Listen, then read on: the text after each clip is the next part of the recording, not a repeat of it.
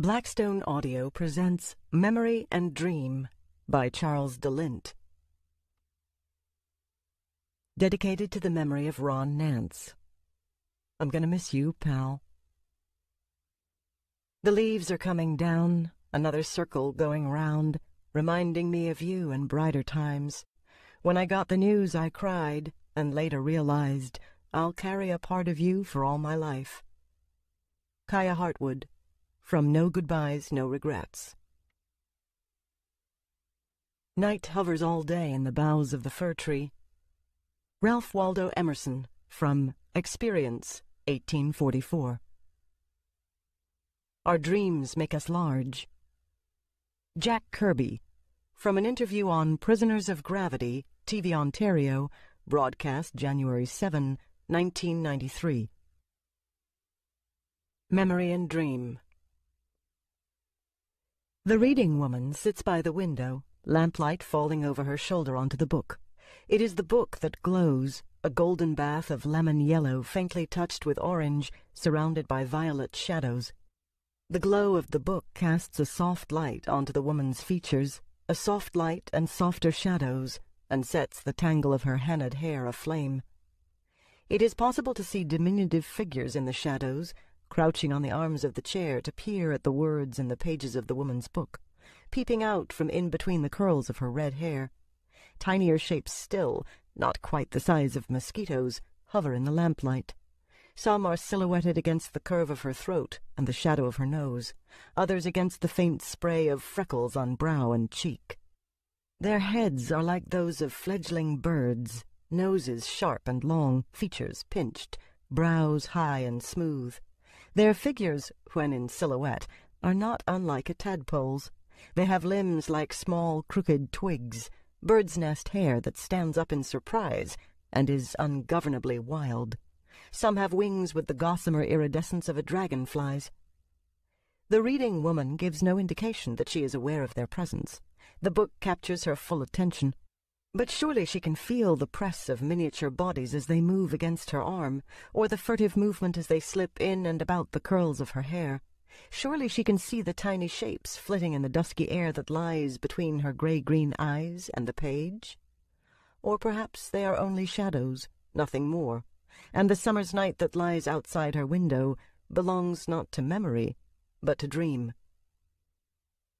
La Liseuse, 1977, oil on canvas, 40 by 30 inches, collection The Newford Children's Foundation.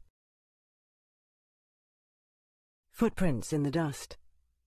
Put your hand. Here. Listen to my heart beat. Ingrid Carklands, from the liner notes of A Darker Passion. September 1992. Catherine Mully had been dead for 5 years and 2 months, the morning Isabel received the letter from her. Standing by the roadside, Isabel had to lean against her mailbox to keep her balance. Her knees went watery.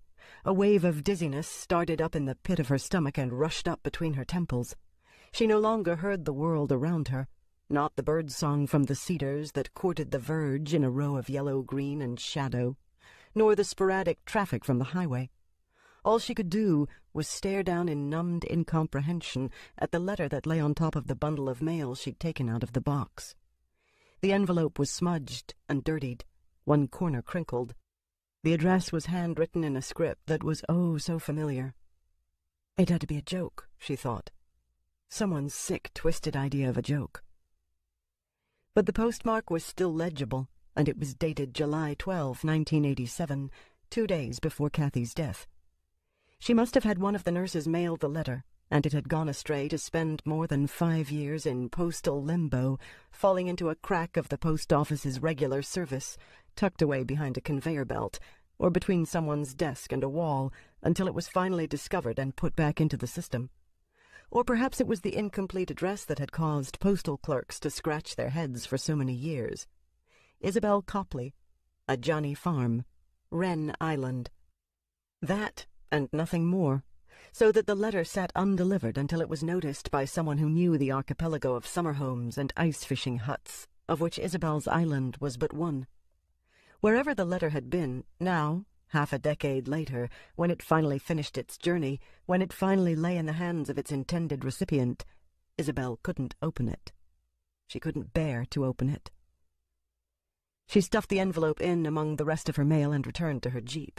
She leaned her head against the steering wheel and closed her eyes, trying to still the rapid drum of her pulse. Instead, Kathy's features floated up behind her eyelids, the solemn gray eyes and pouting lower lip, nose a touch too large, ears that stood out a bit too far, but were usually hidden under a mass of red-gold hair, gilded with a fire of henna. Isabel wanted to pretend that the letter had never come, just as Kathy, lying there so pale and frail in the hospital, had wanted them all to pretend that she wasn't dying. Isabel wanted it to be 1972 again, the year she left the island to attend Butler University, the year her whole life changed, from farm to city, from everything she knew so well to a place where the simplest act was an adventure, the year she first met Kathy, the year before she'd fallen under Rushkin's spell. But that had never been Isabel's gift, reinventing the world as she needed it. That gift had been Kathy's. "What's the world for if you can't make it up the way you want it?" Kathy had once asked her. "What do you mean, make it up?" "Make it something other than what it is. Make it something more than what it is." Isabel had shaken her head. "That's not something we can do. We can't just imagine things to be different. I mean, we can, but it won't really change anything. Not in the real world." "If we don't change the world to suit us," Kathy had said, "then it'll change us to suit it. What's so bad about that? I don't like who it can make me become." No, Isabel had never mastered the knack of it, and in the very end, neither had Kathy. Pushing the bundle of mail from her lap onto the passenger's seat beside her, Isabel sat up. Her vision was blurred, and all she could see of the windshield in front of her was a haze. She gripped the steering wheel to keep her hands from shaking. The engine idled, a low, throaty drone that played a counterpoint to the hollow rhythm of her own accelerating heartbeat. The ache in her chest was as familiar as the handwriting on the envelope that had reawoken the pain. If she could have it all to do over once more, there was so much she would change. She would have listened to Kathy's warnings. She wouldn't have let herself fall prey to Rushkin and his promises. But most of all, she wouldn't have let Kathy die. Given another chance, she'd give up her own life first. But malignant diseases paid no attention to anyone's wants or wishes, and neither the world nor the past could be changed simply by wishing. It was a long time before Isabel finally put the jeep into gear and returned to her landing. She tossed the bundle of mail into the bow of her rowboat, got in, and cast off from the dock. She rowed with the steady strokes of a long familiarity with the task at hand, back to the island, her gaze on the receding shore, but her thoughts circling around the memories of her friend. She'd become unusually adept at hiding them, even from herself, but the letter had drawn them up from out of the shadows, and there was no putting them back now. They swept about her like a flock of noisy gulls, each clamoring for special attention, not one concerned with the pain their presence woke in her. They rose up from their secret places, pushing through the cobwebs, churning up a fine cloud that had lain undisturbed for years. Isabel was choking on their dust. 2. Alan slouched on his sofa, a half-filled tea mug balanced on his chest as he watched the evening news with the sound turned down. Not until his own features were replaced by those of the Mully family did he thumb the mute switch on his remote. Margaret Mully was holding forth, her eyes fired with the righteous indignation that Alan had long since learned she could turn on and off again at will. Her husband and surviving daughter stood on either side of her, willingly deferring the floor to her. He'd seen the Mullys waiting impatiently for the reporters on the courtroom steps while he was trying to make his own escape from the cameras, but he hadn't lingered to hear what Kathy's mother had to say. He hadn't needed to. He'd heard it all before. Yet his overfamiliarity with her rhetoric hadn't stopped him from sitting through the news and listening to her now. He knew it was a perverse impulse. All it was going to do was make him angry, but he didn't seem able to stop himself. "Of course we'll appeal," Mully was saying. "The verdict handed down today was an appalling miscarriage of justice. Please understand, it's not simply a question of money. Rather, it's where the money will go. All we are trying to do is preserve the good reputation of our daughter and to ensure that her work is presented to the public in its best possible light. Such as editing out any references Kathy had made to her childhood, Alan thought cynically, which would effectively undermine the principal theme of half the stories in the first collection. The Bowdlerized versions would make no sense and render the affected stories unpublishable, certainly by the East Street Press's standards. But Kathy's mother was far more concerned with getting her hands on Kathy's royalties and in controlling what came back into print so that she could rewrite history. What Molly meant to do with her daughter's work cut a raw wound through Alan's sense of aesthetic propriety. If she wanted to rewrite the past, he'd told the woman before all the lawyers became involved, let her do it in her own prose, under her own byline, though considering the woman's lack of any real literary talent, it would never happen. Still, she was as stubborn as Kathy had ever been, and much as he hated to admit it, rewriting history was a trait that both mother and daughter had shared. Kathy had always claimed that her parents were dead. If only that had been true. On the television screen, one of the reporters was pressing Molly on a question that Alan wished they'd been able to raise in court, but the judge hadn't allowed it. Kathy's competency at the time she wrote her will was in question, not her mother's motives. "But what will you do with the money," the reporter demanded, "if it isn't donated to the NCF? A foundation that your own daughter was instrumental in establishing, I might add." Alan wondered if he was the only one to catch the momentary flash of anger in Molly's eyes. "We've been considering the creation of a trust fund or a scholarship," Molly replied, "but we haven't made any final decisions. It's all still so upsetting." "But surely the NCF is just as worthy a cause," the reporter went on. Alan decided he liked the woman. "And since it was your daughter's—" "The Newford Children's Foundation panders to the offspring of prostitutes and drug addicts," Molly broke in, her anger plain now to anyone viewing the broadcast. "If we don't stop giving them handouts, then—" Alan hit the off switch on his remote, and the television screen went black. He wished it were as easy to turn off Molly and her decency crusade. The saddest thing about giving a woman like that a forum was that right now throughout the city people were sitting in their living rooms listening to her, nodding in agreement. But the children helped by the Newford Children's Foundation came from every walk of life. The desperation that sent them looking for help made no distinction between secular or religious concerns, between the rich, the middle class, or the poor. It wasn't concerned with the color of one's skin or the lifestyle of one's parents. Alan set his tea on the coffee table and rose from the sofa to stand at the bay window facing out onto Waterhouse Street. He remembered when they all lived here, in various apartments up and down the street, when they all followed their various muses, their paths crisscrossing through each other's studios and offices, their writing and art and music fueling each other's inspiration. Their sense of community had come apart long before Kathy's death, but for him, Kathy's dying had been the final page of the story collection they'd started when they all first came together in the early 70s. Most of them still had their stories, and the stories went on, but they were rarely to be found in each other's pages now. It wasn't just a matter of having grown apart. The changes lay deeper, inside each of them, different for each of them. One expected growth, change. Without it, the world was less. The well of inspiration dried up. The muses fled. But Alan had never expected there to come a time when most of those companions of his young adulthood would all be strangers. He hadn't expected the bitterness or the estrangement that had wedged its way in between so many of their relationships. He was still standing at the window when the telephone rang. He almost let his machine take the call, but finally turned back into the room, crossed to his desk, and lifted the receiver. "Grant here," he said.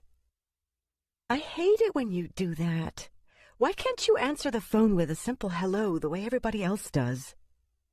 Alan smiled, recognizing Marissa's voice. He glanced over to the mantelpiece, where a self-portrait she'd painted a few years ago hung just above a row of the East Street Press's first editions. In the dim light, her shock of blonde hair seemed to glow, casting a light that radiated from the canvas. "I don't think I'll ever measure up to your standards of propriety," he told her. The next thing I know, you'll be wanting me to wear a tie to bed." "That depends. Are we talking necktie or bow tie? And would a tie be all you were wearing?" Alan smiled. "And how are you, Marissa?" "Right now, I've got this picture in my head of you wearing nothing but a tie, and I'm trying to decide if it's amusing or scary." "Thanks so very much for that boost to my self-esteem." "You're welcome," Marissa said. "But that's not why I was calling. Did you see the news tonight?" "Margaret Mully in all her untrammeled glory? Afraid so."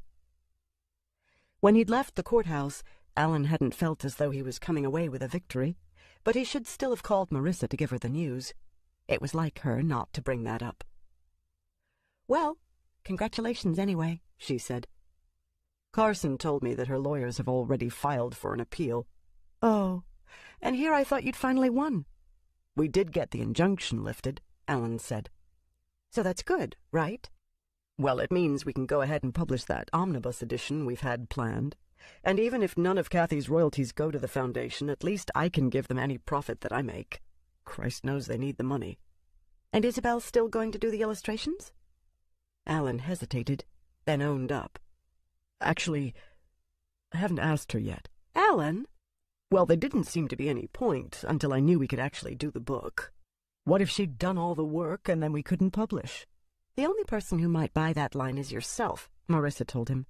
"And frankly, if you do, then you're dumber than I thought." Alan sighed. He looked across the room to where the night pushed up against the panes of his bay window. Beyond, in the darkness, he could sense ghosts haunting Waterhouse Street.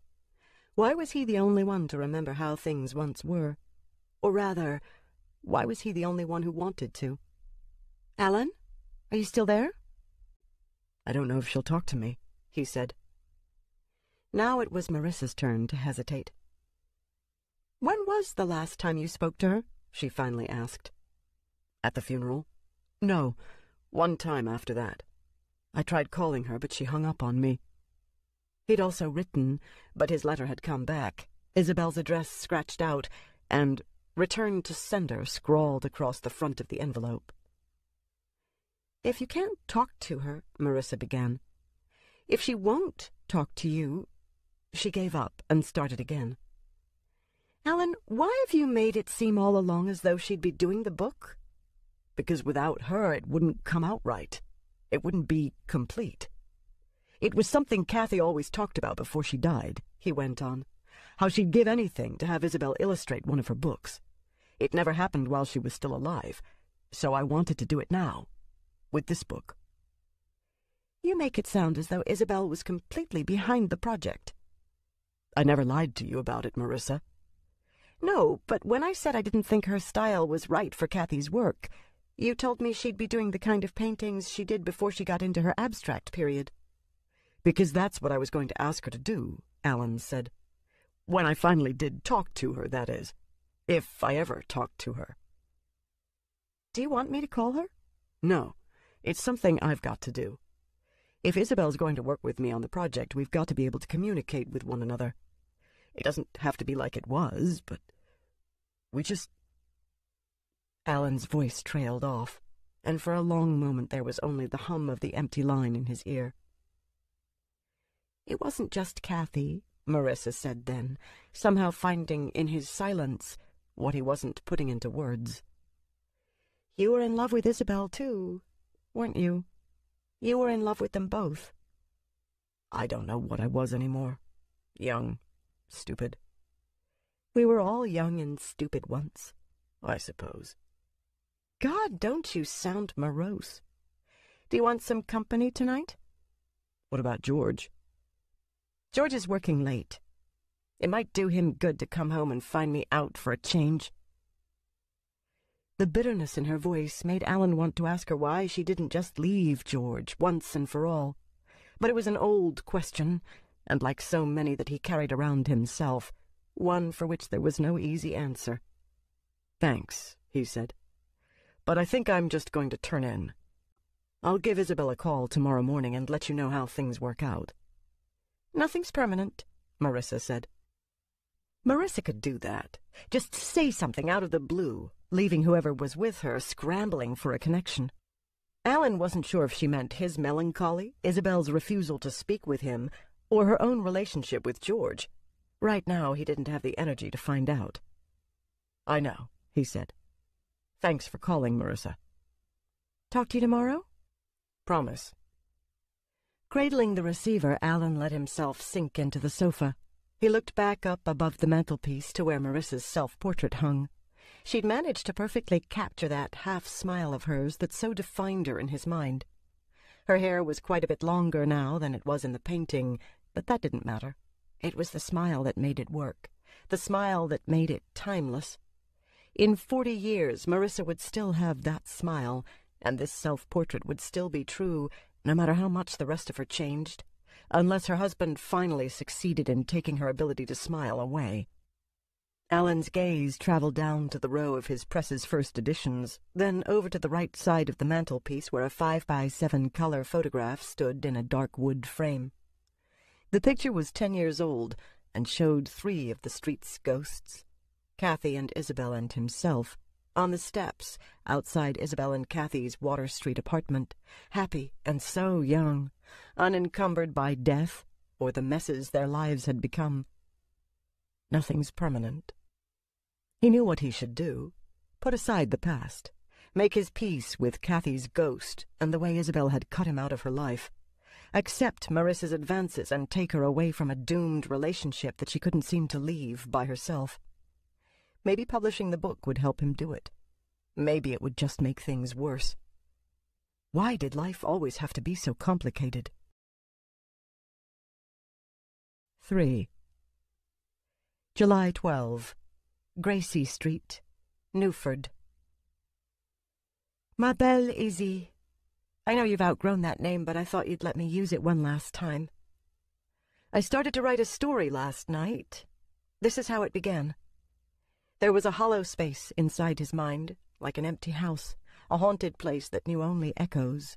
His thoughts were few and pale, fluttering like moths through that empty expanse, and they made no difference to who he was. Nothing he did or thought made any difference at all. And then I stopped, because I knew I was writing about me again, about the hollow places inside me, and I finally understood that stories could never fill them. I get letters from people telling me how much they enjoy my stories, how much the stories have helped them, allowing them to see the hope that's still out there in that big old world where most of us spend our days. They know there's no such thing as magic, but they also know that the magic in the stories is just standing in for the magic people carry inside themselves. I always want to write back and tell them that the stories are lies. There is no hope. There is no real happiness. At the end, nobody really lives happily ever after because nobody lives forever, and underneath the happiness there's always pain. I went out walking last night, down among all our old haunts, Old Market, Lower Crosey, Waterhouse Street. I stood for a while in front of our old building and pretended that you were inside drawing at the kitchen table, and all I'd have to do was go up the stairs and step inside, and there you'd be, blinking up at me from whatever you were working on. But then a bunch of college kids came down the street and went up the walk to the door, and I couldn't hang on to my make-believe anymore. Across the street I could see a light on in Alan's apartment, but I didn't ring his bell. He'd know, you see, just like you would if you could see me now. And now that I've finally gathered up the courage, I don't want anybody to stop me. That'd just be so, I don't know, pathetic, I suppose. So I just went home and went to bed instead. I thought there'd be something sweet that I could still find out there in our old world, something to keep me strong. But it's all ghosts now, isn't it? You're gone, I'm gone. Everybody except for Alan's gone, and without you, Alan's not enough. He's got too much darkness inside him, the same kind of darkness I have, I think. He just wears his differently. We always needed you, Izzy, like the shadows need a candle, or they can't dance. I had a strange dream when I fell asleep.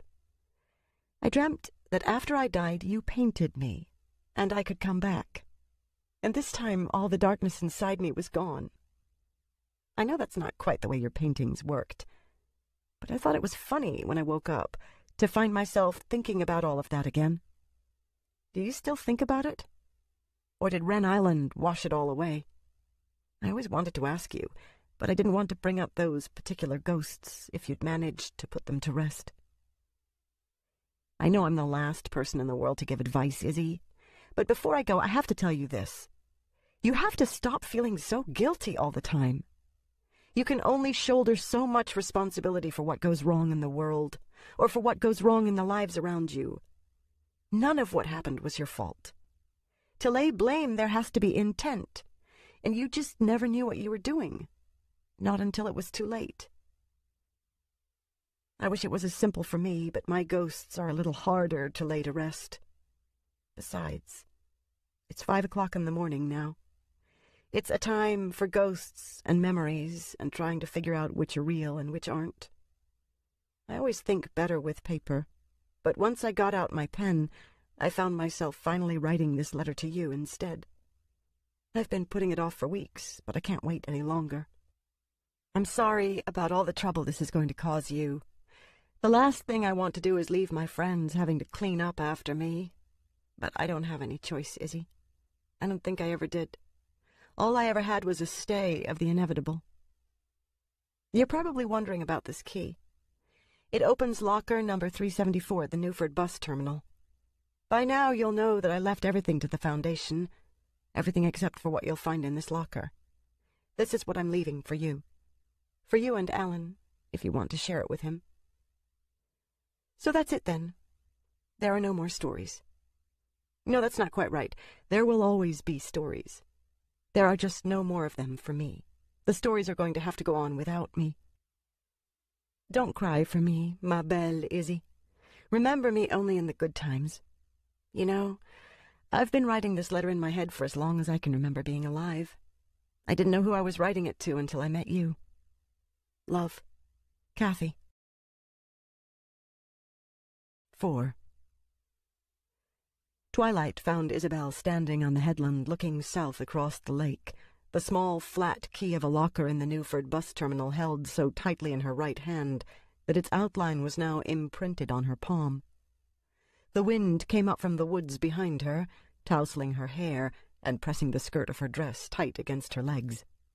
It carried a mossy scent in its air, deep with the smell of the forest's loam and fallen leaves, and the sharp tang of cedars and pine. The dusk was brief. As she watched the lake, the line between water and sky slowly melted away, but still she stood there, gazing into the darkness now. Nightfall hid her look of grief. With careless confidence it washed away the sight of her red and puffy eyes, as it had smudged the border between lake and sky, but it could make no imprint upon what had been reawoken inside her. Though Kathy's letter lay at home on the kitchen table where Isabel had left it, she could still see the slope of its words across her retinas. She could still hear Kathy's voice, the familiar inflections brought back to mind by the parade of sentences as they took her down each handwritten page. The letter had disturbed Isabel, disturbed her far beyond the way it had appeared so suddenly out of nowhere, bringing with it fresh grief, as though Kathy had been buried only this morning rather than 5 years ago. The letter was authentic. Of that Isabel had no doubt. It was Kathy's handwriting. What it said in Kathy's voice. But the tone was all wrong. The spirit behind this letter was dark and troubled, plainly unhappy, and that hadn't been Kathy at all. Oh, Kathy could be moody. She could be introspective, but that side of her only came out in her stories, not in who she was or how she carried herself. The Kathy that Isabel remembered had been almost relentlessly cheerful.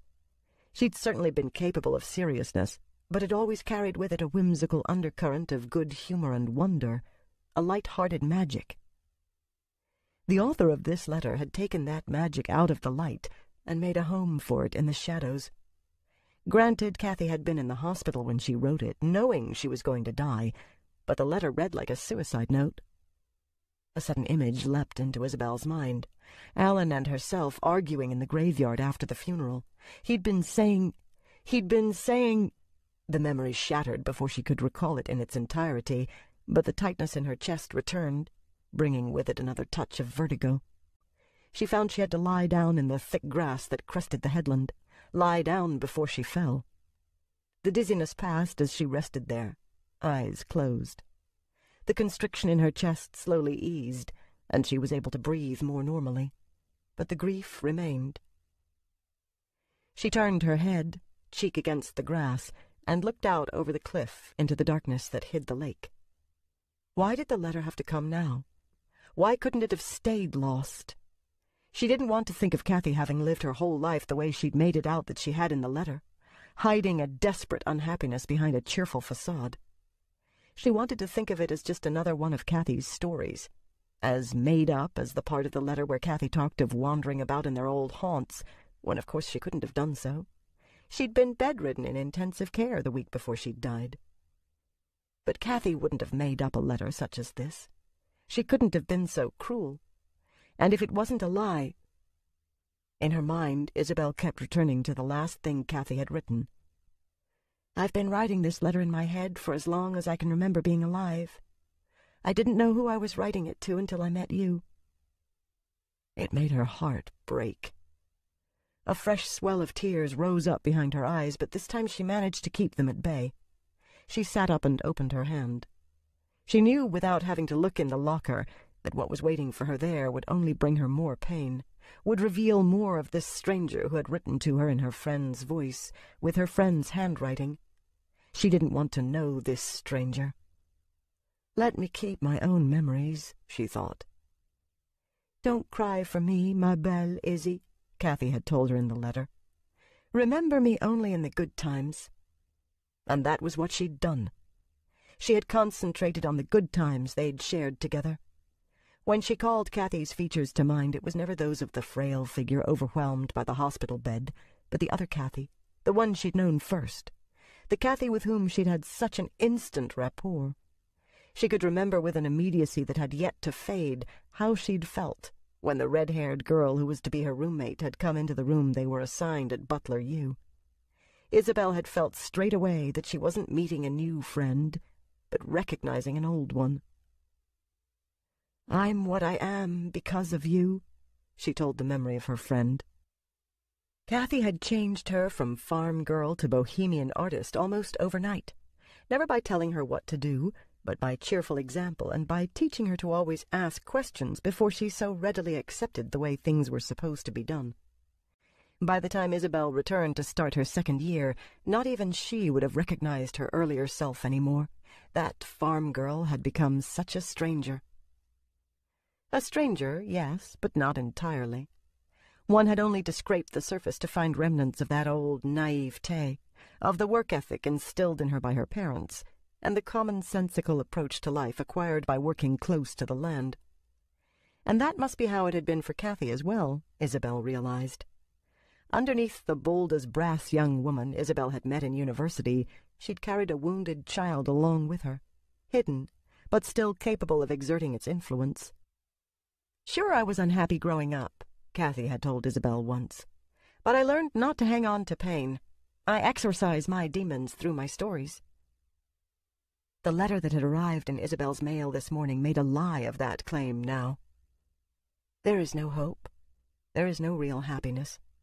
At the end, nobody really lives happily ever after, because nobody lives forever, and underneath the happiness there's always pain. The moon rose as she sat there, picking out the caps of the waves and emphasizing their whiteness with the pale fire of its light. Isabel looked down at the key lying in the palm of her hand. She didn't know if she'd ever have enough courage to go see what that locker held. Logically, she knew that the bus depot management should have opened it years ago. Whatever Kathy had left her should be long gone. But with Kathy, all things had been possible. Except in the end. There'd been no rescue possible, no salvation pulled out of the hat at the last possible moment. That one failure notwithstanding, Isabel knew that something waited for her at the Newford bus terminal. The years it had waited there would make no difference. But after the arrival of Kathy's letter, she wasn't sure she could muster the strength to find out what it was. Baiting the hook. Great art is as irrational as great music. It is mad with its own loveliness. Attributed to George Jean Nathan. Newford, September 1973. He was the ugliest man Izzy had ever seen. Not homely. It was more as though he were a troll that had climbed cautiously out from under the shadows of his bridge only to find that the sun was a lie. It couldn't turn him to stone. It could only reveal him for what he was. And since his ugliness was something he had obviously come to terms with, what did he have left to fear? So he carried himself like a prince, for all his tattered clothes and air of poverty. But he was a troll all the same. Shorter than Izzy's own 5'3", he seemed to be as wide as he was tall. His back was slightly hunched, his chest like an enormous barrel, arms as thick as Izzy's thighs, legs like 2 tree stumps.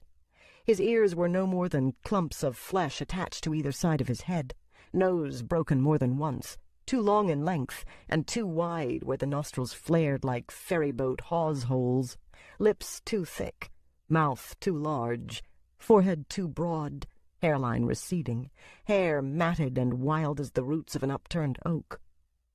It appeared to be so long since he'd washed that the grime worked into the cracks of his skin was the color of soot.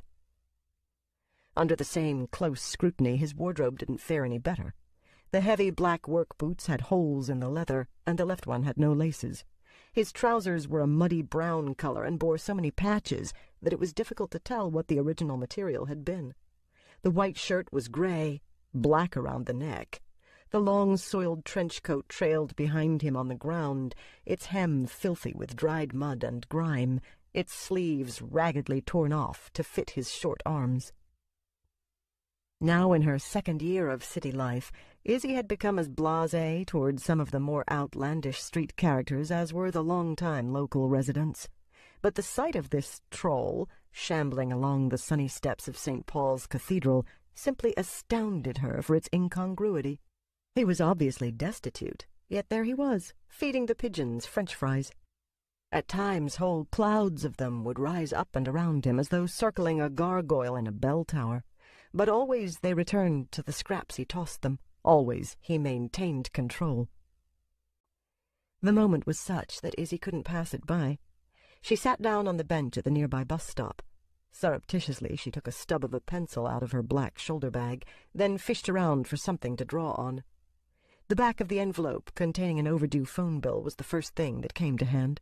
Quickly she began to sketch the scene, starting with bold lines before filling in the details and contrasts with finer lines and shading.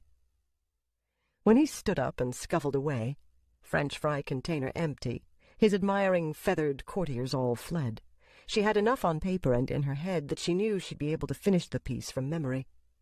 Bent over the envelope, pencil scribbling furiously to capture the sweep of steps and shadowed bulk of the cathedral which had been behind him, she was completely unaware of his approach until a large dirty hand fell upon her shoulder. She cried out, dropping pencil and envelope as she twisted out of his grip. They both reached down for the envelope, but he was quicker. He said, studying the drawing.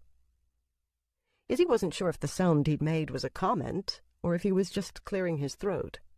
What she was really thinking about was how odd it was that he didn't stink. He didn't smell at all, except for what seemed like a faint whiff of pepper.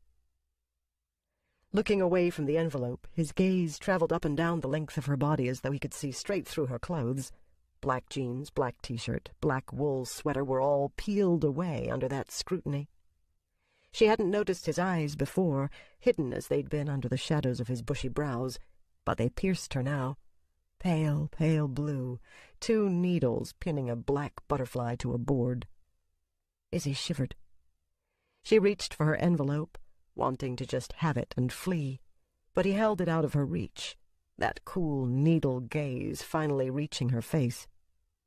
"You'll do," he said, in a voice like gravel rattling around at the bottom of an iron pail. A troll voice. "I'm sorry?" "I said, you'll do. Don't make me repeat myself." "I'm not sure I know what you're talking about." "No," he agreed, "but you'll learn." Before she could frame a reply to that, he dug about in the pocket of his trench coat with his free hand and produced a business card, its smooth white surface as soiled as his shirt.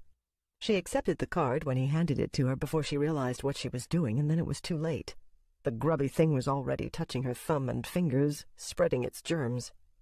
She looked down and read, Vincent Johnny Rushkin, 48B Stanton Street, 223-2323. "I'll expect you tomorrow morning," he said, "at 8 a.m. Please be prompt." The intensity of his gaze was so mesmerizing that Izzy found herself nodding in agreement before she remembered she had an 8:30 class tomorrow morning. And besides that, she added, shaking her head to clear it, what made him think that she would ever want to see him again anyway? "Hey, wait a minute," she said as he began to turn away. "Yes?" He might be a misshapen troll, Izzy thought, with a voice to match, but he certainly had the air of royalty about him. He spoke with the certainty that whatever his demands, they would instantly be met. And with that blue gaze of his pinning her, Izzy found herself unable to tell him exactly where he could stick his expectations. "My, drawing," was all she could manage. "Yes?"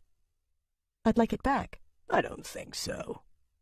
"But call me superstitious," he said, a smile crinkling his features until they were uglier than ever.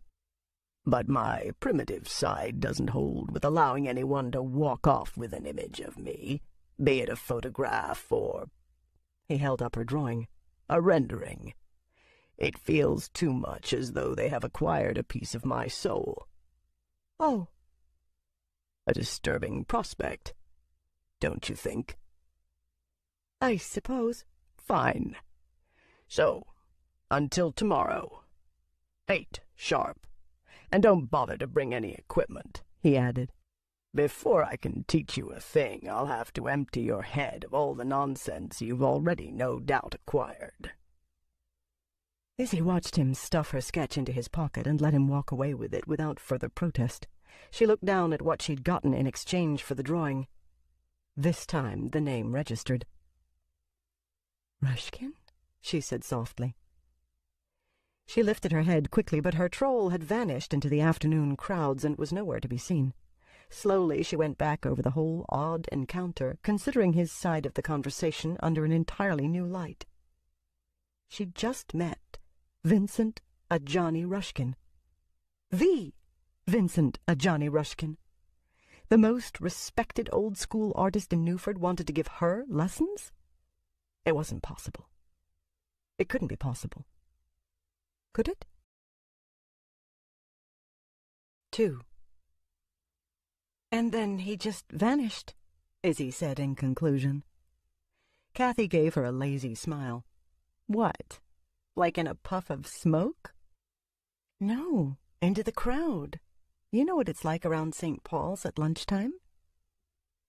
Izzy had found her roommate in the middle of hennaing her hair when she got back to the room they shared in Carlson Hall. From their window they had a view of the university library and what Kathy called the Wild Acre, a tangle of unkempt vegetation that spread between the two buildings and was overseen by a giant oak tree.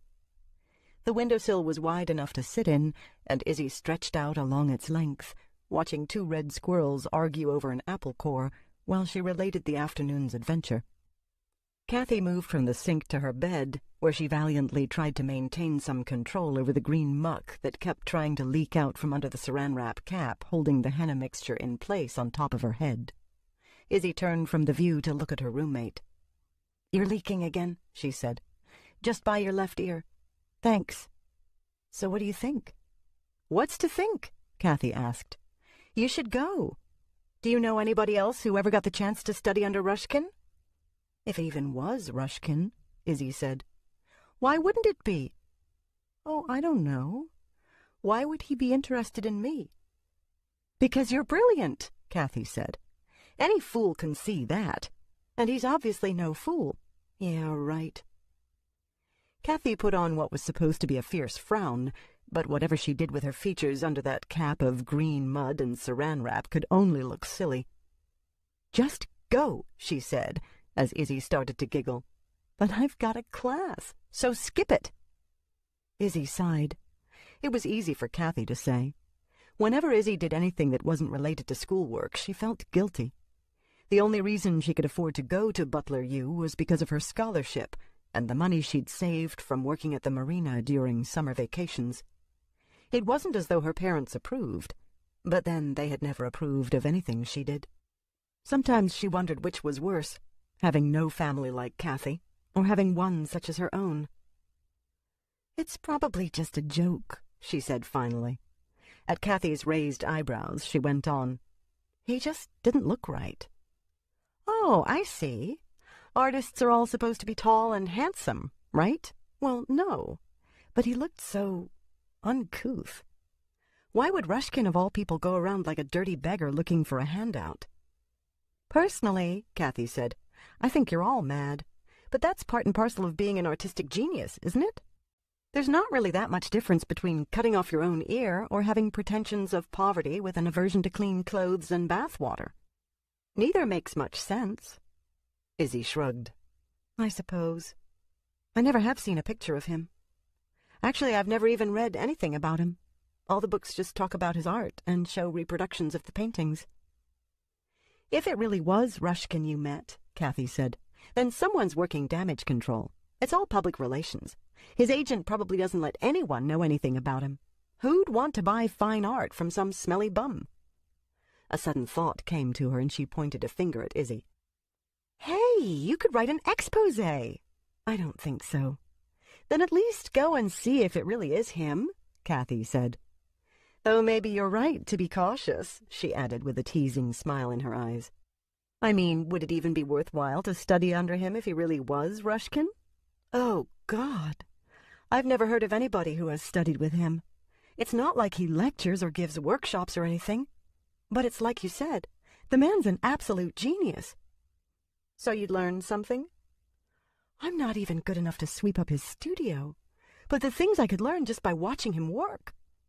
"I hate it when you put yourself down," Kathy said. "Look at this," she went on, indicating the sketch that Izzy had done of Rushkin as soon as she'd come back to their room. Izzy had been working on it while Kathy finished gooping her hair. "Whoops," Kathy said. She tried to dab up the bit of green mud that she'd dropped onto the drawing, and only succeeded in smearing it more. "Sorry." "That's okay. It's not like it was really any good or anything." "There you go again! I may not be an artist, but I've got eyes. I know what's good, and you're good." A blush rose up the back of Izzy's neck, and she smiled self-consciously. "My own private cheering section," she said. "If only you were an art critic. Who listens to critics? Gallery owners? Museum curators? People looking for an investment? So screw 'em." "Now, there we agree," Izzy said. "And we've got history to back us up," Kathy added. "What do you mean?" "Anybody can reel off a half-dozen famous artists from 100 years ago, but how many critics can the average person name?" "I never thought of it like that." Kathy smiled. "Listen to me. I know what I'm talking about. I may have green mud all over my hair, but I still have wisdom to impart." "I do listen," Izzy said. "So you'll go?" Kathy asked. "To Rushkin's studio?" Kathy nodded. "How could I not go?" Izzy said. 3.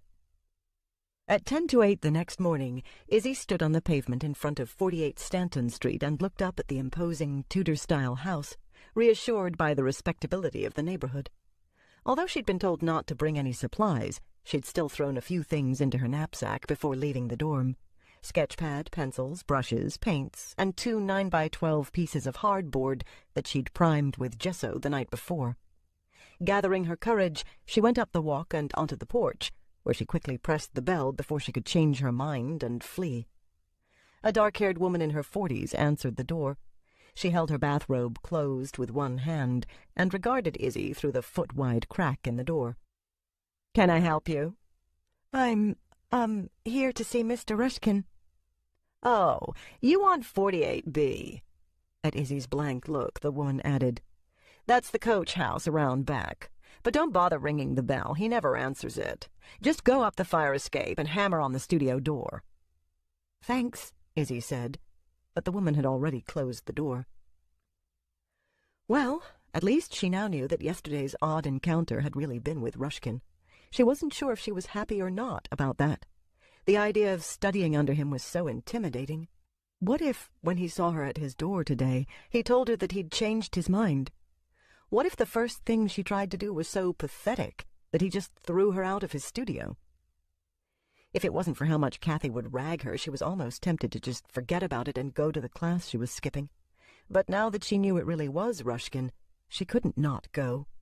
He might throw her out, he might laugh at what she could do, but if he didn't, if he actually did let her study under him? Shifting her knapsack into a more comfortable position, she stepped off the porch and back onto the pavement. Turning down the lane the woman had indicated, she found the coach house situated behind the house.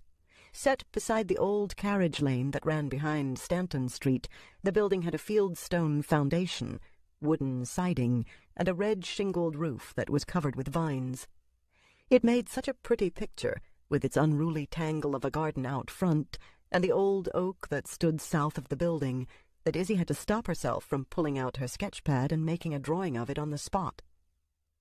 Resolutely she made straight for the fire escape and went up to the landing, where she knocked softly on the door. There was no reply. Izzy looked nervously around, then knocked harder. Remembering what the woman had told her, she gave the door a couple of good hard bangs with the heel of her fist. She had her arm upraised and was about to give it one last attempt when the door was suddenly flung open and she found herself staring into the glaring features of yesterday's troll. "Yes?" he shouted, voice still deep and gravelly. Then his gaze rose to her face. "Oh, it's you." Izzy lowered her hand. You said I should—" Yes, come in." He took her by the arm and as much hauled her as ushered her inside. Sniffing, he wiped his nose on the sleeve of his free arm. His shirt was as dirty as it had been yesterday, his trousers as patched and threadbare, and he still looked as though he hadn't had a bath in weeks. But Izzy found herself viewing it all differently now. He really was Rushkin. He was a genius, and geniuses were allowed their eccentricities. "You're prompt," he said, letting her go. "That's good. A point in your favor. Now take off your clothes." "What?" He glared at her. "I'm sure I told you yesterday how I don't like to repeat myself." "Yes, but you said you were going to—" "Teach you. I know. I'm not senile. I haven't forgotten. But first I want to paint you. So take your clothes off." He turned away, leaving her at the door, and Izzy finally got a good look at where she was. Her heart seemed to stop in her chest. The studio was as cluttered and shabby as the artist himself, but that made no difference whatsoever, because everywhere she looked were paintings and drawings, a stunning gallery of work, each of which bore Rushkin's unmistakable touch. Along the walls, canvases leaned against each other, 7 to 8 paintings deep. Studies and sketches were tacked haphazardly onto the walls, or lay scattered in unruly piles on every available surface. She couldn't believe the way such priceless treasures were being treated, and was torn between wanting to pore over each one and to straighten the mess so that the work was stored with the respect it deserved. Rushkin had crossed the room to stand by one of the studio's 2 easels. Northern light spilled through the large window to the left of his work area, and from the skylight above him, bathing the room with its remarkable glow. He had a window open to air the room, but the smell of turpentine still permeated every corner. In front of his easel was a battered ricamier, upholstered in a faded burgundy brocade. The wall behind it was covered with a cascade of deep blue drapery, and to one side stood an oriental screen. "Have you ever posed before?" Rushkin asked as he began to squeeze paint onto his palette. Izzy still stood by the door. The ricamier, with the light falling upon it and the drapes behind it, was too much like a stage. She wasn't sure what she'd been expecting in coming here this morning, but posing for Rushkin hadn't even remotely entered into her imagining. Rushkin looked up at her. "Well?" he demanded. Izzy's throat felt as though it was coated with fine particles of sand. She swallowed dryly and slowly closed the door behind her. "Not really," she said. "I mean, not, without any clothes on." She'd often wanted to augment her meager finances with modeling fees, but somehow she'd never found the courage to do so in front of her own classmates, the way some of the other students did. Her friend Jilly didn't have that problem, but then Jilly was beautiful and didn't seem to know the meaning of self-consciousness. Nudity bothers you? Ruskin asked, plainly surprised. No. Well, not in life drawing class. It's just that She took a deep breath. I feel kind of embarrassed. Ruskin's pale gaze studied her until she began to shift uncomfortably under its intensity. You think I'm trying to humiliate you? He said. Oh, no. Izzy quickly shook her head. It's not that at all. Ruskin waved a short arm in a grand gesture, encompassing all the various paintings and drawings in the room. Do the subjects in these paintings appear humiliated? No, of course not. If we are going to spend any amount of time together, he said, if I'm to teach you anything, I have to know who you are. Izzy wanted to disagree, to argue that you got to know someone through conversation, but instead found herself nodding in agreement to what he was saying. She hated the way she so often let anyone, with what she perceived as authority or a stronger will, have their way in an argument. It was a fault she just couldn't seem to overcome. By the time she did stand up for herself, it was usually so long after the fact that the source of her anger had no idea what it was that had set her off.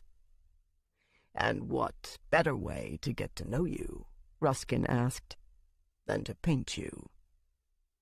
He fixed her with the intensity of his pale blue eyes until she nodded again. I understand, Izzy said. Ruskin spoke no more. He merely regarded her until she finally placed her knapsack on the floor by the door.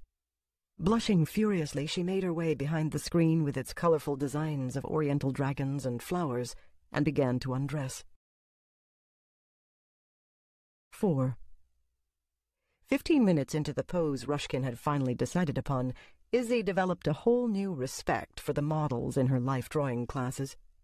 She lay on the recamier in what she'd been sure would be a relaxed position, but her every muscle seemed to be knotting and cramping. The arm she was leaning on had fallen asleep. She had a distracting itch that traveled from one part of her body to another. No sooner did she manage to ignore it in one place than it moved elsewhere. It was cold, too. And no matter how easily the people in the paintings that regarded her from every part of the room bore their nudity, she couldn't help but still feel humiliated. Although that was perhaps too strong a word. Humbled was more like it, which was probably Ruskin's whole intention, she thought in a moment of cynicism. Remembering their brief meeting yesterday and considering how she'd been treated so far today, she realized that Ruskin was one of those people who always had to be in control. She watched him as he drew. Getting to know her, she thought. Right. He was entirely ignoring her as a person. She'd become no more than a collection of shape and form to him, areas of light and shadow. The only sound in the room was the faint scritch of his vine charcoal on the canvas as he worked on his understudy. At length she couldn't stand the silence any more. "How come you live like this?" she asked. "I mean, you're so famous. I can't understand why you don't have, a more posh sort of a studio." Ruskin stopped working and glared at her. With him looking the way he did, it was hard to imagine him capable of getting any uglier than he already was, but the glower in his features would have put to shame any one of the gargoyles that peered down from the heights of so many of Newford's older buildings. "Can you remember that pose?" he said, his voice cold. Izzy didn't think she'd ever forget, but she gave a small nervous nod. "Then take a break." Moments ago, Izzy would have given anything to hear those words, but now all she wanted to do was reel back time until just before she'd opened her mouth. Better yet, she'd like to reel it back to before she'd ever decided to come here. Ruskin looked as though he wanted to hit her, and she felt terribly vulnerable. She sat up slowly and wrapped herself in the crocheted shawl she'd brought with her when she'd first come out from behind the screen. Ruskin snagged a stool with the toe of his boot and pushed it over the floor until it stood near the recamier. Then he sat down and leaned forward. "Is that what art means to you?" he growled. "A posh studio? Fame and fortune at your beck and call?" "No, it's just you're so famous and all. I just thought—" "We're going to have a rule when you're in this studio with me," he told her. "You don't ask questions. I don't ever want to hear the word 'why' coming out from between your lips. Is that possible?" Izzy drew the shawl more tightly around herself and nodded. If I feel you should know the reason behind something, if I think it necessary to whatever we happen to be working upon at the time, I will tell you." I understand." "Good. Now, since you weren't aware of the rules we follow in this studio, I will allow you your one question." He sat back slightly on the stool, and it was as though a great weight had been lifted from Izzy's chest. His pale gaze was no less intensely upon her. His glower hadn't eased in the slightest, but that small bit of space he gave her suddenly allowed her to breathe again. "You want to know," he said, "why I live the way I do, why I dress like a beggar and work in a small rented studio. So I will tell you. I abhor success. Success means one is popular, and I can think of nothing worse than popular appeal.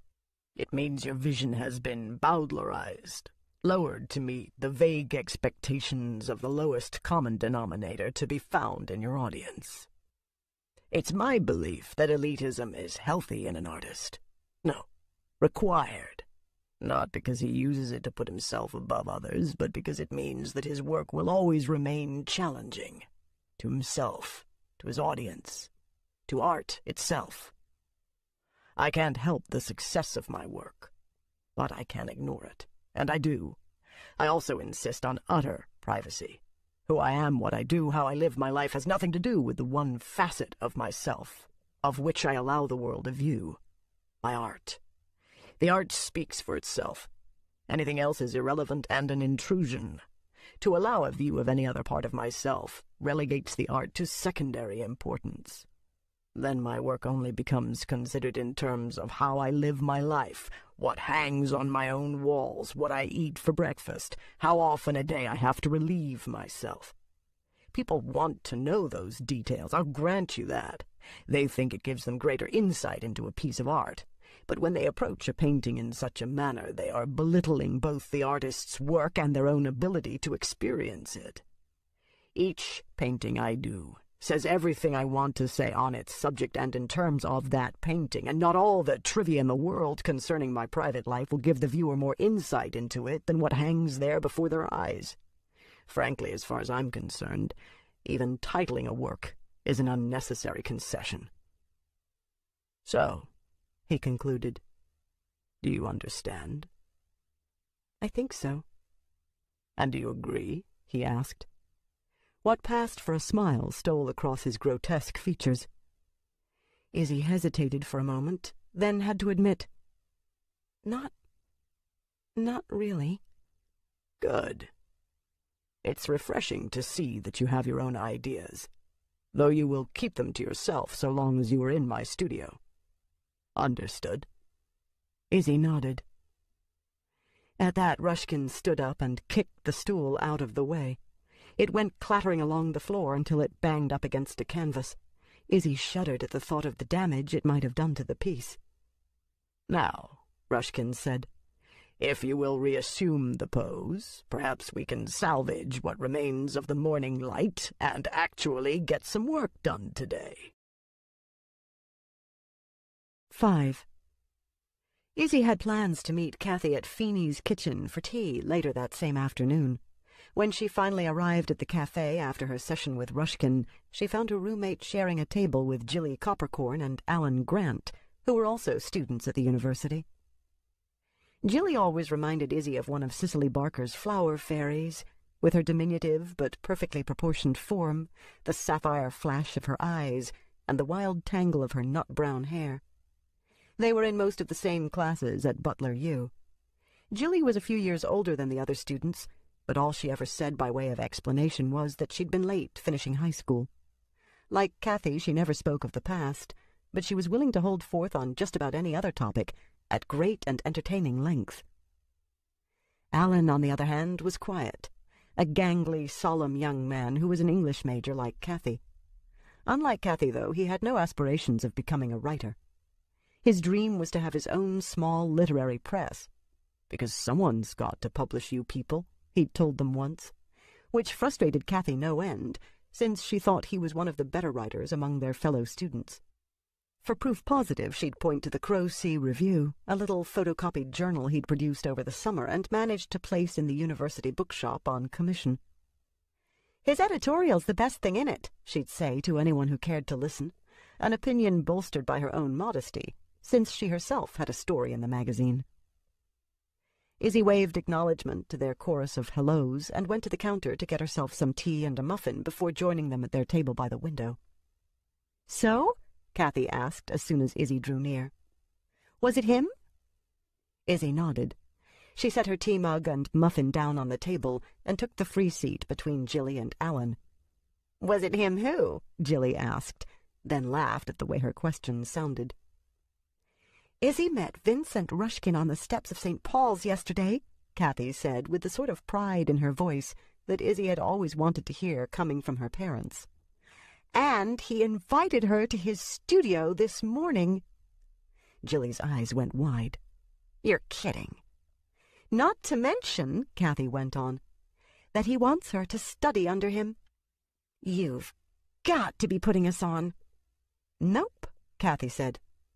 "Koira might be giving her a hard time, but her talent's not going unappreciated where it counts." Izzy was embarrassed to be in the spotlight. She also felt she had to defend Professor Koira, who taught both Jilly and herself life drawing. "Professor Koira just thinks I'm spending too much time on details," she said. "And he's right. I'm never going to learn how to do a proper gesture drawing until I loosen up." "Yeah, Koira's not so bad," Jilly added. "At least he knows what he's talking about." Kathy gave her a disdainful sniff. "Enough with Koira already," Alan said. "Tell us about Rushkin. I don't know the first thing about him except that his work is brilliant." "Palm Street Evening," Jilly said, the envy plain in her voice as she mentioned one of Rushkin's more famous pieces.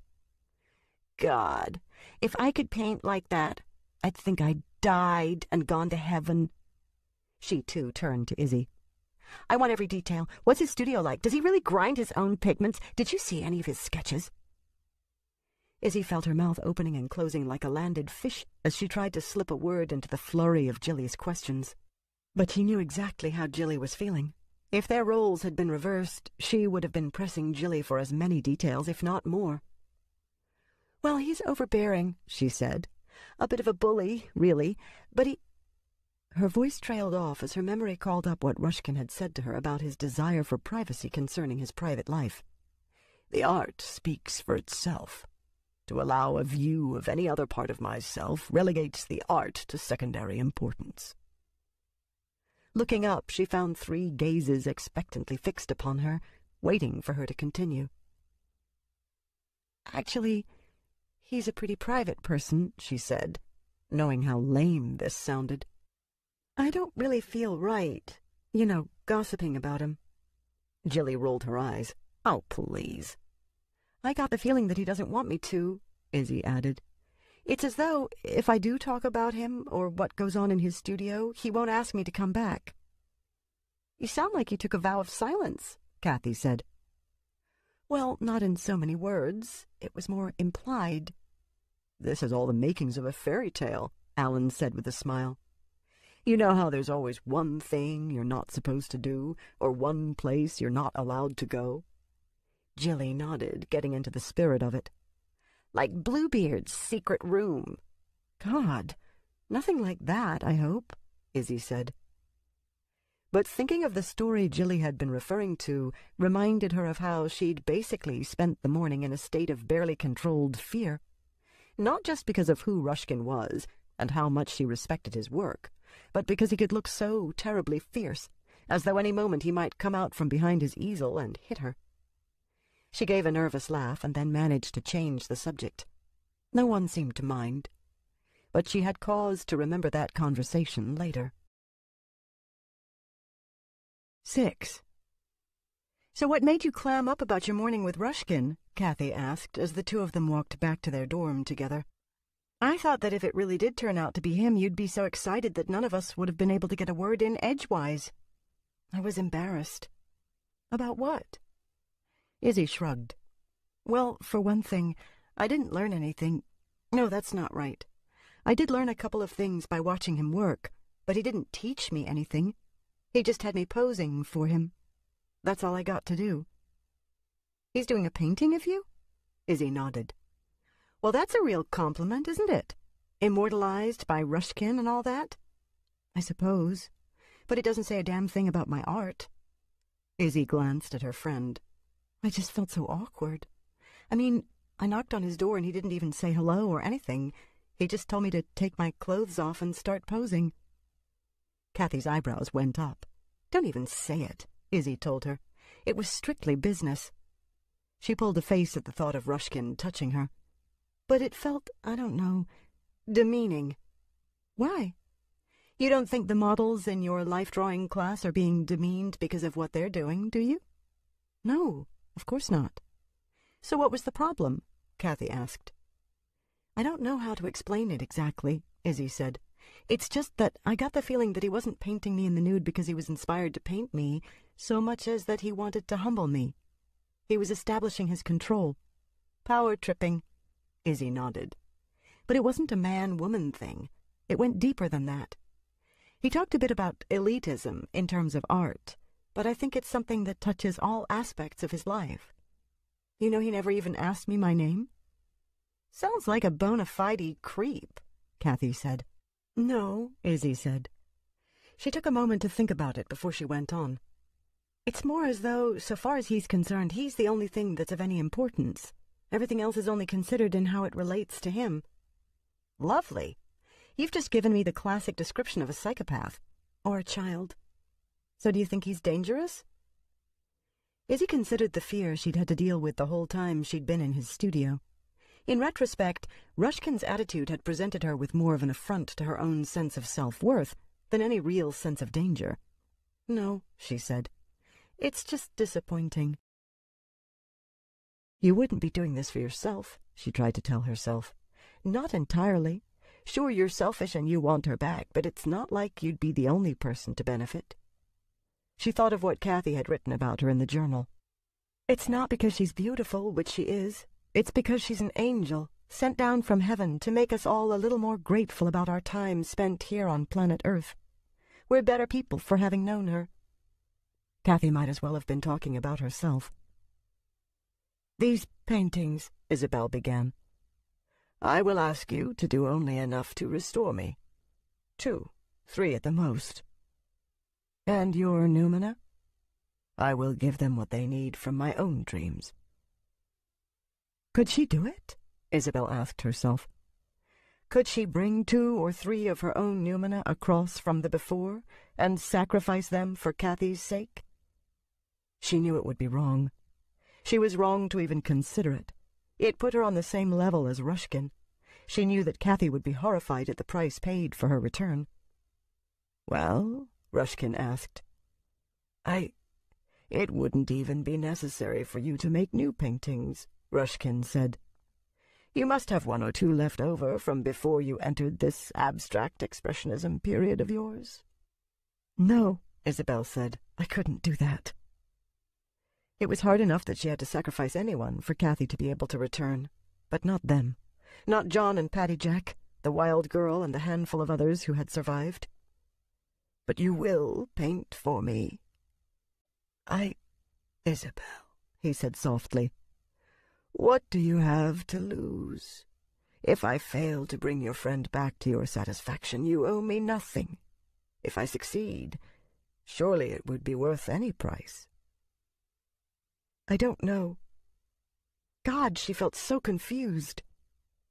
If Rushkin wasn't lying about being able to bring Kathy back, then perhaps he was also telling the truth when he said that the noumena weren't real. Isabel couldn't barter with true human lives, even for Kathy's sake. But if the noumena weren't real, if they were only paintings, dream-born figments without any true life of their own. But then she thought of something Sophie had told her back when they were sharing a studio in the early 80s. They'd gotten to talking about dreams, and Sophie, who had very vivid dreams, had insisted that you always had to maintain your principles, even when you were dreaming. What you did in a dream might not be real in terms of the waking world, she explained, but that didn't change the fact that you had done it, that you were capable of doing it. If you killed someone in a dream, you were still guilty of murder, even if there was no corpse when you woke, even if no one had really died, because you would still have made the choice where it counted, inside yourself. So how would this be any different? I repeat, Rushkin said, What do you have to lose? My soul, Isabel thought, and everything I've ever believed in. You don't know what you're asking of me, she said. Rushkin shook his head. But I do, Isabel. I do.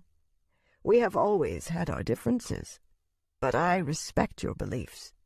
Just because I believe your feelings concerning the Numina to be untrue doesn't mean that I don't understand the torment you are going through. His gaze met hers, guileless and clear. She could almost believe he honestly cared for her, could almost feel herself falling under his sway again. Oh, Kathy, she thought, what am I supposed to do? 11.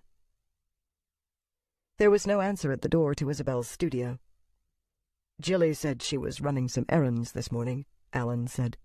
She mustn't be back yet. As he turned away, Marissa stepped up to the door and tried the knob.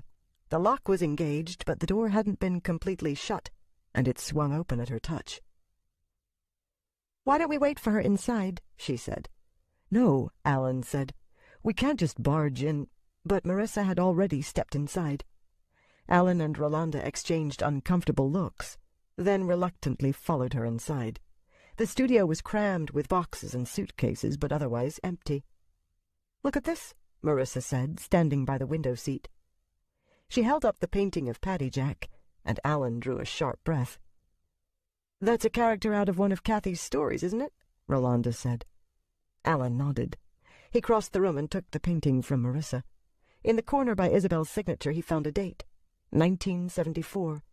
So it was the original, not a copy. "This shouldn't exist," he said. Marissa gave him an odd look. "Why not?" "It was destroyed in the fire. Almost all of her early work was destroyed except for the one I've got, some juvenilia, and the paintings in the Foundation's waiting room." "That must have been so horrible for her," Rolanda said. "It devastated her," Alan said, "though she tried not to show it." He shook his head. "All that astonishing work. Gone. Just like that." He pictured the one painting by Isabel that he owned, a 10x16 oil pastel of a small, angular, red-haired gamine that she'd called Annie Nin, and a thought came to him then. If Cosette really had been brought over through Isabel's painting The Wild Girl, then the subject of the painting he owned would be alive too, out there in the world somewhere. But the others were all dead, destroyed in the fire. "It must have killed her," he said softly. "Killed who?" Marissa asked. But Rolanda was with him. "Isabel," she said, "the way she must have felt when the people who were born from her paintings all died in that fire." "No wonder the direction of her art changed so drastically," Alan said. He stared down at the painting he held. "Except, what if they weren't destroyed?" "You just said that the fire took almost everything she'd ever done up to that point in her career," Marissa said. Alan nodded. "Including this painting. But it's here, isn't it?" "Do you think she only pretended that they were destroyed in the fire?" Rolanda asked. "That she hid them so that she could keep them safe from harm?" "I don't know," Alan replied. But he remembered again how Isabel had insisted on the condition that the originals of the art she did for Kathy's book remained in her possession at all times. "She'd be in a lot of trouble with her insurance company if that's true," Marissa said. Alan nodded absently. He placed the painting back down in the window seat, setting it on top of the brown wrapping paper that it had been lying upon before Marissa picked it up. He noticed the envelope as he was straightening up. Before he knew what he was doing, he had the envelope in his hand and was studying the handwriting. "What's that?" Marissa asked. "A letter from Kathy. I recognize the handwriting." "Wait a sec," Marissa said as he started to open it. "I know I walked us in here, but that's because I didn't think she'd mind us waiting in her studio, you being old friends and all. But we should definitely draw the line at reading her mail." Alan agreed with her. Normally he would never have considered prying the way he was about to, but the need to know what Kathy had written overtook him, shadowing common courtesy. The compulsion had him going ahead and opening the envelope at the same time as he nodded in agreement to Marissa. "It's dated from just before she died," he said. He continued to scan down the page. turned to the next one. "It's her suicide note," he said when he got to the end. "She mailed it to Isabel instead of leaving it in her apartment." His chest was tight with the old pain of Kathy's loss. The unfamiliar room suddenly seemed to be choked with ghosts. He gave Marissa an anguished look. "Isabel really knew all along that she killed herself. So why did she pretend otherwise?" "I don't understand," Marissa said. "The big fight we had at Kathy's funeral. It was about how Kathy died. Isabel was mad at me for not going to the hospital to see her. But Kathy was never in a hospital. She died of an overdose of sleeping pills in her own apartment, and Isabel was the one who found her on one of her visits to town. When she kept claiming that Kathy hadn't killed herself, I thought it was because there was no note. You know how people want to deny that someone they cared about could have killed herself? But then it got crazy with all this talk about cancer and hospitalization and the radiation treatments not working." "I still don't get it," Marissa said. "Her suicide was reported in all the newspapers. And even the other night on the TV, they mentioned it when they ran the piece on how the injunction had been lifted." Alan nodded. "So why would Isabel try to convince you different?" "That's something I would love to know," Alan said. "It's gotten to the point now where I don't know what to believe anymore." Rolanda cleared her throat. "Maybe I should leave you two to hash this out with Isabel." Jesus, Alan thought. What must she think of us? Barging into Isabel's studio and going through all of her stuff. "I can come back some other time to talk to her," Rolanda added. Alan shook his head. "No. There's something very strange going on here, and what you told us about this Cosette girl is a part of it." He paused to study her for a moment. "Don't you want to know what it's all about anymore?" "Yes, of course. But this all seems so personal. I can't help but feel as though I'm intruding." Marissa nodded. "I know exactly what you mean. We should go, Alan." Alan knew they were both right, but he also knew he had to deal with the tangle of memories that rose up from the past every time he thought of Isabel and Kathy. The past lay so thick upon him at the moment he could hardly breathe. He looked down at the letter once more, wishing it actually explained things, rather than calling up new questions. "This is what I'm leaving you. For you and Alan if you want to share it with him." What had Kathy left in that locker at the bus terminal all those years ago? And why had Isabel never told him about it? About the letter or the contents of the locker? Was whatever it had been the real reason that Isabel had gone all strange at the funeral? They had all been so close, almost inseparable for so many years. He had never been able to understand how it fell apart. And surely Isabel knew how much he'd cared for Kathy, how much her death had devastated him. What had she found in that locker that she couldn't share with him? "Alan?" Marissa said. Alan nodded. He returned the letter to its envelope. He looked at it for a long moment, then tossed it onto the window seat beside the painting. "Nora Dennis has a studio here, doesn't she?" Marissa asked as they made their way down the hall to the stairwell. Alan nodded. "Why?" "Maybe she's seen Isabel." "Doesn't seem likely. Isabel only just got back to town." "It wouldn't hurt to ask," Marissa said. So they left the stairwell at the second floor and went looking for Nora's studio. It wasn't hard to find. Halfway down the hall they came upon a door that was standing open. Loud music spilled out of it, a song sung in an Irish dance tune signature, but with drums and electric guitars augmenting the acoustic instruments. The Waterboys, Alan thought, recognizing the song. Looking through the doorway, they found Nora sitting on the floor with watercolor paintings scattered all around her. She glanced up and grinned when she noticed them standing in the doorway. "Sorry about the mess," she said, standing up to turn down the volume of the music. "But I'm just getting organized for a show." She looked around herself, her smile widening. "What am I saying? Organized? I wish." Unlike Isabel's studio, where everything was still unpacked, Nora's studio looked as though a tornado had just touched down in the middle of it. Alan felt like a relief worker showing up at the scene of a major disaster with the best of intentions to help out, but being overwhelmed by the sheer magnitude of what had to be done. "I haven't had a chance to talk to her yet," Nora said when they asked her about Isabel. She ran a hand through her short brown hair, making it stand up at attention. "But I saw her down in the courtyard about an hour ago with Johnny Sweetgrass." Isabel's old boyfriend, Alan thought, another ghost from the past. But then he remembered something else, that painting of John that Isabel had done. What if Isabel hadn't painted his portrait? What if John had come into being because of the painting? A painting which, Alan reminded himself, had also supposedly been destroyed in the fire. "I haven't seen him in years," Alan said, keeping his voice casual. "How's he doing?" "Oh, you know Johnny. He never ages. I swear he gets younger while the rest of us grow ungracefully old." But Isabel didn't seem at all well. She looked as though she couldn't stand up without his support. I spotted them coming across the courtyard, but before I could get to them to see if I could help, they were out the door and gone. Alan hung on to the first part of what Nora had said. "He never changes. I swear he gets younger while the rest of us grow ungracefully old." He never changes. Because he was like Cosette, forever locked into looking how Isabel had painted him. "Gone?" Marissa asked. Nora nodded. "Mm-hmm. She got into a car driven by some real punky-looking girl and drove off. Here," she added. "I can show you." She led them across her studio, wending a careful way through the scattered piles of watercolors that they all tried to emulate. At the open window, she pointed off down the street. "They were going north the last time Hey, wait a minute.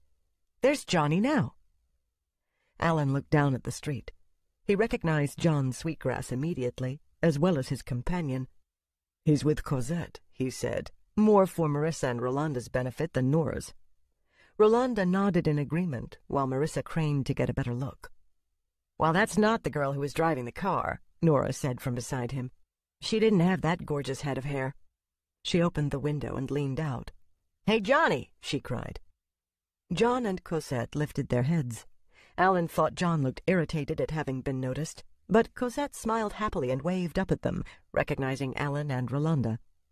John gave them a brisk wag of his hand himself, then started to walk on, pausing when Cosette held onto his arm. "Wait a minute," Alan called down to them. "I have to talk to you. We'll be right down." But when they reached the street, John was gone. Only Cosette was there, waiting for them. 12. "What are you doing?" John demanded when Cosette tugged on his arm. "They're friends," she said. "Maybe they can help us." "Good friends?" "Well, not really, but Isabel's known Alan for ages." "And hasn't spoken to him for years," John said. "But do you think they're such good friends that they'd help us kill a well-respected artist like Ruskin?" John asked. "Just on our say-so?" "Maybe if we explain things—" Cosette's voice trailed off at the withering look John gave her. "Okay, so maybe it's not such a good idea." "They have their concerns, and we have ours," John said. "By what each of us are, they are mutually exclusive. We have too little common ground, Cosette." "That's not really true." John didn't want to argue anymore. "We should go." "But that would be so rude." "Fine," he said, exasperated. "Wait for them. You know where to find me when you're done." Cosette nodded. "I wonder," she said before he left. "Should I contact the others? You know, Rosalind and the rest of them still on the island?" "It wouldn't hurt," John told her. "They should have a little forewarning in case we fail." "But we're not going to fail, are we?" She looked up at him, afraid and hopeful all at once. John wanted to set her mind at ease, but he couldn't lie to her. "If we do," he said, "it won't be from lack of trying." He left her then, heading east and north, aiming for a tenement in the Tombs where Isabel spoke with Ruskin and prepared to sell her soul.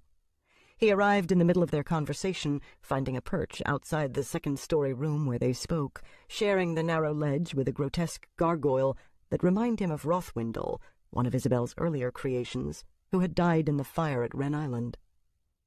"My darling Goyle," he said softly. It was the name Isabel had given the painting of Rothwindle. The gargoyle had come across from the before with her own name, just as John had, come across and lived her life in the shadows of this world until John had let her die. He'd let them all die. Since the night he'd rescued Paddy Jack from Ruskin, he'd vowed to protect each and every one of Isabel's noumena, but he'd failed. He hadn't been there when the fire swept through the farmhouse. John frowned when he heard Ruskin accuse Isabel of starting the fire. Isabel knew what she was about when she called her old mentor the father of lies. But then John found himself thinking of how Isabel could confuse the truth, even in her own mind, claiming she was mugged when it had actually been Rushkin who'd beaten her, insisting her friend Kathy had died of an illness in a hospital when she'd committed suicide. What if the mystery of the fire was another of her stories? What if it hadn't been Rushkin who had set the farmhouse ablaze, but Isabel herself? Simply considering the possibility made him feel as though he was betraying her, but now that the question had lodged in his mind, he couldn't shake it. All things considered, hadn't she betrayed him in how she'd cast him out of her life? Hadn't she betrayed them all by allowing so many of them to die? Couldn't she have saved some of them? He listened with growing disquiet as Rushkin explained how Numina could be given the gift of true life. Another betrayal, he thought, but then shook his head. No, Isabel hadn't known. Had she? He wished now that he'd never come. He didn't want to consider Isabel to blame for all the deaths. Didn't want to think that she could have given all of them what Cosette called the Red Crow at so little cost to herself. If they'd been freed from their paintings, none of them would have had to die. How could she not have known? And yet, Rushkin was a master of lies, but like all such men, he had to use a certain amount of truth to lend his lies the echo of veracity they required to be believed. So what was lie? What was truth? No, he told himself. This is exactly what Rushkin wants, to raise so many doubts that you could no longer be sure what was true and what was not. Undoubtedly he was the cause of Isabel's own confusion with the truth. Rushkin's presence, his voice, and the half-truths he wove in among his lies, they were like a virus. How could you do anything but doubt everything you believed in once you'd been infected by him? That was when he realized what it was that Rushkin was demanding of Isabel. Doubts were put aside, to be dealt with later if not forgotten. Right now all he wanted to do was burst into the room and kill Rushkin where he lay on his pallet, squeeze the life out of him the way Rushkin had taken the lives of so many of Isabel's creations. But he still wasn't certain that a maker could die at his hands, and there were Rushkin's own creations to consider. His double and the strange monochrome girl that Cosette had described to him earlier, the one's gaze more feral than the other. So he waited. He hugged the wall and willed with all the potency he could muster that Isabel would stand up to her old mentor rather than fall under his sway once again. "Tell him no, Isabel," he whispered, his voice pitched so low that not even the stone gargoyle squatting a half-dozen feet away could have heard him. "Deny him, once and for all." 13. Isabel didn't honestly believe that Rushkin could bring Kathy back. She was a naïf when it came to his magics, to what could and could not be done, but not so innocent as to believe that the dead could be raised, unchanged and whole. The creation of Numina almost made sense. If you accepted that there was an other world, then it stood to reason that there could be pathways leading from it to this world. Didn't Jilly always say that 100 centuries of myths and fairy tales had to be based upon something? But the dead didn't return, unchanged and forgiving. Not even folk tales pretended differently. She knew that. She knew it. But still her heart broke when she finally looked up to meet Rushkin's gaze and shook her head. "I can't do it," she said. "I won't do it." He gave her a look that she knew so well. He was the teacher again, disappointed in his pupil, only this time she didn't buy into that role. "Not now," he said finally, "but you will." "You can't make me." Rushkin only smiled. "A handful of your Numina still wander loose. Bitterweed and Skara will find the paintings that brought them across, and then you will have to make a choice. Sacrifice them, or paint others for me." Isabel shook her head. "It makes no difference to me," Rushkin told her. "But I will survive. Make no mistake about that. Ma belle Izzy." There was honey dripping from his voice as he used Kathy's endearment, but all Isabel could do was shudder. From where she lounged against the wall, Skara tittered. "Take her away," Rushkin said. Isabel cringed and pulled out of Bitterweed's grip on her shoulder. "Don't touch me," she told him. After giving Rushkin a questioning glance, Bitterweed stood back from her. Isabel rose under her own steam and let him guide her back out into the foul-smelling hallway. She stared down at her feet as he led her a half-dozen paces to another door. "In here," Bitterweed said.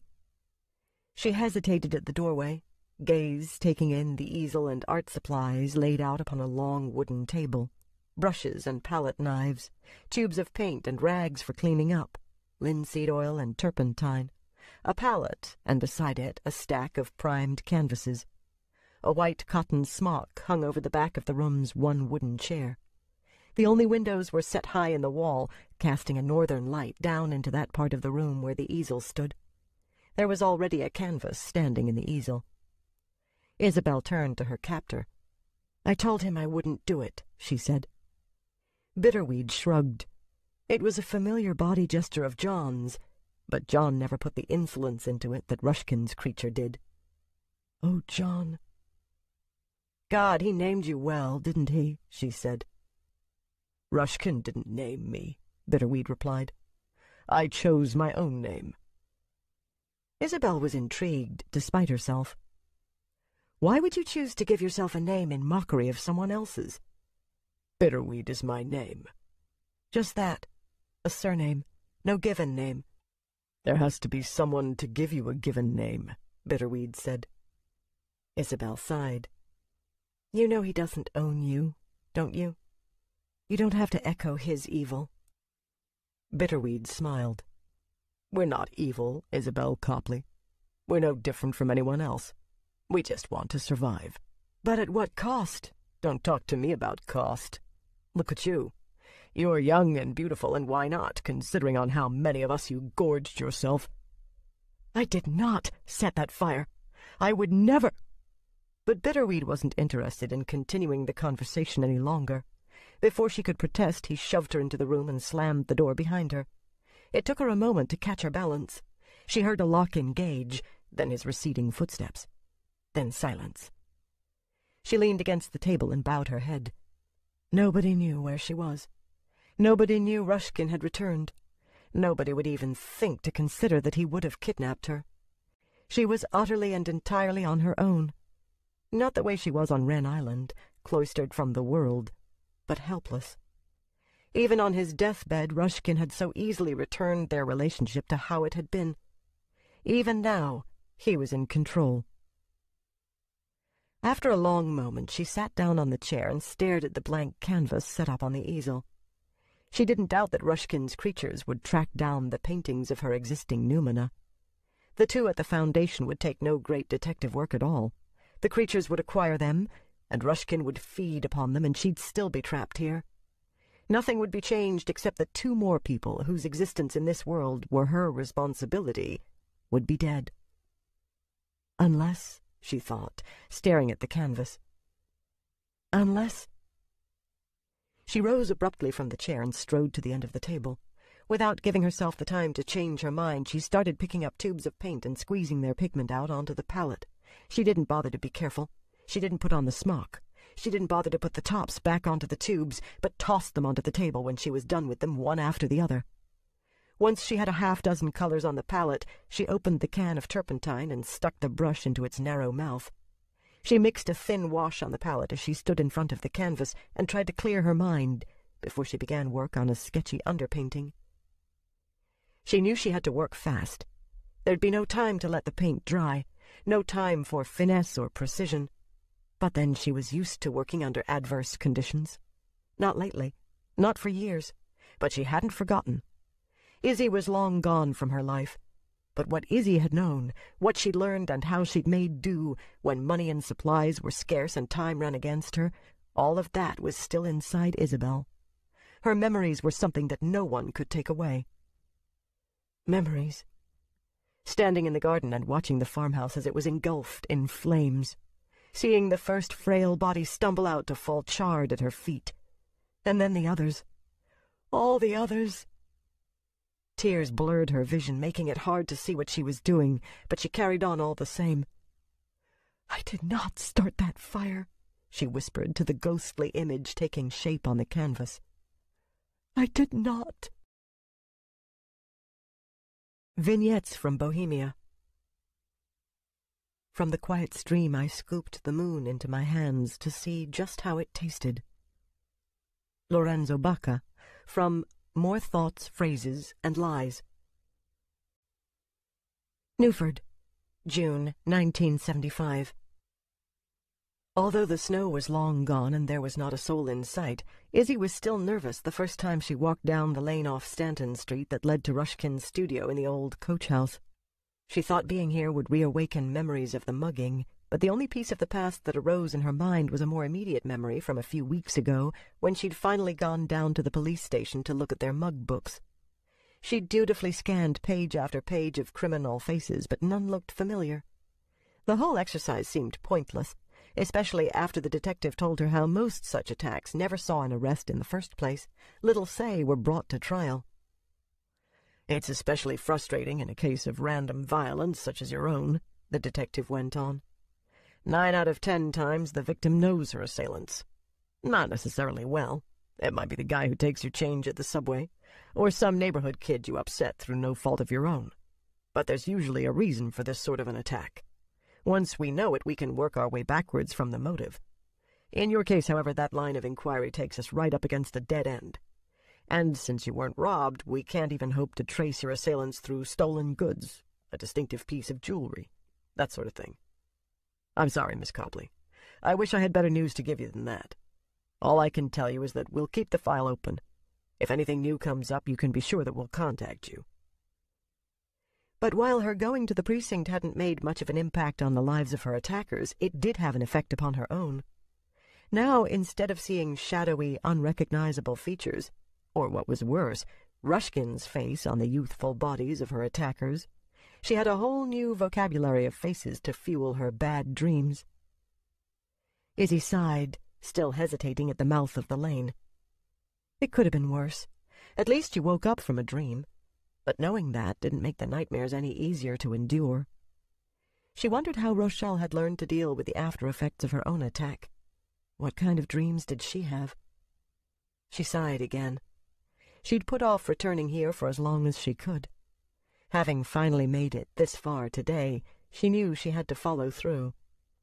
"You're not dreaming now," she told herself, and set off down the lane. The coach house was overhung with a tangle of vines just coming into their summer growth. Yellow and violet irises ran along the sides of the building in bands of startling color, each pocket of flowers surrounded by an amazing array of ferns and the plant's long pointed leaves.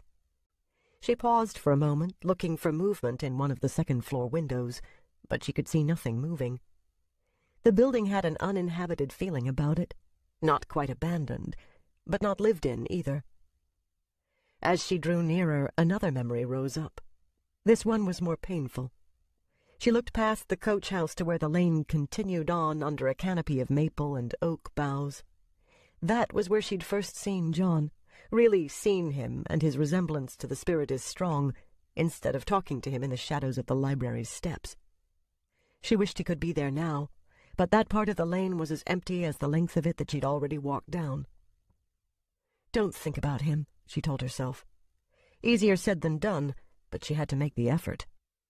She went up the stairs and tried the door. Locked. Descending, she went to look under the clay flower pot by the back door. The key was there, just where Rushkin had said it would be in his letter. So he really had gone away. At the top of the stairs once more, she used the key to open the door and walked into a curiously unfamiliar studio. It had the same layout as she remembered, but all of Rushkin's art was gone, which made the room appear much larger than it ever had before. The only finished art was her own, which he'd obviously taken up from the storeroom below and put on one of the walls. The 2 easels remained, hers and his, as did the long wooden work table that ran almost the length of the room. There she could see boxes of art supplies, paint tubes, brushes, turpentine, linseed oil, and the like, all still in their manufacturer's packaging. Under the table were stacks of blank canvas, frames, pads of sketching paper, cans of gesso and other materials. Her easel stood where it usually had, with her paints and brushes neatly arranged on the small table that stood beside it. A blank primed canvas waited for her on the easel. Rushkin's easel was empty, as was the top of the small table beside it. Izzy walked slowly around the studio, taking it all in. The room held such an eerie sensation of loss and emptiness. The feeling of disuse she'd sensed outside was so much stronger here. Even the air was different, a little close because of the closed windows, but lacking the smells of a working studio as well, paints and turpentine. She found a note on the work table that basically repeated what the letter he'd sent her had said. The only addition was an assurance that the rent and utilities would continue to be paid while he was gone. Gone where? She wanted to know. But that was Rushkin. He only explained things when he felt like it. At the bottom of the letter was a postscript that told her if she had any questions, or if any problems arose in his absence, she was to call Olson, Silva, and Chismar Associates, after the name of the law firm he'd written in their phone number. Izzy stared thoughtfully at the name, then went downstairs to see if Rushkin had left the phone connected. When she got a dial tone, she called the Green Man Gallery.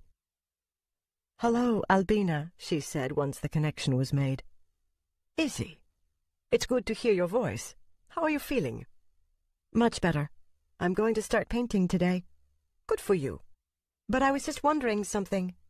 You remember that offer that was made for The Spirit is Strong at my show? Can you tell me the name of the law firm that made it?" "Let me think. It was Silva something or other. I'd know it if I heard it." "Silva?" Izzy asked. "Olson, Silva, and Chismar Associates?" "Yes, that's it." "Why? I thought you couldn't sell the painting." "I still can't. I just ran across that name and something made me think of the offer." After a little more small talk, Izzy managed to get off the phone. She wandered around Rushkin's apartment, but there was even less to be seen here than upstairs. The furniture remained, and there were some canned goods and staples in the kitchen, but everything else was gone. All the paintings and sketches, all of his personal belongings. It was as though he'd never lived here at all. Returning to the studio, Izzy went through some of the boxes whose contents she couldn't guess, and found still more art supplies. Taking the items out, she soon had an array of soft and oil pastels, vine charcoal, pencils, cans of fixative, and any number of other useful items laid out on the long work table. It was like having her own art shop, Izzy thought, right here in her studio. Except it wasn't her studio, was it? It was Rushkin's, but Rushkin was gone, taking with him every trace of himself that the long room had held. She turned slowly around, studying what remained. Why had he gone? Why had he left her all of this material? Why did he have his lawyers make that offer on The Spirit is Strong when he'd wanted her to destroy it herself? Surely he hadn't meant to spend that kind of money just so that he could do the honors. But then she shook her head. No, he'd distinctly said that only she could send John back. She'd brought him over, so it would have been up to her to send him back. She drifted over to the window and sat down, staring at the place where John had been sitting that autumn morning.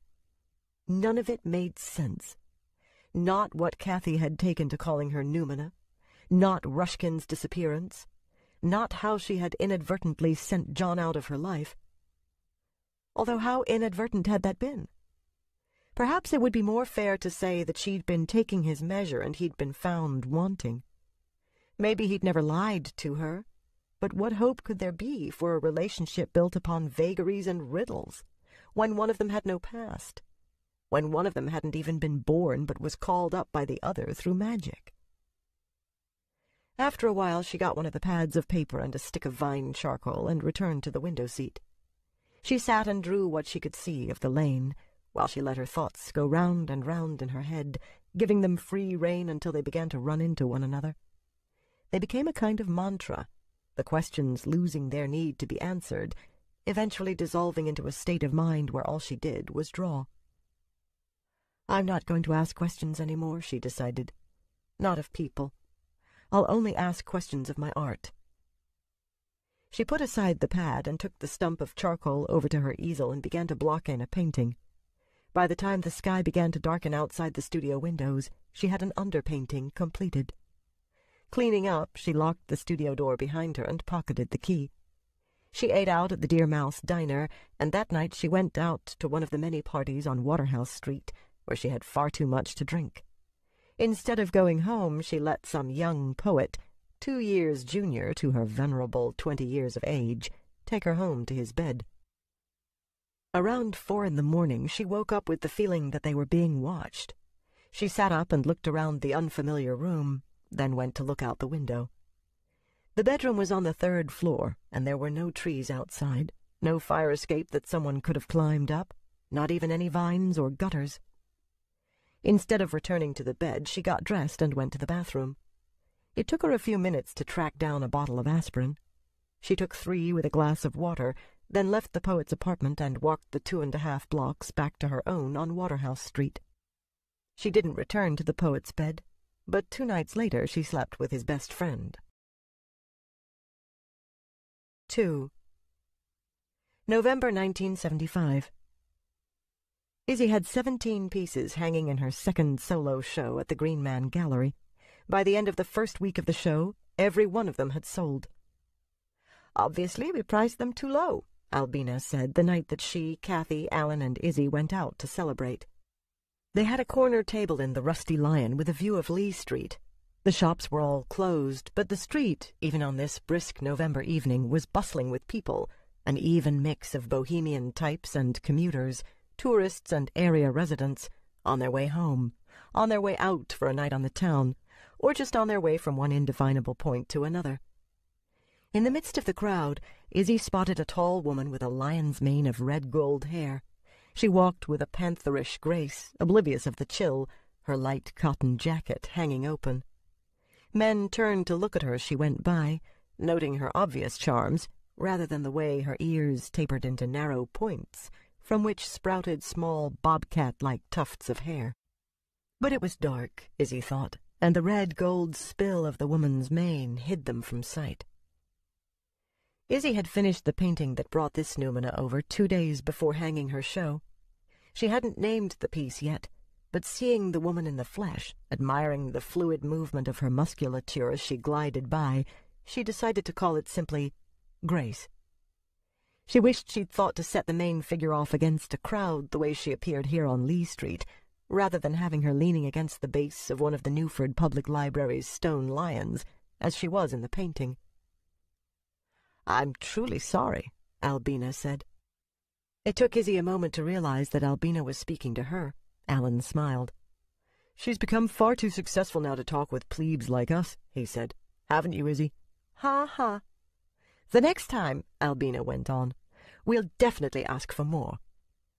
"Yes," Kathy declared loftily. "We must ask 2 or 3 times the current price for subsequent shows. We have here the makings of a true artiste to whom all the world will one day bow in homage."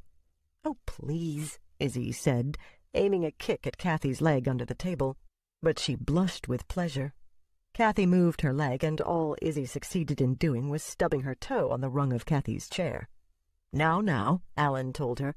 "You don't see Van Gogh carrying on like that." "That's because Van Gogh's bloody dead," Kathy said. "Don't you keep up on current events?" Alan's features took on a look of exaggerated shock. "You're telling me he's passé?" "Or at least passed on," Kathy said. "Unlike our own Belle Izzy, whose star is definitely on the rise." While Izzy knew that they were only teasing her, she still couldn't stop feeling somewhat awkward at how well the show had done. The paintings all selling, the reviews all so wonderful. Other painters she only knew from their work or their reputations coming up to congratulate her. The success was more than a little frightening, especially when she knew that what had ended up in the show hadn't been her best work. She hadn't put one of the pieces that called up the Numina in the show, and they were all far better than the cityscapes and real-life portraits that had sold. It wasn't that she had invested more of herself in the paintings that called up Numina. They just seemed to draw the best up from her, to push her artistic limits in a way that the other paintings didn't, or couldn't. The ones she'd sold had been technically challenging. The paintings of her Numina challenged something deep inside her, to which she couldn't attach a definition. "Unlike your so-called friends," Albina said, "I'm being serious. We're really going to have to reconsider our pricing for any future work of yours that the gallery hangs." Izzy hated to talk business. She gave a shrug that didn't commit her to anything. "Whatever." "We can talk about it later," Albina said. "That's right," Kathy announced, raising her wine glass in a toast. "Tonight, we're here to celebrate. Here's to Izzy. Long may she prosper." Izzy blushed as Albina and Alan echoed Kathy's toast. She could feel the people at the other tables looking at her. "Let's put this in its proper perspective," she said, clinking her glass against theirs. "Here's to us. May we all prosper." Kathy smiled at her. "Amen to that, ma belle Izzy." It was after dinner, while they were having their coffee, that Albina brought up Izzy's paintings of her Numina.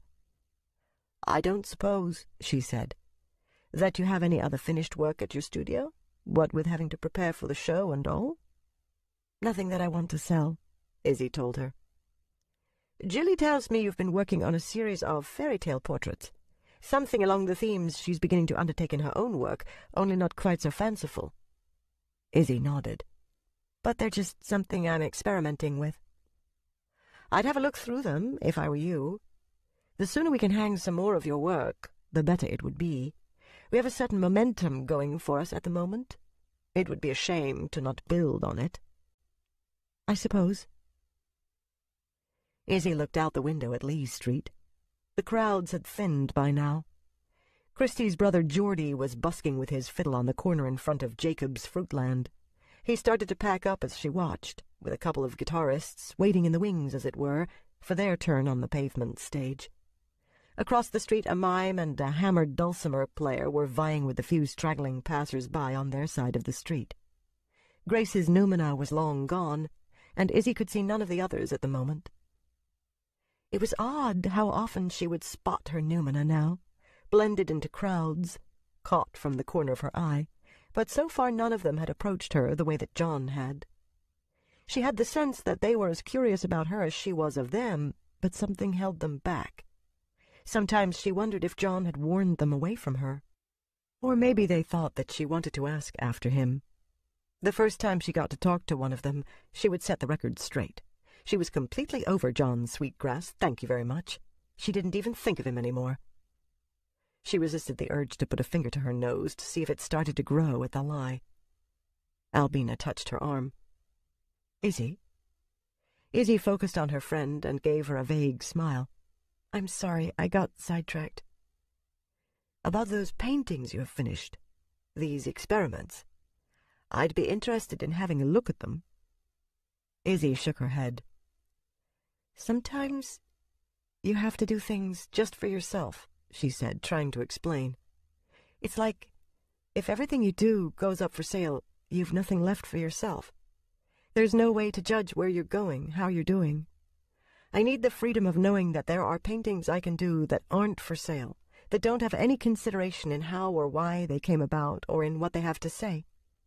Paintings that just are, that I can look up from my easel and see them hanging on the wall and, I don't know, grow familiar with them, I guess."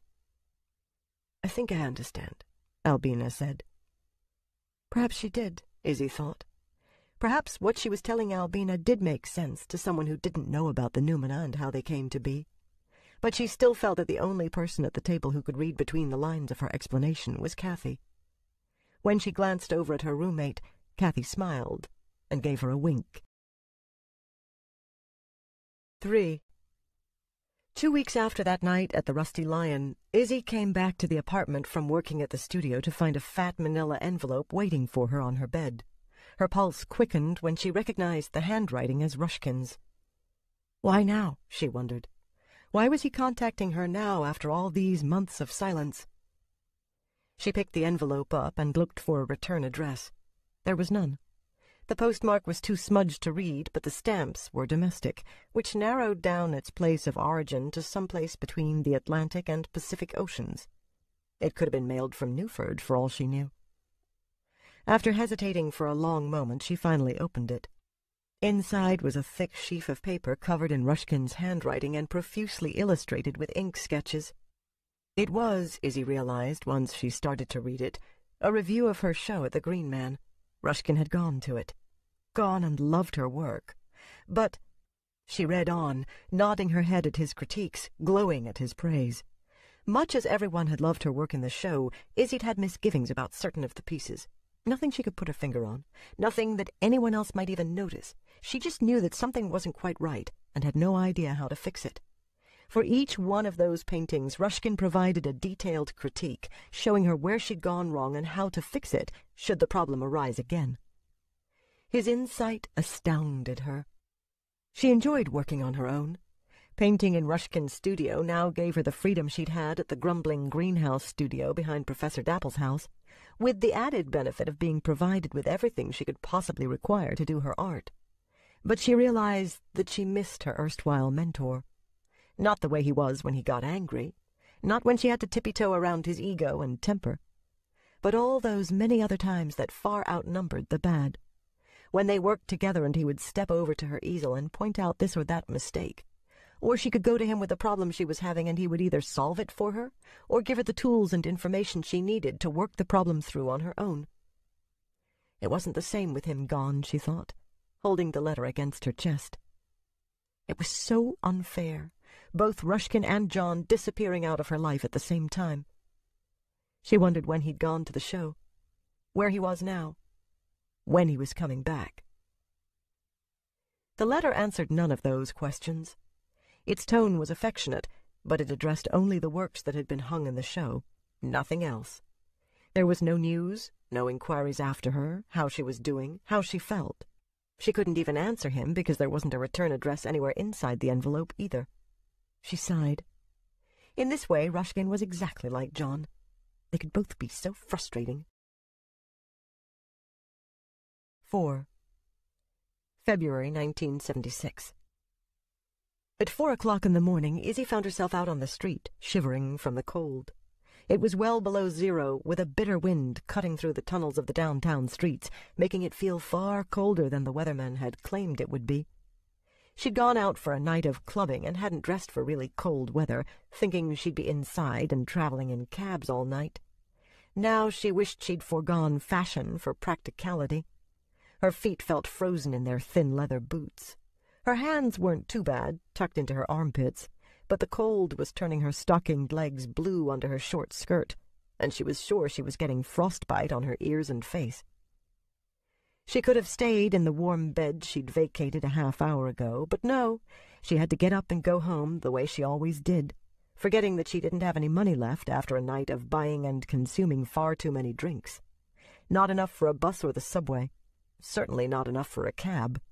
Not even a dime to call someone like Alan to give her a lift. Not that she would, mind you. 3 hours ago, before she went home with whoever it was she'd gone home with, she might have been tempted. But she'd been so tipsy, and she didn't want to be alone in her bed. That always came after, when she woke up in someone else's bedroom and simply had to go home. Maybe she should sleep with Alan some night, she thought. At least then she'd only have to walk across the street to go home. But she liked Alan too much. She couldn't sleep with Alan and not have a relationship with him, and what she didn't want was a relationship. Alan was her friend. If they started sleeping together, sooner or later he'd walk out of her life and she'd lose another best friend the way she'd lost John. Oh, don't get all maudlin, she told herself, and with practiced ease she pretended to put John Sweetgrass out of her mind.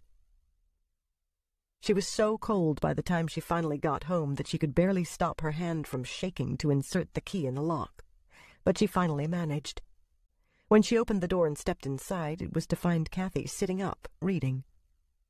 "I thought I'd die out there," Izzy told her through chattering teeth. "There's tea made." Izzy shook her head. "No, I'd just be up peeing all night. Is there anything left in that bottle of whiskey that Christy gave us?" "Let me go see." While Kathy went into the kitchen, Izzy pulled off her cold coat and boots and settled down on the pillows near where Kathy had been reading. There was an Afghan there, and she wrapped herself in it. "There was enough for one shot for each of us," Kathy announced, returning with the small glasses, half full of amber liquid. Izzy accepted hers gratefully. The first sip went down like liquid fire, and within moments its warmth was spreading through her. "That's better," she murmured, snuggling deeper into the Afghan. "You were out late," Kathy said. Izzy shrugged. "I was out clubbing and met this guy." She let her voice trail off and took another sip of the whiskey. "You're meeting a lot of guys these days," Kathy said.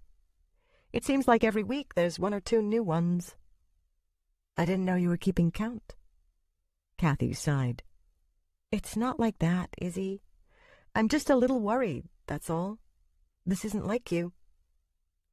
Izzy gave her a bright smile.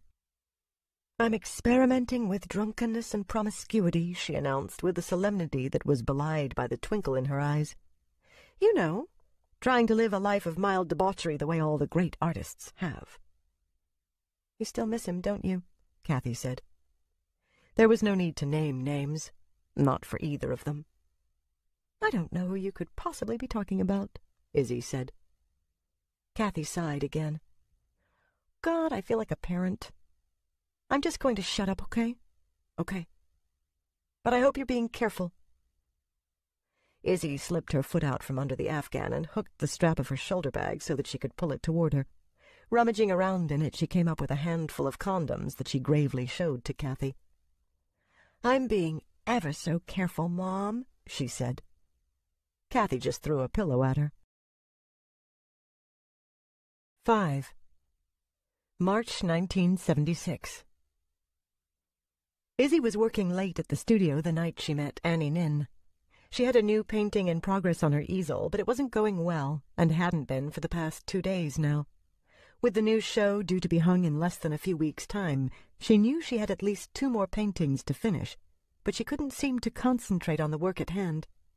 All she wanted to do was paint Numina, which was fine, except that painting Numina wouldn't get her any further ahead in terms of being prepared for the show, since she still refused to part with any of the Numina paintings. But the cityscape she was working on bored her, and it showed in the painting.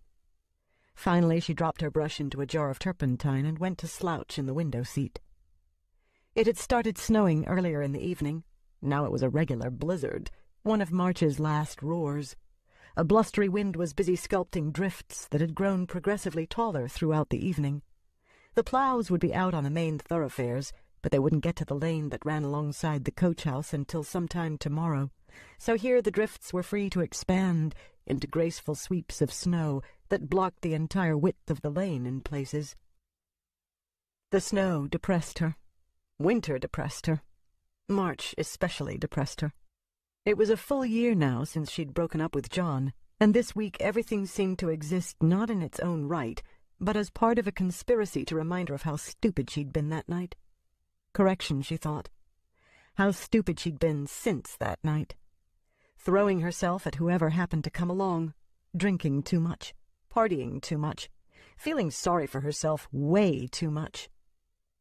Her art was the only thing that kept her sane, in particular her Numina paintings, but she felt guilty every time she did one.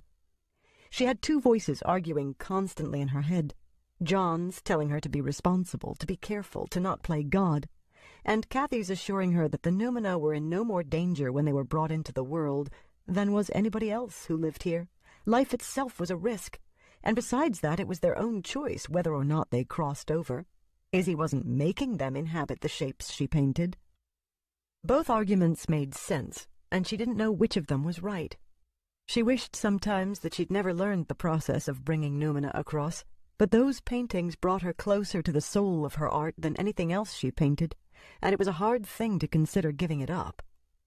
With everything else seeming to have gone askew in her life, the Numina paintings were the only things she felt that still connected her to herself. She guarded the Numina paintings carefully, almost to the point of paranoia.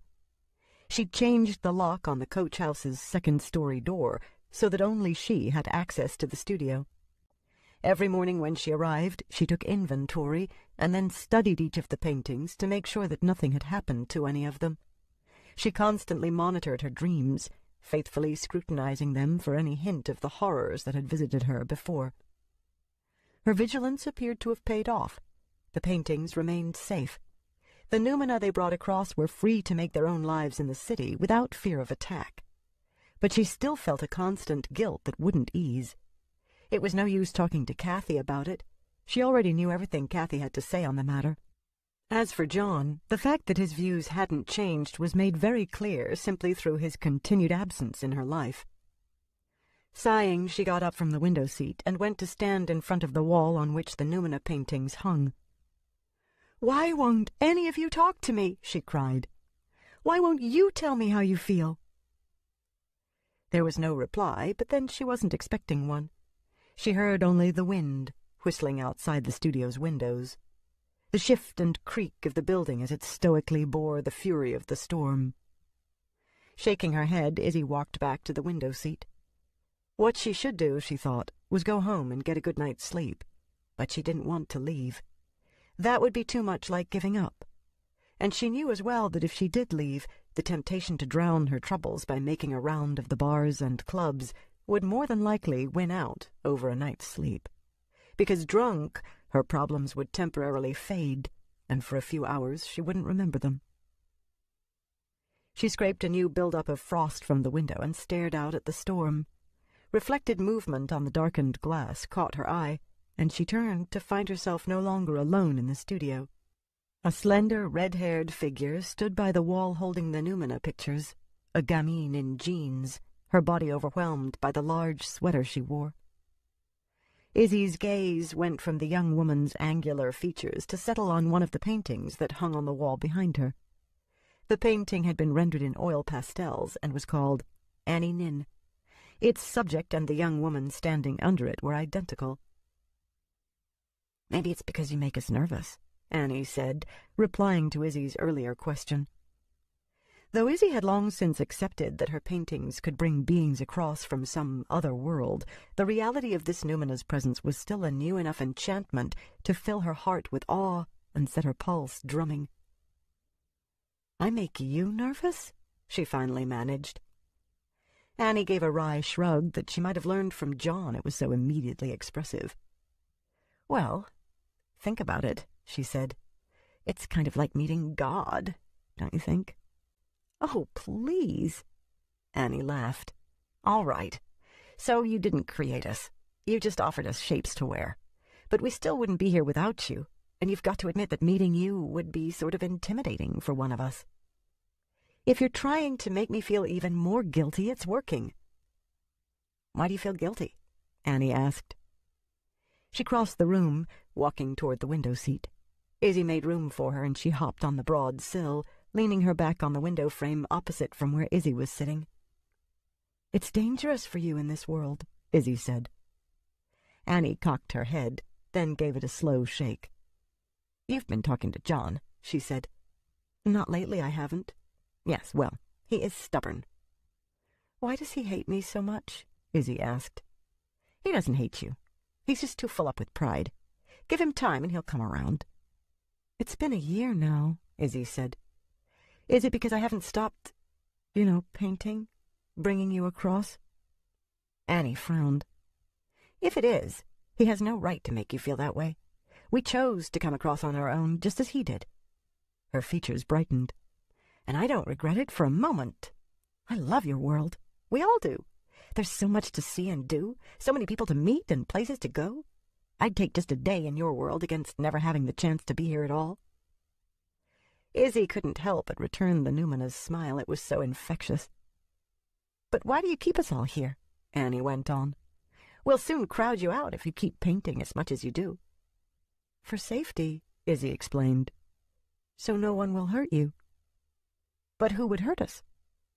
"John told me Rushkin would," Izzy said, and then went on to relate the dream she'd had the night after she'd broken up with John. Rushkin with his crossbow, hunting her Numina through a snowstorm so similar to the one that howled outside the studio's windows tonight. The death of the winged cat. How Paddy Jack would have died if not for John's intervention. "You must have felt so awful," Annie said when Izzy was done. Izzy nodded. "And I don't ever want that to happen to any of you again. That's why I have to keep you hidden." "We're very good at hiding ourselves," Annie assured her. "Nobody can see us, unless we want them to." "I mean your paintings. I have to keep the paintings safe." "But Rushkin's gone," Annie said. "He's left the city." "I know. But he came to my last show. He sent me a critique of it." Annie's eyebrows rose quizzically. "That sounds more helpful than dangerous. Are you sure it was Rushkin you saw with the crossbow?" Izzy nodded. "But it was in a dream." "Well, yes." "So how can you be sure it really was Rushkin?" Annie asked. "I mean, People dream the oddest things, don't they? And then when they wake up, they realize none of it was real. But the ribbons were still there when I woke up, and 2 of the paintings were ruined. It still doesn't mean it had to be Ruskin. But John said— I like John, Annie said, interrupting. We all do.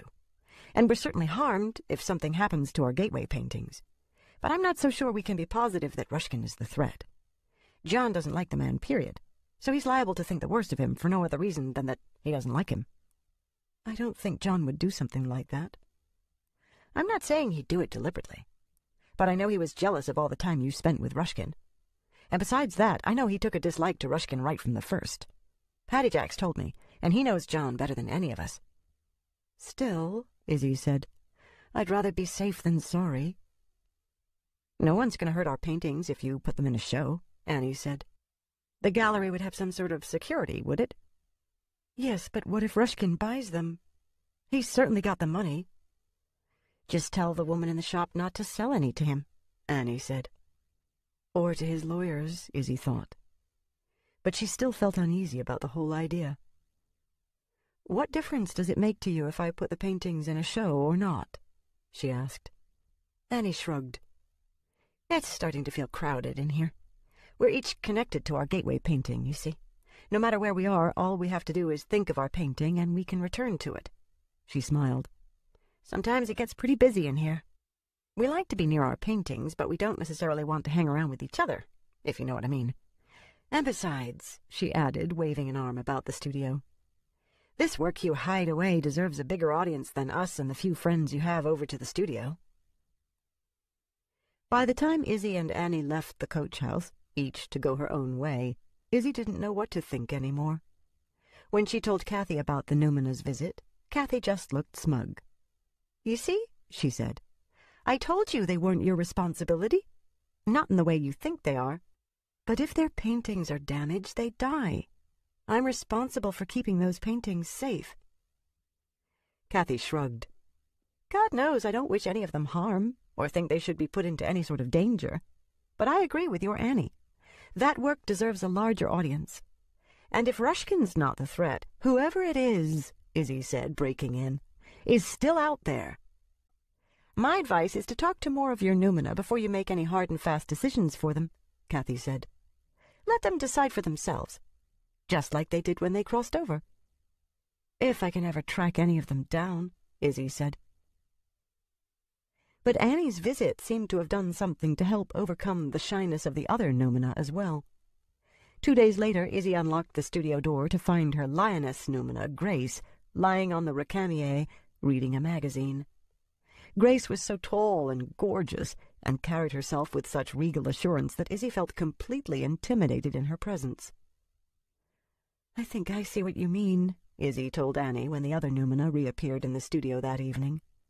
I mean, Grace wasn't mean or anything, but I couldn't help but feel so small around her.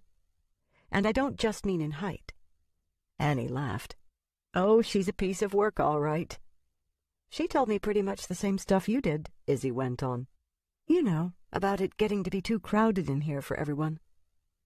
I don't think Grace likes any room that has another woman in it. She told me you don't like her because you think she stole away this guy you were interested in. I wasn't interested in him, Annie protested. Then she sighed. Well, not a lot. But you see what I mean. We're just like you. We come in all different sizes and shapes of personalities, and some of them just don't mesh. Izzy nodded. But I'd still be worried if anything happened to any of you. Then take it on a one-by-one basis, Annie said. The ones who want to go out into the world, their paintings can go into your shows. The others would stay here. That made the most sense of anything Izzy had heard yet. How about you? She asked. Would you want to go? Annie shrugged.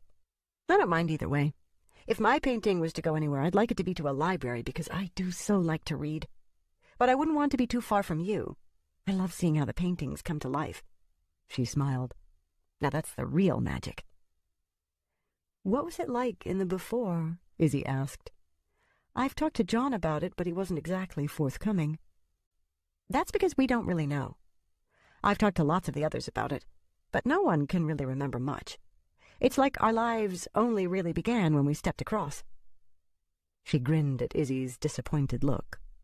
"But I can tell you what it's like for us here," she added. So that night, while Izzy worked on a new painting, Annie perched on a stool beside her and they chatted away to each other for hours. Later in the evening, another of Izzy's noumena arrived, the gargoyle Rothwindle, and the three of them gossiped away the rest of the night, getting to know each other better. As the days went by, all of Izzy's noumena came to visit at one point or another. Some came more than once, others just to meet her before they carried on with their own lives. The only exceptions were John Sweetgrass and Paddy Jack. John's absence Izzy understood, and pretended it didn't bother her at all. But she dearly wanted to meet Paddy Jack, as much because he was one of the first noumena she'd brought across, as to ask him about that winter's night a year ago. "He's too scared to come to this place," Rothwindle explained one afternoon. "He says this is the house of the Dark Man, who has no soul." Annie sniffed. "Sounds like he's parroting John, if you ask me." "Maybe I could meet him somewhere else," Izzy said. "Maybe," Rothwindle agreed, but it never did seem to work out. So Paddy Jack's painting, like John's The Spirit is Strong, were among the few paintings that Izzy wouldn't put into a show or even give away. They had to make the decision for themselves, and so far as she was concerned, their absence told her where they stood. Except for them, none of the other noumena seemed much concerned that Rushkin was any sort of a threat, and in time Izzy found herself feeling the same way. 6. April 1976. Izzy's third show at the Green Man Gallery was her first to have an overall theme. She called it "Your Streets Are Not Mine," and used it as a way of exploring the presence of her noumena in the city. Each piece contained a strange element, a jolt of the unexpected that could often be missed if the viewer wasn't paying enough attention. It might be the glimpse of a sunlit meadow, ablaze with wildflowers, that appeared in the rearview mirror of a yellow cab driving down a benighted Newford street, the pavement slick with rain, the reflections of the neon lights in the puddles, broken and distorted by the spray of passing vehicles. It might be the leonine main figure of Grace, the tufts of bobcat hair rising from the points of her tapered ears, mostly hidden by the spill of her cascading red-gold hair. Or it might be the painting from which the show took its title, which depicted a row of gargoyles crouching on a gray stone cornice, looking down at the busy street below. Most people missed the fact that the figure on the far right, half secreted in shadow, was a real boy rather than a stone figure. After a lot of soul-searching, she'd finally let herself be convinced to hang a few of her noumena paintings in the show. It wasn't until the theme took shape in her mind that she realized how necessary those paintings would be to its success. She was careful, as always, not to make the noumena too outlandish in appearance, so that they could fit in more easily when they wandered about the city, but once the decision to include them was made, she felt as though a great weight had been lifted from her. She continued to feel responsible for the noumena, but finally came to accept that it really was their decision to cross over or not, to have their paintings remain in the studio or go out into the world. They had lives of their own that had only as much to do with her as the friendships she made with a few of them, and in some ways she was happy to see the paintings gain a wider audience, rather than have them stockpiling in her studio. She wasn't like Rushkin in that sense. Art, she believed, was made to be seen, not squirreled away. At the sums these paintings were selling for, Albina had priced them all in the $1,500 to $3,000 range, she was sure that their owners would take good care of them, and the noumena would remain safe from harm. Albina was delighted by the decision, and priced the 3 noumena paintings, Grace, Your Streets Are Not Mine, and one of a scarecrow-like figure chasing crows from a back-lane garden called Why the Crows Fly, at the high end of the show's price scale. They were her favorites of the 14 paintings in the show, and were also the ones most singled out by reviewers. There was so much positive response to them that Izzy almost regretted not putting her other completed noumena paintings in the show, but they hadn't seemed to fit in as well with the theme. The show took a little longer to sell out, But that, Albina assured her, was only because people were more cautious with their checkbooks once the art entered this price range. "Trust me, Isabel," she said. "We can consider this show an unqualified success, and a harbinger of even more success to come." One of the real surprises of the show, insofar as Izzy was concerned, was making a reacquaintance with one of her fellow students from her last year at Butler U. She spotted him at the opening, all freckles, tousled red hair, and rumpled clothes, and remembered thinking, "Oh, God, Thomas Downs. Why did he have to come?" In class he'd always seemed so full of himself, and she'd hated the way he constantly argued about fine art versus commercial. He had little good to say about any of the professors at the university, singling out Professor Dapple in particular, which hadn't endeared him to Jilly either. He wasn't even in any of Dapple's classes. Izzy hid a grimace when he came up to her, but she wasn't able to hide her surprise at what he had to say. "I owe you an apology," he said. "You do?" He gave her a disarming smile. "Oh, it's nothing I've ever said or done." "That doesn't leave much to apologize for." Tom tapped a finger against his temple. "It's the way I've thought about your work in the past. You see, I've always dismissed you as a Rushkin wannabe. But now you've found out that I studied under him," Izzy finished for him. "So you've changed your mind." This was so boring. She couldn't count the number of times she'd heard variations on this theme. "Not at all." Tom waved a hand in the general direction of her paintings. "These changed my mind." "I don't get it. I can see Rushkin's influence in each one of them." Tom nodded.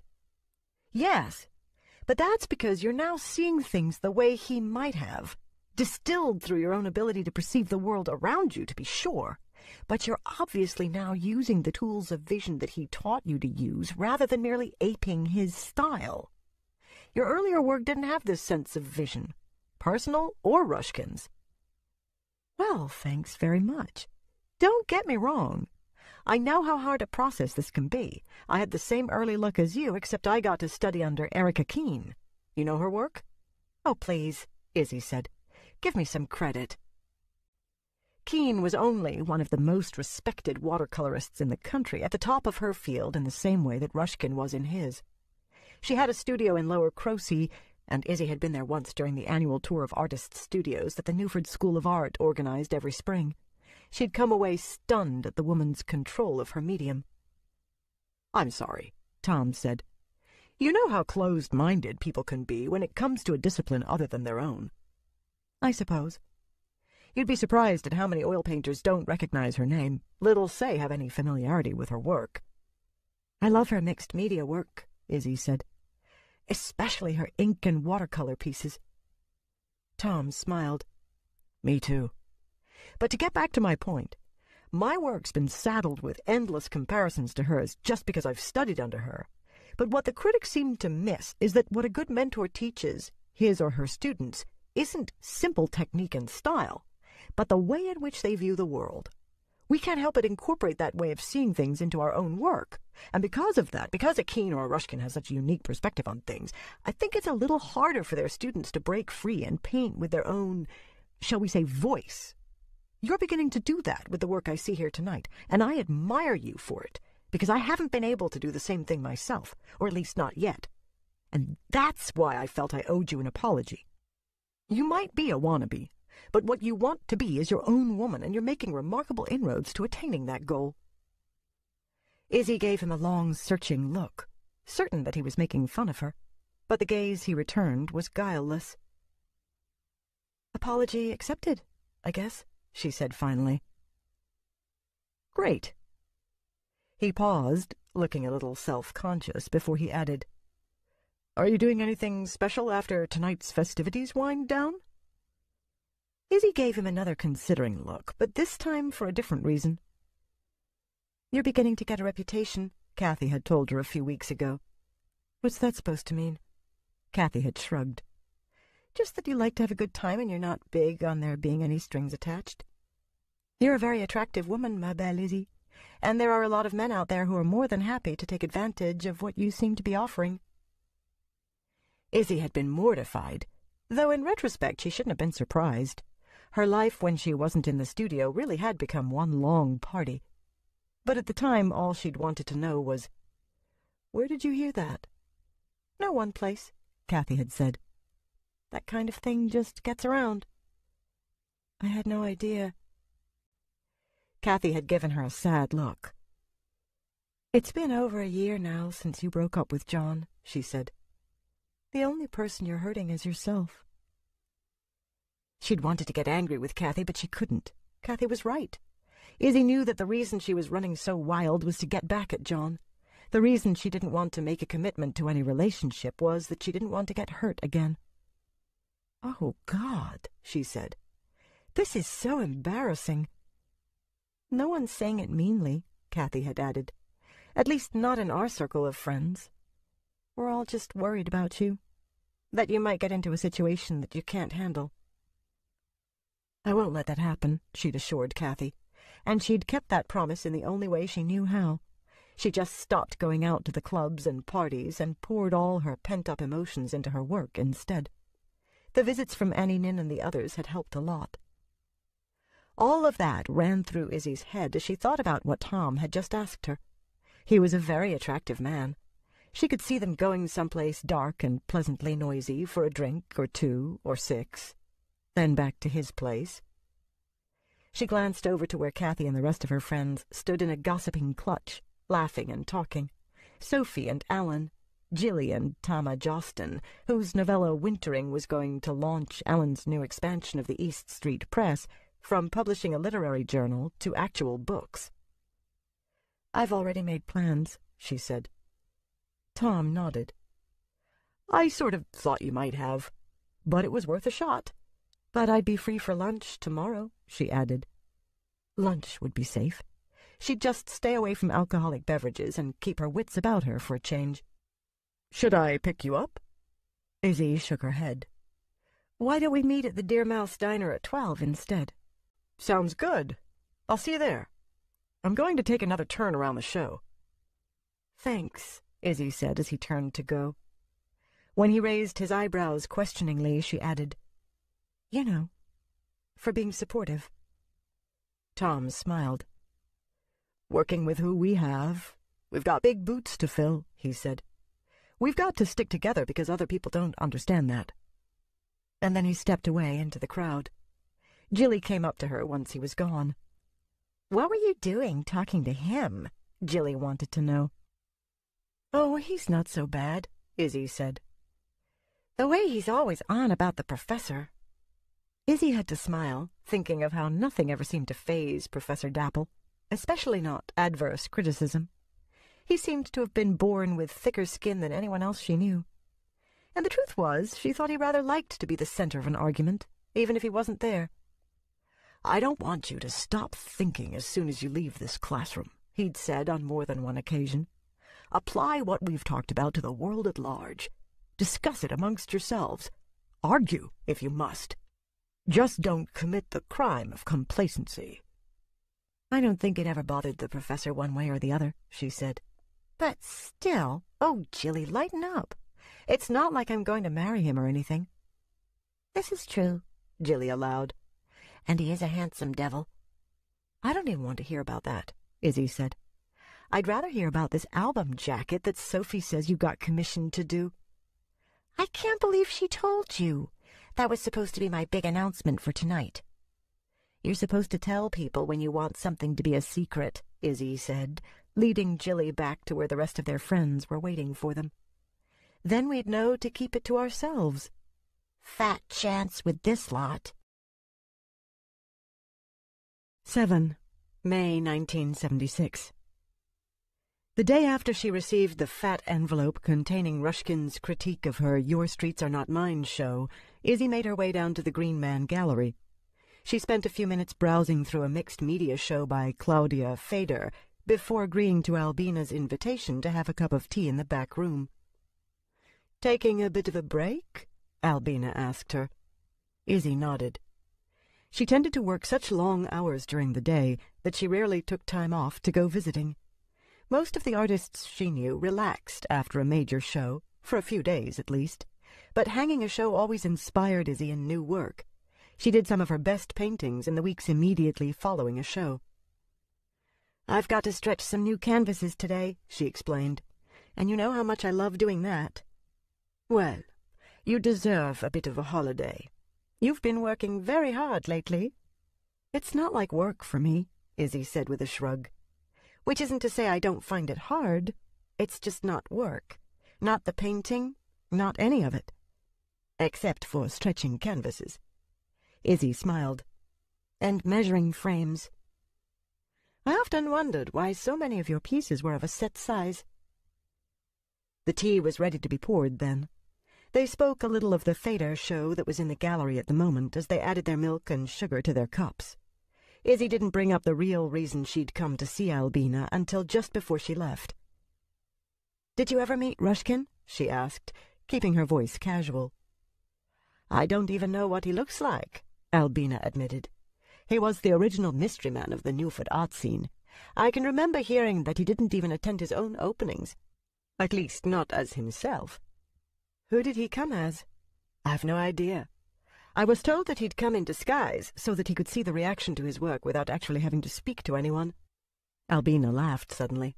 "Although why he'd have to disguise himself when no one knew what he looked like anyway is beyond me."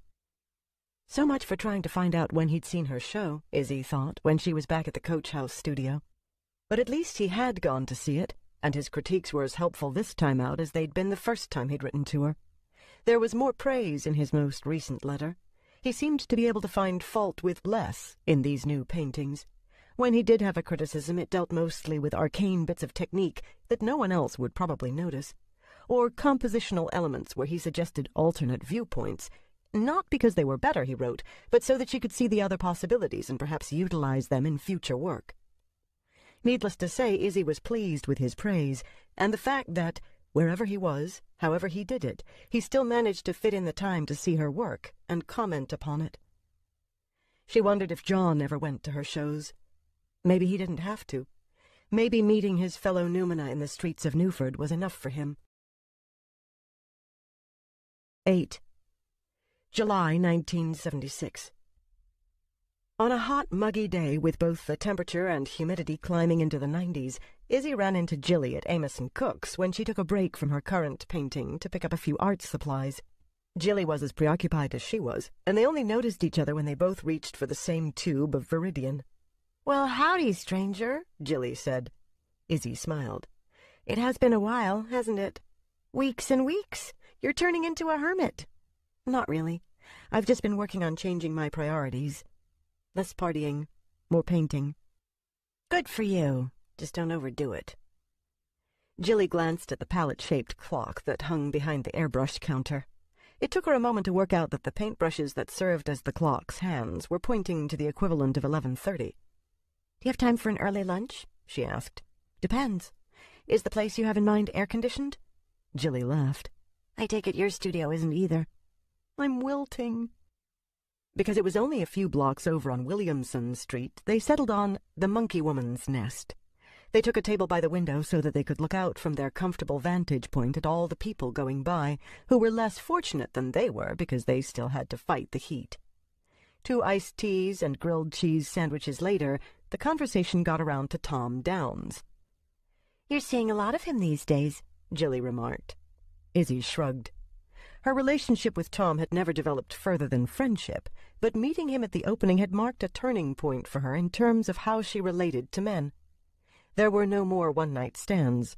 There was no more casual sex, period. She focused all of her energy instead on her work and her friends and her Numina. "You make it sound like a crime," she said. "He just bugs me, that's all." "He used to bug me as well, but he's turned out to be a pretty decent sort. Have you seen much of his work?" Jilly sighed. "That's what's so really infuriating about him. Unlike so many other people who launch into a half-hour lecture at the drop of a hat, he can actually paint. Technically, he's really good. A little reminiscent of Keane at times, but not so much as he used to be. And he really does practice what he preaches. I can't believe how realistic his work is, while still keeping its painterly qualities. And he's doing it with watercolors." "I know." Jilly paused. "Well?" she asked, when Izzy didn't fill the silence. "Are you serious about him?" Izzy shook her head. No, or at least not in the sense that you mean. I'm serious about him as a friend. It's nice to have a man to go to a film or an opening with, and not have to fend off advances or worry about all sorts of strings being attached. And I like to listen to him go on. I don't agree with him all the time, but I still find what he has to say interesting. Uh-huh, Jilly said, as though she thought there had to be more to it than that. It's true, Izzy said. Jilly studied her for a long moment. You still miss John, don't you? She asked. Not at all, Izzy lied. I can't remember the last time I even thought about him. 9. March 1977. Izzy finished La Liseuse on the 2nd anniversary of having broken up with John. She stood back from the canvas and was surprised herself at how well the painting had come out. She almost expected the red-haired woman to step gracefully down from the easel, book under her arm, that solemn look in her eyes counteracted by the warmth of her smile. Then Izzy had to laugh at herself. Well, yes, she would be stepping down from the painting, wouldn't she? Crossing over from the before to here. That's what Numina did. Her crossing over wasn't the question at all. The question was, what would she be like? Izzy had taken the inspiration for the reading woman from Cathy's story of the same name. Rosalind was the character's name. Its Numina would have the same. This was the first time that Izzy had deliberately set out to bring to life a Numina whose genesis lay in another's creativity rather than her own, and she had no idea what was going to happen. Would Rosalind be like the character in Cathy's story, or would she be similar only in how both Izzy and Cathy had described her? Rosalind, she said softly, if you cross over, I hope you'll be your own woman. Whose else's would I be? A soft voice asked. Izzy turned slowly to find the painting's Numina standing in the studio behind her. She had never seen one of her Numina so soon after it had crossed over, and she studied Rosalind carefully, worried that she might feel disoriented, and wondering what she should do if Rosalind was. But the Numina radiated an aura of peace, just as Cathy had described in her story, just as Izzy had tried to capture on her canvas. Do you feel okay? Izzy asked. Rosalind's smile broadened. I've never felt better. Thank you for bringing me across. You remember the crossing? I remember I was in a story, Rosalind said in that soft voice of hers. But I don't remember what it was. For a moment, Izzy thought she was talking about Cathy's story, but then she realized Rosalind was speaking of the before, describing it the same way John had. There were stories, he'd told her once. That seemed a lifetime ago now. Can I get you anything? Izzy asked. Some tea? Or something to eat? I think I will sit for a moment. Rosalind crossed the room and settled in the window seat. She looked out over the snowy lane that ran beside the coach house, her face in profile. Izzy had painted her head on, but only after much indecision and having sketched any number of alternate poses. She was surprised to see that Rosalind's profile was exactly the way she'd imagined it to be, though why that should surprise her she didn't know. After a moment she wiped her hands on a rag and went to join her visitor in the window seat. "What's the book about?" she asked. She'd painted a book because in the story Cathy's Rosalind had always been reading. It had been the character's connection to herself, a lifeline that helped her through the bad times, then a pleasure that she'd continued when her life finally turned around and she was able to have hope for the future once more. Rosalind smiled at her question. "I'm not sure. I haven't begun it yet." The smile reached her eyes as she added, "But I have the feeling that it will be different each time I read it. That's the way it is with enchantment, isn't it?" "I'm not sure what you mean." Rosalind turned the book so that Izzy could see the one-word title on its spine, Enchantment, then brought the book back to her chest and folded her arms around it. "I think I might take a walk," Rosalind said. "I'd like to explore the city a little before I go." "Go?" "To the island," Rosalind explained. "I have this feeling that I will never be as comfortable living indoors as living out among the elements. I will make myself a home there in a birchwood. There is a birch wood, isn't there? Where? On the island. Izzy gave her a confused look. I'm not sure I know what you're talking about. Wren Island. It was your home, wasn't it? Yes, but how do you know that? Rosalind considered that, then finally shook her head. I don't know. It simply feels as though I always have. She laughed lightly. But then always is a rather short time when you consider how long it's been since I crossed over. She rose from the window seat. You don't mind, do you? That you live on the island? Of course not. Rosalind shook her head. No. That I go for a walk. I know it's rude to leave so soon after we've met, but I feel as though I need to look for somebody. Who? I don't know that either. I'm living on intuition at the moment. Let me get you a coat, Izzy said. Oh, the cold won't bother me. Yes, but everybody else is wearing one. You don't want to stand out, do you? They will only see me if I choose to let them. Izzy nodded slowly. How come I can always see you? I mean, you know, those who have crossed over. It doesn't matter where I am. Here in the studio or out on the street, I can always see you. You're a maker, Rosalind said. Makers can always see those who have crossed over through the objects that they have made. She stepped closer to Izzy and touched a hand to Izzy's cheek, the way a mother might touch her child. Then she glided more than walked to the door of the studio, stepped out into the snowy night, and was gone. Izzy stood looking at the door for a long time. She remembered what Rosalind had said earlier about why she was going for this walk, and couldn't get it out of her mind. I feel as though I need to look for somebody. Izzy had the feeling that Rosalind wouldn't find who she was looking for out on Newford's streets, nor would she find it on the island. Izzy turned slowly to regard her easel. She took Rosalind's painting from it and put up a fresh canvas that she'd primed earlier in the week. She didn't even have to think about what she was doing as she began to block in the composition, because she was remembering another conversation now, something Kathy had once said.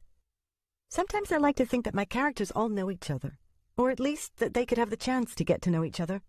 Some of them would really get along. She'd paused for a moment, looking thoughtful. Well, some of them need each other. Like the wild girl. I think the only thing that could ever save her in the end is if she was to make friends with, I don't know, someone like Rosalind, someone full of peace to counter the wildness that the wolves left in her soul. Are you going to write a story about it? Izzy had asked, intrigued with the idea. But Kathy simply shook her head. I don't feel that it's my story to tell. I think they'd have to work that one out on their own.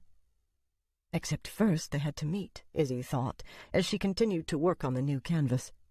The underpainting was still all vague shapes of color and value, but she could already see the wild girl's features in it.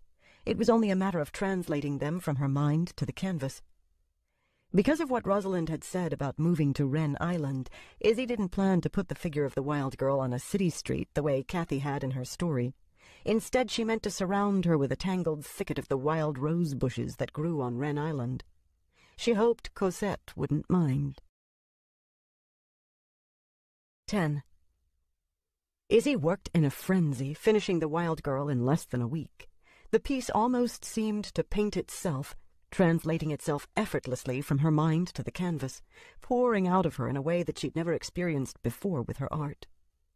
Jilly and Sophie had both tried to explain to her how it felt, those rare occasions when the process itself seemed to utterly possess them, and they couldn't put down a bad stroke if they wanted to, but she'd never really understood what they meant until she began work on Cosette's painting.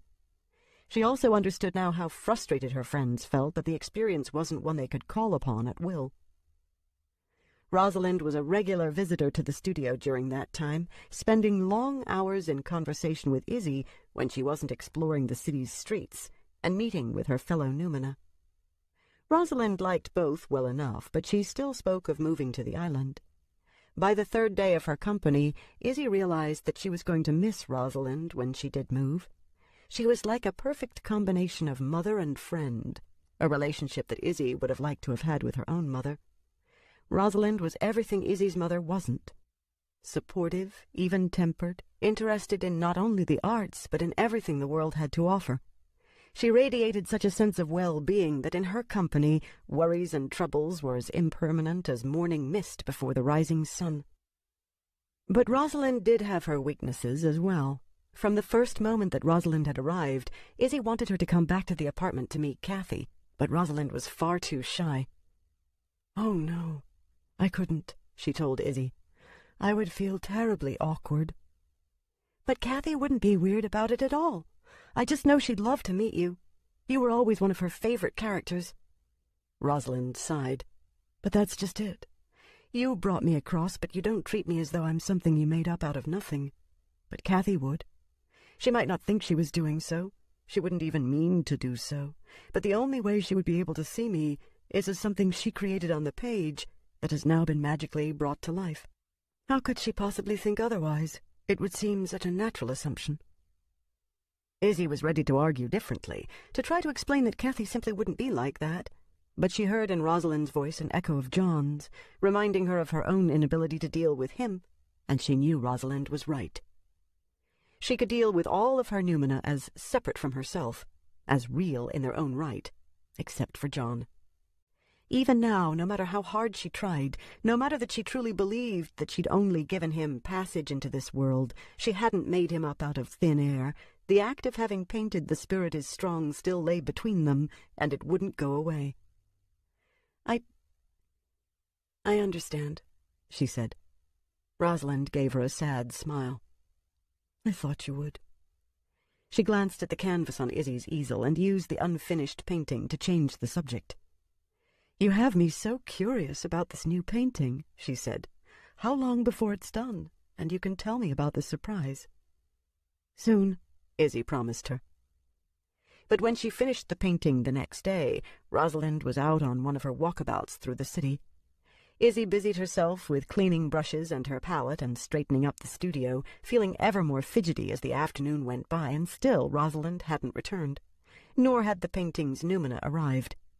Finally, Izzy's patience ran its course, and she just had to go out and look for Rosalind. She found her wandering through the market in Lower Crosey, engrossed in studying all the varied wares that were displayed in the shop windows. Izzy ran up to her, bursting with her news. "The painting's finished," she said. Rosalind looked delighted. "Now don't you go teleporting yourself back to the studio," Izzy added. "I want to be there when you see it." "I wouldn't dream of it," Rosalind assured her.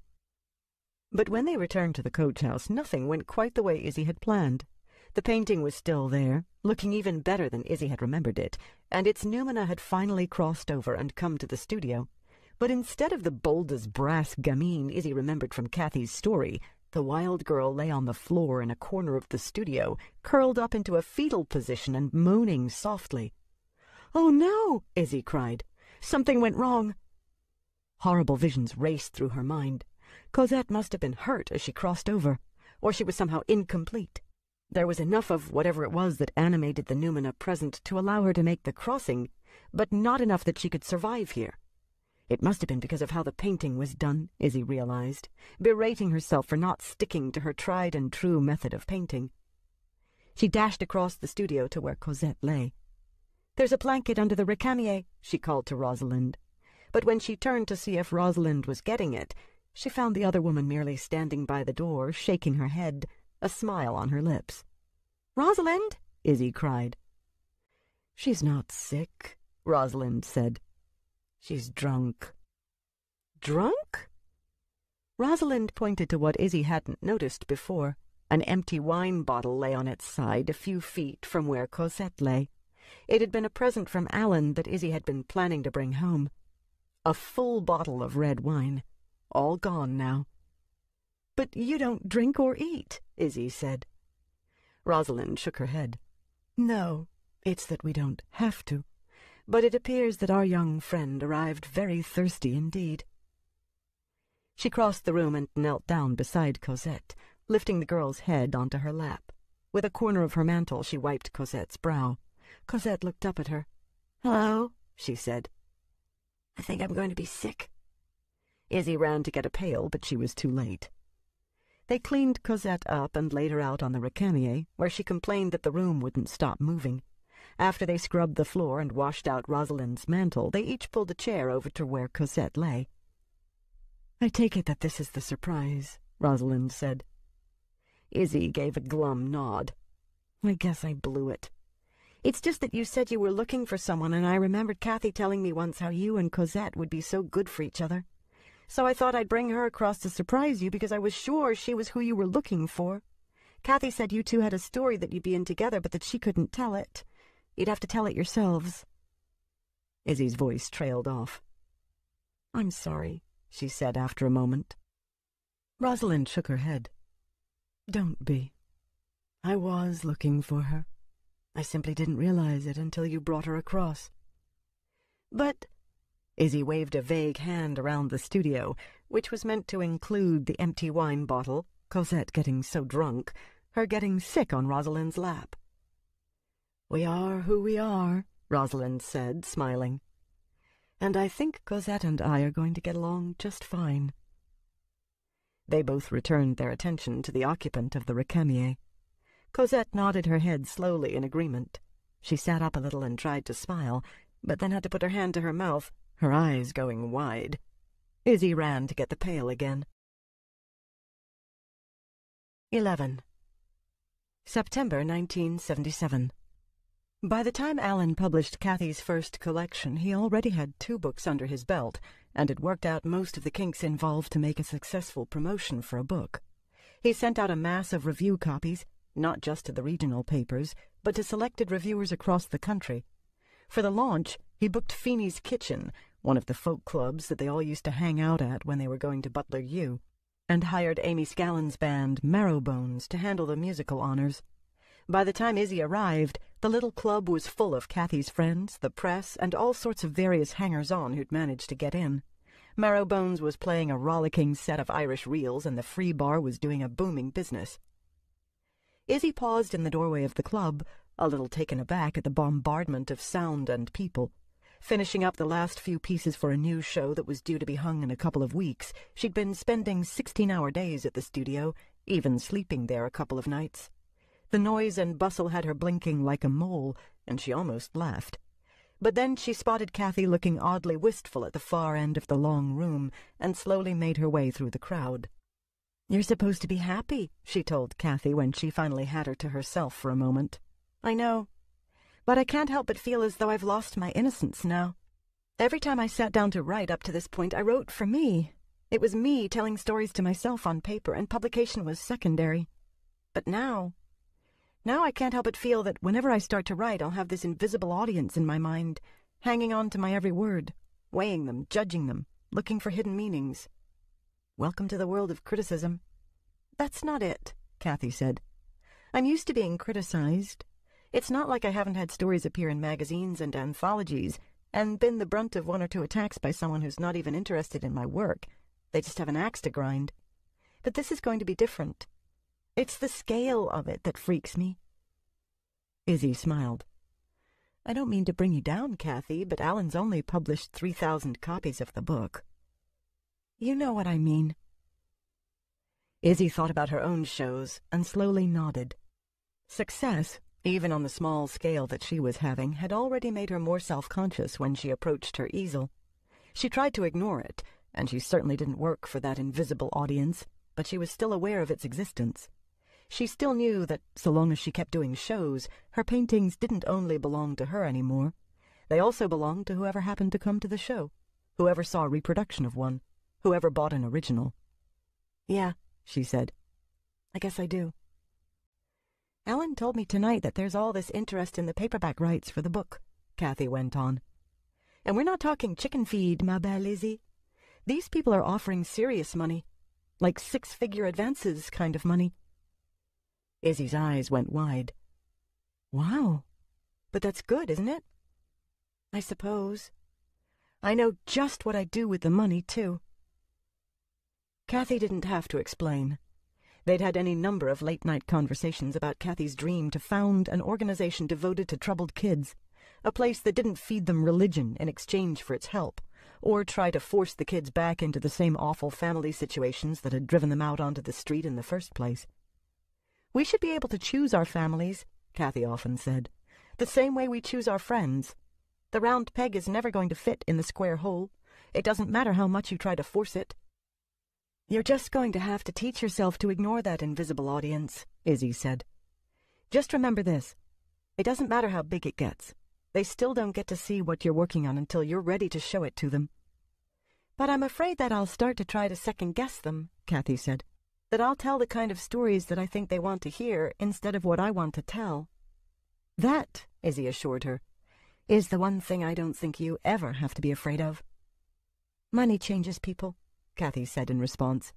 "And big money changes people in a big way. I don't want to have this deal of Alan's go through and then find myself looking in a mirror 5 years from now and not recognizing the person who's looking back at me." "That's going to happen anyway," Izzy said. "Think about what we were like 5 years ago." Kathy gave her a look of mock horror. "Oh, God, don't remind me." "So maybe change isn't always so bad. We just have to make sure that we pay attention to it as it's happening to us." "Too true," Kathy said. "But this conversation is getting far too earnest for the occasion. Any more of it and I'm going to become seriously depressed." She looked down at her empty beer mug, then at Izzy, who wasn't holding a mug at all. "Can I buy you a drink?" she asked. "I thought there was supposed to be a free bar." There is." Putting her arm around Izzy's shoulders, she steered them toward the bar, where Alan was drawing ale from the 3 kegs he'd provided for the launch. "But I'm in the mood for some Jamesons, and that, ma belle Izzy, Alan isn't providing. And here you are, about to make him all sorts of money." "I know," Kathy said. "It's a bloody crime, isn't it? Let's go give that capitalist pig a piece of our minds." 12. January 1978. "They're paying you how much?" Izzy asked. She'd gotten home from the studio early for a change, so she happened to be at the apartment when Kathy came bursting in with the news of the paperback sale Alan had negotiated for The Angels of My First Death. $200,000, Kathy repeated. "Oh, my God, you're rich!" Kathy laughed. "Well, not exactly. The East Street Press gets 50% of that." "I can't believe Alan's taking such advantage of you." "He's not. That's the standard cut for a hardcover house when it sells off the paperback rights." "Oh, well, $100,000 is nothing to sneeze at."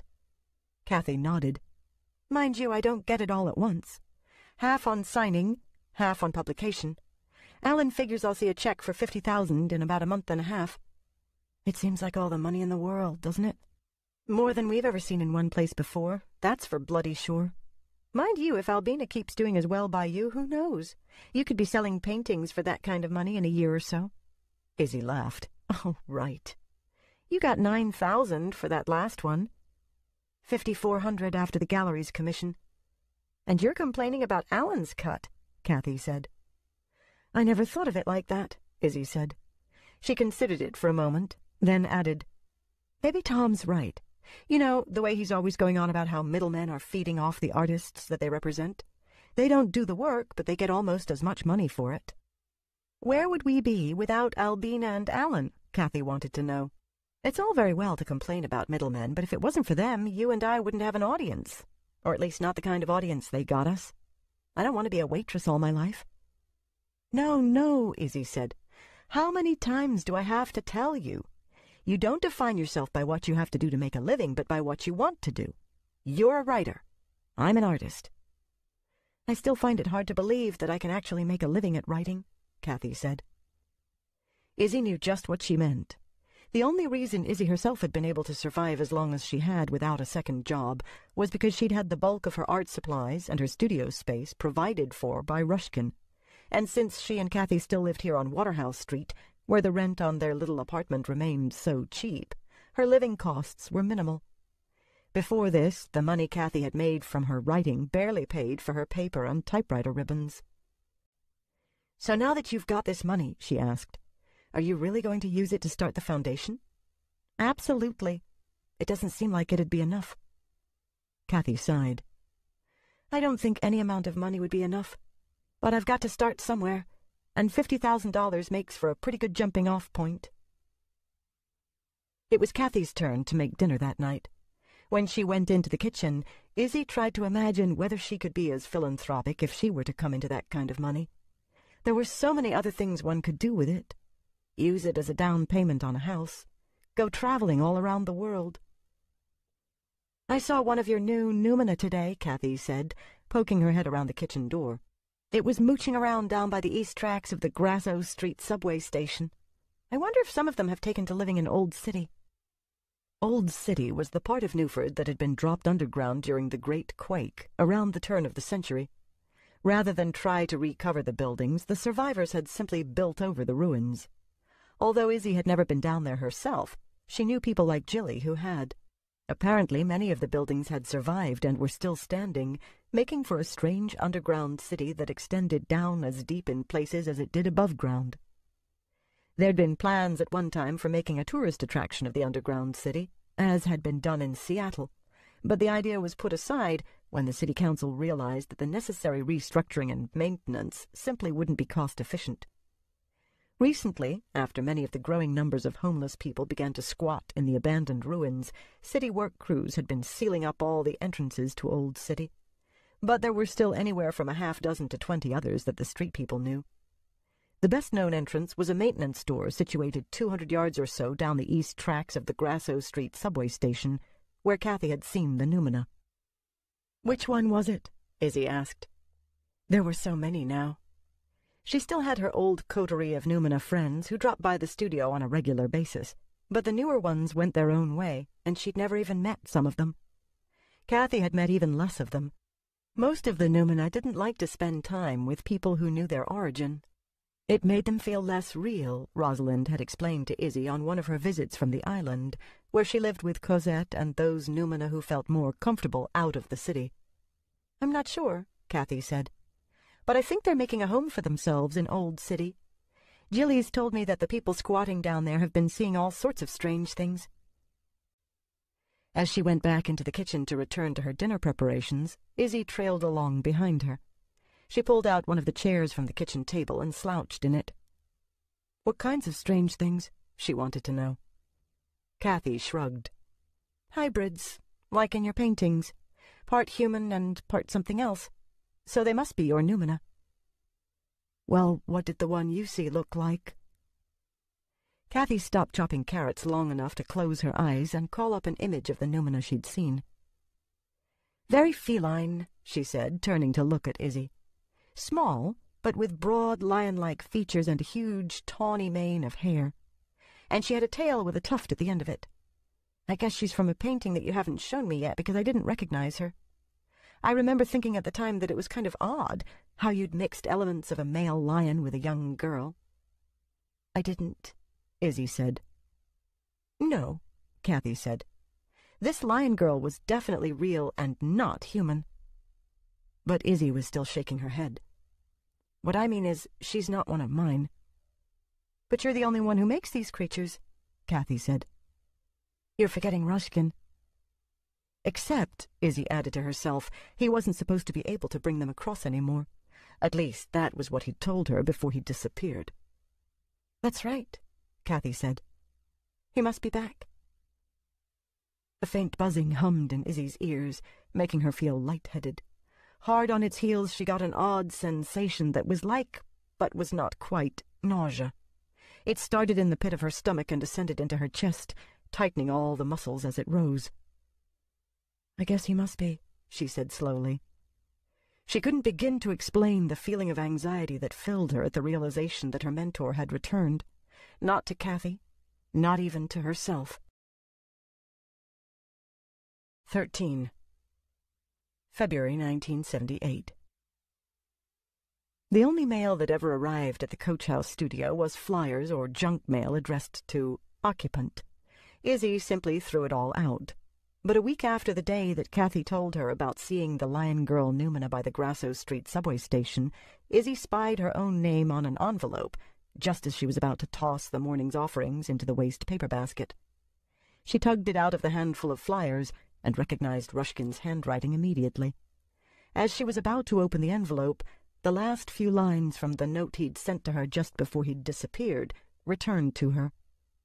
"I can't say how long I will be, but I promise to contact you before I return, so that, should you wish, you will not have to see me. If this should be the case, I will understand. My behavior has been unforgivable." And then she could see what she'd let herself forget. She saw it as clearly as though she'd physically stepped back through the years to that winter night, the snowstorm in her dream that echoed the storm outside her bedroom, and there was the hooded figure, Rushkin, the bolt from his crossbow piercing the body of her winged cat. And then there was John's voice playing like a soundtrack to that awful scene. "He feeds on us, Izzy. I don't know how, but it has something to do with the way he destroys the paintings that call us over." And then, mixed into that already disturbing stew of memories, was a disjointed recollection of how she'd been assaulted in the lane outside the studio, the faces of her assailants all wearing Rushkin's features again, instead of those from the mug books she'd gone through at the precinct. Her fingers found the tattered bracelet of woven cloth that she still wore on her wrist. She looked around the studio at the paintings of her noumena, the ones she hadn't put up for sale yet, the ones she never would, and the new ones that she was still working on. She had the sudden urge to hide them all, to call Alan and ask him to meet her downstairs with his car so that she could stack the paintings on its back seat and he could ferry them away. Her and the paintings, out of Rushkin's sight, away from the possibility of his discovering that they even existed in the first place, away to safety. Oh, why had she ever let anyone convince her that he wasn't dangerous? She forced herself to calm down and take a few steadying breaths. "Lighten up," she told herself. "You don't even know what the letter says." But she did, and she knew she wasn't wrong. The lion girl noumena Kathy had seen was a harbinger of what this letter was about to tell her. She could feel Rushkin's return in the rough texture of the envelope that rubbed against the pads of her fingers, in the ink that spelled out her name and the studio's address. Slowly she worked a finger under the flap, tore the envelope open, and pulled out a single sheet of thick paper the color of old parchment. Unfolding it, she read, "Isabel, I hope this finds you well and productive. I will be returning to my studio in Newford on February 17th. You are, of course, welcome to stay on and share the space with me, but I will understand your reluctance to do so should you choose to seek other arrangements. In any event, no matter what you decide, I hope you will still allow us the opportunity at some point to exchange a few words and catch up on each other's news. Yours, in anticipation, Vincent." Izzy read the letter through twice before laying it down on the table beside the easel that held her paints and palette. She tried to think of what the date was, but her mind was a blank. She went downstairs, planning to call Kathy to ask her, when her gaze fell upon the Perry's Diner calendar that she'd tacked up there in December. Her finger tracked across the dates to settle on the 16th. Rushkin would be here tomorrow. Her earlier panic returned. This time she did call Alan and arrange to have him come by at mid-afternoon to help her transport her work back to the Waterhouse Street apartment. The rest of the morning she spent taking her paintings down from the walls and stacking them by the door, bundling up her sketches and value studies into manageable packages, dusting, sweeping, scrubbing the floor, especially around her easel, and generally acting and feeling like a teenager who'd had a huge open house while her parents were out of town for the weekend and was still madly trying to clean up while their ETA drew ever closer. She was standing at the work table with a cardboard box, trying to decide what brushes, paints, and other art supplies she could honestly consider her own, when she heard Alan knock at the door. Sweeping her arm across the top of the table, she dumped everything she hadn't been able to make her mind up about into the box on top of what she had decided was hers, and hurried to let Alan in. One of the things Izzy liked best about Alan was how he never seemed to feel obliged to question the inherent chaos that represented the lives of so many of his friends. Instead of trying to make sense of what often even they couldn't rationalize, he simply went with the flow, listened when they wanted him to, or could, explain, and was generally there for them when they needed him, absent when they needed to be alone. "This is a lot of stuff," he said as he surveyed everything Izzy felt she had to bring with her. "I think it's going to take a couple of trips." "That's okay. Just so long as we can get it all away this afternoon. Rushkin's back, you see. Or at least he will be here by tomorrow, so it's all got to go." Alan regarded her for a moment. "I thought he was letting you use the studio." "He is. He was. I still could. It's just that... Oh, it's too complicated to explain, Alan." Alan smiled. "So what do you want to take first?" The move took 3 trips all told, because only so many canvases could fit in the back of the car at a time. But they were finished well before 6. Once everything was safely stowed away in her bedroom, Izzy fetched them both a beer from the fridge. "I love this piece," Alan said, picking up a small oil pastel portrait. "She sort of reminds me of Kathy." "It's the red hair," Izzy said. Alan laughed. "Izzy, almost all the women you paint have red hair." "This is true, and I have no idea why." "Maybe it's because Kathy has red hair," Alan said. "What's that supposed to mean?" "Nothing," Alan told her. "It's just that a lot of artists tend to use their own features or those of their friends because they know them so well. I thought you were doing the same." Put like that, Izzy thought, there might well be something to what Alan was saying. She certainly knew Kathy's features better than those of anyone else in her life. Better even than her own. "But it's not just the hair that reminds me of Kathy with this one," Alan went on. "It's more just a I don't know, a Kathy-ish expression, I suppose. I call it Annie Nin." "After Anais Nin?" "Who?" Alan smiled. "She's a writer. You'd probably like her work." "I've never heard of her before. Annie Nin just popped into my head the day I finished it." "Well, it's beautiful. You know I like all your work, but I really love the movement of your brushstrokes on this one. They're so free and loose." "Actually, I did that with oil pastels. What you're admiring is the marks of the pastel stick on the board." "Whatever. I still really like it." As he started to put it down, Izzy pushed it toward him. "Take it," she said. "I'd like to see her go someplace where she'll be appreciated." And besides, she thought, Alan's apartment was the closest thing to a library without actually being one that Izzy could think of. Annie would love it there. "I couldn't just take it," Alan said. "It must be worth a fortune." "Oh, right. Like you haven't seen what my work goes for in the gallery." "Not nearly what it's worth," Alan told her. Izzy smiled, relaxing for the first time since the mail had arrived at the Coach House studio that morning. "You're being sweet," she said, and then refused to accept no for an answer from him.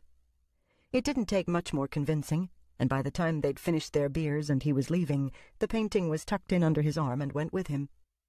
Later, Izzy had cause to be grateful for that moment of generosity, for that was how Annie Nin's Numina survived all the deaths that were to come, following Rushkin's return to the city. 14. March 1978.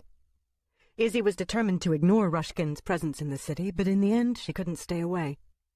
Because her Numina were still unharmed, and the awful dreams she used to have about them being hurt hadn't returned, she let the old arguments convince her again that he meant neither her nor her Numina any harm. She thought of the helpful letters he'd sent, critiquing her shows, of all she'd learned from him, of all the good times they'd had, talking about art and all the strange and wonderful places he'd been, of how he'd provided her with art supplies when she had nothing, of how he'd allowed her the use of his studio for all the years he'd been away.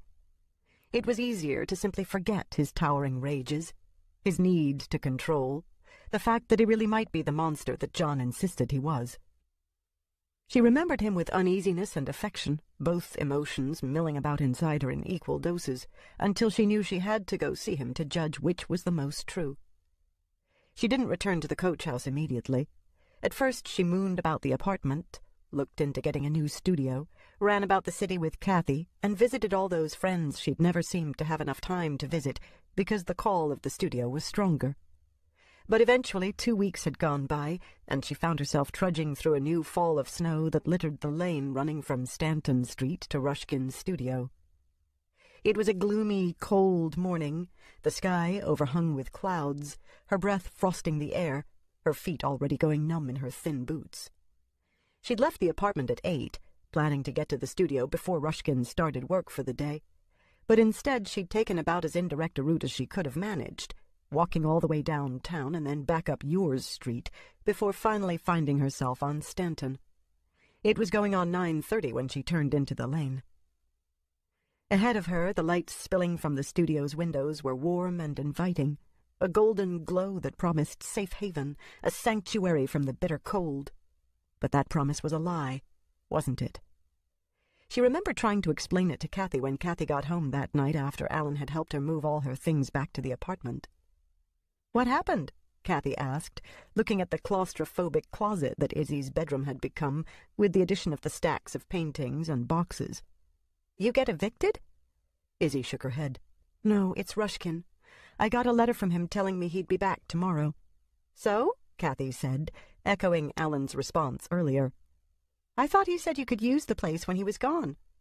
"He did. It's just, you know." Izzy shrugged, wanting to leave it at that. But unlike Alan, Kathy wasn't one to be easily put off once she had her mind set on knowing something. "Know what?" she asked. Izzy sighed. "It's my Numina. I had to get them out of there before he came back." "You really think he's after them?" Izzy had never told Kathy about the death of the winged cat in her dream, or how Rushkin had tried to kill Paddy Jack. Would have killed him, if it hadn't been for John. She hadn't told her about Rushkin trying to buy one of her Numina paintings for $5,000 from her first show at the Green Man Gallery. She hadn't told her about how Rushkin seemed to have changed after she first met him, from troll to a normal man. There were so many things she'd never told anyone about Rushkin. She shrugged. "You know what John said, that they keep him young, that they're like a kind of food for him." "He feeds on us, Izzy." "Do you believe it?" Kathy asked. "I don't know. But why take a chance, right?" Kathy nodded. "If you're that uncertain," she said, "then you did the right thing. And maybe you should keep on doing the right thing. Stay away from him." "I will," Izzy had promised. Except here she was where she'd said she wouldn't be, climbing the stairs to the studio, knocking on the familiar door. She'd left a key to the new lock in an envelope that she'd slipped into the mail slot of the apartment downstairs. But she still had a key to that door in her pocket, she realized. She should give it back to Rushkin. That would be her excuse for coming, she decided. To return the key and thank him for the use of the studio and then just go, because she really shouldn't be here. She'd promised herself as much as Kathy that she would keep her distance from Rushkin. But then the door opened, and all her good intentions were swept away. "Isabel!" Rushkin cried, his whole face lit up with pleasure at seeing her. "It's so good to see you. Come in, you look frozen." He seemed different again, Izzy thought as she let him usher her inside. Not the grotesque troll she'd caricatured in that sketch at St. Paul's Cathedral all those years ago, but not the quirky, stoop-backed man not much taller than herself that she remembered from just before he went away, either. The man who met her at the door was far more ordinary than that. He was still Rushkin, still unmistakably the odd bird with his too bright eyes and his outdated wardrobe, but there was nothing either threatening or senile about him. He hadn't grown any taller, and he remained as broad in the shoulders as ever, but the power he exuded still came from within, rather than from any physical attribute. How was your trip?" Izzy asked. "Trip?" Rushkin repeated in a tone of amusement. "You make it sound as though I was on a holiday." "I didn't know what you were doing." "Lecturing, Isabel. Lecturing and touring and studying the masters when I had the time, because one can never learn too much from those gifted ones who went before us." He led her across the studio to the window seat and sat her down where the air from the heat vent rose up and warmed her. Without waiting to ask her, he fetched her a mug of tea from the thermos he kept on the work table and brought it back to where she was sitting. Izzy gratefully cradled it in her hands and let the warm steam rise up to tickle her cheeks. "I got your letters," she said after she'd taken a sip. "I found them really helpful." "Then it was worth the time I took to write them." "I couldn't tell where you were when you mailed them. The postmarks were all smudged." Rushkin shrugged. "Here and there. Who can remember?" "I was surprised that you even had a chance to see the shows." "What? And miss such important moments in the life of my only and best student?" Izzy couldn't help but bask in the warmth of his praise.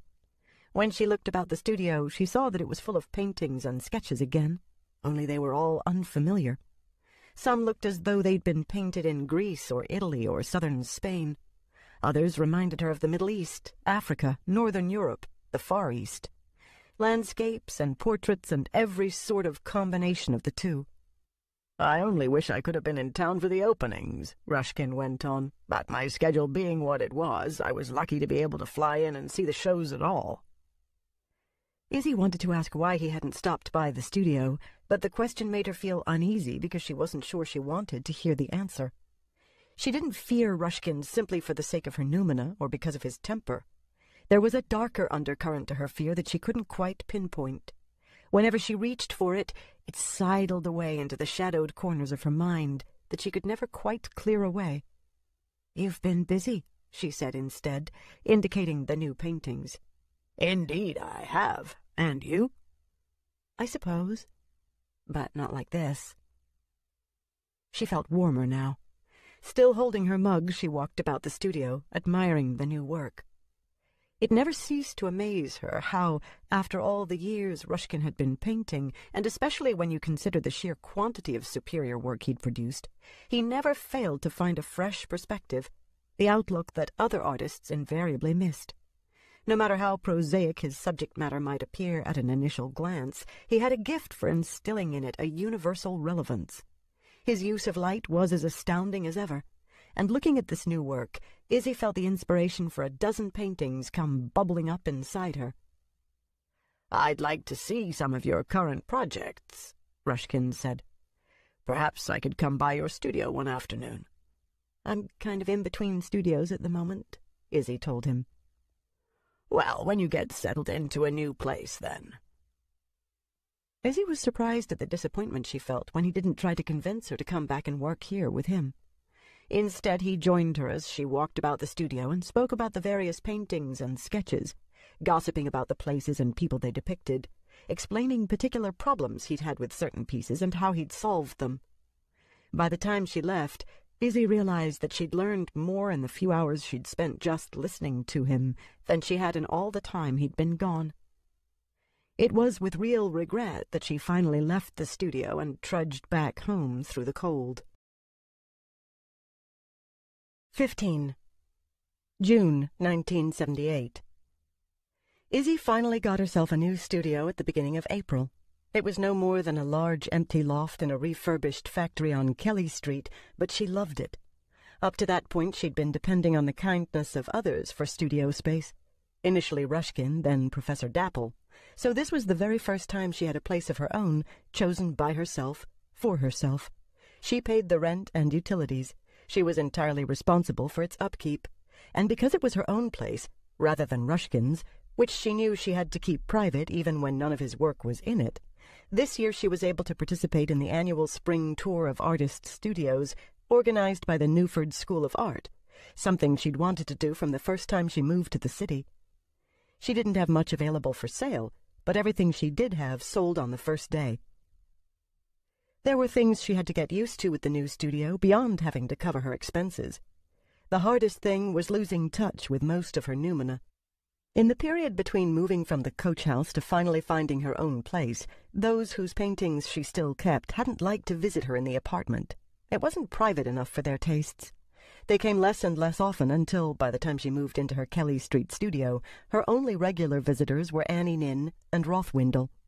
Rosalind and Cosette still came by whenever they were in town, but that wasn't all that often. The rest of her noumena seemed to just drift out of her life.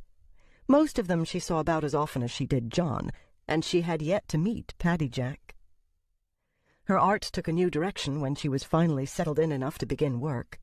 Inspired by the paintings that Rushkin had done on his travels, taken mostly by how, as Tom Downes had put it, Rushkin saw things rather than simply his technique, she embarked on an ambitious series depicting the architecture of Lower Crosey, juxtapositioning the vanishing older buildings with those that were replacing them or had been renovated.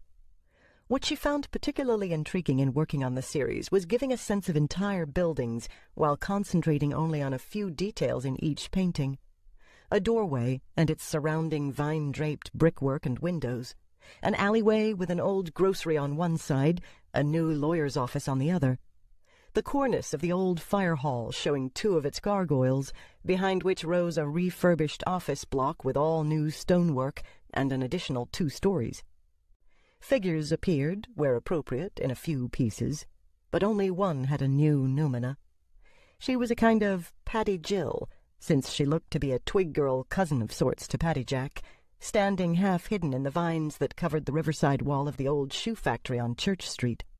The painting was an immense work called Church Street 2, Bricks and Vines, and Izzy saw it as the centerpiece of the series, which she'd taken to calling Crow-Sea Touchstones.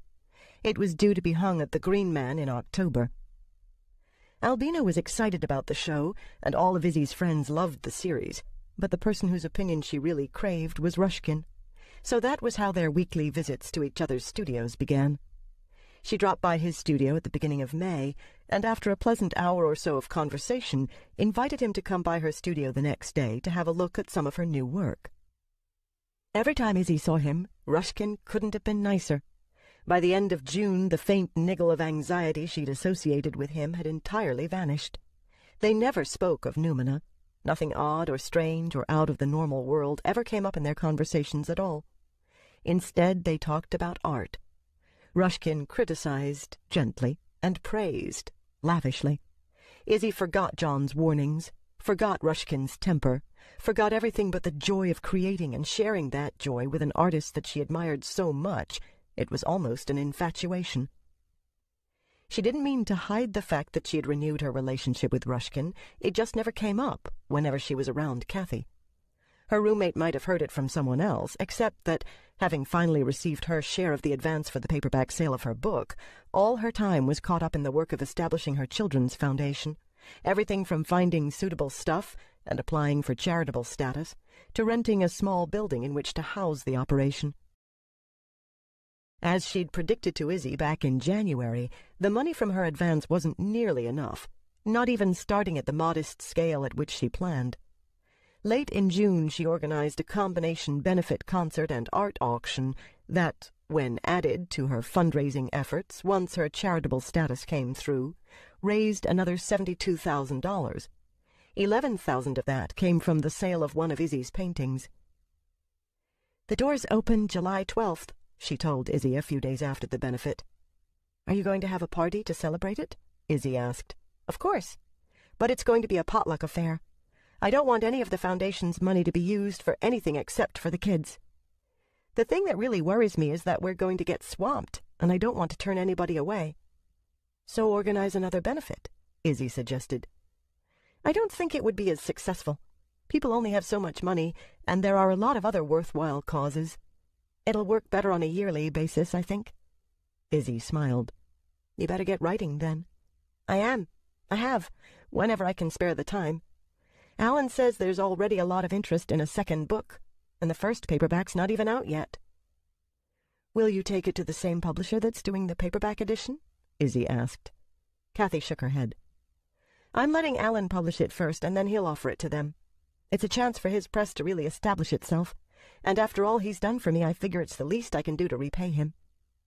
"But if he gets 50% of the next paperback sale as well," Izzy began. "He won't. He didn't even take that for Angels." "What do you mean?"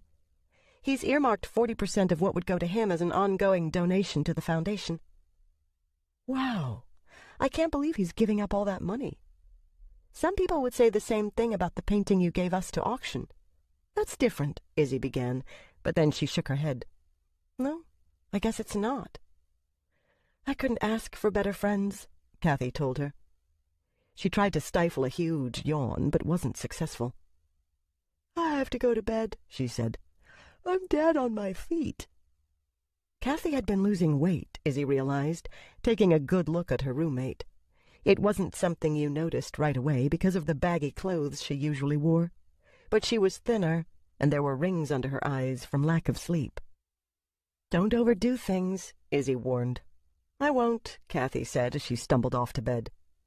"I'm just so happy that everything's actually going to happen." She paused at the doorway to her bedroom to look back at Izzy. "You know, that maybe I can save some kids having to go through the shit I had to."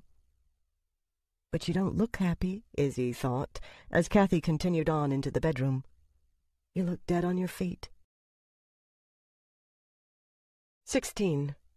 July 1978. It seemed as though everybody that Kathy and Izzy knew showed up for the open house party to celebrate the opening of the Newford Children's Foundation. The only exceptions were Rushkin and John, both of whom had been invited, Rushkin by Izzy and John by Kathy, who'd run into him in the Walker Street subway station the week of the benefit. The house had been furnished in what Jilly called contemporary scrounge, because everything had been acquired from flea markets and yard sales. "The furniture just has to do its job," Kathy had said, resenting any money spent that didn't go directly to the kids. "It doesn't have to be pretty." To offset the battered desks and filing cabinets, Izzy and Kathy, along with a number of their other artist friends, had spent a few weeks repainting all the rooms, making curtains, wallpapering, painting wall murals in the kitchen and offices, and generally giving the rooms a more homey feel. The centerpieces of the waiting room, which also housed the reception desk, were the two paintings that Izzy had based on Kathy's stories, La Liseuse and The Wild Girl. She'd given them to Kathy a year ago. "I'm so glad you hung them here," Izzy said, as she and Kathy finally got a break from greeting the guests and were leaning up against a wall in the waiting room, sipping glasses of wine. Kathy smiled. "I love the way they look in here. I know you based them on stories in Angels, but they perfectly suit what the Foundation's all about. The Wild Girl is all the kids we're trying to help, and La Liseuse is a perfect image of what so many of them have never had and never will have, the quintessential mother figure about to read them a story before bed. I can't imagine them anywhere else. In fact, they're part of the Foundation's assets now, and I've written in a stipulation in our charter that says they're always to hang in the Foundation's waiting room, no matter where we eventually move, no matter what happens to me personally."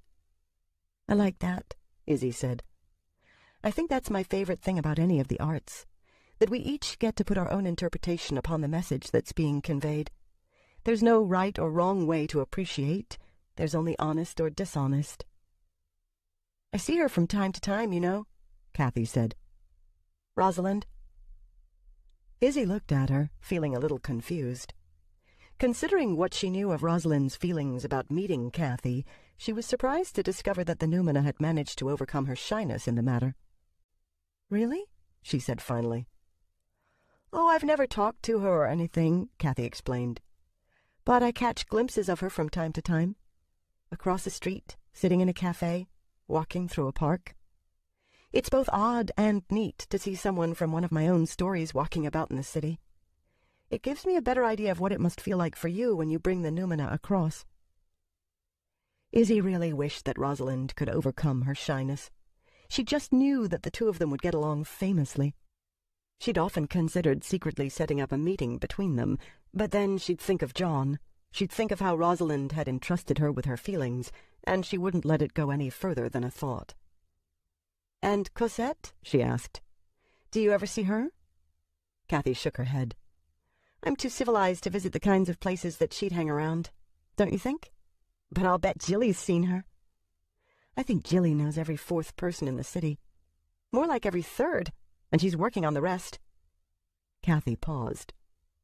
"How come you've never told her about the Numina? It's so up her alley." Izzy shrugged. "I don't know. I'm not trying to be selfish or anything, but I feel like everything would change if I told anybody else." "You told me." "That's different," Izzy said. "That's more like telling another part of myself." "Are we going to be friends forever?" Kathy asked. Izzy turned to look at her roommate. Kathy looked so serious that Izzy stifled the humorous response she'd been about to make. "We'll be friends forever," she assured Kathy. Kathy gave her a quick smile. "That's good, because, you know, you're the only good thing I ever had in my life that didn't turn around and hurt me." "Look around you," Izzy said. "All these people are your friends, Kathy. None of them would be here if it wasn't for you." "I know, but the way I feel about them isn't the same as I feel about you." Izzy put down her wine glass to give Kathy a hug. "That's because a person can only ever have one real best friend," she said, "and we're stuck with each other." Kathy hugged her back. "Stuck together, like salt and pepper, crackers and cheese, bacon and eggs. Now I'm getting hungry," Izzy said. "Me too." Izzy plucked her wineglass from the windowsill where she'd set it down earlier.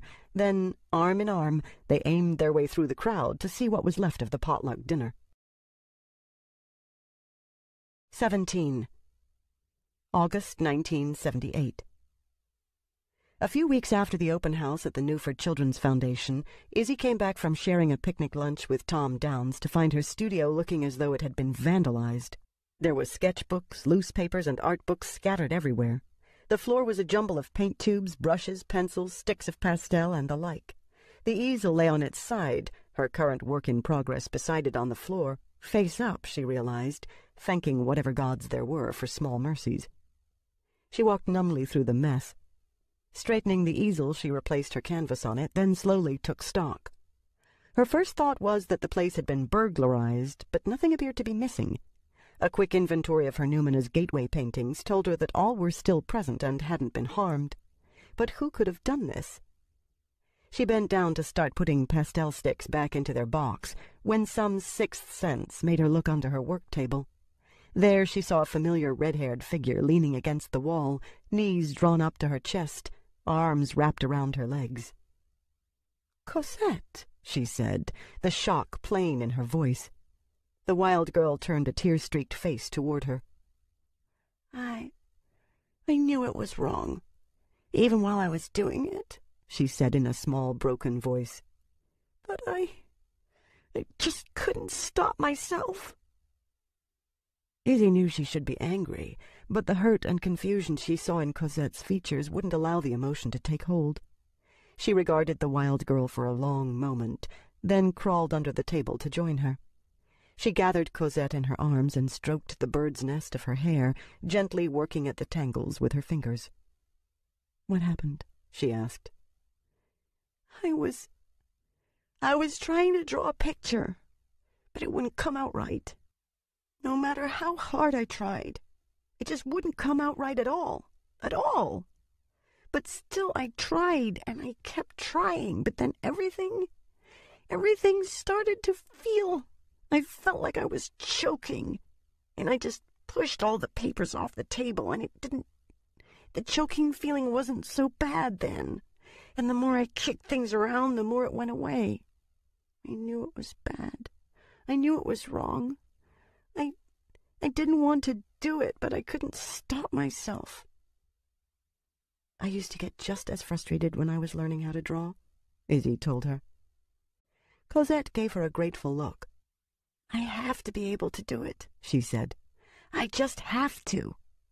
Nobody's good right away, Izzy said. It takes a lot of hard work to get anywhere with it. But I'll never get it because I don't have anything inside me. I thought doing it would put something inside, but you have to be someone first. Like you. You are someone. I want to be just like you. You don't have to be like me to be able to do art, Izzy told her. Every artist is different. But Cosette shook her head. No, I have to be like you. Whatever for? I want to be real. You are real, Izzy told her. No, I'm not. I'm like Solemn John. John's real, too. Cosette shook her head again. He says you don't really believe that. And if you don't believe it, then it must be true because you're the one who made us. I didn't make you, Izzy said. All I did was open a door for you to step through. Then why does John say what he does? Izzy sighed.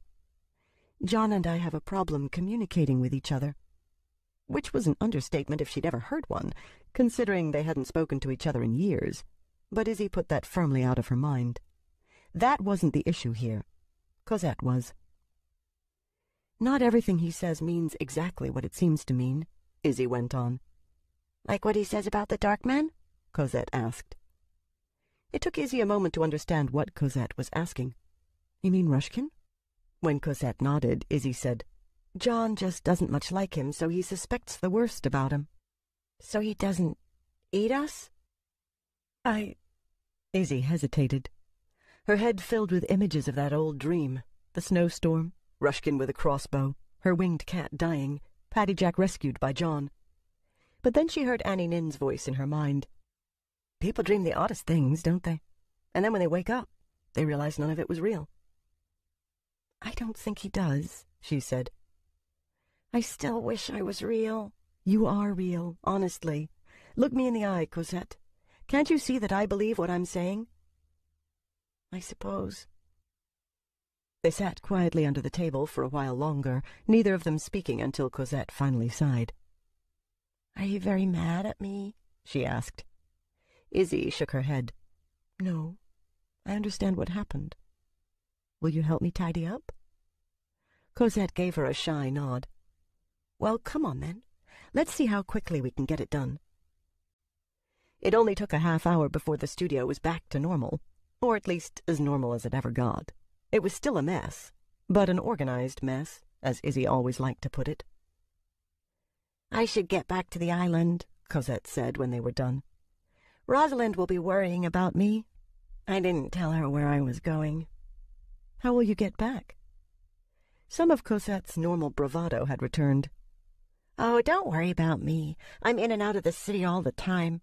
"Well," Izzy said dubiously, "if you promise to be careful—" "I'm always careful," Cosette began. Then she looked around the now tidied studio. "Well, almost always."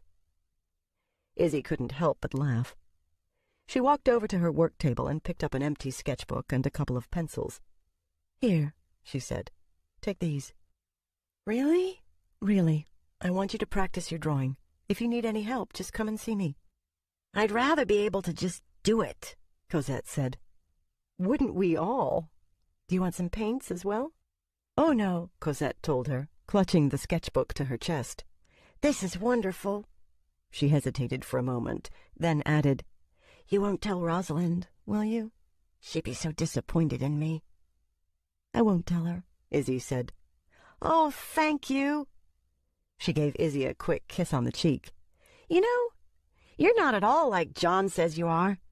And with that, she seemed to spin like a dervish and whirl out of the door.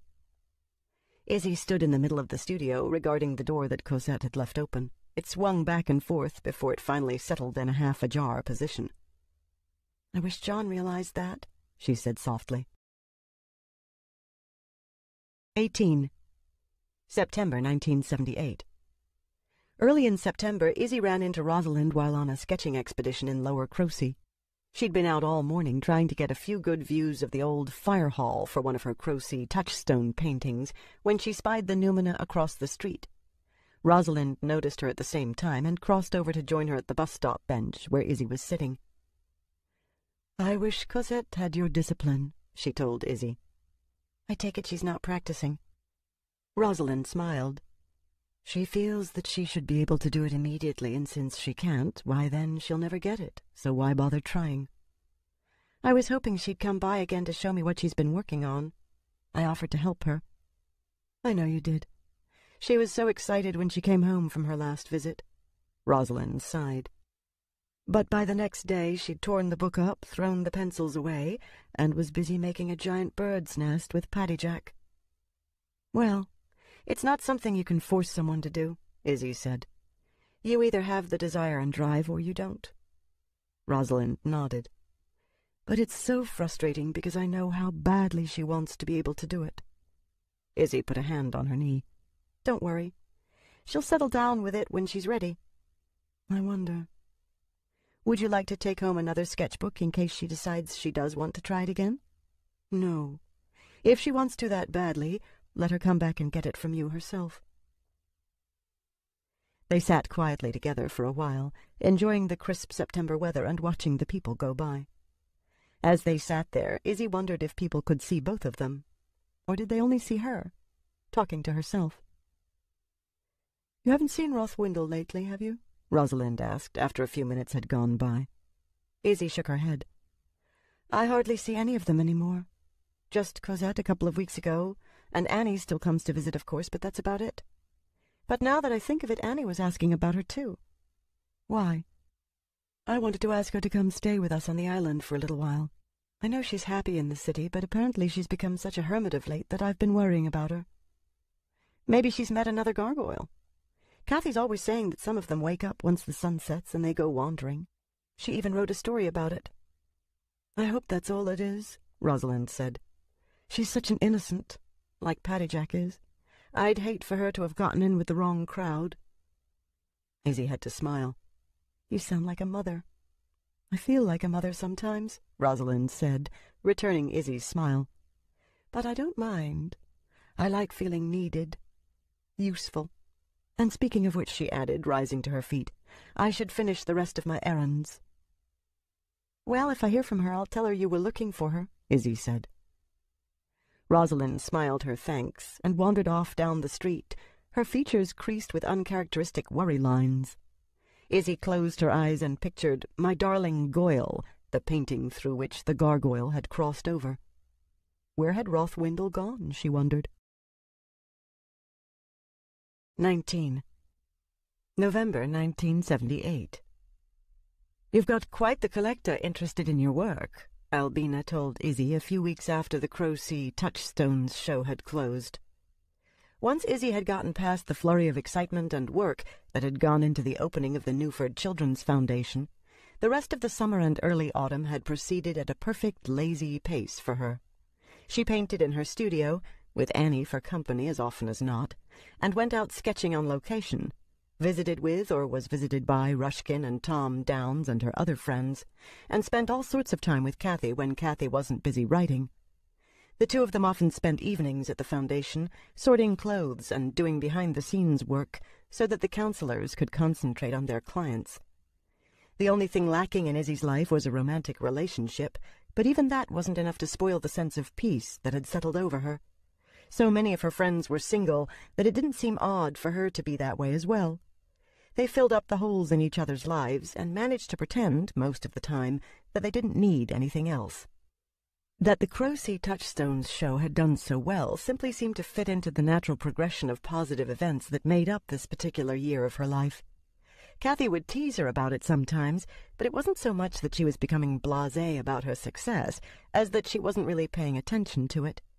So when Albina brought up the idea of a serious collector of her work, Izzy couldn't quite seem to muster up much more than an idle curiosity in the subject. "How so?" she asked, after taking a long sip of the tea that Albina had brought along on her visit to the Kelly Street studio. The two of them were sitting in one of the disused rooms in the old factory building that the various tenants used as sitting rooms, because their studios, like Izzy's, were usually too much of a mess. The windows here gave out upon a long view of alleys and backyards, with office complexes rising up behind them in the distance. Albina poured herself another cup of tea from her thermos before she replied. "Well, he's been buying one or two of your works from every show, and they're always the most expensive ones." "Don't tell me," Izzy said. "Let me guess. He's a doctor, right?" Albina shook her head. "A lawyer, actually, although I think he's buying the work for a client, so maybe you're right. It could be a doctor." But Izzy wasn't listening to her anymore. A deep stillness had settled inside her at the word lawyer. What's his name?" she asked, in a voice gone soft. Albina smiled, unaware of the change in Izzy. "Richard Silva," she said, "of Olson, Silva and Chismar Associates. You asked me about them before, and I couldn't remember the name, but I've cashed so many checks with their name on it by this point that I'd be hard put to forget it now." The stillness deepened inside Izzy. "And the paintings he bought?" she asked. Her worst fears were realized as Albina began to name the pieces. Each title was of a painting of one of her noumena. All of John's old accusations came flooding back into her mind, and she had nothing to say in her own defense. "How could you?" she wanted to scream at Albina. "How could you let him buy them all?" No wonder Rushkin hadn't been worried about her having her own studio and working elsewhere. He'd found another way of acquiring her noumena. But the words remained stillborn because she realized that Albina wouldn't know what she was talking about. There was no way Albina could screen all buyers to make certain they weren't Rushkin. All Izzy could do was stop offering them for sale, or stop painting them altogether. The pain deepened inside her when she realized that one of those paintings had been My Darling Goyle. Oh, Rothwindle, how could she have been so stupid? How could she have betrayed the gargoyle like this? No wonder John would have nothing to do with her. She was just as irresponsible as he'd warned her not to be. "Is something wrong?" Albina asked, finally picking up on Izzy's change of mood. Izzy looked at her, but there was nothing she could say. "No, I'm just feeling moody. I think I'm premenstrual," she added, by way of explanation. "There's something to be said for menopause," Albina told her. "It's the one aspect of growing old that I don't regret." Izzy found a polite smile, but it never reached her eyes. All she wanted now was to be alone with her grief and her anger. The latter was directed as much at herself as it was at Rushkin. How could she have let herself fall under his sway again when she knew he was not to be trusted? It seemed to take forever before Albina finally left to go back to the gallery. 20. "It's not your fault," Kathy said when Izzy told her that evening. "You couldn't have known." It was what Izzy wanted to hear, but she knew it wasn't true.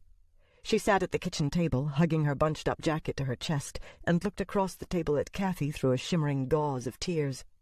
"But that's just it," she said mournfully. "I did know. I should have realized that Rushkin was a real danger to my Numina, and that he wouldn't give up so easily.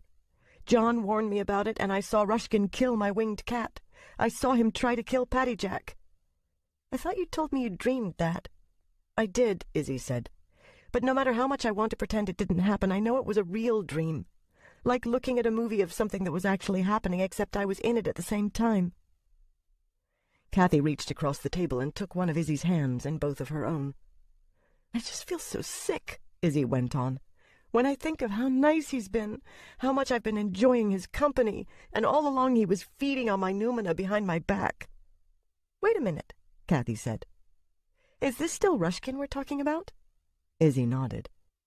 "But I thought you weren't seeing him anymore." "I wasn't planning to. It's just, I don't know. I kind of fell back into a relationship with him. I'd stop by his studio, he'd stop by mine. It was all so harmless and friendly. I was learning so much." "It still wasn't your fault," Kathy said. "You don't have any control over what Rushkin does." Although she knew she deserved to be held to blame, she was to blame. Izzy was grateful to Kathy for refusing to hold her responsible for what had happened. "But I should have believed John," she said. "It's just that I didn't want Rushkin to be what John told me he was." "When you want things to be different from how they are," Kathy said, "it's sometimes easy to convince yourself that they are." Izzy nodded unhappily. "But I won't risk any more of them. From now on, all I'm painting are landscapes, cityscapes, skyscapes, anything except for Numina. If I want people in a painting, I'll do real-life portraits." "You can't do that," Kathy told her. "What am I supposed to do? If I paint more of them and bring them across, it'll just put them into danger. I'd have to keep the paintings all locked away here, or in my studio, and what's to say he won't find a way to get at them anyway? He got to the paintings I did at the Grumbling Greenhouse studio and stole away their vitality without ever laying a hand on them."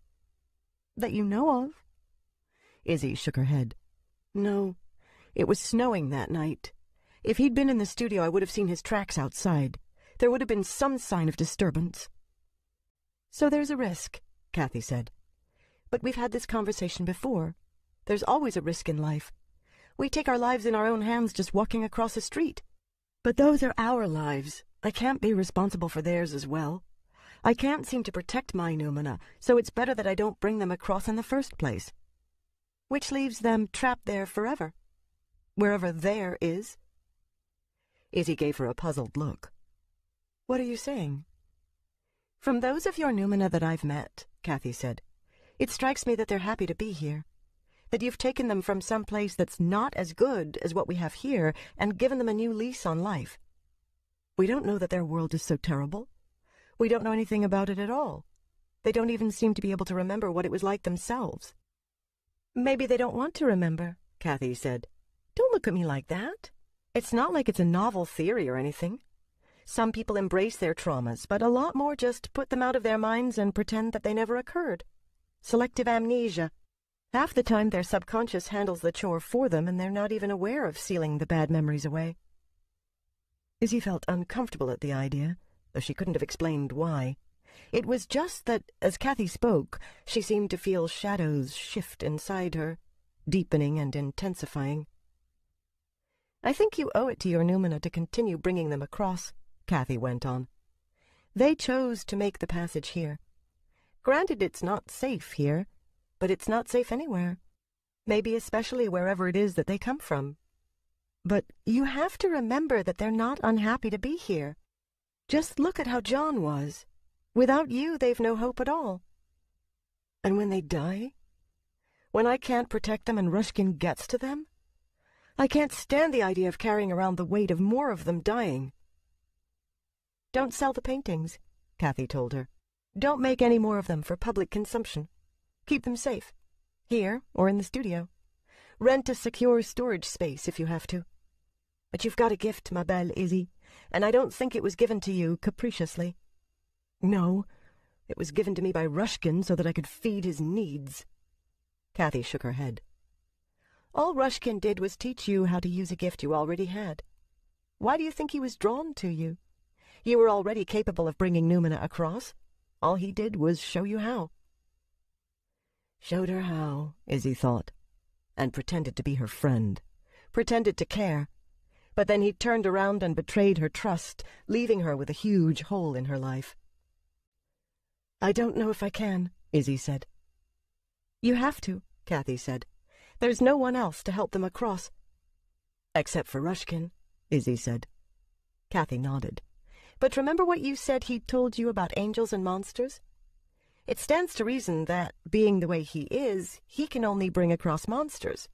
Someone has to balance things out and allow the angels to cross over as well. Why doesn't he just feed on his own Numina? It was a terrible thing to say, Izzy knew, but she couldn't help herself. At least if Rushkin fed on his own, he'd be responsible, not her. Her own Numina would be safe. Maybe he can't, Kathy said. Izzy nodded slowly. Of course. Why else had he plucked her off the street and taught her what he had? He'd merely been sowing seeds for future harvests. The thought made her feel nauseated, and a sour taste rose up from her stomach. I think I feel sick again, she said. I'll be here for you, ma belle Izzy, Kathy assured her. Izzy knew it was true, and it was that, more than Kathy's arguments about the Numina needing her in order to come across, that had her begin painting them again a few weeks later. This time she didn't confront Rushkin the way she had before, though she couldn't have explained why. Whenever the thought arose, it was accompanied with an uneasiness that left her feeling tense and irritable. Instead, she simply stopped going by his studio and refused him admittance to her own. The fact that he made no comment on the sudden change in their relationship only confirmed her belief in his culpability. She questioned the new Numina that she brought across, and they all professed gratitude to her for her giving them passage into this world, but they didn't keep her company. None of the Numina did any more. Not even Annie. 21. February 1979. When she got the news that her father had died, Izzy didn't feel a thing. She sat in the kitchen, phone in hand, listening as her mother explained how he'd had a heart attack while doing the morning chores, and it was as though she were hearing about the death of a stranger. She'd stopped going out to the island almost 3 years ago, and while she'd spoken to her mother on the phone in the interim, her last visit to the island was also the last time she'd talked to her father. She'd always thought that her success as an artist would make him change his attitude, that he'd be proud of all that she'd accomplished, but if anything, her success had worsened their relationship. They'd had a huge blow-up that night, after which she'd packed her bag and walked down to the pier, rowing herself over to the mainland. From there she walked to the highway and hitchhiked back into the city. Kathy had been angry when Izzy finally showed up at the apartment at 4 o'clock in the morning. "You should have called me or Alan," she told Izzy. "God, you could have been raped or killed. Anybody could have picked you up." "I couldn't stay," Izzy explained, "and I was damned if I'd accept a ride from either of them." "But there's no phone out by the highway," Izzy had said, "and I didn't think of calling before I left the farmhouse." Kathy looked as though she was going to say something more, but she must have realized how miserable Izzy was feeling, because all she did was say, "Well, thank God you're okay," and give her a hug. Her mother had called her the next day to try to apologize for her father, but this time Izzy wouldn't accept any excuses for him. If he loved her, he had yet to show it, and she was tired of waiting. All she'd said that day to her mother was, "How can you live with him?" She'd kept in contact with her mother, but they never spoke of her father again until the day he died. Izzy went out to the island to stay with her mother, and she attended the funeral for her mother's sake, but she still felt nothing. Not at the funeral home, not in the church, not as she watched the coffin being lowered into the grave. It was only later that night, after she and her mother returned to the island, that she felt anything. With her father 3 days dead, she lay in her old bedroom in the farmhouse and stared up at the familiar cracks in the ceiling. And then the tears came. But they weren't for the father who had just died. They were for the father she'd never had. 22. April 1979. "It's not like it'd be forever," Izzy said. Izzy and Kathy sat on the front stoop of their apartment building, enjoying the mild spring evening. From where they sat, they could watch the traffic pass on Lee Street.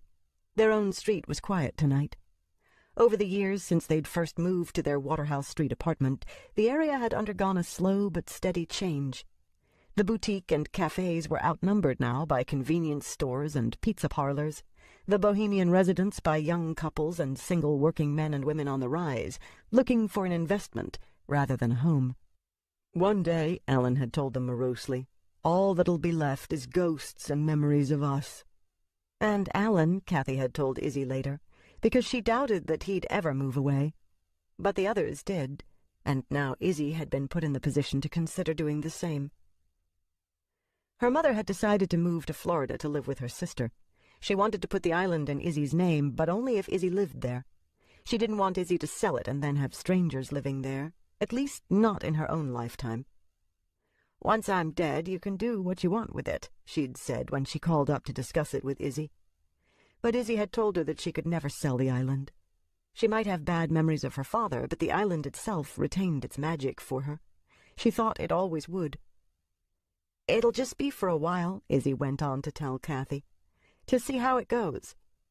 "I know," Kathy said. "You don't have to explain. It makes perfect sense. I love that land, and it'd really be a great place to work." Kathy nodded. "And safe, too, for your Numina." "Not that I'd ever know," Izzy said. She knew many of her Numina had taken up residence on the island, but they didn't communicate with her any more than the ones in the city did. She understood why. She'd let them down. She'd let them die. But that didn't make the pain any easier to bear. "I meant for both of us," she went on. "The farmhouse is huge, Kathy. I'd be rattling around in it on my own." After having shared living space with Kathy for so many years, the idea of living without her seemed unimaginable. Izzy had any number of friends, and she knew she'd miss seeing them on a regular basis, but she wasn't all that sure she could live without Kathy. They were more than best friends. Sometimes it seemed to her that they were two halves of some magical alliance that would be greatly diminished if they ever went their separate ways. "I can't live that far away from the city," Kathy said. "It's not just because of my writing, either. I know I get my inspiration from being here, but I suppose I could write anywhere. It's the foundation." "Exactly. There's still so much to do, and I feel I have to stay involved until I can be sure it'll run on its own." "I'm going to miss you terribly," Izzy said. "Then why are you going?" she asked herself. Wren Island held the best memories of her childhood, but also the worst. There was no question but that the years she'd lived in Newford far outweighed them. Still, she felt as though she were in the grip of some old-fashioned covenant, like a knight under the spell of a gesh in one of the Arthurian romances Kathy liked to read. She was called back to the island, not by her mother, but to fulfill some older, more binding contract that she couldn't even remember having made. The only thing that could keep her from going was if Kathy asked her to stay. But all Kathy said was, "I'll miss you too, ma belle, Izzy." 23. Wren Island, June 1979. Names, Izzy had realized a long time ago, before she even moved from the island to attend Butler U, had potency.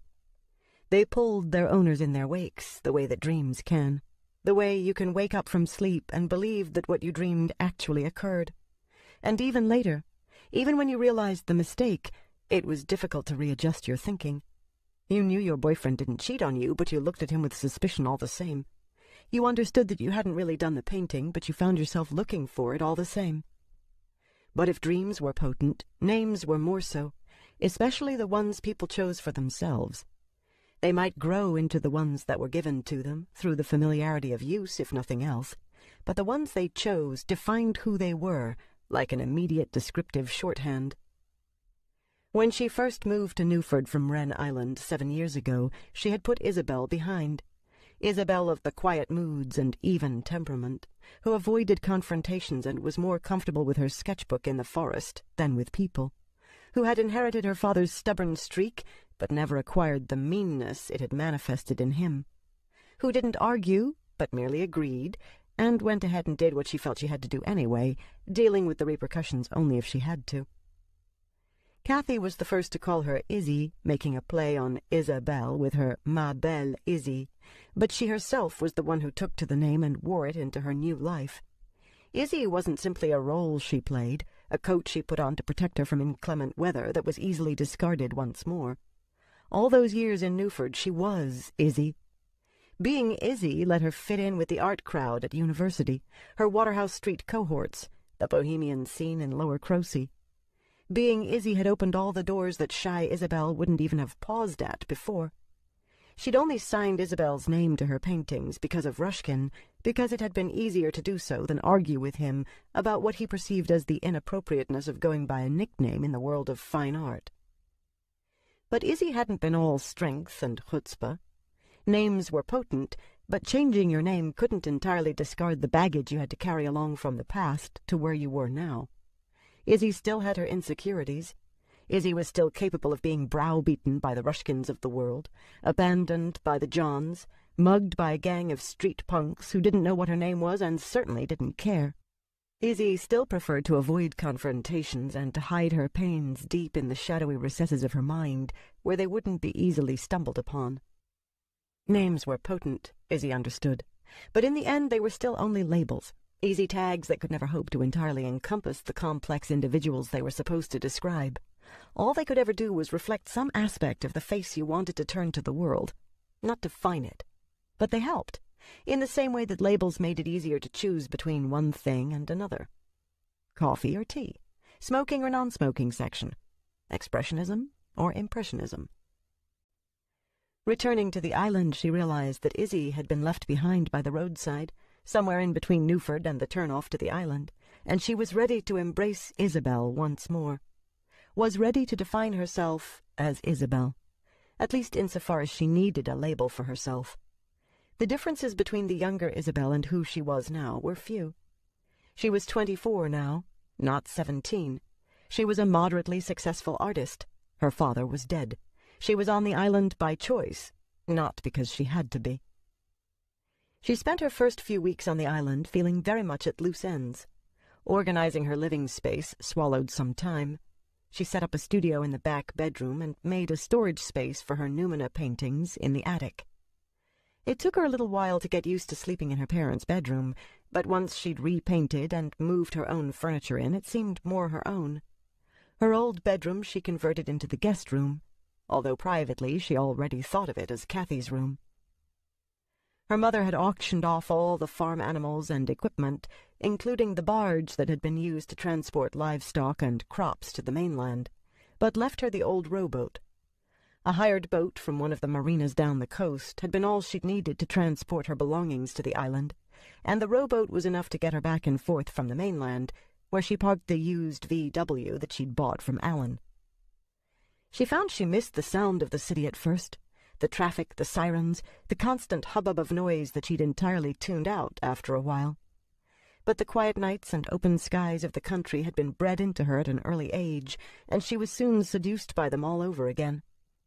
Initially it had been hard to work because it was so quiet.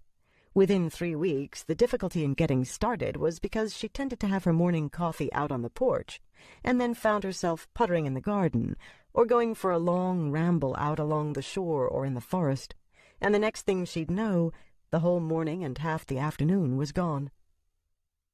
Still, she was painting, at first more in the evenings than during the day, and was surprised to realize that by the fall she'd have enough pieces to hang for a new show without having to give up working on her new series of Numina.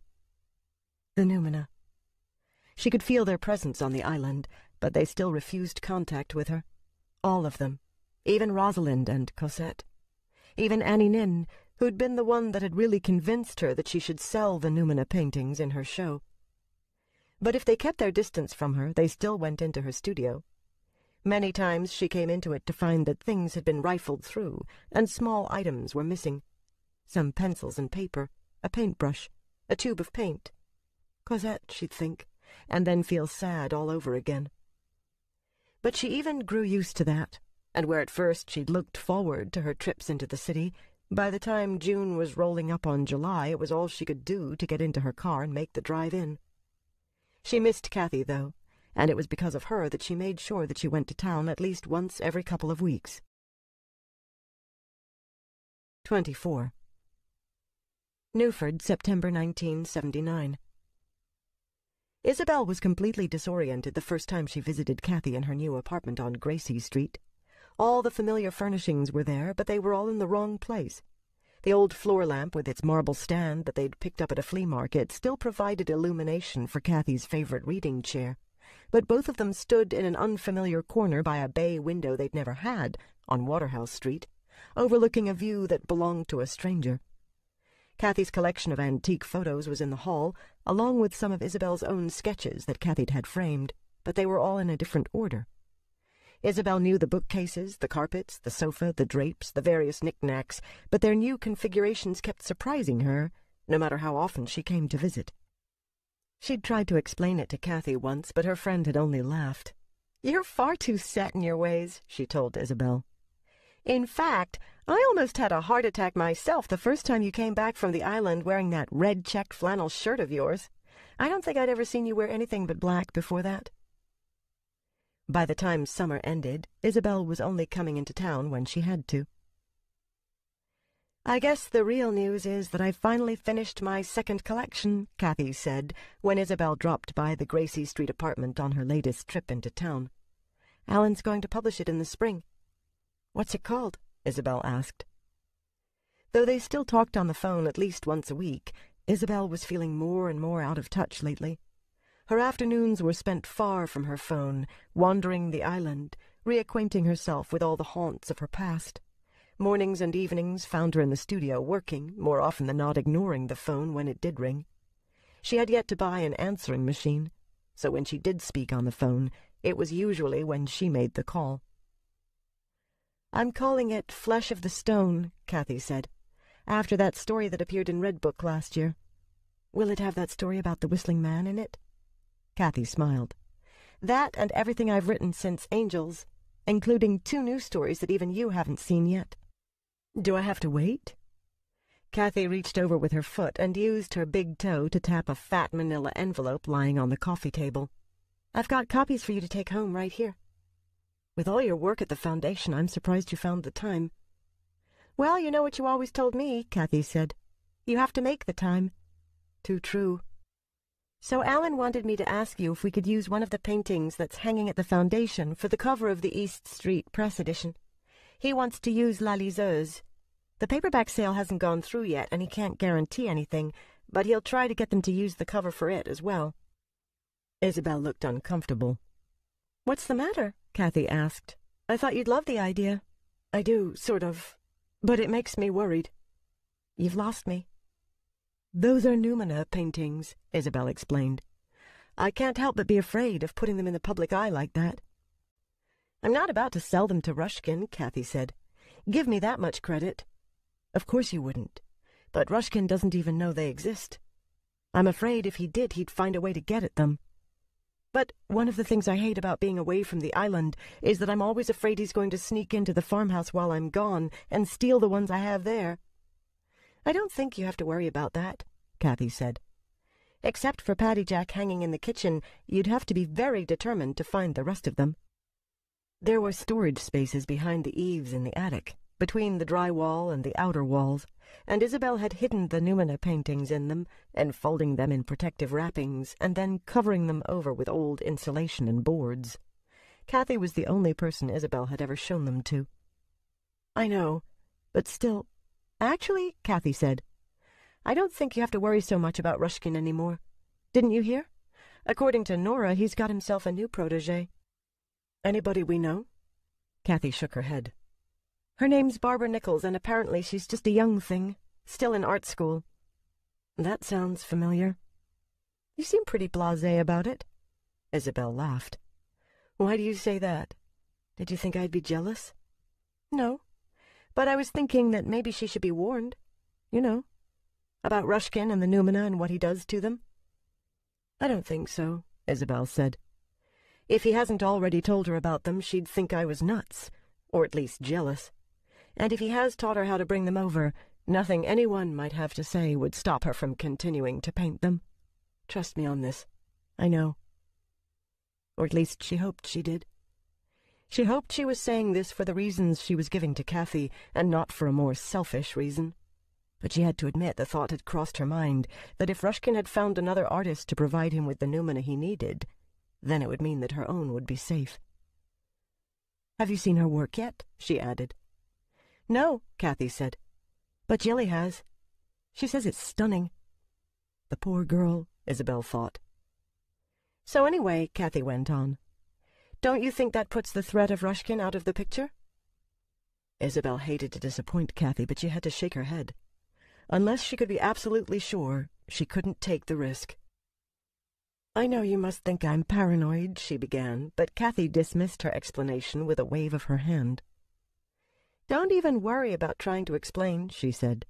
"I understand. But you have to promise me one thing." "What's that?" "That one day you'll illustrate one of my books." Isabel hesitated. "Oh, come on! One day Ruskin will be dead and gone, and you'll be able to do it with a complete peace of mind." "All right," Isabel said. "One day I'll do it." "I'll hold you to it," Kathy assured her, then changed the subject. "So when does your new show open?" "In October. I just have a couple more pieces to finish for it.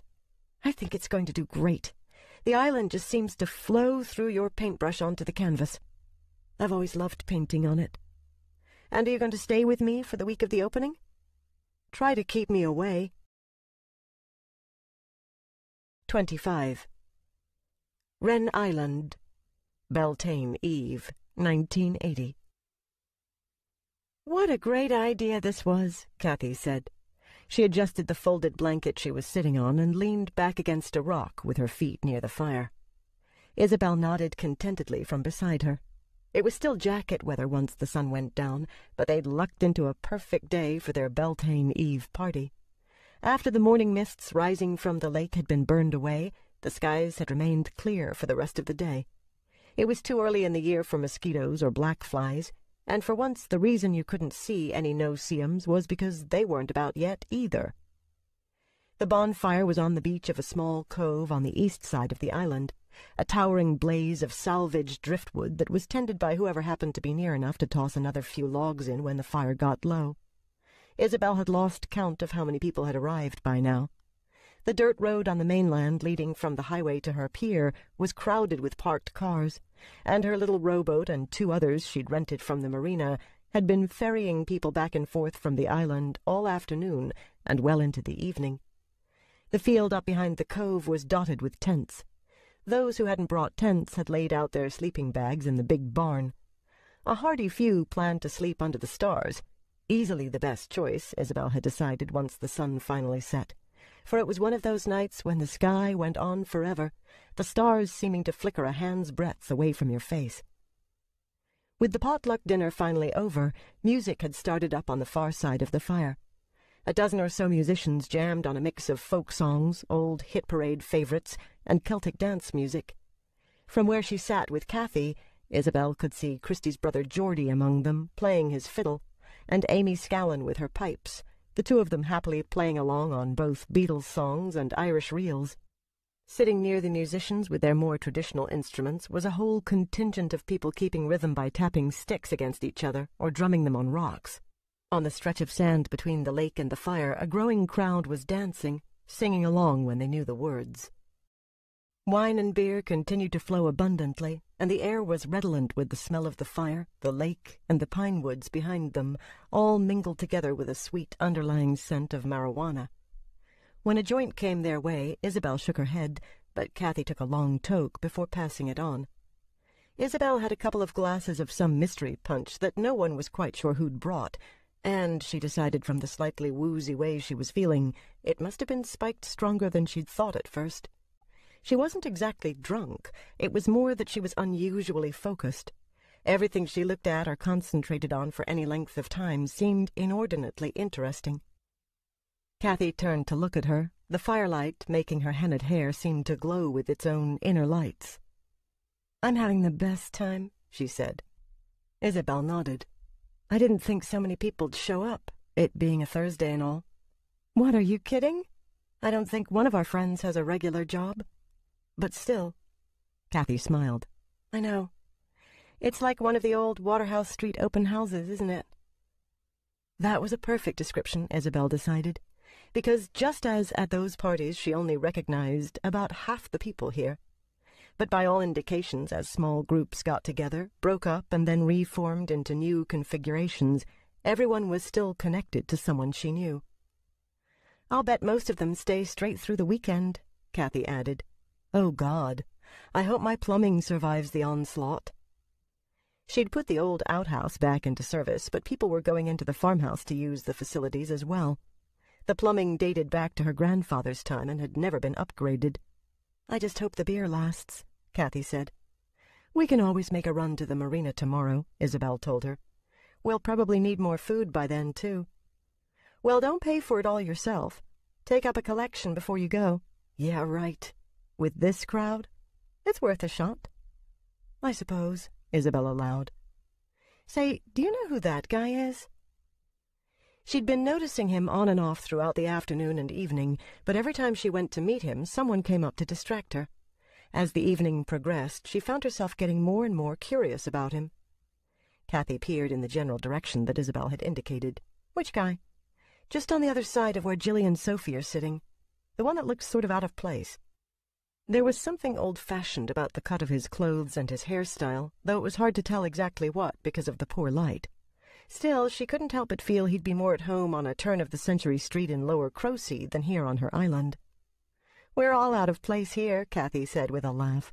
Except for you, my hardy country girl. You know what I mean. Who is he? I haven't a clue. Kathy turned to her. Do you like him? I don't even know him. He just looks familiar, and it bugs me that I can't place him. Familiar as in you might have seen him around? Or he looks like someone you do know? A little of both. So go ask him, Kathy said, ever the pragmatist. I would, except I can never seem to get near to him. Whenever I try, that's exactly the moment somebody comes up to me and asks me something, and the next thing I know, he's gone. Allow me to investigate this phenomenon, Kathy said loftily, beginning to rise to her feet. Isabel pulled at the sleeve of Kathy's sweater, making her sit down again. Too late. He's gone again. It was true. The place where he'd been standing was now occupied by two women having an animated conversation. Isabel knew that the Oriental woman was a performance artist, but she couldn't remember her name. The other woman was a complete stranger to her. Now I'm intrigued, Kathy said. She turned suddenly. You don't think it was one of your noumena? Mostly Isabel had gotten used to life without her otherworldly friends. She still painted an occasional gateway painting, and she kept all of them safely stored away, but it was starting to get to the point when their existence seemed to be nothing more than a dream, a fading memory from the past that she wasn't sure had ever actually been real. But then something would remind her of them, and the memories would tumble back into her mind, along with a blazing shock of realization that couldn't be denied. They had been real, and she missed them terribly. Kathy's casual mention of her noumena reawoke all those old memories and feelings. Isabel felt a sudden tightening in her chest, but she forced herself to remain calm, to not let the memories take hold and spoil her mood. If he is, she said after a moment, he's not one of mine. Kathy gave her a quick smile. I wonder if that new protégé of Rushkin's has come far enough along in her studies to bring them across. Maybe she'll paint the perfect companion for me. Oh, please. Well, you won't. Trust the voice of experience, Isabel said. It doesn't work out. Kathy shook her head. Sorry, but I don't buy it. The next thing you'll tell me is that if your relationship with the first boyfriend you ever has falls through, then you might as well just give up on ever finding another one. You could be right. Oh, pooh. You're far too young and attractive to become a hermit, which is what's basically happening to you. You do know that, don't you? This from the woman who hasn't had a steady boyfriend for as long as I've known her? That's different, Kathy told her. I'm just waiting for you to bring across the perfect noumena. Isabel sighed with mild exasperation. So until then, Kathy added, we're stuck with each other. That I can handle. Hey, Izzy, someone called. Isabel turned to see an indistinct figure approaching them. It wasn't until she stepped into the light cast by the fire that Isabel recognized her as Nora. With her spiky brown hair standing at attention and her baggy jacket and jeans hanging loose on her slender frame, she looked like a gamine set loose from a Dickens or Hugo novel and gone feral in this setting.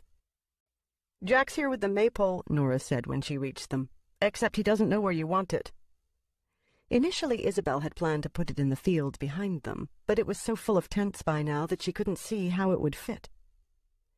"Why don't we put it up in that meadow you took me to this morning?" Kathy said. "The one that had all those yellow fish flowers in it." "Trout lilies," Isabel explained for Nora. "They didn't look anything like trout to me," Kathy said. "They're called that because of their speckled leaves." Nora nodded. "My grandmother's got those in her garden, except she calls them adder's tongue." "An even more apt description," Kathy said wryly. "Anyway, I think it'd be the perfect spot." Isabel agreed. "I'll come show you where it is." "You'll have to show Jack yourself," Nora said. "I think I've had one glass of wine too many to go traipsing off into the woods about now." In the end, Isabel and Kathy both went along to help. Isabel had to grab Kathy's arm for a second when she first stood up because everything went spinning. "Are you okay?" Kathy asked. "Too much mystery punch," Isabel explained. Kathy laughed. "Too much vodka in the mystery punch is more like it." Jack Crow was the last person Isabel would have approached to help her with the maypole. He worked in a tattoo parlor and looked more like a biker, with his leathers and all his tattoos, than someone who would have gone out with Sophie for a few months. But Jilly had assured her he'd be perfect, and now that Isabel could see his work, albeit in the light cast by a couple of flashlights, she had to agree that he'd done a wonderful job. There seemed to be hundreds of streamers of colored cloth wrapped around the pole to transport it, each one a different color and breadth, complementary colors vibrating against each other so that the entire length of the pole appeared to pulse. Looking at the pattern they produced made Isabel think of the cloth bracelets she'd made from Patty Jack's ribbons. Without thinking of it, her hand strayed to her wrist, but the bracelet wasn't there. She'd stopped wearing it a long time ago and kept it tacked to the wall of her studio. She hadn't thought of it in months, but for some reason she missed it now. It took them a half-hour to get the maypole to the meadow Kathy had suggested and then set it up. The last thing they did was unwrap the streamers.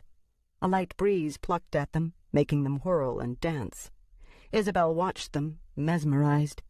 It seemed as though the streamers all had after-images that pulsed and throbbed with as much energy as the streamers themselves, making a whirling kaleidoscope of moon-drenched color. For a moment she thought she could hear a rhythmic tap-a-tap-tap, but it was only in her memory. "This'll be so perfect," Kathy said, as they stood back to admire their handiwork. "When the sun comes up to hit all those streamers, it's going to look seriously gorgeous." Isabel couldn't imagine it looking any more magnificent than it already did. "I hope somebody brought a camera," Kathy added. "I saw Meg earlier," Isabel assured her when she was finally able to tear her gaze from the light show of the streamers. Meg Mullally was a photographer friend of theirs who never went anywhere without a camera or two slung over her shoulder. What with Kathy's surname being Mully, Alan used to kid them that they had to be related somewhere back in the dim corridors of antiquity.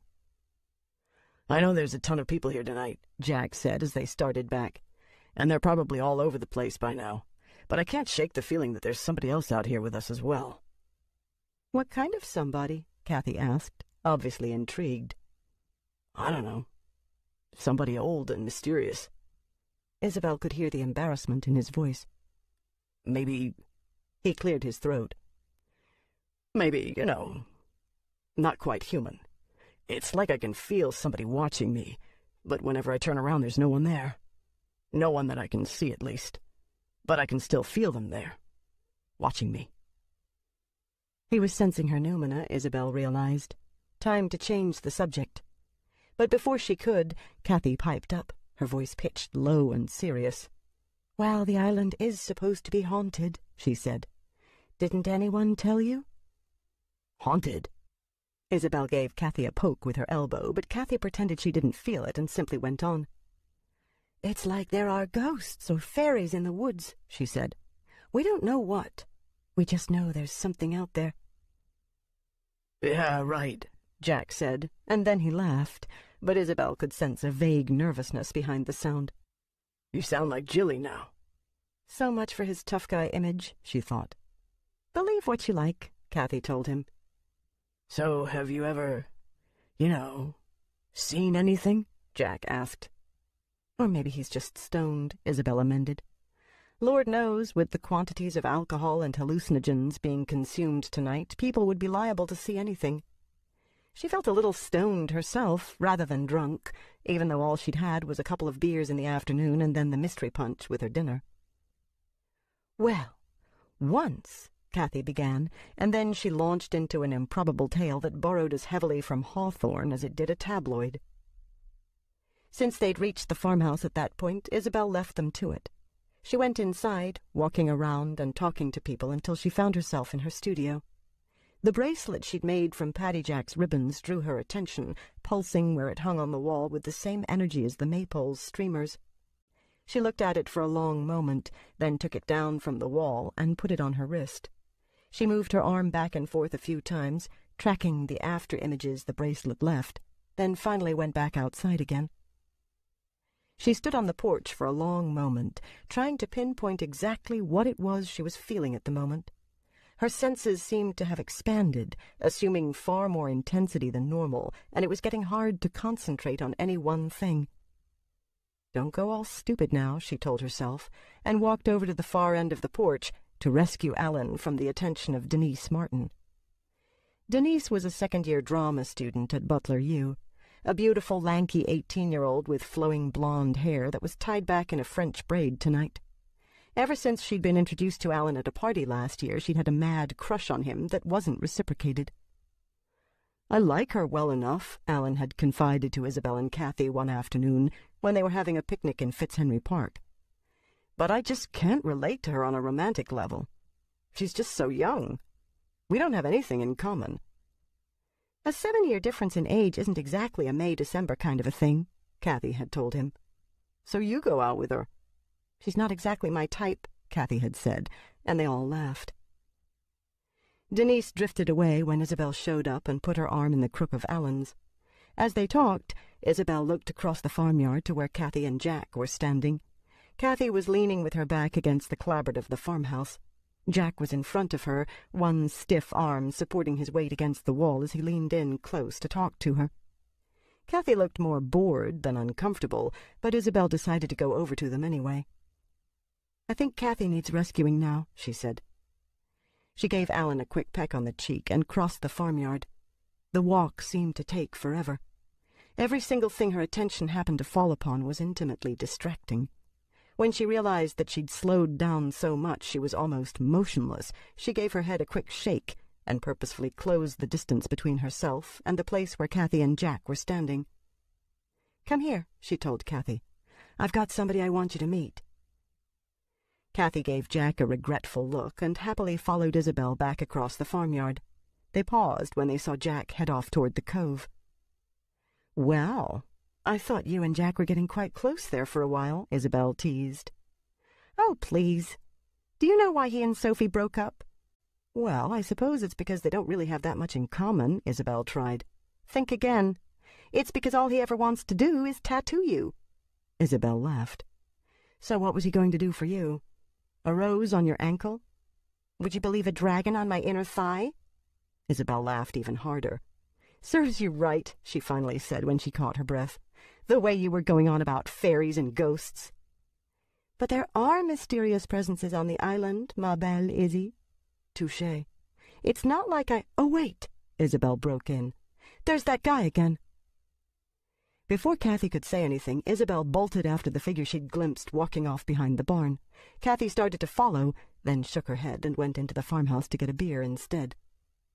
Hey, wait up, Isabel called as she rounded the corner of the barn, but when she made the turn, no one was there. Isabel leaned against the side of the barn, brought up short by a sudden spell of vertigo. She stood there for a long moment, eyes closed, but that only seemed to make things worse. Weird patterns of light played against the backs of her eyelids, making her dizzier than ever. She staggered away from the barn, stumbling through the wild rose bushes until she had to lie down in the grass. She might have lain there among the shadows of the rose bushes for minutes, or it might have been hours. She had no idea which. Time had ceased to feel linear. She looked up through the crisscrossing branches, thick with buds, into the night sky. The stars tugged at her gaze, trying to pull her up among them, or she was pulling them down to her. She was on the verge of some great discovery, she realized, but she had no idea what it was, what it related to, whether it even had anything to do with her at all. Was she a participant or an observer? Did the world center around her, or could it carry on quite easily without her input? Looking up at those stars, feeling the embrace of their light as it enfolded her, she felt both small and large, as though everything mattered and nothing did. When someone crouched down beside her, it took years for her to turn her head to see who it was. All she could make out was a dark shape, a vague outline of head and shoulders silhouetted against the stars, the rest of the body lost in the shadows of the rose bushes. "Hello, Isabel," Rushkin said.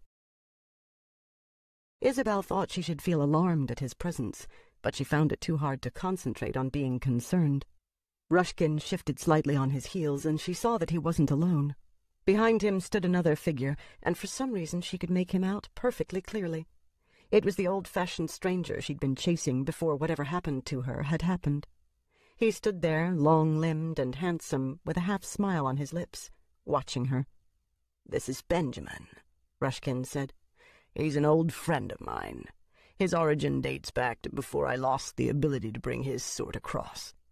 So he was a Numina, Isabel was able to think.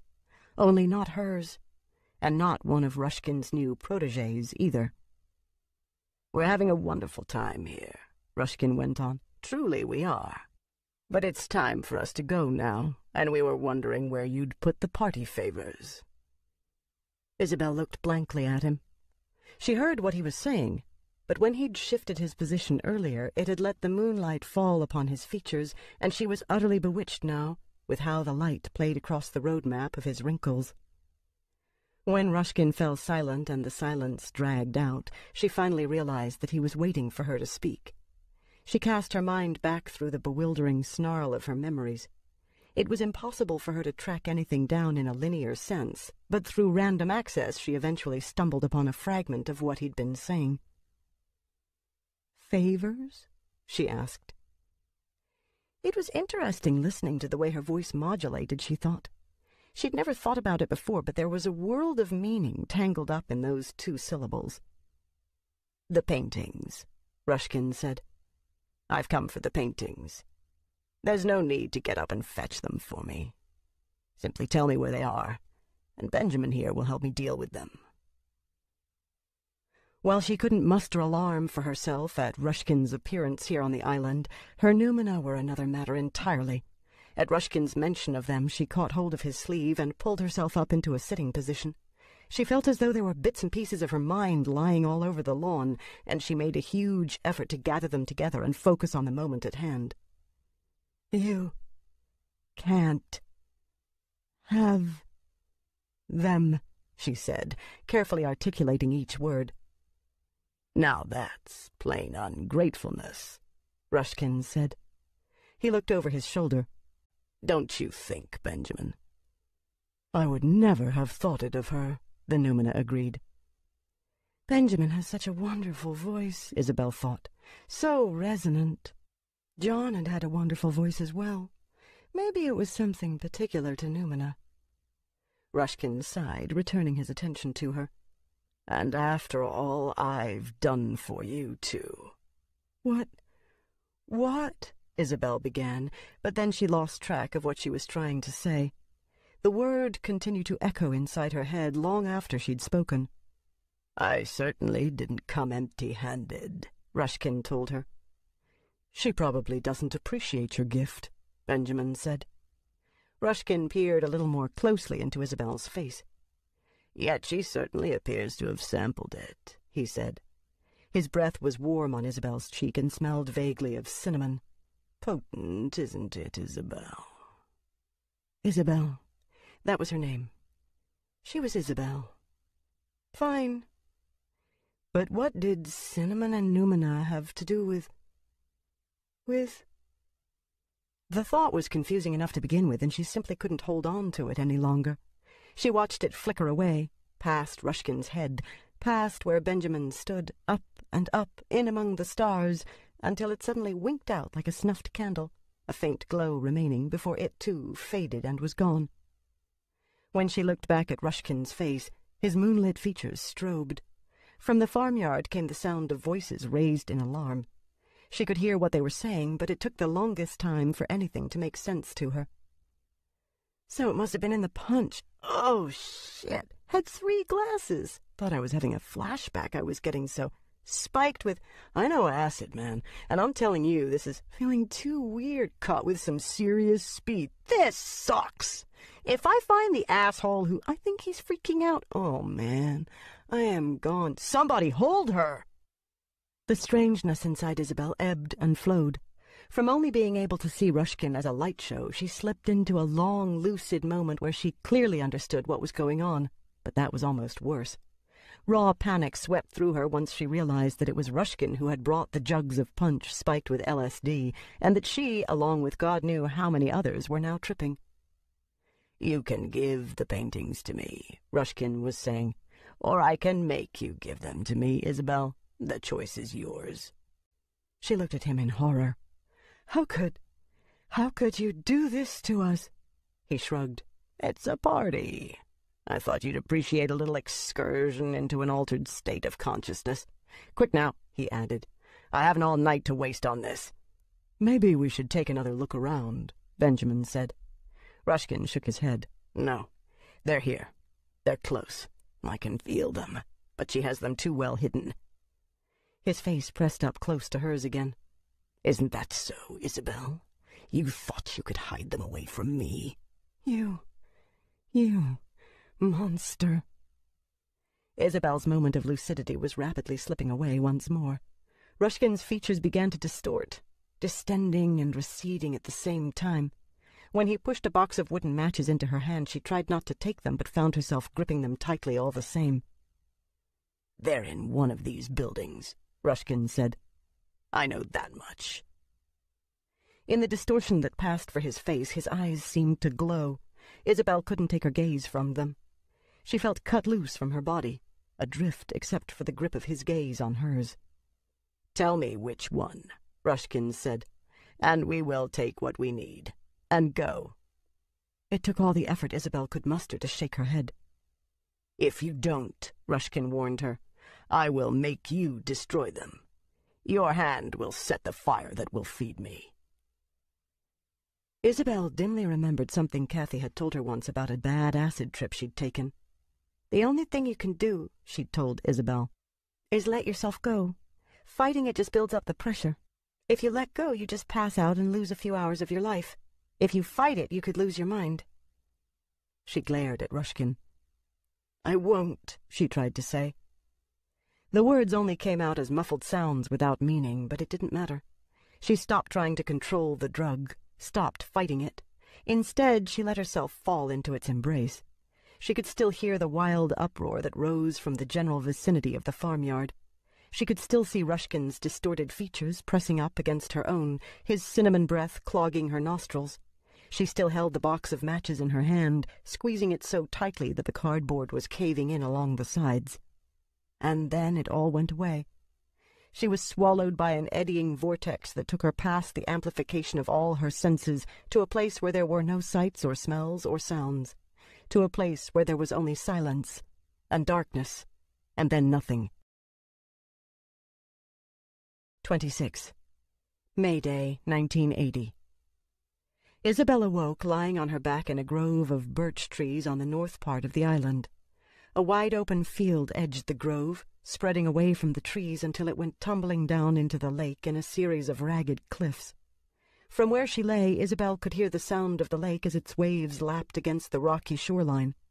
The sunlight burned her eyes, and there was an incredibly foul taste in her mouth. She rolled over onto her stomach and felt it do a couple of slow, queasy turns before it settled down again. There was a distinctive odor in the air, but it took her a few moments to realize what it was. The charred smell of an old campfire. Recognition of the smell ignited her memory process, and it all came back to her. The whole awful train of events that had begun with her chasing Rushkin's Numina around the side of the building to finding out that she'd inadvertently ingested God knew how much acid. She sat up very slowly and looked down at herself. Her hands and clothes were smudged with soot, as though somebody had taken a stick of charcoal and scribbled with it all over her body. She had no idea how it had gotten there. She could remember nothing from after she'd taken Kathy's old advice and stopped fighting the drugs. When she let the acid take her away, her ensuing unconsciousness had swallowed all subsequent recollection. Although not exactly, she realized, as she thought a little harder. At some point she'd slipped from the oblivion of the drugs she'd ingested into a dreaming sleep. Her dreams had been horrible. The farmhouse had burned down, taking with it all her paintings. And then the Numina had begun to die. Frail, burning bodies dropping in the farmyard, their ghastly remains lit by the roaring inferno that the farmhouse had become. She remembered taking them in her arms, trying to ease the pain of their dying, her cheeks streaked with tears, her heart breaking. She'd been unaware of the people around her, but then most of them had been stoned as well and paying little attention to either her or the dying Numina. Everyone so far gone that the farmhouse was long past saving before anyone could think to fight the fire. A deep coldness entered Isabel, and everything went still inside her. She looked at her hands again.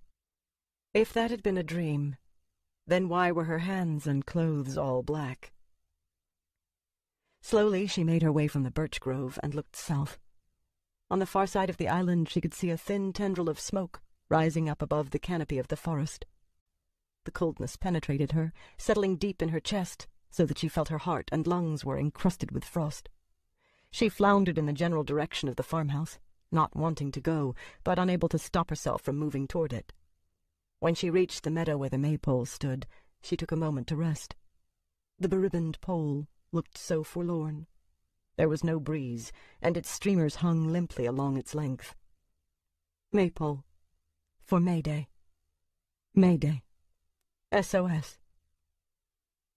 She remembered Rushkin and his Numina finding her behind the barn. Remembered Rushkin demanding she give him her own Numina paintings. Remembered him pressing the box of matches into her hand. I will make you destroy them. Your hand will feed the fire that will feed me. She shook her head. No, she couldn't have done it. Even messed up on drugs, there was no way she could have done it.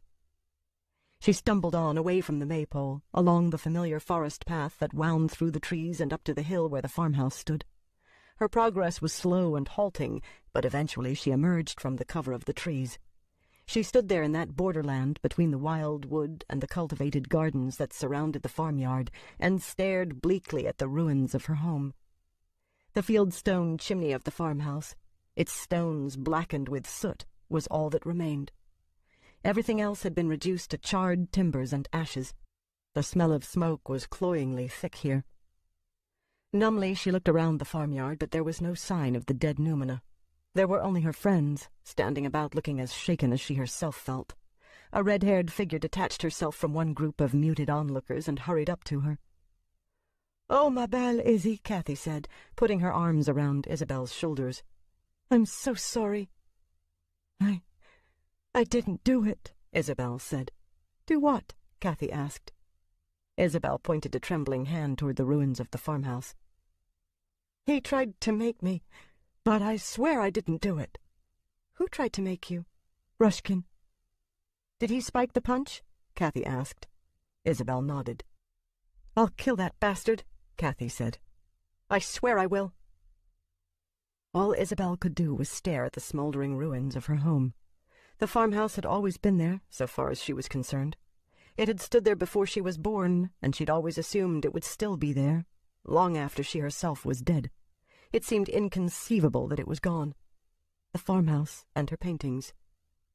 The Numina paintings?" she asked, gaze locked on the charred timbers that lay in front of her. Had that been one of the rafters? Had that been the carved wood of the mantelpiece? "Did anyone save the paintings?" Kathy hesitated for a moment, then said, "Everybody was too screwed up to think straight, and only you and I knew about the Numina. By the time I got back to the farmhouse, it was too late to get up to the attic." "So they're all gone," Isabel said. He got them all. She turned an anguished face to Kathy. "He got John," she said. Kathy held her more tightly. Was I here?" Isabel asked, "when it was burning?" "I don't know," Kathy told her. "It was craziness. Everybody was stoned and—" She shrugged helplessly. "I looked for you," she said. "I've been looking for you all morning. But I didn't see you last night. Not when the farmhouse was burning." Isabel turned to regard the charred remains of the farmhouse once more. Her hands were closed into fists at her side, fingernails making half-moon indentations in her palms. "Think," she told herself. "For once, just think. Don't hide the memory away." She forced herself to remember, but all that came was old truths that she'd hidden away, from herself perhaps more than from the world. John hadn't walked out on her, she'd sent him away. She hadn't been mugged by street punks. Rushkin had beaten her. Tangled up in those two major truths was the real story behind 101 of the other lies she'd told herself over the years, told herself so convincingly that she actually believed them. But of last night she could remember only one thing: Rushkin pressing the matches into her hand. "I will make you destroy them." Could anyone have that much control over another person? Could they make them do something so evil? "Your hand will feed the fire that will feed me." She looked down at the soot that was ground into her palms and fingers, then pressed her face against Kathy's shoulder. The coldness that had entered her earlier was a part of her now, burrowed deep inside her, and she knew she would never be free of it again. 27. Newford, May 1980. It was a week after the fire before Isabel felt strong enough to confront Rushkin. She went to his studio with Kathy, but of course he denied any involvement whatsoever, denied even being in the area that night. He claimed to have been in New York at the time, and even had the airline boarding passes and hotel receipts to prove it. Isabel stared dumbly at him, unable to believe that she'd hallucinated the entire encounter with him and his noumena, but unable to prove that he was lying as well. She only half listened to his condolences for the loss of her home and her paintings. All she could do was remember waking up with the soot on her hands and clothes and feel sick. Eventually she let Kathy lead her away, back to Kathy's apartment on Gracie Street, where the two of them were staying. Isabel never returned to Rushkin's studio. 28. June 1980. Isabel came to a decision after the night of the fire. It was too late for her own noumena. They were gone now, except for the very few whose paintings had not been at the farmhouse and so had survived the fire. Rosalind and Cosette, both hanging in the Newford Children's Foundation. Annie Nin in Alan's apartment. A handful of others, given away or sold to people other than Rushkin's lawyer. But that was it. So few survivors out of the almost 100 noumena she'd brought across. There would be no more. She couldn't stop painting, but she vowed to open no more gateways for others to cross over. She didn't care if they made the decision. She was still responsible. If she didn't open the door for them, they wouldn't come through and die. She'd miss painting them, she knew, but that was the price to pay. A small enough price, considering what her art had cost the noumena. She would only lose a part of her art. They had lost their lives. To stop herself from even being tempted to render another noumena, she turned her back completely on her previous work and embraced abstract expressionism. But that didn't solve the problem. There were others who could open those gates.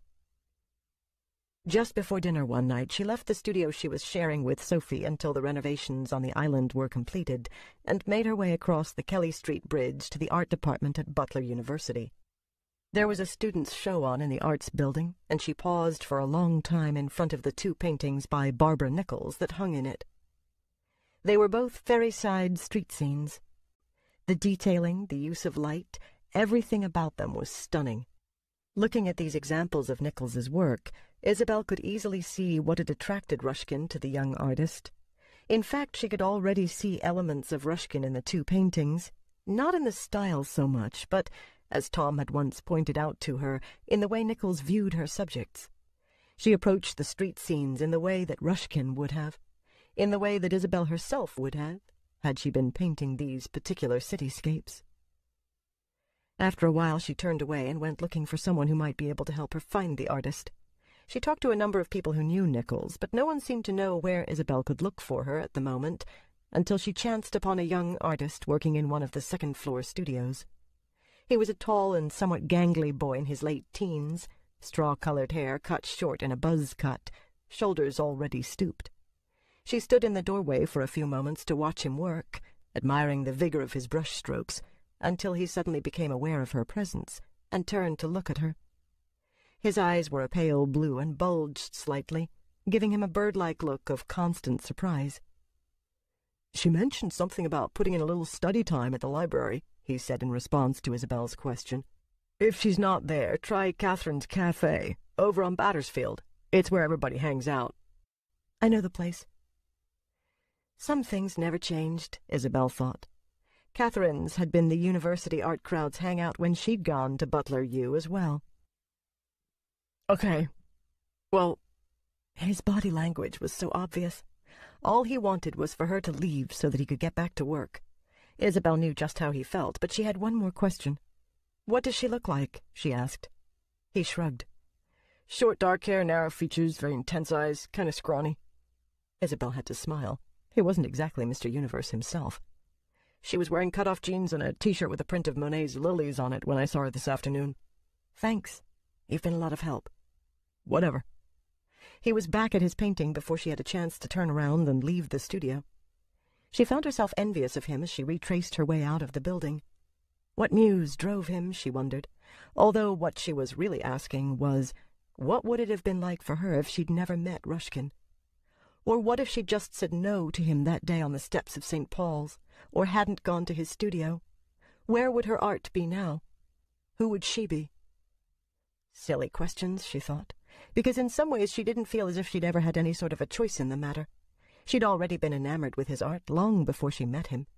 It was part of what set her to taking a paintbrush in hand in the first place.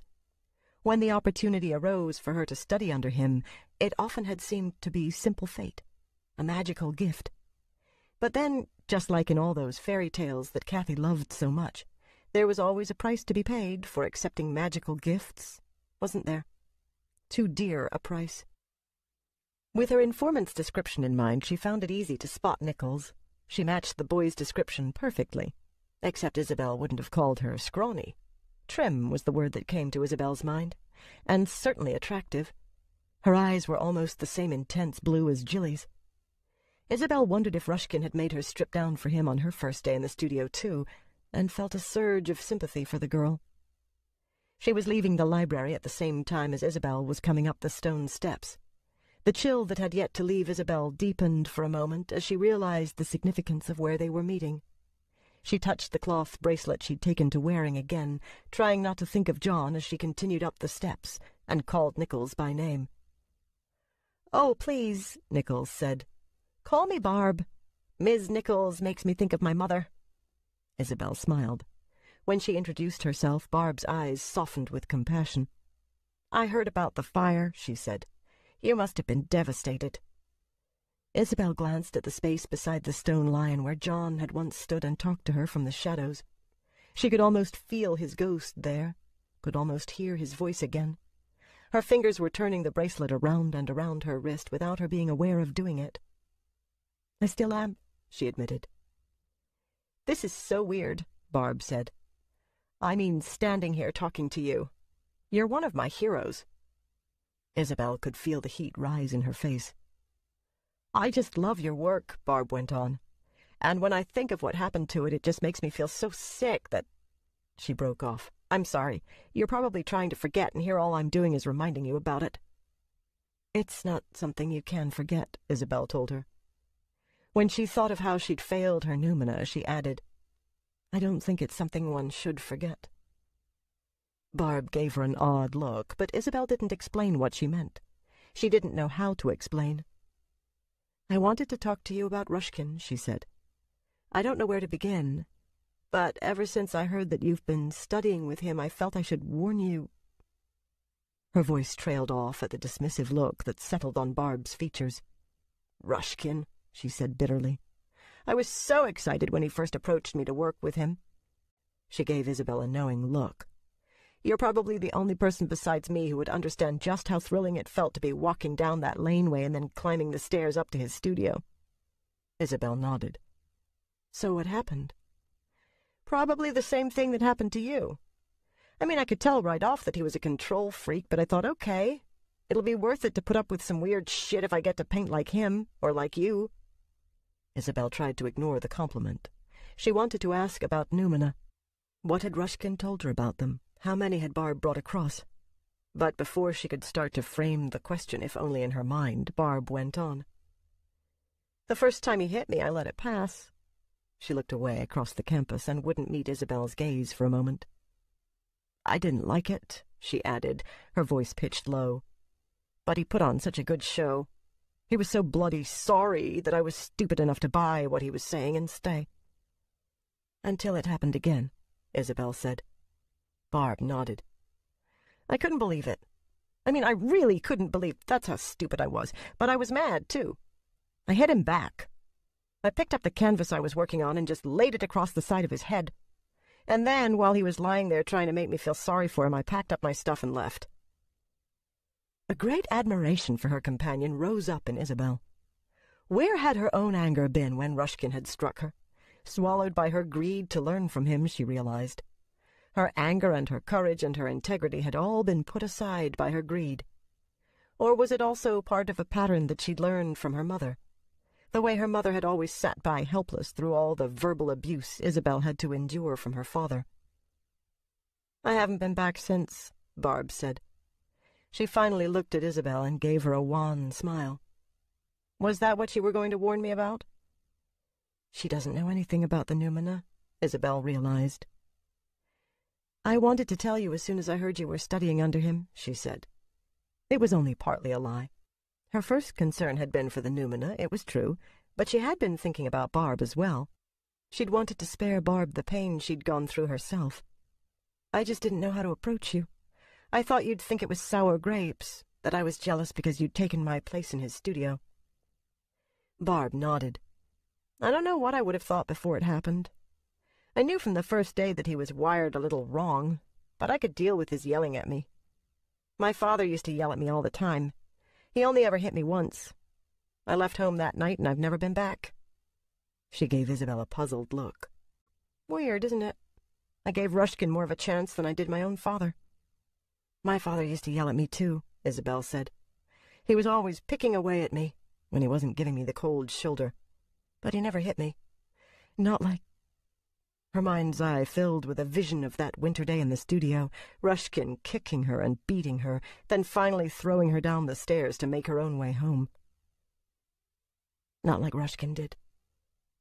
"I still don't get it," Barb said. "He's responsible for some of the most tender, moving works of art that anyone has ever produced. How can he also be the way he is?" "I guess we expected too much," Isabel said. "We didn't separate the work from the man who created it." "How can you? When the work is so heartfelt, how can it be separated from the artist?" Isabel didn't have an answer for that. It was a question she'd often asked herself. She'd come no closer to answering it than Barb had. "Listen," Barb said, "I don't mean to be rude, but talking about all of this, it's been good, to share it with someone, and I really appreciate having had the chance to meet you. But I feel a little screwed up thinking about all that shit again. I've got to go." "I understand," Isabel said. "But before you go—" She asked for Barb's phone number, explaining how she wanted to give it to Alan, how it might generate some work for her. Barb scribbled the 7 digits down in the back of her sketchbook, then tore out the page and handed it to Isabel. "I can't promise anything," Isabel said. "I understand. But I'll give it to Albina Sprech as well," Isabel added. "She owns the Green Man Gallery." "Really? That'd be great. I haven't been able to get my foot in the door anywhere. It's really an old boys' network out there." "Maybe we can change that," Isabel said. Barb laughed humorlessly. "I guess we can try." "Look, I'm sorry about bringing this all up for you again. I never realized you'd already stopped studying with Rushkin. If I had, I wouldn't have come bothering you. Don't be sorry. It gave me a chance to meet you, didn't it?" Before Isabel had a chance to get flustered all over again by the young artist's admiration for her work, Barb fled as though chased by the ghosts that had been called up by their conversation. Isabel stood alone on the library steps, lost in thought, until the press of her own ghosts made her leave as well. She didn't go as quickly as Barb had, but she walked briskly all the same, and she didn't look back. Journal entries. Everything's got to be someplace. Anonymous. Sometimes I wonder if everything is already known, and each of us simply selects the facts that work for us. Is that why we all go through life so disconnected from one another? Not only are our minds these singular islands, each separate from the other, but we're not even necessarily operating in the same reality. There's a consensual no-man's land that we pretty well agree on, but beyond those basic reference points that were given as children, we're on our own. We run into trouble communicating not because we lack a common language, but because the facts I've selected don't usually fit with the ones you have. Lacking common ground, it's no wonder we find it so hard to communicate. Take art, whether it's visual, music, dance, writing, whatever. Art is one of the things that's supposed to break down the boundaries between us and give us some common ground so that the lines of communication can stay open. But the best art, the art that really works, is also supposed to be open to individual interpretations. No one wants specifics in art except for academics. No one wants their work put into a box that says it means this and only this. So we go floundering through galleries and books and theater presentations, taking what we can, always looking over somebody else's shoulder to compare it to what they got, readjusting our own interpretations until somewhere in the process we end up having processed entirely different experiences from the same source material. Which is okay, except that when we talk about it, we still think we're referring to the same thing. No one really knows what you're thinking. It's that simple. They can guess the reasons behind what you're doing, but they can't know. And how can we expect them to when we ourselves don't even know the reasons behind the things we do? I mean, I know why I took Paddy Jack from the farmhouse, to save it from the fire. What I don't know is why I kept it, why I never told Izzy that I had it. I think it might be because she went so strange afterwards, turning her back on her gift and the Numina the way she did. She went so distant. Understandable, I guess, considering all she'd been through, but still. I think I was afraid that she would do something to it herself. Sell it, perhaps, or worse, deliver it to Rushkin.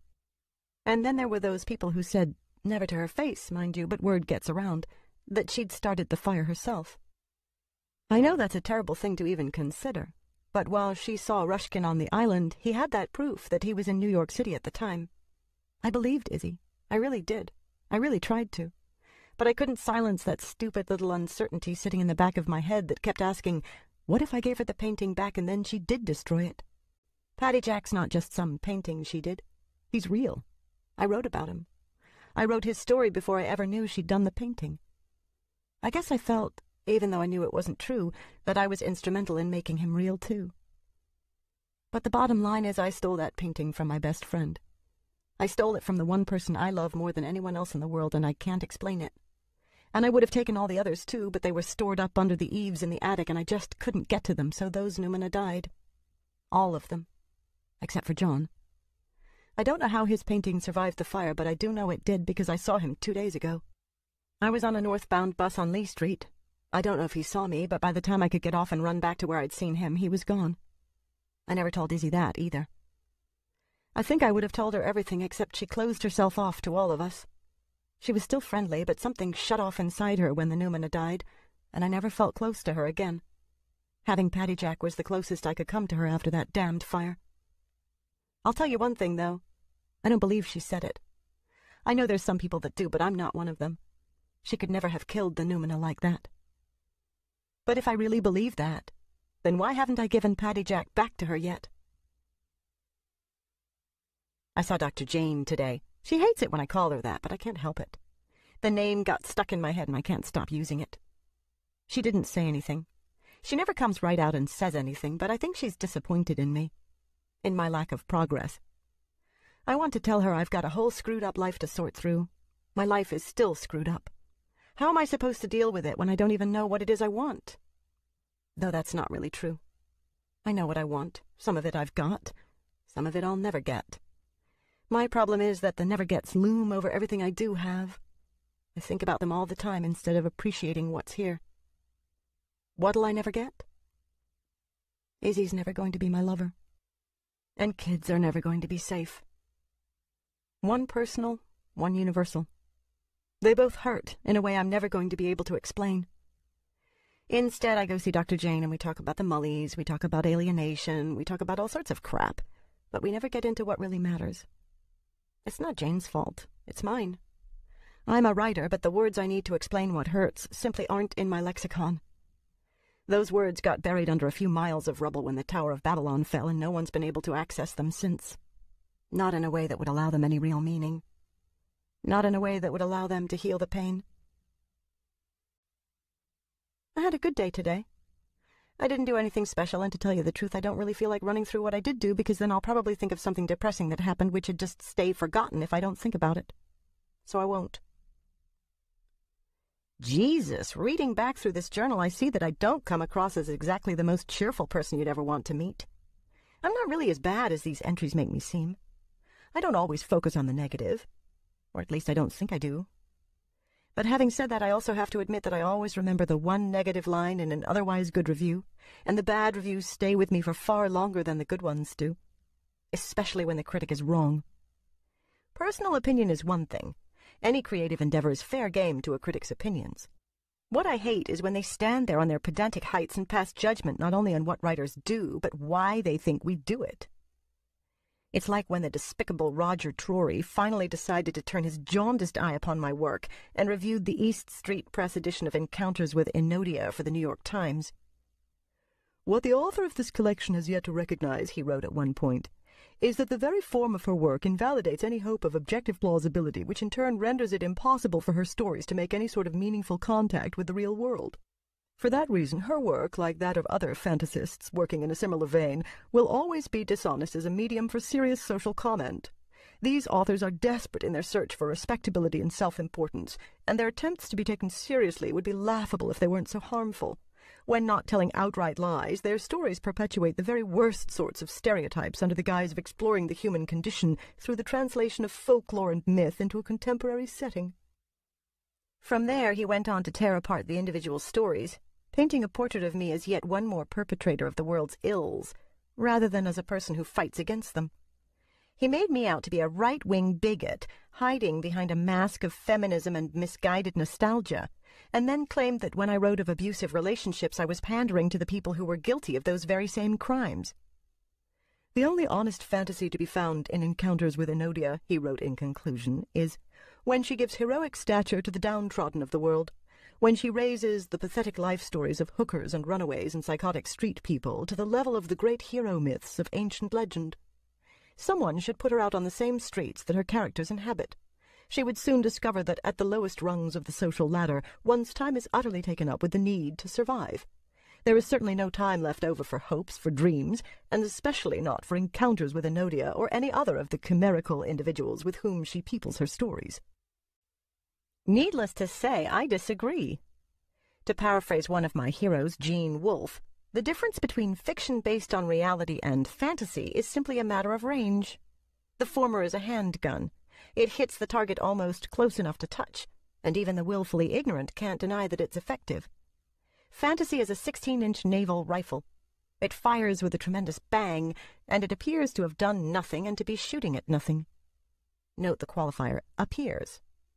The real difference is that with fantasy, and by that I mean fantasy which can simultaneously tap into a cosmopolitan commonality at the same time as it springs from an individual and unique perspective. In this sort of fantasy, a mythic resonance lingers on, a harmonious vibration that builds in potency the longer one considers it, rather than fading away when the final page is read and the book is put away. Characters discovered in such writing are pulled from our own inner landscapes, the way Izzy would pull her Numina from hers, and then set out upon the story's various stages, so that as we learn to understand them a little better, both the monsters and the angels, we come to understand ourselves a little better as well. I got a call from Alan today telling me that Nigel died last night. David brought him home from the hospital on Monday, and I'd been planning to go visit him tomorrow. Now it's too late. Christ, he never even got to turn 20. David told Alan that he tested positive as well, but he didn't want anyone to know because he wanted to keep it from Nigel. He kept saying to me over and over again, David explained to Alan, right up until he died, "At least I know you're okay." How could I tell him different? Here's what AIDS has done to our community. When so many of your friends die, the sheer quantity of death ends up dehumanizing you. You start to lose the capacity to fully grieve each individual.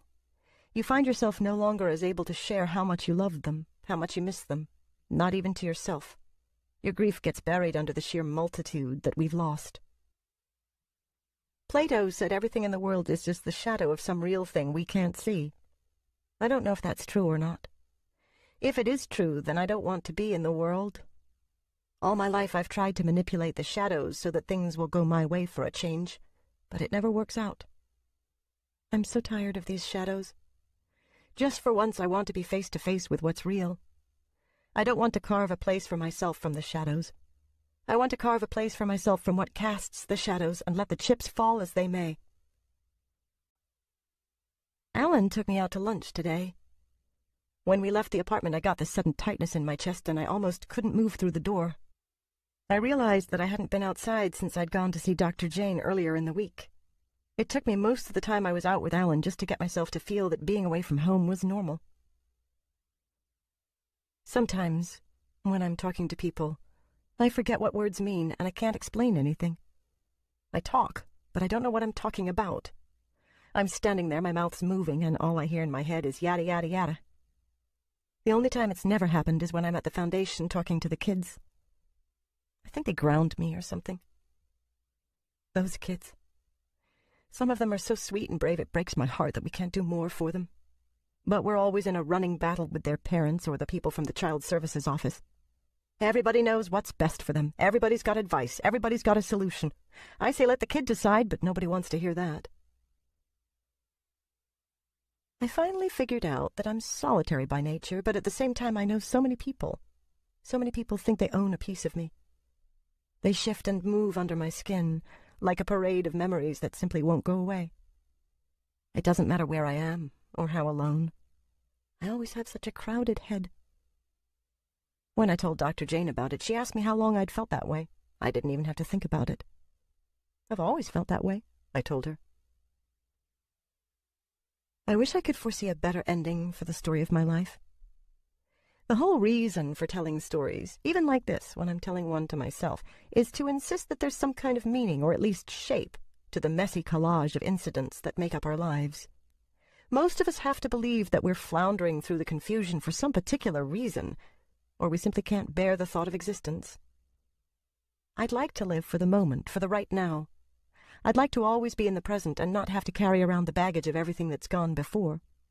I'd like to not feel disappointed because all the pieces of my life don't add up to a story with a coherent plot line and a satisfactory ending. If I were ever to kill myself, it wouldn't be to end my life. It would be for a far simpler reason. Amnesia. Tertium quid. What the Crow Said. Though friendly to magic, I am not a man disguised as a crow. I am night, eating the sun. Michael Hannon, from Fables. Newford, September 1992. Roger Davis sat at his desk in the Crowsea police precinct and studied his partner's features as Thompson spoke on the phone. The Mully murder case had led them up one dead end into another, but they'd finally gotten a break. An earlier call from the woman's husband had had them out looking for Alan Grant again.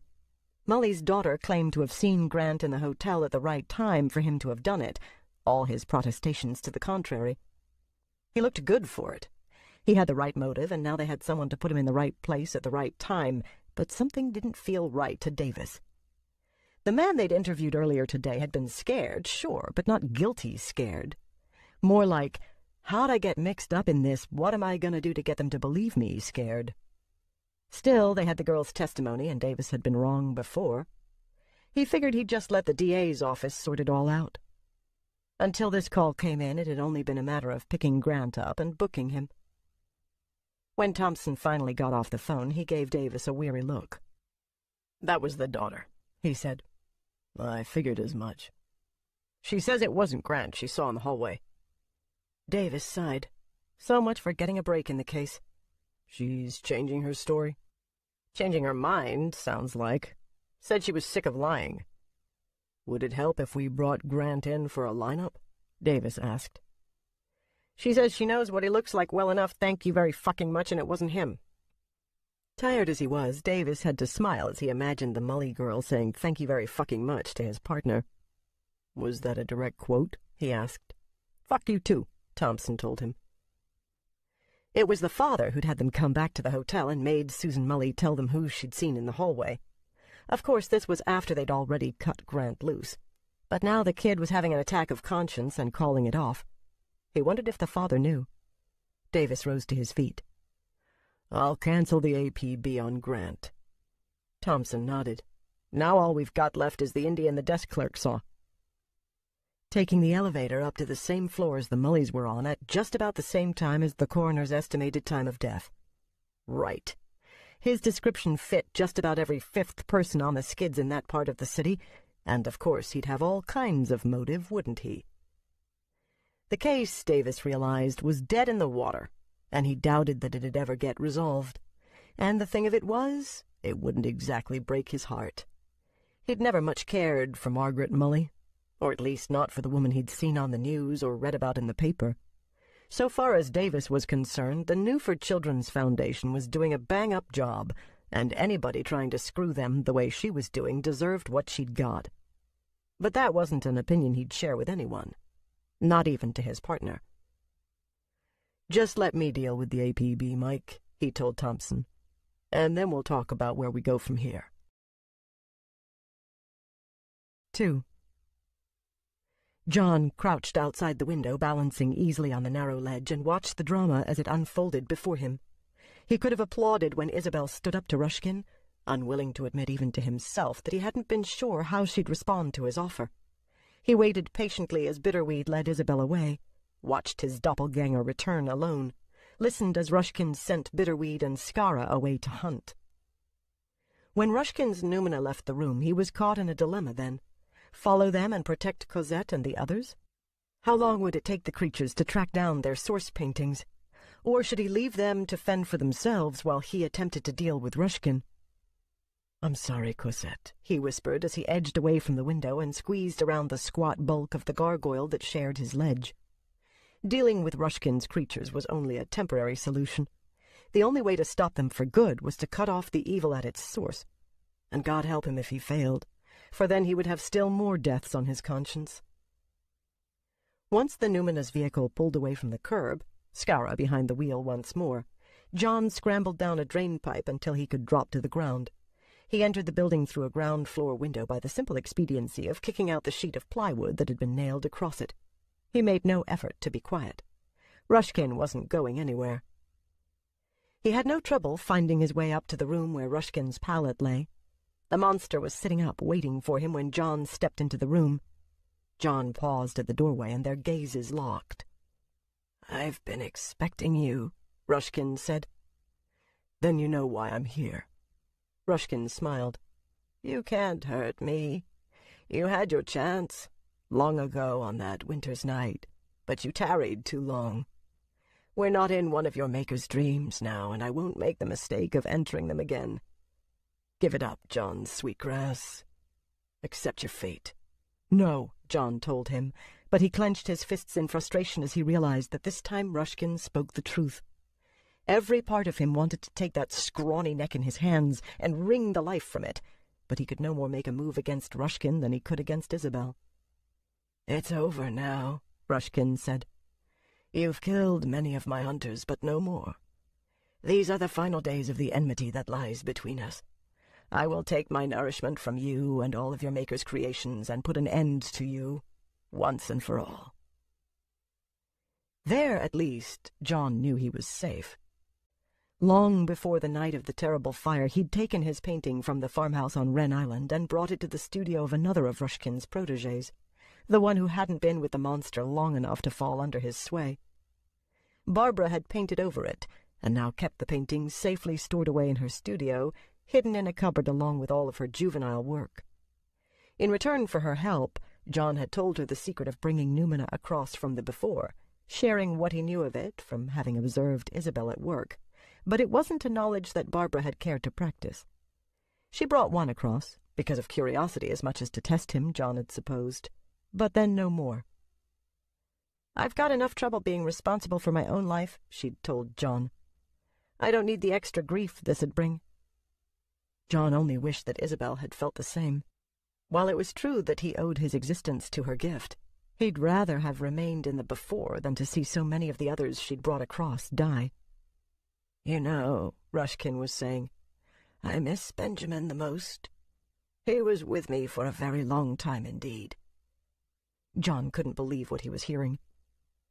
"You're incapable of any emotion except for greed," he told Rushkin.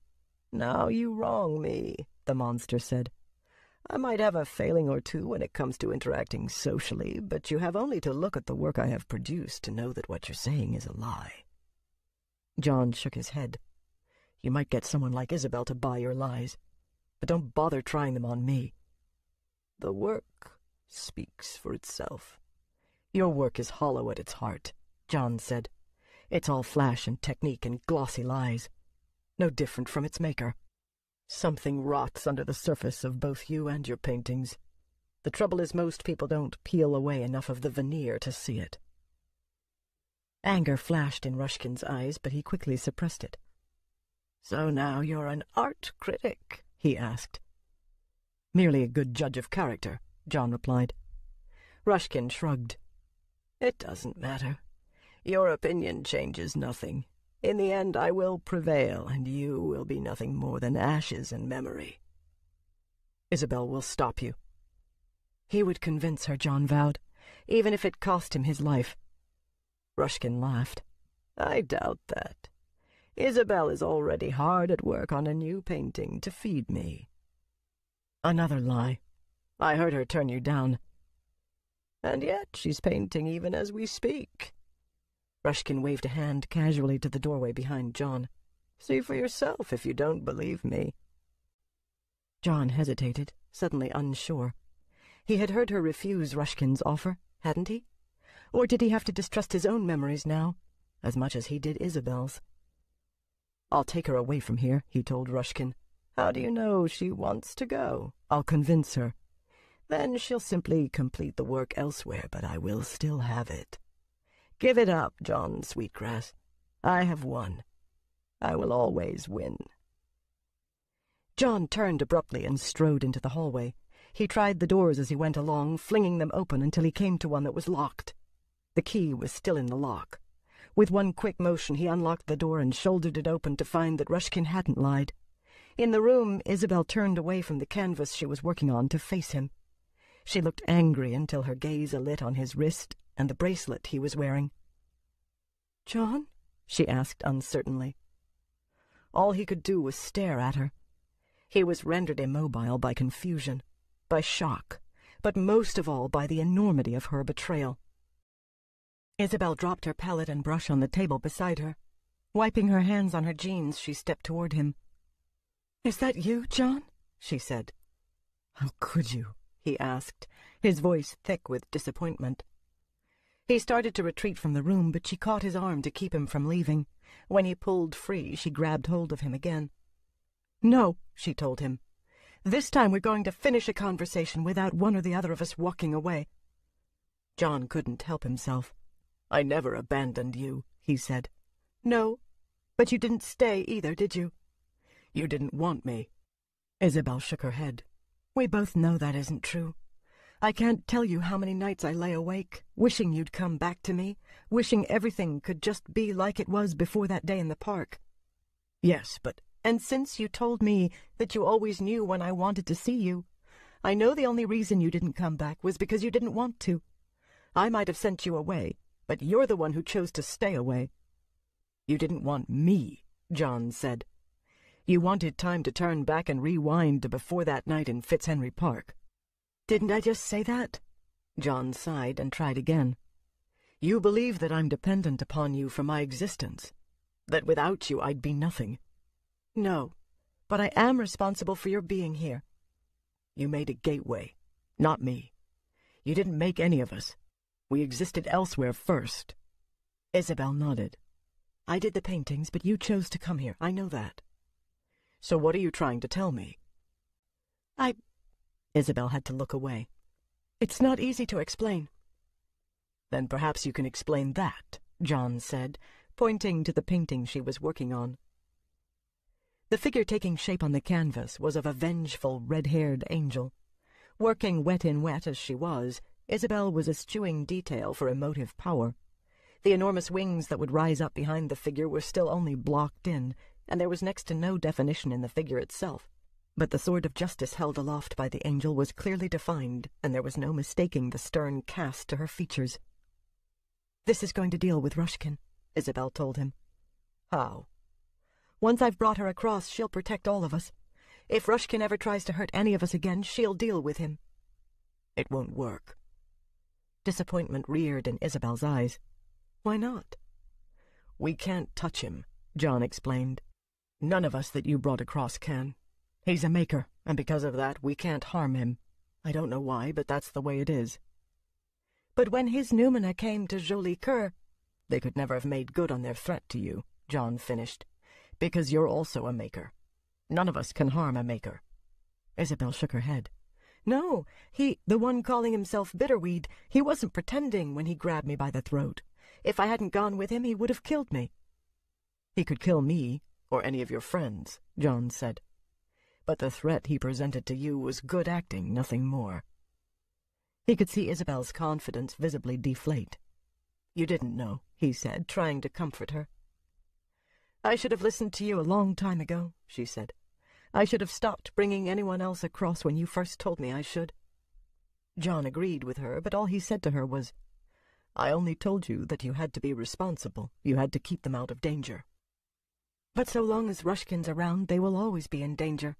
It would have been better to never have brought them across than to let them all die. But I was too late." Isabel turned away. She stood there looking at her angel of vengeance, arms wrapped protectively around her upper torso. "That's the story of my life. I'm always too late when it matters." "It's not too late for those of us who remain," John told her. Isabel faced him once more. "What's that supposed to mean?" "Rushkin is the danger," John said. "I know that." "So what you have to do is eliminate the danger." "You mean kill him?" John nodded. "I don't think I could do that." An anguished look came over her features as she spoke. "I know he's evil. I guess I even knew all along that it would come to this. But I just don't think I can cold-bloodedly kill another human being." "He dies. Or we do," John said. 3. "Where's John?" Alan asked as he and his companions caught up to Cosette. "He's gone to kill Rushkin," Cosette said. She gave them a shocked look and put her hands up over her mouth. "Uh-oh," she muttered through her fingers. "I wasn't supposed to tell you that." "Rushkin?" Rolanda asked. She looked understandably uneasy. "Vincent Rushkin," Alan explained, "the artist. He was Isabel's mentor back when we were all in university." "But what's he got to do with anything?" Marissa asked. Alan returned his attention to Cosette. "I guess that's something our friend here is going to have to explain." But Cosette was shaking her head. "I don't have to explain anything. Just forget what I said." As she started to turn away, Alan caught her by the arm. "We need some answers, Cosette," he told her. Her pale gaze held his for a long moment, and Alan found himself marveling at the strange mix of rose and gray that colored them. An impossible color, Alan thought. But then the whole situation was impossible, except her arm was solid in his grip. There was no denying her physical presence, the reality of her standing here with them on the sidewalk. "Why should I tell you anything?" Cosette asked at last.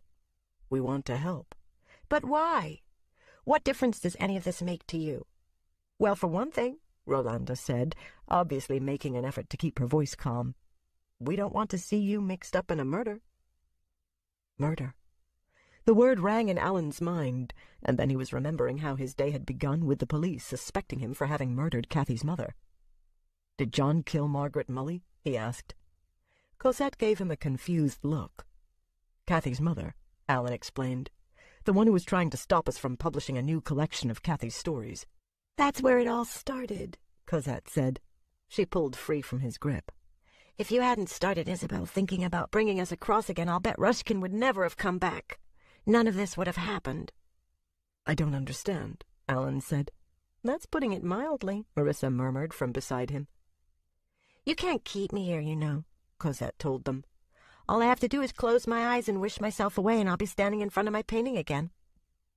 Now it was Alan's turn to look confused. That's one of the things we can do, Cosette went on. We can just be back at our gateway with a thought. Then she plucked at the sweater she was wearing. And I can always be dressed just like I am in the painting. All I have to do is decide to do it. With that, she closed her eyes, her brow furrowing. A moment later, she was standing there in the street in front of them, wearing only the white men's dress shirt that Alan had first seen her in. The shirt hung open, just as it did in the painting. Lying at her feet were the clothes she'd been wearing a moment ago. Jesus, he said. Unselfconsciously, Cosette picked up her jeans and put them on. She let the shirt tails hang free, but she buttoned the shirt. The sweater went on over it. Then she sat down on the curb and started to put on her shoes. Why are you telling us this? Rolanda asked. Because I want to. She held up her palm, the one she'd cut with an X-Acto blade in Rolanda's office, and Rolanda shivered. Alan crouched down beside Cosette as she tied her laces. I don't know what any of this means, he said. I just know that Isabel's caught up in it. I can feel that she's in some sort of trouble, and I want to help her. Do you love her? Cosette asked. Alan felt suddenly uncomfortable. He glanced at Marissa before returning his attention to Cosette. When he spoke, his reply surprised him. I did. I mean, I still do, but not in the same way as I once did. It's complicated. I love her like a sister, I suppose, or a friend. Could you love me that way? I don't know, Alan said. I'd have to get to know you first. That was fairly answered, Cosette told him, suddenly grinning. That's how Rosalind would say it. She's much better with words than I could ever hope to be. And she's... You'd think of her as the reading woman.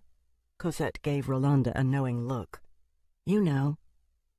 When Rolanda nodded, Alan realized they were talking about the other painting that hung in the Foundation's offices, La Liseuse. We love each other, Cosette said, just like you love Isabel. Is Isabel in trouble? Alan asked. Cosette gave him a solemn nod. But you could save her. How? By killing Rushkin for us. But you said John was going to... This is going too far, Alan, Rolanda interrupted. She put a hand on his shoulder to make sure she had his attention. I'm trying to keep an open mind about all of this, but I'm not going to put myself in a position of being considered an accomplice to something so serious as murder. I don't know what's going on here any more than you do, but if Cosette's friend really is about to kill someone, it's time for us to stop playing detective and call the police. Marissa nodded in agreement. It's gone too far, Alan. If you don't help, Cosette said, then we're all going to die. Rosalind and Patty Jack and Solemn John and all of us. Rushkin's going to feast on us. Alan turned to his companions. Let's just hear this out first, okay? Both Rolanda and Marissa looked uncomfortable, but after a few moments of consideration, they each gave a reluctant nod. Alan directed his attention back to Cosette once more. You're going to have to start at the beginning for us, he said. Cosette fixed him with her luminous gaze and gave a solemn nod. What do you want to know? She asked. Well, you could start with why Rushkin is such a threat to you that you want him dead. Cosette regarded each one of them in turn. When she saw that she had their undivided attention, she took a deep breath and told them about Rushkin and Isabel's relationship, how she'd received the gift from him, and how she'd used it. But it was all a trick, you see, she said. The only reason Rushkin showed her how to do it was so that she'd bring lots of us across, and then he'd have that many more of us to feed on. How does he feed on you? Rolanda wanted to know. Cosette shivered. I don't know. Not exactly. Not what it's actually like. But it starts with his destroying the painting that first brought you across. Alan and Rolanda exchanged glances, each of them thinking of the fire on Wren Island that had destroyed all of Isabel's work. But then Cosette went on to tell about Rushkin's return, and how his Numina had kidnapped Isabel. We have to go with her, Alan said. We have to help Isabel. I don't know, Marissa said. This is all so surreal. I think we should go to the police, Rolanda said. And tell them what? Alan asked. Do you think they're going to believe what we have to tell them? Maybe not all of it, Rolanda argued. But the kidnapping is real, isn't it? Alan shook his head. They're just as liable to throw me in jail this time, or have us all committed for psychological evaluation. And then what happens to Isabel? He's right, Marissa said. The least we can do is help her first. We can work everything else out later. I can't be party to it, Rolanda told them. I'm sorry. I can't condone any kind of vigilantism. It doesn't solve anything. Not in the long run. Alan sighed. That's okay. I understand. But this is my friend we're talking about, and I'm not going to take the chance of her being hurt because I wasn't willing to step into the line of fire. I'm not asking you to, Rolanda said. I just can't be party to it myself. Will you give us some time before you go to the police? Rolanda nodded. But if I don't hear from you within a few hours, in all good conscience, I have to talk to them, even if they will think I'm crazy. Alan stood up. Then we don't have any time to lose, he said. Marissa? This time there was no hesitation upon her part. I'm with you, she said. Cosette scrambled to her feet. You're really going to help? When they both nodded, she clapped her hands together. Wait till John sees this, she said. He thought you wouldn't even care. A few hours. That's all I can give you, Rolanda called after them as they set off. Alan looked over his shoulder and gave her a wave. He knew that Rolanda had been the voice of reason in the discussion just past. This was a job for the police. But they'd stepped past logic into a world that looked exactly like their own, except all the rules were changed. In this world it seemed better to trust instinct, and his instinct told him that they had very little time to lose. Is it far? He asked Cosette. The wild girl shook her head and began to walk more quickly. Alan took Marissa's hand and they hurried after her. Thanks, he said. You know, for coming and everything. I would have been more disappointed in you if you weren't so loyal to your friends. Alan wasn't so sure that it was a loyalty to Isabel that was making him do this. The Isabel he'd met out on the island was more of a stranger than someone he could say he knew very well. His real loyalty lay with the person Isabel had once been. It lay with the ghosts of his memory that he'd never been able to set aside. 4. Isabel couldn't look at John. She walked to the table and began to screw the tops back onto the tubes that she'd opened when she first started her painting. The enormity of what he was asking of her weighed her down. Rushkin was a monster, yes, but he dies, or we do. She arranged the closed paint tubes in a neat row, then picked up her brush from where she'd dropped it. The painting claimed her attention, as though the half-finished Angel of Vengeance was calling to her for completion. But that was avoiding the issue again, wasn't it? Expecting someone else to always be cleaning up after her was as bad as pretending there had never been a problem in the first place. The truth was, she'd made a life study of denial. Picking up the can of turpentine, she splashed some of the clear liquid into a glass jar and then put her brush into it. She swished the brush around in the glass, watching the paint swirl into the turpentine with a fascinated concentration that was completely at odds with the action. Isabel, John said softly. She was unable to face him. The quiet understanding in his voice was harder to take than anger would have been. Anger she could have understood. His compassion was unbearable. Her gaze drifted back to her painting. She shouldn't be rendering an Angel of Vengeance. She should be taking on the role herself. I get so confused, she said. How much of what Rushkin told me is real and how much a lie? He said you're not real. She turned to look at John. He said that I could only make you real by giving you a piece of myself. John considered that for a long moment. Maybe we already are real in the sense that you mean, he said finally. Maybe we always have been because you gave us your unconditional love. Those of us that Rushkin brought across were denied that love, and that's probably why they're so hungry. They need what he can never give them, what you gave us freely without ever thinking about it. And the others who survived? Isabel asked. Do you think they feel the same way? They've never really talked to me about it, and for the past few years they've all been avoiding me, even those I thought were my friends. John shrugged. Cosette's desperate to have a red crow beat its wings inside her. That's what she thinks she needs to be real. A red crow? Blood and dreams. Is that what it takes to be real? Isabel asked. It doesn't make any sense. John nodded. Or are we only different? Isabel sighed. But I still don't think I could kill Rushkin, she said. Maybe if he came at me with a knife or something, but not in cold blood. I'm sorry, John. I don't have what it takes. Do this much for me at least, he said. Come away from this place. Make your decision while you're not directly under Rushkin's influence. Isabel glanced at the open door behind him. You mean we can just walk out of here? Rushkin's banking on your not being able to leave, not because he won't let you, but because he doesn't want you to. It comes from the same arrogance that insists you'll keep on bringing us across to feed him. You tell him you won't, but... Isabel's gaze followed his as it tracked to her uncompleted painting. But just a few moments ago he was boasting to me that in the end he always wins. Isabel shook her head. Not this time. She walked over to the easel and took her painting down. This time I'm taking charge. And what will you do? A familiar voice asked from behind John. Now that you're in charge. They both turned to see Rushkin leaning weakly against the wall outside in the hall. In one hand he held what appeared to be some artist's juvenile work, an awkward painting lacking depth of field or any sense of composition of light values. In the other he held a knife, the tip of which rested against the top of the canvas. Isabel glanced at John to find that his color had gone ashen. Rushkin was smiling at John's reaction.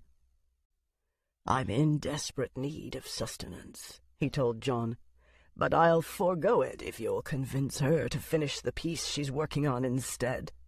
What's going on here? Isabel demanded, feeling utterly in the dark. That's my source painting he's holding, John said in a flat voice. Have you gone mad? That's not even close to the spirit as strong. John shook his head. I took the original from the farmhouse, long before the fire, and had Barbara paint that over it. She was hiding it in the cupboard where she keeps whatever bits and pieces she's been working on that don't quite work out. Not exactly an original solution, Rushkin said. Did you honestly think you were the first to consider it? How did you know she had it? John asked. Rushkin smiled. I didn't. It was no more than a lucky guess. And she simply gave it to you when you asked for it?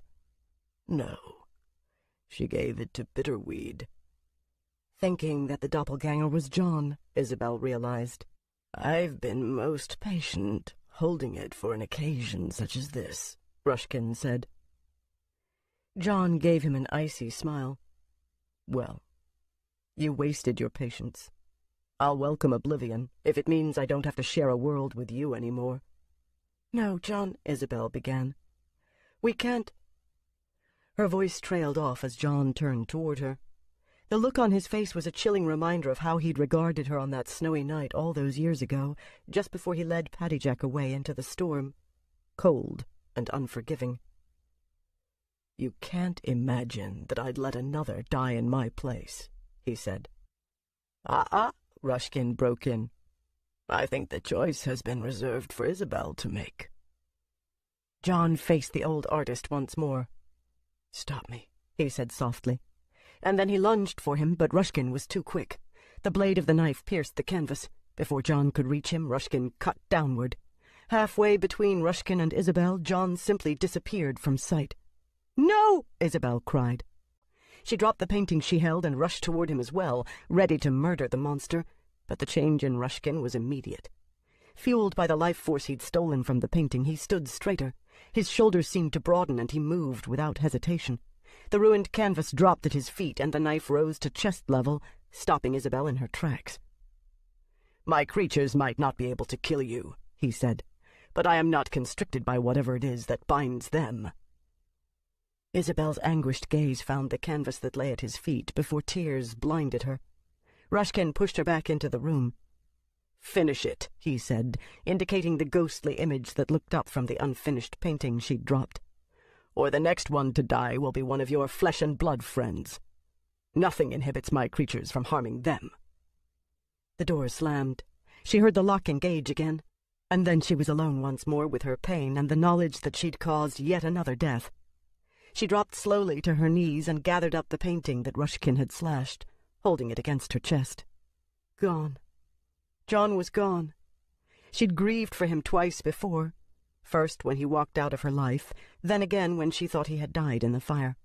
This time he was gone for good. She clung to the painting and knelt there, tears streaming, unable to move, unable to think for her grief. It was a long time before the flood of her despair settled into a hollow ache.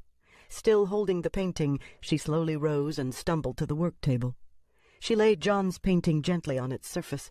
She ran her fingers across the raised relief of Barbara Nichols' brushstrokes, then had to look away before her grief overcame her again. Blowing her nose in an unused cleaning rag, she stared hopelessly around the confines of her prison, her gaze finally settling on the image of her angel of vengeance. By killing John, Rushkin had achieved the exact opposite of what he'd intended by the act. She was no longer afraid. She wanted vengeance now, but it would not involve the creation of more noumena. How could she complete this painting, knowing what its fate would be? But she had to do something. Rushkin's awful threat echoed on, cutting across the hollow space that John's death had left inside her. "Or the next one to die will be one of your flesh-and-blood friends." Who would he set his noumena upon next? Jilly? Alan? Slowly she picked up the painting and stumbled back to the easel with it. It wasn't a matter of courage anymore. Rushkin hadn't left her any choice at all. She swallowed hard. But that wasn't true, she realized. There was one other choice she'd been left, one Rushkin would never expect her to make. She could follow in Kathy's footsteps. 5. When she walked away from the other three, Rolanda couldn't help but feel that she had abandoned them, especially Cosette. It was an odd feeling, for it grew from no reasonable source. She knew she was doing the right thing. She definitely drew the line at condoning any sort of criminal activity, and so far as she was concerned, murder topped the list of criminal activities. And no one was expecting her to condone it, she reminded herself. The guilt she felt was self-imposed. Not one of them had said a thing. She'd taken it upon herself. By the time she reached the front walk of the foundation, she'd decided that what she had to do now was to put it all out of her mind. Never having been a brooder, she dealt with problems as they came up. She'd worry about what Alan and his companions were getting themselves into this evening, when she would either have heard from them or be forced to call the police. She concentrated instead on her current caseload. There'd be sessions to make up for the time she'd lost this morning, and God knew how many new files piling up on her desk. A sudden commotion arose from inside the Foundation's offices as she opened the front door. She recognized Shauna's voice, uncharacteristically swearing. But before the incongruity could really register, Rolanda was confronted with two figures barreling down the hallway toward her. One of them was Cosette's friend, John. The other was a teenage girl with the pale, washed-out features and black wardrobe of a neo-Gothic punk. Both were carrying paintings, torn down from the wall of the Foundation's waiting room. The girl was in the lead. John fended off Shauna with one hand as he followed on the girl's heels. No, Rolanda realized. That wasn't John, for all that he looked to be an exact twin of Cosette's friend. These were the other side of the coin that Cosette represented. They were Rushkin's creatures. Before she even realized what she was doing, Rolanda was swinging her purse. The blow caught the girl in the stomach, doubling her over. Rolanda snatched the painting from her at the same time that Shauna tackled the man who looked like John. The two of them fell on top of the girl, but she scrambled out from under them, a switchblade open in her hand. Rolanda kicked hard, her sneaker connecting with the girl's wrist and driving it against the wall. The knife fell from the girl's suddenly limp fingers. "Call 911, Rolanda cried as another of the Foundation's workers appeared at the far end of the hall. "Already did," Davy called back to her. He charged forward, jumping on the man's back just as he was taking a swing at Shauna. Rolanda turned to the girl she'd stopped. The girl looked as though she was readying herself for another attack, but she froze when Rolanda's attention returned to her. "You might as well give it up," Rolanda told her. "You're not going anywhere now." The girl nursed her wrist and gave her a hard look. "Fuck you," she said. And then she vanished. One instant she was crouching in the hallway, snarling at Rolanda, hate spitting from her eyes. The next she was gone with a whoof of displaced air. A half moment behind her, the other attacker vanished as well, making Davy fall on top of Shauna. All that was left of their presence was the open switchblade lying on the carpet, and the paintings that they'd pulled down from the wall in the Foundation's waiting room. "What the hell?" Davy said. He rolled away from Shauna and got slowly to his feet, eyes going wide as he looked around himself. Shauna appeared just as confused.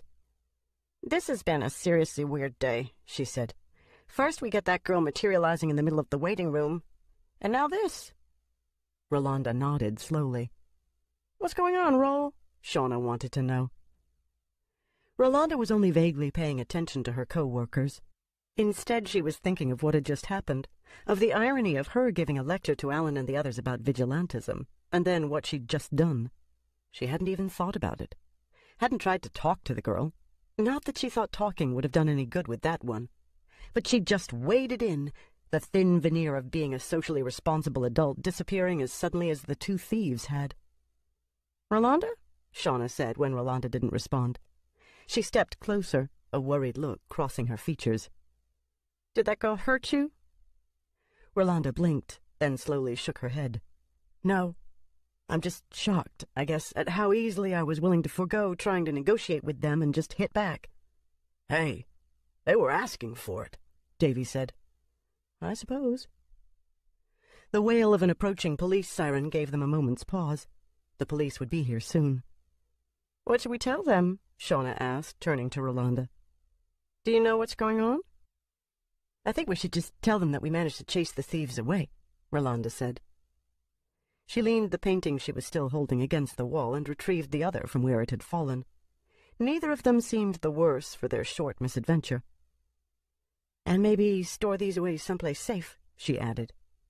At least until she heard that Alan and the others had managed to deal with Rushkin and knew it would be okay to hang them again. Jesus, she thought. She was already siding with Alan and the others. Ready, she realized, to condone the murder of another human being. The knowledge scared her, but she couldn't make the feeling go away. All she had to do was remember the killing look in that girl's eyes and think of it being turned on Cosette or some other innocent. What could the police do in a situation such as this? "Fine," Shauna said. "That's what we'll tell the cops. But you know more than you're letting on." Rolanda chose her words carefully. "If I knew anything that would make what just happened here easier to believe, trust me, I tell you." There. That wasn't an actual lie. What Shauna and Davy had just witnessed was unbelievable enough. If she related everything that she knew, it would only seem more unbelievable. "But what we just saw," Davy said. "I mean, people can't just vanish like that. Can they?" Happily, the police arrived at that moment, and Rolanda didn't have to reply. They explained the situation to the two officers and then locked away the paintings in a storeroom in the basement. Rolanda tucked the key into the pocket of her jeans. She could tell that both Shauna and Davy wanted to talk more about what had happened, but once they'd all trooped back upstairs to the Foundation's offices, business went on, and they were soon too swamped with the usual crises to worry about something so exotic as thieves who could vanish. There were children to be fed and clothed, beds to be found for them, social workers and lawyers to contact on their behalf. For Shauna and Davy, the mystery slipped between the cracks of yet one more hectic day. But Rolanda watched the clock all afternoon, willing Alan to pick up a phone wherever he was and contact her. And then, when the day was done and she'd made her excuses to Shauna and Davy, who wanted to talk about it some more, when she was finally alone and ready to go up to her apartment, she found that all that she could think about were the paintings locked up in the cellar. What if the thieves came back? What if they were successful this time? She ended up making herself a thermos of coffee and a couple of sandwiches and took them down to the basement. She went back upstairs to get herself a chair, the cordless roam phone from Shauna's office, and a baseball bat. Then she sat down and waited. For the phone to ring. For the thieves to return. For something to happen. By the time a sudden hammering arose, knuckles rapping on a hollow wooden door, her nerves were completely on edge. She jumped upright, the baseball bat slipping from her hand to bounce off the floor. She retrieved it quickly and stood with the bat in her hands, staring around the basement in nervous confusion. That was when she realized that the knocking was coming from inside the storeroom. 6. The farther Cosette led them into the tombs, the more Alan began to question the wisdom of what they were doing. While it was true that Isabel was in danger and he wanted to help her, he was growing less and less certain of what it was that he had to offer in terms of help. Never having been in a fight in his life, never having had to use physical force of any kind before, he wasn't exactly cut out for the role of the hero in a situation such as this. They hadn't even confronted Rushkin or his creatures yet, and his nerves were already shot from anticipation of what would happen when they did. "I'm beginning to think Rolanda was right," he said to Marissa, walking beside him. "Maybe we should have called in the police." "But you said it yourself. They're not going to believe any of this. By the time we could convince them it was real, just saying we ever could, which I doubt, it'd probably be too late." But Rolanda was right when she said that Isabel being kidnapped would be real enough for them. "Well, I hate to bring this up," Marissa told him, "but at this moment you're not exactly a model citizen in their eyes, are you? If things got out of control, if anything was to happen to Isabel before we could help her, they'd probably try to blame both it and Molly's death on you." "I don't really care about that at the moment," Alan said. "I just want Isabel to be okay." "That's why we're here." Alan nodded. "But what can we do?" Marissa gave his arm a reassuring squeeze. "Whatever we have to."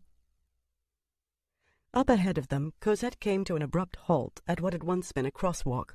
The painted markings on the pavement were almost erased by the weather, but two unraveling strands of wire still held the crosswalk lights aloft. The hulking bulk of an overturned city bus was rusting in the middle of the intersection, its surface a bewildering array of graffiti ranging from gang signs to slogans and crude art. Piled up against the bus were the remains of a couple of cars that had obviously been driven into the toppled vehicle by joyriders and then abandoned. Cosette darted across the intersection and hunkered down behind one of the cars. When Alan and Marissa joined her, she pointed to a run-down tenement building that stood a little way down the block on the far side of the street. "That's it," she said. "Isabel's in there." The nondescript building took on an ominous look in Alan's mind once Cosette spoke. The street in front of it was relatively clear of rubble and abandoned cars. It must have been an office building of some sort, Alan decided. Perhaps a bank. Along its second-floor ledge he could see a row of gargoyles, or at least the remains of their bases.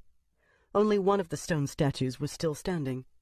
Like the bus, like almost every surface that could hold paint in the area, its walls were festooned with graffiti. "Where's John?" Alan asked. Cosette closed her eyes. Cocking her head, she seemed to be listening to something, but Alan couldn't figure out what.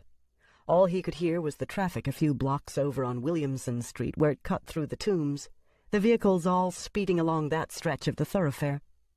No one in their right mind stopped their car in the tombs. They especially didn't go wandering about on foot the way he and his companions were. Closer, he could hear the sound of the wind blowing down the deserted streets, occasionally bringing them a snatch of music from the boom-box of one of the area's squatters. They'd seen very few people since first entering this wasteland of empty lots and abandoned buildings. Those they had were all the kinds of people that Alan would normally cross a street to avoid. They always had an attitude. But here, on their home turf, the inhabitants of the tombs seemed content to ignore them. Watching and waiting, perhaps, to see what had brought them here. "I can't find him," Cosette said, looking alarmed. "Usually I can almost see him in my head. Not clearly, the way I can always see Isabel, but I can sort of feel where he is." "Do you feel him now?" "No," Cosette said. "I can't feel him at all." "But Isabel's inside?" When Cosette nodded, Alan glanced at Marissa. "We're not going to do any good hiding out here," Marissa said. Like they were going to do so much good inside, Alan thought. Then he sighed. He studied the ground around them, looking for something he could use as a weapon, although use was perhaps too strong a word. Something he could hold to give him courage. He wasn't sure that he was actually capable of hitting someone, little say murdering Rushkin the way Cosette wanted him to. He got up and edged away from the car they were hiding behind to peer into the open trunk of the other vehicle. There he found a rusting tire iron. Picking it up, he turned to his companions, holding the tire iron awkwardly in his hand. When he returned to where the others were waiting for him, Cosette regarded his makeshift weapon with approval, but he saw sympathy in Marissa's eyes. Alan swallowed thickly. "Okay," he said. "Let's do it." Before he could step around the car, Cosette suddenly pulled him down again behind the vehicle. "What?" Alan began. Cosette put a warning finger to her lips, and then Alan heard it as well. Two voices raised in argument. A man and a woman. The sound came from the direction of the building they'd been about to enter. Peering over the hood of the car, Alan saw two figures leave the tenement. One he recognized as John Sweetgrass, until he realized it had to be John's doppelganger, since Cosette, sneaking a quick glance beside him, drew in a sharp breath at the sight of the approaching pair and quickly dropped out of sight again. The doppelganger's companion he only recognized from Nora's description of a real punky-looking girl. These were the two people who'd kidnapped Isabelle from the courtyard in Joli Coeur. Rushkin's creatures. "Don't let them see us, don't let them see us," Cosette was chanting under her breath. Alan ducked below the hood as the pair crossed the street. "Have to walk back, thanks to you," the man was saying. "Don't blame me. I think she almost broke my fucking wrist. Serves you right, panicking the way you did." "There's supposed to be social workers in that place," the girl said. "Not street fighters. That's no excuse. If you hadn't screwed up, we'd have the paintings and not have to walk back across town to get them." "So we'll steal another car." "So we'll steal another car," the doppelganger repeated, mimicking the girl's voice. "I didn't see you doing all that well," the girl responded sharply. "No one said you had to follow me back. I couldn't very well take the paintings and fight them all off at the same time once you'd buggered off on me." "I'll tell you one thing," the girl said. "If that black bitch is still in the office when we get there, I'll rip out her heart." They were talking about Rolanda, Alan realized. They'd gone after the paintings hanging in the Foundation's waiting room, and somehow Rolanda and the others there had chased them off, and now they were on their way back. He turned to Cosette, about to whisper to her that Rolanda had to be warned of a second attempt on the paintings, when he realized that the conversation they'd been eavesdropping on had suddenly fallen silent. "Oh, shit," he thought. There was no time to do anything. The doppelganger came around the front of the car before Alan could stand up. When he did, he raised the tire iron only to have the girl drop silently from the roof of the car and kick him in the shoulder. The tire iron fell to the pavement with a clang, and Alan backed away from the girl. His whole arm had gone numb from his shoulder down to his fingers. "Yum, yum," the girl said, a feral light burning in her eyes as she caught sight of Cosette trying to hide behind Alan. "Skara," the doppelganger warned.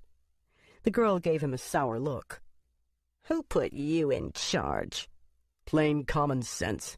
She belongs to Rushkin.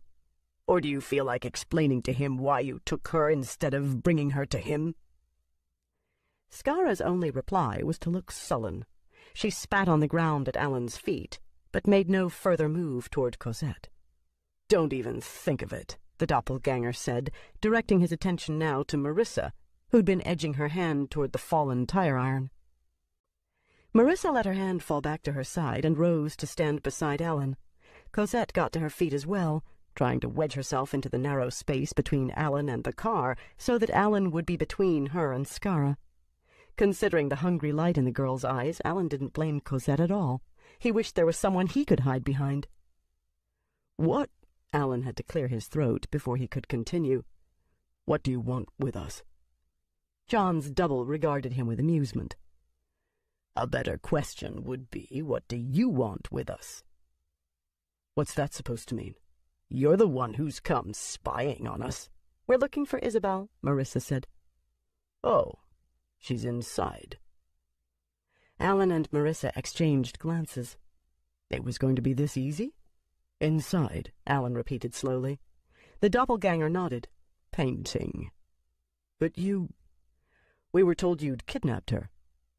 "How do these stories get around?" the doppelganger said.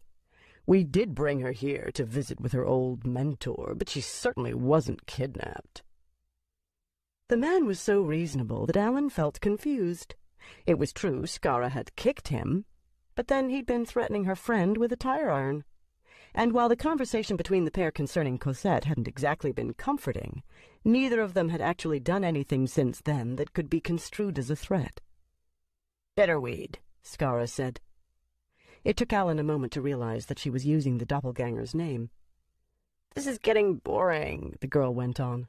"We've got things to do." Things to do, Alan thought. like stealing Isabel's paintings from the foundation and assaulting Rolanda and whoever else happened to be there. His resolve returned. "Listen," he said, "you can't just—" "If you're so worried about whether or not Isabel wants to be here," Bitterweed broke in, "why don't you come in and ask her yourself?" Alan hesitated. Of course we'll see her," Marissa said. "That's why we came." She sounded brave, but she walked very close to Alan as they followed the pair back into the tenement. Cosette bookended Alan on the other side. She walked so near to him that he could feel her trembling. It was dirty inside the building, the walls smeared with more graffiti, litter clogging the floor. The air smelled stale with a sweet rankness lying underneath it. "Why would Rushkin want to live in a place like this?" Marissa wondered aloud. The same question had lodged in Alan's mind. "Free rent," Bitterweed called back over his shoulder. "Isabel's upstairs in the studio." When they got to the second floor, Skara darted ahead of them, stopping at a closed door about halfway down the length of the hall. She seemed to take longer than necessary to simply turn the doorknob, but her body shielded whatever she was up to. "In here," she said cheerfully when they joined her. She opened the door and stepped aside. Alan got a glimpse of Isabel's startled features turning toward them, and behind her an unfinished canvas on an easel. Then Bitterweed gave him a hard shove. He stumbled into the room, dragging Marissa and Cosette along with him. The door slammed behind them, and he heard the unmistakable sound of a key turning in a lock. "How could we have been so stupid?" he cried, turning back to the door. The knob remained immobile in his hand when he tried it. He gave the door a kick, but only succeeded in hurting his toe. Swearing softly, he turned around to face the rest of the room. Marissa was regarding Isabel with frank curiosity. Cosette had attached herself to Marissa now and stood hip to shoulder against her. Marissa hesitated for a moment, then laid a comforting arm across the girl's shoulders. Isabel regarded them with an unhappy gaze. Her eyes were rimmed with red and swollen from crying. Why did you come?" she asked, her voice heavy with despair. "We wanted to help," Alan said. Isabel shook her head. "But now he's got you, too." "You mean Rushkin?" "I mean the monster." Alan waited, but she didn't elaborate. The silence that stretched between them grew uncomfortable. Alan cleared his throat. He looked at the painting behind her, marveling at its emotive power, even in this unfinished state. "That painting," he said. "She was going to be my vengeance on the monster," Isabel told him. Her voice seemed drained of expression, not toneless, but empty. "But then John told me how Numina can't harm a maker, and then the next thing I knew, he killed John." Her eyes flooded with tears, and she began to cry. Alan regarded her helplessly, wanting to be supportive, but there was something about her that made him keep his distance. She simply stood there, shoulders shaking, the tears streaming down her cheeks. She was looking right at him, but Alan didn't think she actually saw him. "Alan," Marissa said softly, "for God's sake, go to her." Her voice broke through Alan's paralysis. He glanced in her direction to see that Cosette had buried her face against Marissa's breast, John's death hitting her just as hard. Marissa indicated Isabel with a nod of her head. Alan hesitated a moment longer before closing the distance between them. He put his arms around Isabel, gathering her close. There was no pleasure in the contact. Only days ago he'd have given anything to be this close to her, but since then everything had changed. Isabel pressed her face into the crook between his neck and shoulder. Her arms gripped him tightly, but the weeping didn't stop. It felt as though it would never stop. Rushkin hadn't only killed John, Alan realized. This time, with this death, he'd utterly broken Isabel. 7. Roger Davis stayed on at the precinct to catch up on some paperwork after his partner left for the day. Reports were always backing up as new cases took priority, and it seemed like he was always behind. It wasn't until the evening shift came on that he was finally ready to call it quits himself. Tomorrow was soon enough to print the files. He shut off the computer he'd been using and leaned back in his chair, stretching the stiff muscles in his lower back. How people could work at a desk job all day was beyond him. Picking up his sports jacket from where it hung over the back of the chair, he slung it over his shoulder and headed downstairs. On the way out to his car, he stopped by the sergeant's desk to double-check that the all-points bulletin on Alan Grant had been dropped. That was when he discovered another APB, this time for a pair of nameless thieves. White female, approximately 5'1", 105, late teens, black hair, wearing death rocker punk gear, and a Native American, approximately 6 foot, 170, black hair in a ponytail, wearing a white T-shirt and jeans.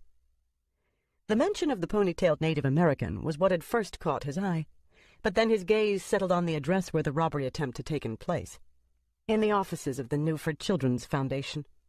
He thought, ponytailed Indian spotted in Mully's hotel just before she's murdered. Mully trying to grab the money from her daughter's books that was being channeled into the foundation. Ponytailed Indian involved in a robbery attempt at the foundation.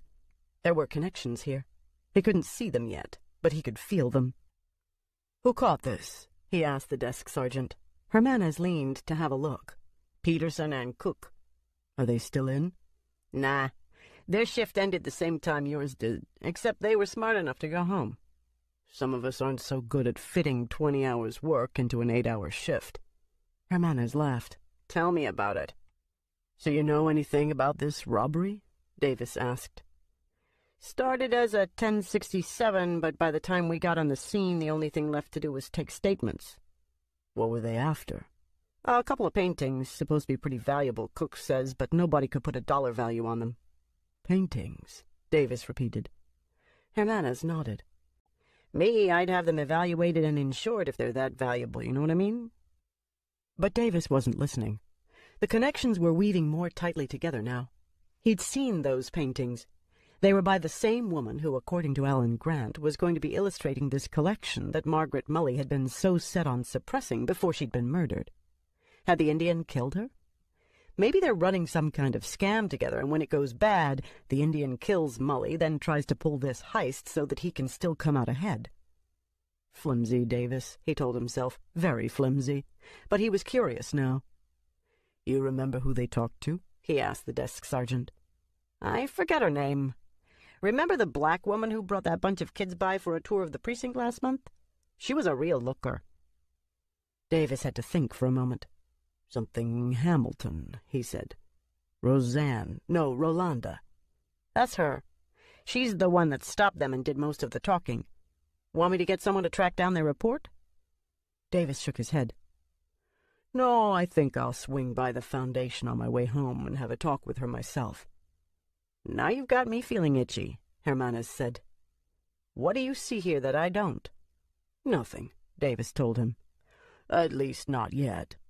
But the only lead I've got in a case that Mike and I are working on is a ponytailed Indian, and the really interesting thing is that our case has a connection to the foundation as well." "You're talking about the old witch that got murdered last night? The one who wanted to take all the money from the foundation's kids?" Davis nodded. "Maybe you should give the guy a medal if you find him," Hermanez muttered. "If it was up to me," Davis admitted, "maybe I would." "Course, we don't condone murder on our turf," Hermanez said. "No matter how much the victim deserved it." "Of course," Davis agreed. The two men smiled at each other. Davis tipped a finger against his brow and headed out to his car. 8. Isabel recovered first. While Cosette still wept quietly against Marissa's shoulder, Isabel finally stepped out of Alan's embrace. She didn't look any better, Alan thought. All that had changed was that the tears had stopped. Lodged in her eyes was a wild and desperate grief. She started to speak, then dropped her gaze and swallowed thickly. Turning away, she picked up a clean rag from the work table and first wiped her eyes with it, then blew her nose. With her back to them, she squared her shoulders and stared at the unfinished painting on her easel. How much do you know?" she asked. She spoke with the same empty voice she had earlier. Alan glanced at Marissa, but Marissa only shrugged as if to say, "Play it however you think is best." Alan sighed. It was probably the wrong thing to do, considering how Isabel was feeling at the moment, but he knew the time had come to put aside all the bullshit. "I think we've pretty well figured it all out, except for a couple of things," he said. "Even the noumena?" Alan glanced at Cosette. "Maybe especially the noumena." Isabel let the silence hang between them for a moment. Alan shifted from one foot to another, but before he could speak, Isabel asked, "So what do you need to know?" "Why did you keep Kathy's letter from me?" Alan asked. "Why did you pretend that Patty Jack had burned in the fire? And why did you turn your back on me at Kathy's funeral?" He wasn't trying to rekindle old arguments or make her feel bad. He asked because he had to understand. Before they could go on from here, before he could be of any help, he had to have something more than old ghosts and memories to work with. There was a solution to their current situation, and he was sure they could find it. But the trouble was he also knew it was tangled up somewhere in the middle of all the lies and evasions that had grown up between them over the years. Not just since Kathy's death, but from before that. It dated back to the fire on Wren Island, when all of her artwork had supposedly gone up in flames along with the farmhouse. Isabel turned to look at him, but her gaze could only hold his for a moment. It shifted to the work table, where she picked up a yellow-handled utility knife with a retractable blade from in among the brushes and tubes of paint. Turning it over and over in her hands, she walked over to the nearest wall. With her back to the wall, she slid down until she was sitting on the floor, legs drawn up to her chest. She put the knife down on the floor beside her and hugged her knees. I've got a problem with negative situations," she said. She still wouldn't look at him. Her voice was so soft that he had to walk over to where she was and sit down across from her.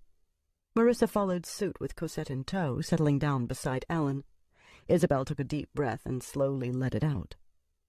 "When something bad happens," she went on, She broke off again, but this time she looked at Alan.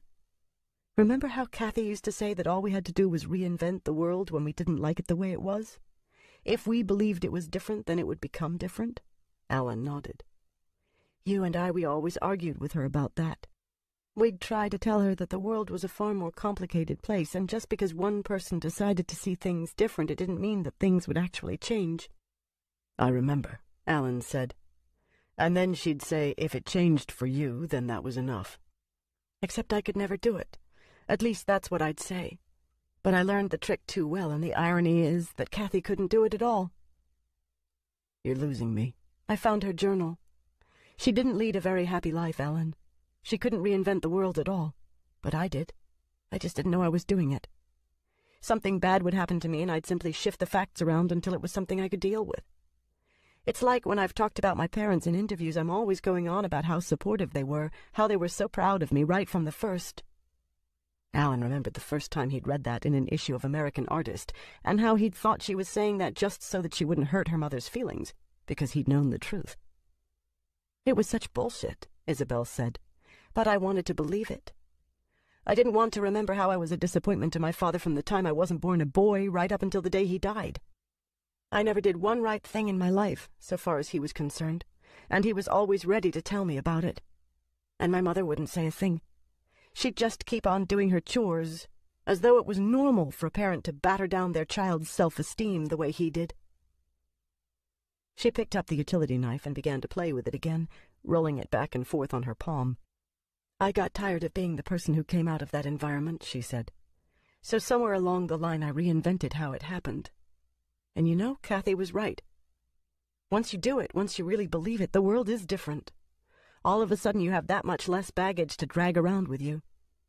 "So at Kathy's funeral, I really believed that she'd died in the hospital of cancer. I convinced myself that that was the truth because I couldn't live with what had really happened. Kathy just couldn't have killed herself. Not the Kathy I knew." "It was a shock to everybody," Alan said. "Only because we didn't know her at all. If she'd shared with us what she wrote in her journal, we'd have known." She gave Alan a sharp look. "Do you know why she killed herself?" He shook his head. That question was one of the ghosts haunting him. He'd wrestled with it for years and still couldn't understand. "She wanted amnesia," Isabel said. She didn't want to have to carry around the baggage any longer, and killing herself was the only way she could see to accomplish that. I remember she told me that the reason she believed we had to reinvent the world for ourselves was that if we didn't change the world to suit us, then it would change us to suit it, and she couldn't bear to be who she thought the world would change her into. I don't understand, Marissa said. Even though she came from such a terrible background, she rose above it. She's helped so many kids through the foundation and touched so many others through her writing. If there's anyone who left the world a better place than it was when she came into it, it was her. Isabel nodded. But she was never happy. Her writing and the kids at the foundation were all she had, and I guess one day she realized it wasn't enough. She gave of herself. She gave until there was nothing left for herself. If you stop letting water into the well but you keep drawing from it, eventually it's going to run dry. Jesus, Alan said softly. It's heartbreaking, isn't it? Isabel said. And there we were, her best friends in all the world, and we didn't even see it happening. Why didn't you tell me about this before? Alan asked. I only just found out this morning myself. She told them then about the letter arriving at her house, the locker key, the security guard who'd held on to the locker's contents for her for all those years, the journal. I didn't know about Patty Jack and John, she finished. Kathy rescued Patty Jack's painting from the fire, but she kept it instead of giving it back to me. The painting was just sitting there waiting for me with Kathy's journal. I hadn't known that John's paintings survived. Her eyes welled up with tears again, but this time she kept them in check. Jilly mentioned seeing... She wiped her eyes with her sleeve. Seeing John when I was asking her about a place to stay in the city, and then he came to see me at my new studio. Why would Kathy not have told you about Patty Jack's painting? Alan wondered aloud. Isabel gave him an anguished look. I think she thought I might destroy it. What? Don't you remember the rumors that went around for a while? That I'd set the fire myself? Kathy didn't believe them, but according to her journal, she wasn't ready to entrust Patty Jack's painting to that belief. I have to ask, Alan said. Did you set the fire? I don't know. Her reply surprised Alan. He'd been expecting a quick denial. He'd heard the rumors that had circulated back then, but he'd dismissed them immediately. With what he knew now about Isabel's art, about the Noumena, when he could see how dedicated she was to their safety and survival, he couldn't imagine her having played any part in the destruction of so many. Rushkin spiked the punch that night, Isabel said. With acid, remember? Alan nodded. Yes, but I had a couple of glasses of it, Isabel said. I started tripping very seriously, and then everything went black. I remember passing out in the farmyard out by one of the old barns. When I came to in the morning, I was on the far side of the island, my clothes and hands and arms and face all covered in soot. Cosette was staring at Isabel in horror. So what are you saying? Alan asked. That you did set the fire? Isabel shook her head. I'm saying I really don't know. Rushkin told me just before the acid kicked in that he could make me destroy all the paintings. He put a box of matches in my hand. Then I was gone. I remember having what I thought was a dream. I remember seeing them burn, all those lovely, innocent creatures. I remember holding them in my arms as they died. But when I woke, I was a long way from the farmyard.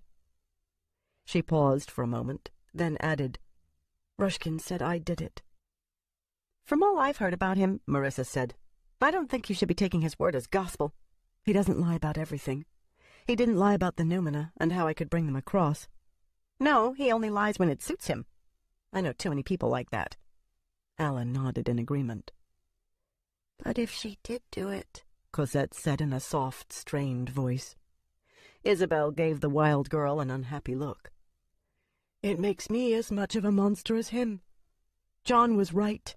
He told me from the first. I should never have brought anyone across. All I've done is cause them terrible pain. My God, Marissa said suddenly. Those two creatures of Rushkin's. They're going back to the foundation for the paintings. And to hurt Rolanda, Alan added. He looked at Cosette. You've got to go back. You have to warn her and hide the paintings of you and your friend. But Cosette shook her head. I won't go. What? Cosette stood up and folded her arms, looking down at the three of them. You can't make me do it. But why won't you go? Marissa asked. Cosette pointed a finger at Isabel. Because she's going to free her red crow, and I have to see it fly. I have to see. I have to know what she has that I don't. Why she can dream and bring us across, but I can't. Marissa and Alan looked at Isabel in confusion. Do you know what she's talking about? Alan asked. Isabel nodded slowly. I've thought and I've thought about it, she said in the same strained, flat voice she'd been using all along. I can't kill Rushkin in cold blood, and I don't know if I have the strength to stand up to him any more. He wants me to paint more Numina for him to feed on. Christ, if you're worrying about Kathy's collection, Alan said, don't even think about it. It's not that. Rushkin said he'll have his Numina kill my friends if I don't paint for him. So we'll have to figure out a way to... Isabel cut him off. No, there's no more thinking to do. There's only one way I can make sure that he can't use me anymore. She picked up the utility knife again, this time sliding the blade out. I have to follow Kathy's lead one last time. Now hold on there, Alan said. He started to reach for the knife to take it from her, but she swept it back and forth in front of her, making him back away. This is totally stupid, he argued with her. No, this is the only option I've got left. I can't kill another person in cold blood, not even a monster like Rushkin. But I can't let this go on anymore. You see, Cosette said. She has to do it, and I have to watch. Marissa just looked at her. How can you be so cold-blooded? I don't have any blood at all, Cosette replied. I don't have a red crow beating its wings in my chest. When we die, we become nothing. We're not the same as you. When you die, the red crow flies away and you're supposed to live somewhere else. I want to follow it. I want it to show me how we can be real, too. I told you before, Isabel said. A long time ago. You are real. Cosette shook her head. I've no dreams and no blood, and because of that I can't be like you. I can't reach into the before and bring more of us across. So how can you say I'm real? Because all it takes for you to be real is for me to give you a piece of myself, Isabel said. John explained it to me. At the mention of John, Cosette seemed more willing to listen. So when will you give me something? She asked. I already have. No, Cosette said. I don't have anything of yours. I'd know if I did. You have my love. That's what I gave you when I brought you across. But the dreams and the red crow, Isabel sighed. I said you were real. That doesn't make you the same as me. She shook her head. Why would you even want to be like me? Because of your magic. Because of the way you can make something out of nothing and then bring us across. Cosette pointed to the unfinished canvas that stood on the easel. I can feel hers stirring already, you know. Somewhere in the before, she's leaving the stories and getting ready to come here. You'll have to learn your own magic, Isabel said. And if you don't go rescue your painting, you won't survive long enough to do so. But if you don't care about yourself or your friend in the other painting, Alan said, then at least think of Rolanda. She is nice, Cosette said, wavering. Do you want her to be hurt, when you could have saved her? Cosette looked from Alan to Isabel. Her gaze focused on the utility knife in Isabel's hand, the shining length of razor-sharp blade that protruded from one end. Cosette put a hand to her chest, palm flat between her small breasts, and a look of sadness came over her. Alan couldn't tell if it was for Isabel or for herself, for the red crow that Isabel would be loosing, or for the one she herself didn't have. Then she blinked out of existence, leaving behind her only the sound of displaced air that rushed to fill the spot where she'd been standing. Beside him, Marissa shivered and took his hand. Alan knew just how she was feeling. It was one thing to talk about magic being real, but something entirely unsettling about experiencing it firsthand. I'm sorry you have to be here to see this, Isabel said. Alan watched her stand up and back away from them. We won't let you die, he said. If you cut yourself, I'll stanch the wound. He stood up himself. Hell, I'll make you cut me first.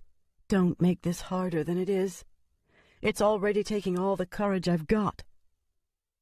What would Kathy think? Alan tried. "I don't care," Isabel cried. The flatness left her voice, and Alan could hear the utter despair that was driving her. "We always thought she was so brave and true, that she was so strong. Well, we were wrong, weren't we? Maybe we could have saved her if we'd known, but it doesn't matter anymore. I'm not doing this for Kathy. I'm not doing this because I want to. I'm doing this because it's the only way I can stop Rushkin from hurting my friends. I won't make more Numina for him, but I won't let him take away anything else I love." "And when he finds someone else to make Numina for him," Alan asked, "what changes?" Isabel shook her head. "Do you think he'd be risking what he is if he could find someone else? His last student killed herself because she realized the truth. That's the only way to get out of his clutches. I don't think there is anybody else. And even if there is, I doubt he's strong enough to live through the time it'd take to train them." "Unless he feeds on whatever Numina of yours that are still around. Paddyjack and Cosette, the painting of Annie Nin that I've got, the reading woman at the foundation." Isabel nodded. "I guess it'll have to be up to you to protect them," she said, lifting the blade of the utility knife to her throat. Marissa turned her face away, unable to look. At her side, Alan made an inarticulate sound and lunged forward. He knew he couldn't possibly reach her in time, but he had to try. 9. A few rooms away, Rushkin sat on his pallet, back against the wall, oblivious of the drama taking place in the makeshift studio down the hall. He still held the knife he'd used to destroy The Spirit is Strong, gently thumbing its edge as he looked across the room. Finally consuming the obstinate John Sweetgrass had been far less satisfying than he'd imagined it would be. He was stronger now, much stronger than he'd been for weeks, but the gnawing hunger continued to eat away inside him, unappeasable. He remembered when Bitterweed had first brought the painting to him, how angry he'd been at the Numina's stupidity, until he'd felt the unmistakable aura of the other world rising up from under the paint Barbara Nichols had used to cover Isabel's original painting. He'd picked away at a corner of the canvas, working at the dried oil paint with his thumbnail. The garish top layer had come off in small flakes under his effort, revealing the richer tones of Isabel's oils hidden under it. That had been clever of Sweetgrass, but not clever enough. Did Sweetgrass think that he hadn't kept tabs on him, that he hadn't been aware of the friendship that had developed between Isabel's first fully realized Numina and his own erstwhile student? Who better to guard the painting for Sweetgrass than lovely Barbara, with her quick tongue and a temper to match Rushkin's own? Rushkin hadn't expected The Spirit is Strong to be hidden under another painting, but that had been the only surprise. That, he amended, and the singular lack of substance he'd acquired upon consuming the Numina. Perhaps it had something to do with Barbara's having covered Isabel's original under her own work. The additional layers of paint could well have worked subtle changes in the properties of the original. Although Barbara hadn't stayed with him long enough to fully learn the craft of bringing Numina across, there were still traces of enchantment in her work, enough to create some slight imbalance. A pity about Barbara, he thought. She'd been so promising, much more talented than poor Giselle, perhaps more talented than Isabel as well, though it was hard to tell. She hadn't been with him long enough. She'd certainly been more volatile, not at all like poor, innocent and trusting Isabel. He smiled, thinking of Isabel. Even now, even after all that he'd done to her, she couldn't sift fact from fiction.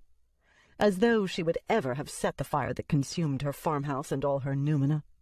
As if it could have been any other hand but his own that had struck the match, just as he'd had to do a few years later in Paris with Giselle's studio. Rushkin held up his hand and studied the way light played along the edge of the knife he held. He regarded it for a long moment, then leaned over the side of the pallet and tossed the knife on the floor where it landed beside Bitterweed and Scara's gateway paintings. A shame you couldn't feed on your own, he thought. It would make life so much simpler. He stretched out on the pallet and put his hands behind his head.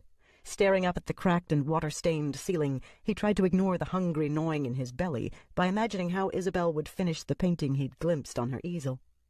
It was such an interesting choice of a palette. He could almost taste the sweet angel it would bring across from the Garden of the Muses. Poor Isabel. She imagined her subject as an angel of vengeance, a stern-faced, winged Amazon who would leap the bridge between the worlds, redressing wrongs with the edge of her bright sword. But Numina were really only sustenance, nothing more. In this he hadn't lied. It took a piece of the soul of their maker to make Numina equal to humans, And who would be fool enough to do such a thing? Let the creatures run one's errands. Let them remain food. Anything else led only to needless complications. That was something that Isabel hadn't stayed with him long enough to learn. Undoubtedly it had been for the best. Had she stayed, she would have continued to grow stronger, and one day she might have tried to wrest control from him, as he had wrested control in his time. His smile deepened, and a dreamy look came over his features. Now that had been a bloody night. He had bathed in the hot crimson gushing from the man's throat, astonished at how much blood one human body held. He'd been so strong in those days, even without the sustenance stolen from another's noumena. He would be that strong again. 10. A sudden relief flooded Rolanda when she realized that the rapping she heard was coming from inside the storeroom where she'd locked away the paintings for safekeeping. Not bothering to put the baseball bat down, she hurried to the door, disengaged the lock with the key from her pocket, and flung the door open. "Cosette!" she cried. "God, am I happy to—" Her voice trailed off, and she backed away as a tall, red-haired woman walked out of the storeroom. The stranger was oddly familiar, but Rolanda couldn't immediately place where she knew her from. She seemed to be in her early 30s, and stood a few inches taller than Rolanda. She had a striking figure and carried herself with a stately grace. Her solemn gray eyes were the same color of the calf-length gown she wore over a rust underskirt. I know you," Rolanda said, as recognition finally dawned on her. "You're the reading woman from the other painting." The stranger smiled. "Indeed. And from your greeting, I take it you've already met Cosette?" "That's who I thought you were." Rolanda couldn't stop herself from staring at the woman. She'd accepted the existence of noumena, been witness to their ability to appear and disappear at will, but she still wasn't quite used to having a conversation with someone who had just stepped out of a painting. She didn't think she ever would.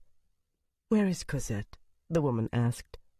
Rolanda gave her an apologetic shrug. She had the sudden uncomfortable sensation of having been entrusted with someone's child, and then simply letting her run off, unattended. "I don't really know," she said. "She went off with Alan and Marissa. Do you know them?"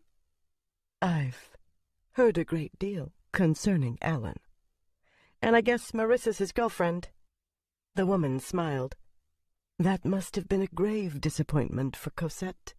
She was quite taken with him." "So I noticed." "And where did they go?" Rolanda cleared her throat, her uneasiness returning. "They went off to deal with Rushkin. I know who he is all too well." The woman sighed. "And she promised me she'd be careful." "I tried to stop them," Rolanda began. The woman raised a hand to forestall an explanation. "You're not to blame. Cosette only listens to reason when it suits her." She shook her head and gave Rolanda a self-deprecating smile. "I suppose I'm far more protective of her than I should be. While she looks like a child, I don't doubt she's as old as you and certainly capable of accepting responsibility for her actions." "But still," Rolanda said. "But still," the woman agreed. "I can't help but worry, especially at a time such as this." "If I can help." The woman glanced back toward the storeroom. "You seem to have already done what I came to do. John sent word that we should all guard our own gateways because the Dark Man's creatures were abroad again, hunting us." "The Dark Man? You mean Rushkin?" "I refuse to allow him the privilege of a name," the woman said bitterly. "Monsters such as he forego that right through their actions." A monster, Rolanda thought. And she'd just let the others go off to confront him. Why hadn't she gone with them and helped? But if she had gone with them, Rushkin's noumena would have gotten away with stealing the paintings, and then where would Cosette and the reading woman be? "And John?" the woman asked. "Do you know his whereabouts?" Rolanda shook her head. "I never got the chance to meet him. He went ahead of the others, after Rushkin. Hopefully they caught up with him." An odd sound came from the storeroom, a soft, wafting cough of air being displaced. As the two women turned to look, Rolanda's grip tightened on the baseball bat she was still holding at her side. But this time it was Cosette who had materialized there in the dark. She stood in front of her painting for a long moment, then slowly turned to face them. "John's dead," she said as she walked out into the light. She looked different from the last time Rolanda had seen her. Her eyes were puffy and rimmed with red from crying, but the sadness that had brought on the tears had since been replaced with a grimness that stole away all the light-heartedness in her features that had made her so immediately engaging. "Rushkin killed him," Cosette went on, "and Isabel's the next to die." "He's going to kill Isabel?" the reading woman asked, shocked. "No." Cosette explained how they'd all been trapped in the makeshift studio Rushkin had put together for Isabel. "She's going to kill herself. It's the only way she thinks she can stop Rushkin." "We have to stop her," Rolanda said, but Cosette only shrugged. "It's her choice, isn't it?" she said. "How can you be so callous?" Rolanda demanded of her. "If it weren't for Isabel, you wouldn't even exist." "That's not exactly a blessing," Cosette said. "We didn't ask to be born. We didn't ask to be different." It felt so odd to Rolanda to hear those familiar complaints in this situation. She was far more used to them coming from the children she saw in her office upstairs. The runaways who felt they owed nothing to anyone for having been brought into a world they hated, who struggled to make do with an existence that offered them only hardship and pain. The immigrant and black children who battled the double grievance of those same joyless homes, coupled with the racism directed at them by their peers and the rest of society. "I'm sure Isabel never meant to make you unhappy," she said. "She never thought of us at all. All she wanted to do was to forget we ever existed. You know what she said to me?" she added, turning to the other Numina. "That we'll never have red crows or dreams, because all we get is the real we have now." "Is what we have such a bad thing?" the woman asked. "Hunted by Rushkin and his creatures?" "But was that ever Isabel's doing?" Cosette hesitated. Rolanda could see that she didn't want to deal with the logic of it, but she had no choice, not under the steady gaze of her companion's solemn gray eyes. "No," she said, her voice pitched low. Some of the harshness left her features, making her look younger again, almost fragile. Rolanda knew exactly what the other woman had meant about wanting to protect her. At that moment she wanted to enfold Cosette in a shielding embrace and dare the world to do its worst, because it'd have to go through her first to get at her. But she knew better than to try. "Will you take me to Isabel?" she asked instead. "We'll be too late." "But we could still try." Cosette nodded. "Except they told me to come back to guard the paintings." "I will guard the paintings," the reading woman said. "His creatures are really scary," Cosette said, wavering. "I can call some people to stay with you," Rolanda told the woman. Then she reached out her hand to Cosette. "Come on, just show me where Isabel and the others are. I won't ask you to go back inside with me." Cosette hesitated for a long moment, then allowed herself to be led upstairs. The other Numina locked the door to the cellar and pocketed the key before following them up. "I know some guys in the projects," Rolanda said. "They're gang members, but they owe me. All we'll need is a couple of them to deal with that pair who came by here earlier." "Whatever you think is best," the reading woman said. It took 3 calls before Rolanda could get through to the boys she was looking for. They had all found a haven through the Foundation at one point or another in their young lives, and were eager to repay the favor. "They'll be 15 minutes, she said, after she'd cradled the receiver. "Go," the older Numina told her. "I can wait on my own until they arrive." "But you waste precious time." Rolanda studied her for a moment, then nodded. She pulled the 20 out of her pocket. "They're coming in a cab," she said as she handed the money to the reading woman. "But they won't be able to pay the driver. This should cover it." "I will deal with whatever arises," the reading woman said. "Right." Rolanda gave Cosette a quick glance. She looked terrible. "You ready?" When Cosette nodded, Rolanda led the way to the front door. Opening it, she found yet another half-familiar stranger standing there on the porch. In the poor light, he seemed to loom up taller than his bulky 6'2", one hand raised, reaching for the doorbell. He glanced down at the baseball bat that Rolanda was holding and took a step back from her. "I'm reaching for my ID," he said, as his hand went for the inner pocket of his sports jacket. He brought out a small billfold and flipped it open so that she could see his badge and identification. "Detective Roger Davis, NPD," he said slowly. "We met one of the times you brought some of your kids down to the precinct for a tour." "I remember," Rolanda said. "I want to ask you a few questions about this afternoon's attempted robbery, in particular what you know about the Native American with the ponytail who was involved." "He thinks Bitterweed's John," Cosette said. The detective had misleadingly placid features.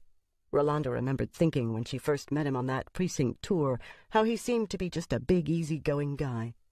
Then she'd looked into his eyes and realized that he didn't miss a thing. That penetrating gaze that had so surprised her was now focused on Cosette. "You know who I'm talking about," he said, making a statement of what could have been a question. Cosette shrugged. "It wasn't John's fault they looked the same, but he was getting blamed for what Bitterweed did." She turned her attention away from the detective to look at Rolanda. "It was Bitterweed who killed Kathy's mother, not John, and certainly not Alan." "You're saying that we're dealing with two men here, and they look exactly the same?" Davis asked. Cosette gave him a tired nod. "One named Bitterweed and one named John?" "John's dead," Cosette said in a voice drained of expression. "As for Bitterweed, if you hang around here long enough, he'll be—" She broke off suddenly, features going ashen. Behind them, Rolanda heard the reading woman gasp. "What is it?" Rolanda asked, looking from Cosette to the older Numina. "What's happened?"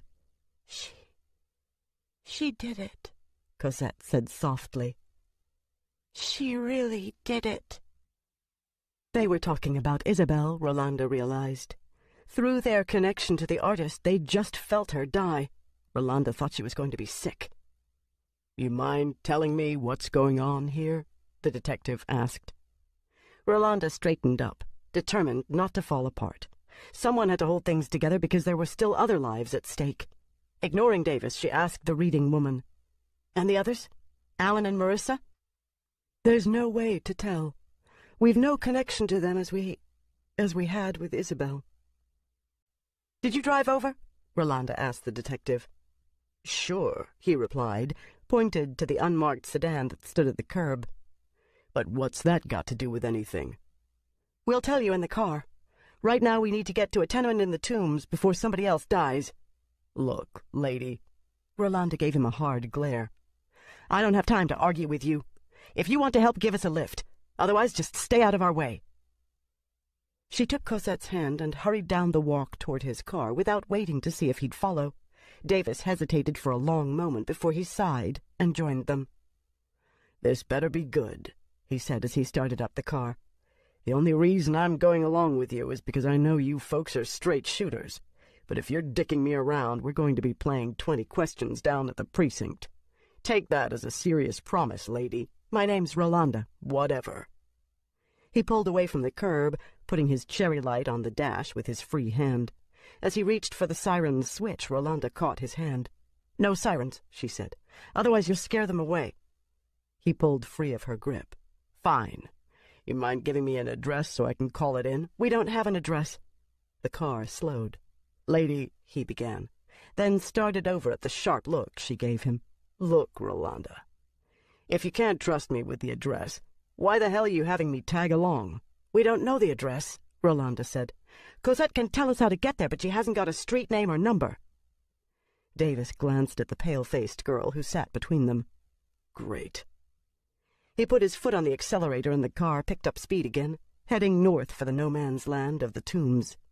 "Turn right here," Cosette said.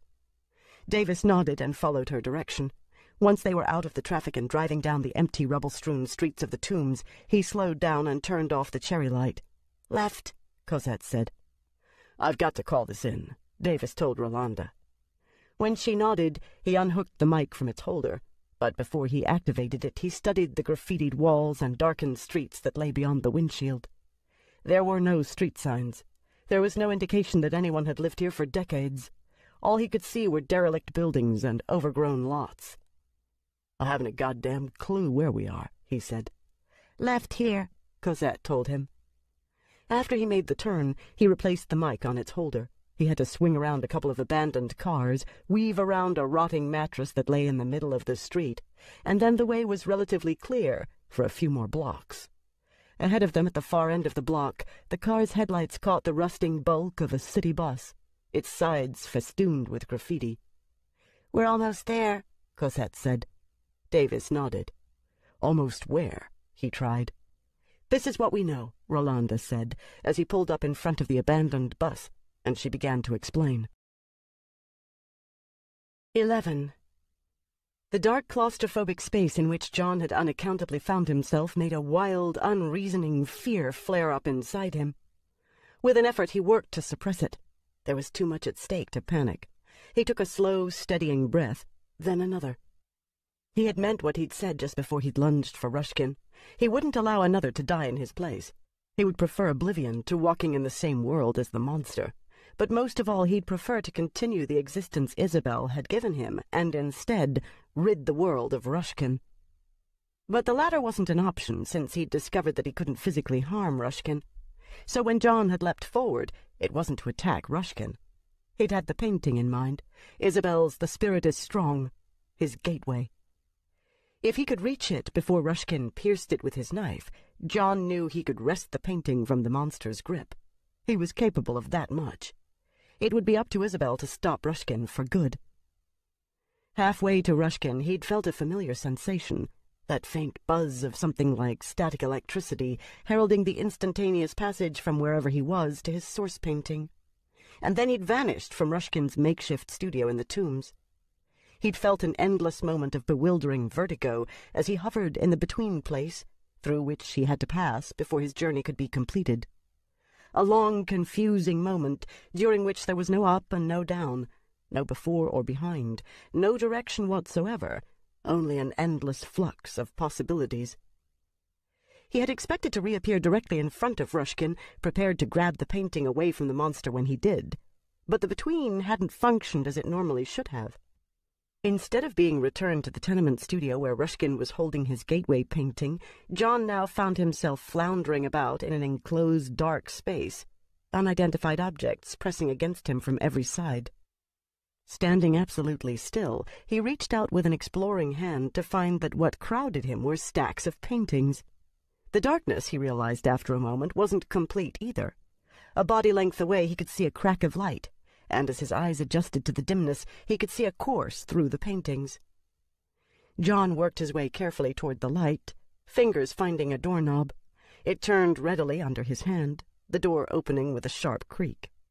A moment later he was stepping out into the large bedroom of Barbara Nichols' apartment that doubled as her studio. Across the room from where he stood, Barb was at her easel.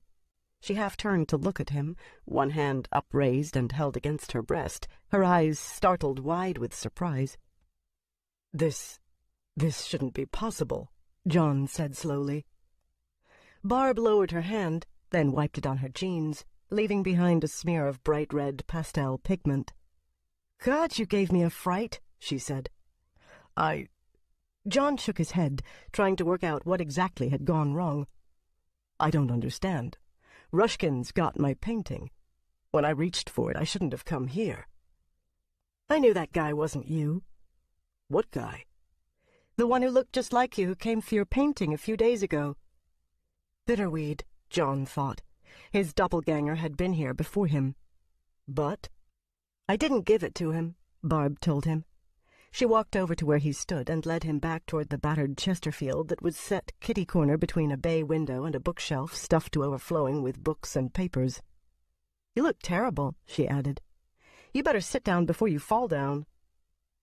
John allowed her to steer him to a seat. While he sat there, she left the room, coming back moments later with a teapot and a mug. "I think it's still sort of warm," she said, pouring him a mug full of tea. She fetched her own mug from its precarious position on top of the wooden box holding her pastels and filled it as well. As she returned to sit with him, John cupped his mug with both hands. The mint tea was only lukewarm, but it was still comforting to have something to hold, as was the act of drinking the warm liquid. It made him feel more human. "I'm missing something here," he told her. How did you know that it wasn't me who came to fetch the painting? And if you didn't give it to my double, then how did Rushkin get it? But Rushkin hadn't acquired it, had he? His gateway painting still had to be in Barb's closet, or else he wouldn't be here. Yet he'd seen the painting in Rushkin's hands. Barb smiled. First, although the guy looked like you, that's where the resemblance ended. Isn't that an oxymoron? Have you ever known identical twins? Barb asked. John shook his head. I grew up with a set of them. They might look identical, but once you get to know them, you can always tell them apart. Not from a distance, maybe, but up close and talking, you can't not know which is which. If you say so, John said doubtfully. I do. Barb regarded him with mock severity until John said, Okay, I believe you. But Bitterweed and I— Is that his name? Bitterweed? John nodded. I guess he thought the play on your own surname was clever. Maybe he didn't get a choice in the matter, John said, feeling a little odd. As soon as he spoke the words, he realized that he carried a certain amount of sympathy for his double. What must it feel like when your only reason for existence was to refute another's? Anyway, Barb went on, you and we've known each other for a long time now. The man who came here with your face wasn't you. And if he had been you, well, he didn't deserve to get what he'd come looking for. He'd have to lose that arrogance before I'd even give him the time of day. But the painting? Barb shook her head as if to say, Don't you know me better by now? I've been expecting something like this for years, she said. Once I realized it was all true, the gateways and the other world and all, and once I realized how important your painting was to your existence, I knew something like this would come up at some point. If not from Rushkin, then from some other enemy. You think I have so many enemies? Since Rushkin can bring you folks across, I figured you'd have as many as he painted. I suppose you're right. But even if you knew Bitterweed wasn't me, it still doesn't explain how I ended up here. That's simple, Barb told him. I did another one. I duplicated the painting Isabel used to bring you across, and then on top of it I made a copy of mine, so that the two were exactly the same. So I've got yet another doppelganger running about? John asked, not at all pleased with the idea. Bitterweed was bad enough. Though, since it had been Barb bringing this other double across, he could at least be assured that it wouldn't hold the same spiteful intentions toward him that Bitterweed did. Barb shook her head again. No, I thought about it before I started the new painting. With a bit of experimentation, I discovered that it's possible to make a gateway painting in which the gate will only open a bit, no wider than a crack. Enough to let the taste of your other world through, but not so much so that someone else can make the passage between our worlds. So what Rushkin believed to be me was only an echo of you, Barb finished. Or rather a taste of the other world, but nothing more. John looked at her with open admiration. He thought of what must have happened back at the tenement where he'd left Rushkin and Isabel. Rushkin would have cut the canvas and consumed the spirit released. He'd now be thinking that John was dead. He wouldn't have fed well on what little sustenance he'd obtained from the painting, but he wouldn't doubt that it was John's essence he'd swallowed. You saved my life, he said. Barb flushed and looked away. Indirectly, perhaps. John didn't push it. Like Isabel, Barb was often far too modest for her own good. He sometimes wondered how either of them got any work done, since the very act of putting pigment to ground required a healthy measure of self-confidence that neither seemed to be able to muster with the same level of intensity outside the compass of their art. Beside him, Barb took another swallow of her tea, then set the mug down on the floor. She leaned back against the arm of the Chesterfield so that she was facing him, knees drawn up to her chest, chin propped up on her forearms. So I take it Rushkin's back, she said. John nodded. In the flesh. I was hoping he'd finally died. Allow me immunity to whatever protects makers from attack by those of us brought across from the before, John thought, and he would be. So long as he can feed on us, John said, he'll live forever. Barb sighed. John could see the muscles of her hands contract with tension and knew she was remembering her own time spent under his tutelage. So, what's the old bastard up to this time? She asked. As John explained, Barb's tension intensified, this time in empathy to what Isabel was going through. Just as he was getting to the moment when Rushkin had appeared in the doorway of the makeshift studio, he suddenly sat up straight, story forgotten. Through his connection with Isabel, he felt the decision she'd come to. In his mind's eye, he could see the utility blade in her hand as it rose up to her throat. "No!" he cried, as the razor edge sliced into her skin, his voice ringing sharply in the confines of the studio. Barb jolted as though struck. She leaned forward and gripped his arm. "John, what's the matter?" John's lower jaw worked, but he couldn't get a sound out. The enormity of what he felt left him helpless and numb. His eyes rolled back in their sockets, and he fell limply against the back of the Chesterfield. "John!" Barb cried again. He finally managed to focus on her for one long moment, but before he could speak he was taken away, drawn out of her grip with a rush of displaced air that eddied across her face, blowing her hair around her brow and temples. Barb's hand fell limply to her thigh. Her gaze was pulled to the door of her closet, which still stood ajar. His painting was still in there, that much she knew. But if John had been taken away... She rose to her feet and darted across the room, suddenly afraid that for all her precautions someone had snuck in and stolen the painting while they sat on the Chesterfield talking. At the doorway of the closet she hit the light switch, flooding the interior with a bright fluorescent glare. A few quick steps inside and she was flipping through the paintings. John's gateway wasn't hard to find. She picked it up and brought it back out into the warmer light of her studio, where she studied it carefully. There was no doubt in her mind that this was The Spirit is Strong, painted over with her own deliberately crude brushstrokes to disguise it. John had explained it all to her, how those brought across from the before could always instantaneously return to their source paintings, but that was it. The ability went no further than that one-way journey. Holding the painting, she stared at the empty Chesterfield, a deep chill settling in her chest. So what had just happened was impossible, except John was gone. She held his source painting in her hands, but she was still alone in the studio. "Oh, John," she said softly, unable to keep the tremor from her voice. "What have they done to you now?" 12. It wasn't going to be hard at all, Isabel realized, as she put her decision into action. It felt so true, so inevitable. Was this how it had felt for Kathy? Everything decelerated into slow motion. Alan's movement seemed like a series of quick sketches from a life-drawing class. He took forever, plunging toward her through air gone suddenly thick and syrupy, a look of desperation and horror etched on his face. They both knew he'd be too late. By the time he reached her, knocking the utility blade away from her throat, the edge had already sliced through the flesh of her throat. A wash of warm blood flooded down onto her shoulders and chest. Alan was still moving forward, unable to stop his lunge.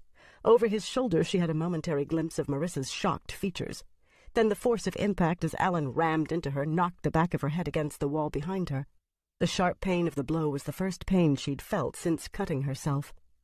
She felt Alan's hands gripping her shoulders, slipping on the bloodied fabric of her shirt. She heard him shout something, but there was a loud humming in her ears and she couldn't hear what he was saying. She didn't really try. A vast pool of darkness welled up inside her, and she let herself fall into its depths. There was no pain there, no Rushkin, only peace. Only peace. But she fell through the other side of the pool. It was like an hourglass with a top at either end. On the far side of the darkness her eyes flickered open and she swayed dizzily. The pain was still gone, but so was the throat wound. She stood in a place so familiar it hurt. It was night, here on the far side of the darkness. Snow fell thickly about her. She stood up to her knees in white drifts and would have fallen from the vertigo, except there was a cast-iron gate in front of her on which she was able to catch her balance. Beyond the gate was a backyard. Rearing above it was the back of a house. A familiar house. The one that had held the apartment she'd shared with Kathy all those years ago on Waterhouse Street. As she lifted her head, she saw the colored ribbons tied to the fire escape outside her window, fluttering in the wind-driven snow. Dying had taken her back into the past, she realized, dropped her into a piece of memory, one of the few that she'd never distorted or forgotten. But then how could she ever forget this night? It would be easier to forget how to breathe. She looked for Rushkin and Paddy Jack, but she couldn't see either of them. Had she arrived before or after the cloaked figure of Rushkin arrived with his crossbow? She listened for the tap-a-tap-tap of Paddy Jack's fingers dancing upon his wooden forearm, but all she could hear was the wind. Her gaze returned to the fluttering ribbons, then dropped when another movement caught her attention. Under the fire escape she saw the receding back of a figure as it made its way down the laneway that ran alongside the house. She forgot how she got here, forgot Rushkin and pulling the blade of the utility knife across her own throat. Her entire being was focused on that receding figure and the idea that if only she could call him back, this time everything would change. She was being given a second chance, she realized, a chance to undo all the mistakes she'd made the last time. She could still rescue her Numina from the fire, still save Kathy's life, but it all depended on her not letting John walk out of her life this time. She hauled herself over the gate and fell into the snow on the far side. "John!" she cried as she struggled to her feet. The wind took the sound of her voice and tore it into tatters too small to carry. She forced herself forward through the snow. "John!" she cried again. 13. "Oh, Jesus!" Alan cried as Isabel's blood washed over them both.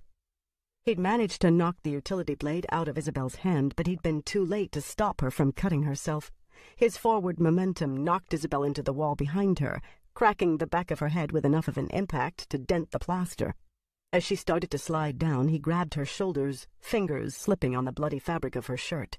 He let go one hand to support her head and slowly lowered her dead weight to the floor. All her muscles had gone slack. When he finally had her on the floor, her head lolled to one side. The blood was making his stomach do flips. He stared numbly at the horrible sight, gaze blurring with tears. She'd really done it, was what he was trying to say, but the words locked in his throat, coming out only as sobs. He stared at her, feeling more sick by the moment.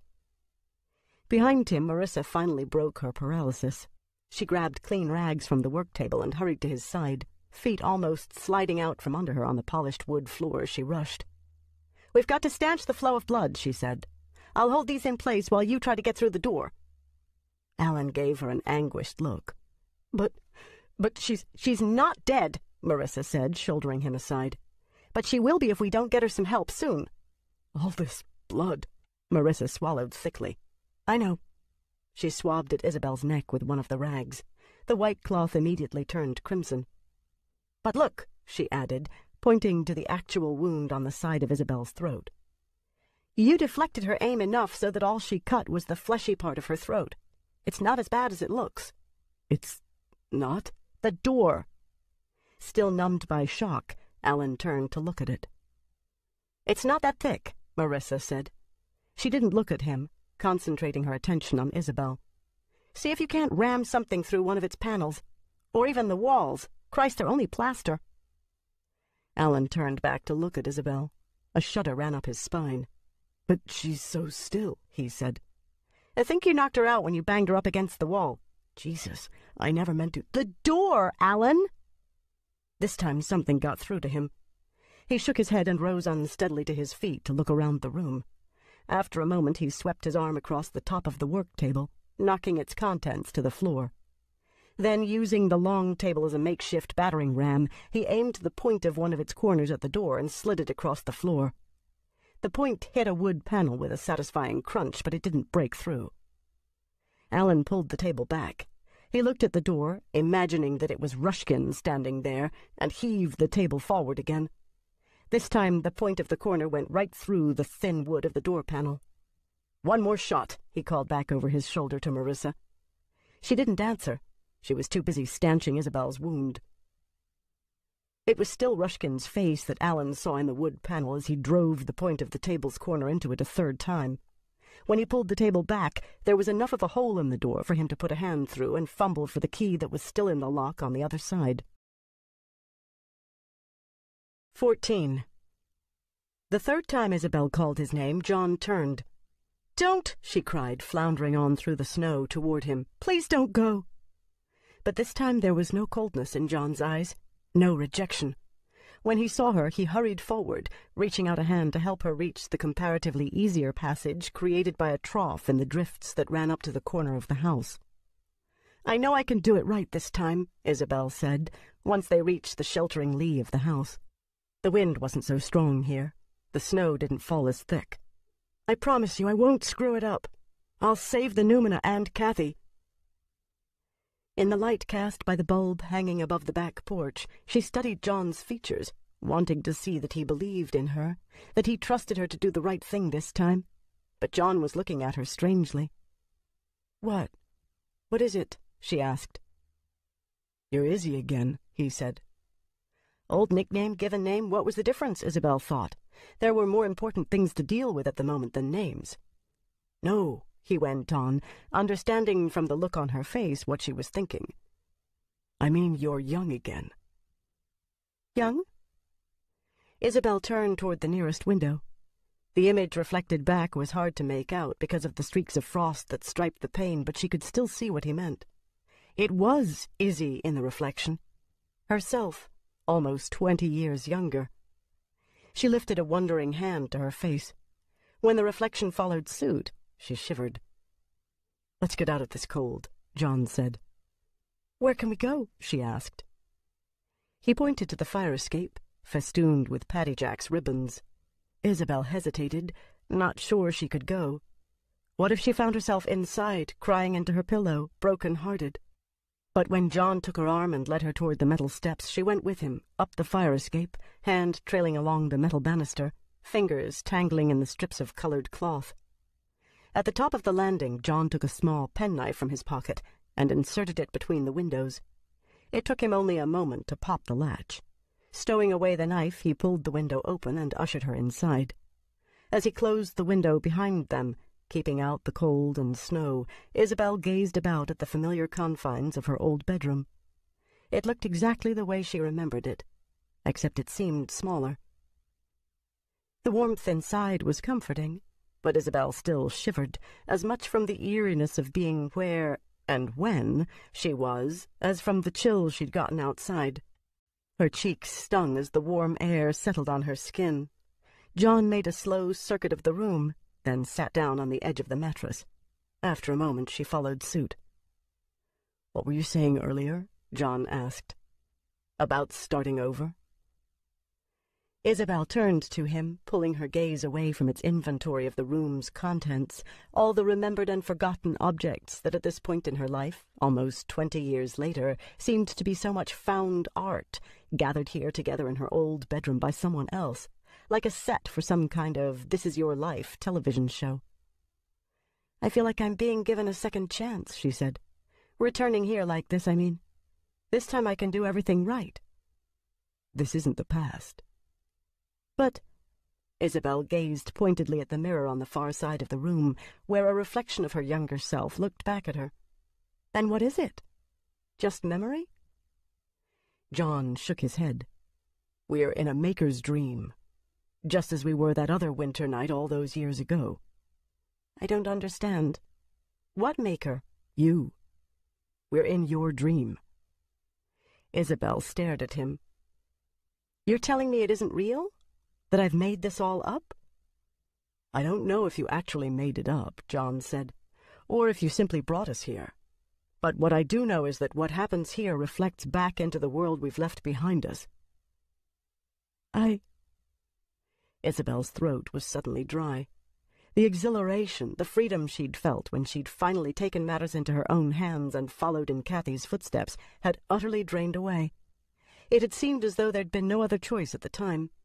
Now all she could see was choices. Had it been this way for Kathy as well? First the exhilaration of finally having done it, and then the regret when it was too late. "I killed myself," she finished in a small voice. "You cut yourself," John corrected. "Badly. But you're not dead yet. If you were, we wouldn't be here." "I'm alive?" Isabel's relief was immeasurable. "For now. We don't know how badly you're hurt, and we can't judge your survival by how long we spend here, since time moves differently in a maker's dream. It's like fairyland. We could be here for hours while only a moment passes in the world we left." "I see." And she did. Nothing was free. She'd gained the knowledge of a new level of enchantment, but she'd only gained it when she might no longer be able to use it beyond this one last time. "Have I always been able to do this?" she asked. "Could I have come here whenever I wanted to?" "Ever since you became a maker." "But why didn't I know?" "I thought you did." Isabel gave him a blank look. "But the only other time I've ever done it was almost 20 years ago." "Are you so sure about that?" "Of course I'm sure. I'd know, don't you think?" John shrugged. "So you never dream?" "Well, of course I dream. It's just—" Her voice trailed off. Yes, she dreamed. Very vivid dreams, often peopled with the noumena she'd brought across from the before. Horrors, courtesy of Rushkin for a while, but then later other mundane dreams in which she simply interacted with her noumena. She just hadn't been aware of a difference between what she now realized had been Maker's dreams and ordinary ones. And they'd all stopped after the fire, after she shut herself off from the alchemy that Rushkin had taught her and refused to bring any more noumena across. "Why did I never dream of you again?" she asked. "Why did I never bring you back into one of those dreams?" "I can't answer that for you," John said. Isabel nodded slowly. He couldn't, but she could. "It's because I shut you out of my life," she said. "I wanted you back, but I wanted you on my own terms, and I guess some part of me realized that you can't do that. I would have had to take you as you are, or not at all." "But you didn't forget me entirely," John said. "Sometimes a maker's dreams are prescient, or at least the patterns in them reflect on life and repeat towards certain meanings." He held up the bracelet of woven cloth that was on his wrist. "Light-colored cloth?" "I don't understand." "It's one of the patterns that keeps repeating in your life. The bright clothes that Kathy always wore, Patty Jack's ribbons from which you made these bracelets, the maypole dance that was never consummated because of the fire, even the abstract designs on your canvases that replaced your realistic paintings." "But what does the pattern mean?" Isabel asked. "I can't answer that for you either. But I do know that if you hadn't made me this bracelet, you wouldn't have been able to trust who I was after you'd met Bitterweed. We might never have come here to this moment. We might never have had the chance to finally put an end to the shadow that's hung over us for most of our lives." "You're losing me again," Isabel said. But it wasn't true. She knew exactly what he meant. She simply couldn't face it. "We have to go to his studio," John said. "Now. Tonight. Here, in this dream. We might never get another chance. But he's not protected from me here, Isabel. He told me as much himself." He bowed his head, staring at the floor. "I carry as much guilt around with me as you do. I could have finished him that night in the snow, but I was too hurt and too full of pride. I chose to turn my back on you. It was your fight, I told myself, not mine. And because of that decision, hundreds have died. I won't let that happen again." Isabel shook her head. "It wasn't your fault. You couldn't have known things would turn out the way they did." "But I did know. I had only to look at Rushkin, to know the horrors he was capable of committing." "But to just kill a person in cold blood?" John lifted his head to look at her. "He's not a person. He's a monster." "I still couldn't do it," Isabel said. "I'm not asking you to. I'm the warrior, the hunter. All I'm asking you to do is to accompany me to his studio. There, where his connection to you and this dreaming is strongest, you can call him across, and he'll have no choice but to come." "Think of the dead," John said. "Think of all those who might yet die at his hand. If you die, all he has to do is find another artist with the potential to be a maker. You're kinda rare, I'll grant you that, but not so rare that he won't be able to track down another. Barb, for one." "Think of the dead," Isabel thought. She turned to look at the door of her bedroom. Kathy was alive somewhere beyond it, either in the living room or in her own bedroom. Sleeping, probably, at this time of night, but maybe still awake, propped up in her bed with the inevitable book or notepad on her lap. If she could only see her one last time. "All right," Isabel said. "I'll go with you to the studio and I'll try to call him to us. But first I've got to do one thing." John put his hand on her arm as she started to rise. "This is dream time," he said, "not the past. Not the reality you remember of how things should be on this night at this time. You might not find what you're looking for. I still have to try, Isabel said. I have to see her, even if she's just sleeping. All I want to do is look at her and see her being alive again. John let his hand drop. I'll wait for you here, he said. Isabel stood up. Crossing the bedroom, she paused with her hand on the doorknob. I won't be long, she said. But in the end, John had to go looking for her. 15. As she waited for Rolanda's friends to arrive, Rosalind wandered aimlessly through the ground-floor rooms of the Newford Children's Foundation. On Rolanda's desk she came upon a small oil painting that she recognized as Cosette's work. It was crudely rendered. Cosette always seemed to be in such a hurry to get the image down, but powerful all the same, as powerful in its own way as any of Isabel's work. Rosalind laid down her ever-present book to pick up the painting and study it more closely. She remembered what Cosette had told her about Isabel. She said we've been real all along. Just as John had always insisted. That she made us real with the love she put into bringing us across. Could it be true? Had they spent all these years yearning to be what they could never be instead of embracing what they were? That we'll never have red crows or dreams because all we get is the real we have now. And was that such a terrible thing? What were blood and dreams anyway but another way of describing aspirations and mortality? She and the others were certainly mortal, and they were filled with hopes and ambitions. They had talent. Bahel's poetry didn't lack heart, nor did the sculptures of found objects that Paddy Jack constructed high in the trees and barn rafters back on Wren Island.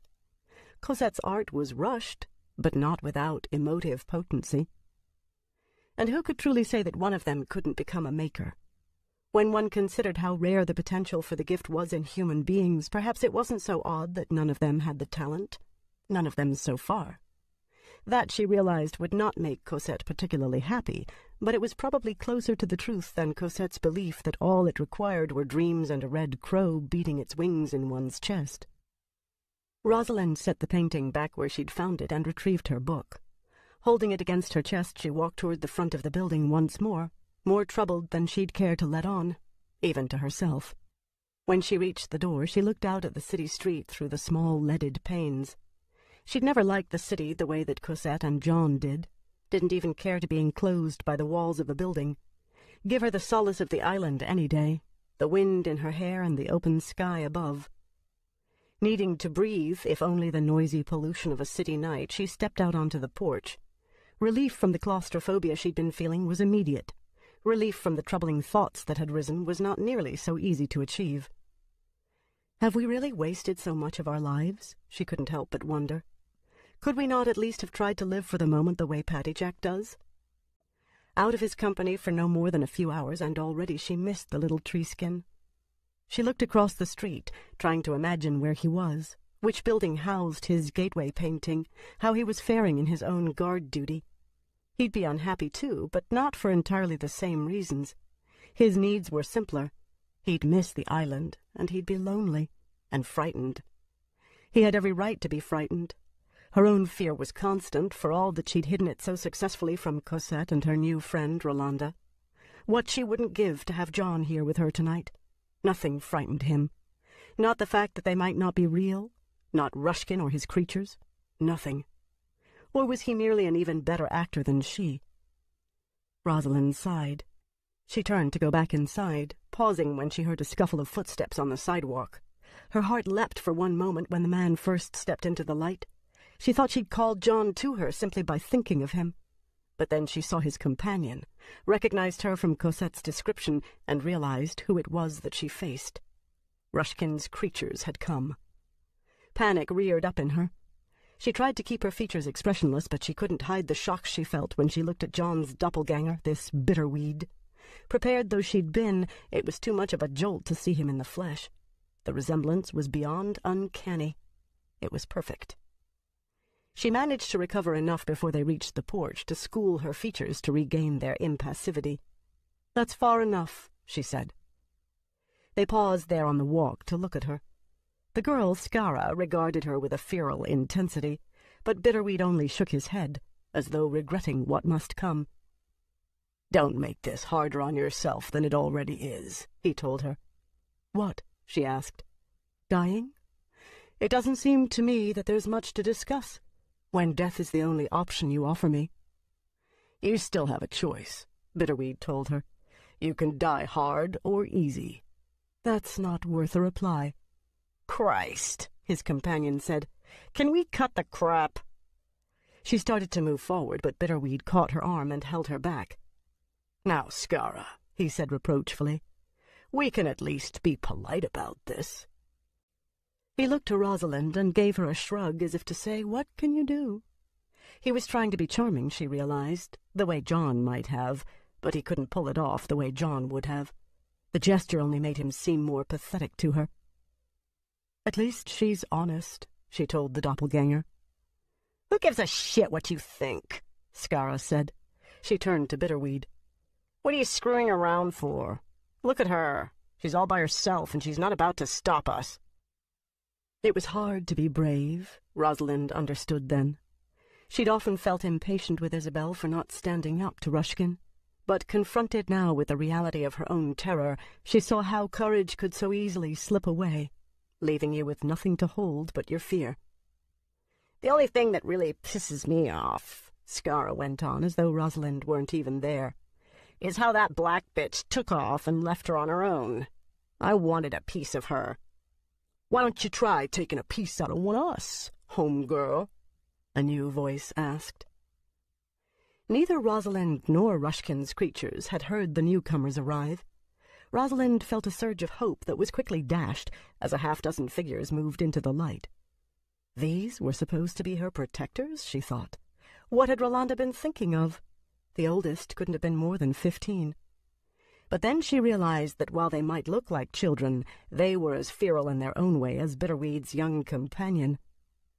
They were dressed simply in T-shirts and hooded sweatshirts, baggy shorts and high tops. Their faces ranged from cherubic to acne-scarred.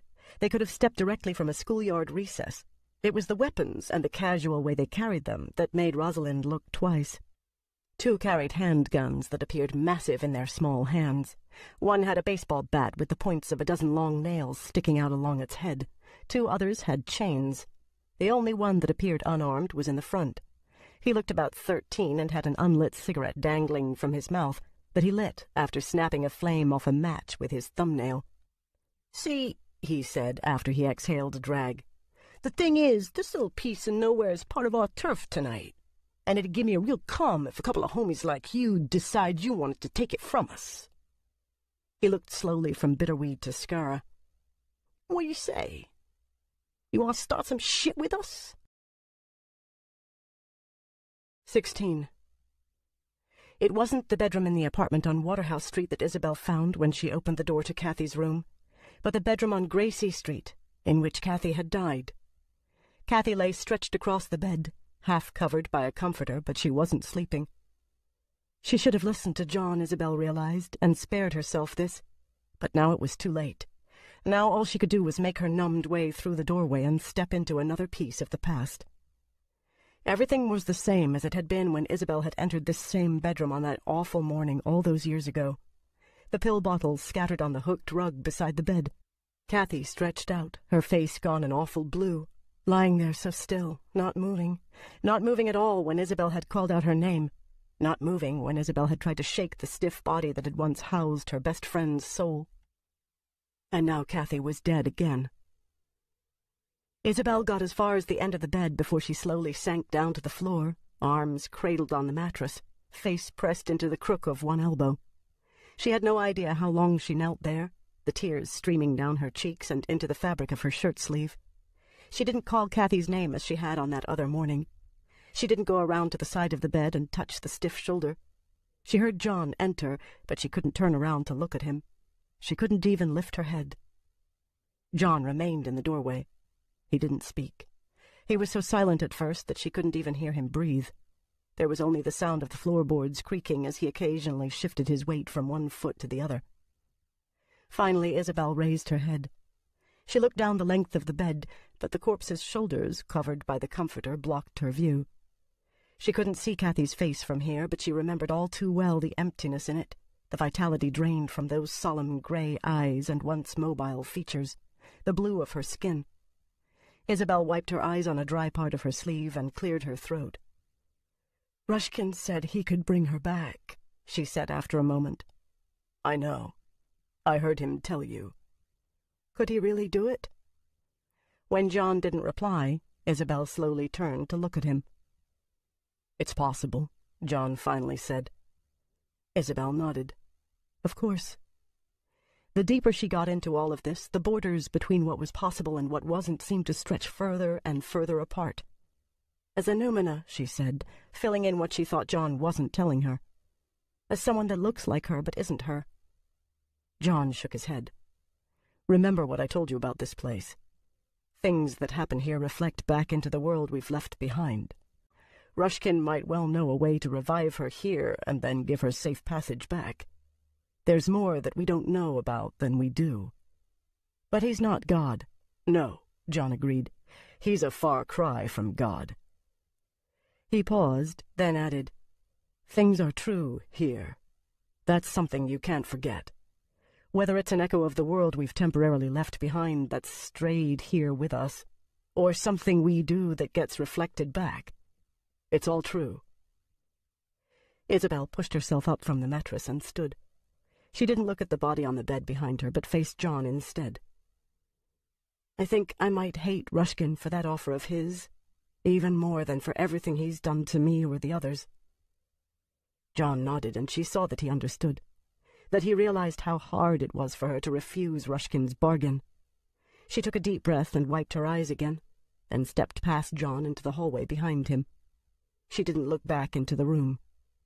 John regarded the body for a moment, then slowly closed the bedroom door and followed her into the living room of the Waterhouse Street apartment.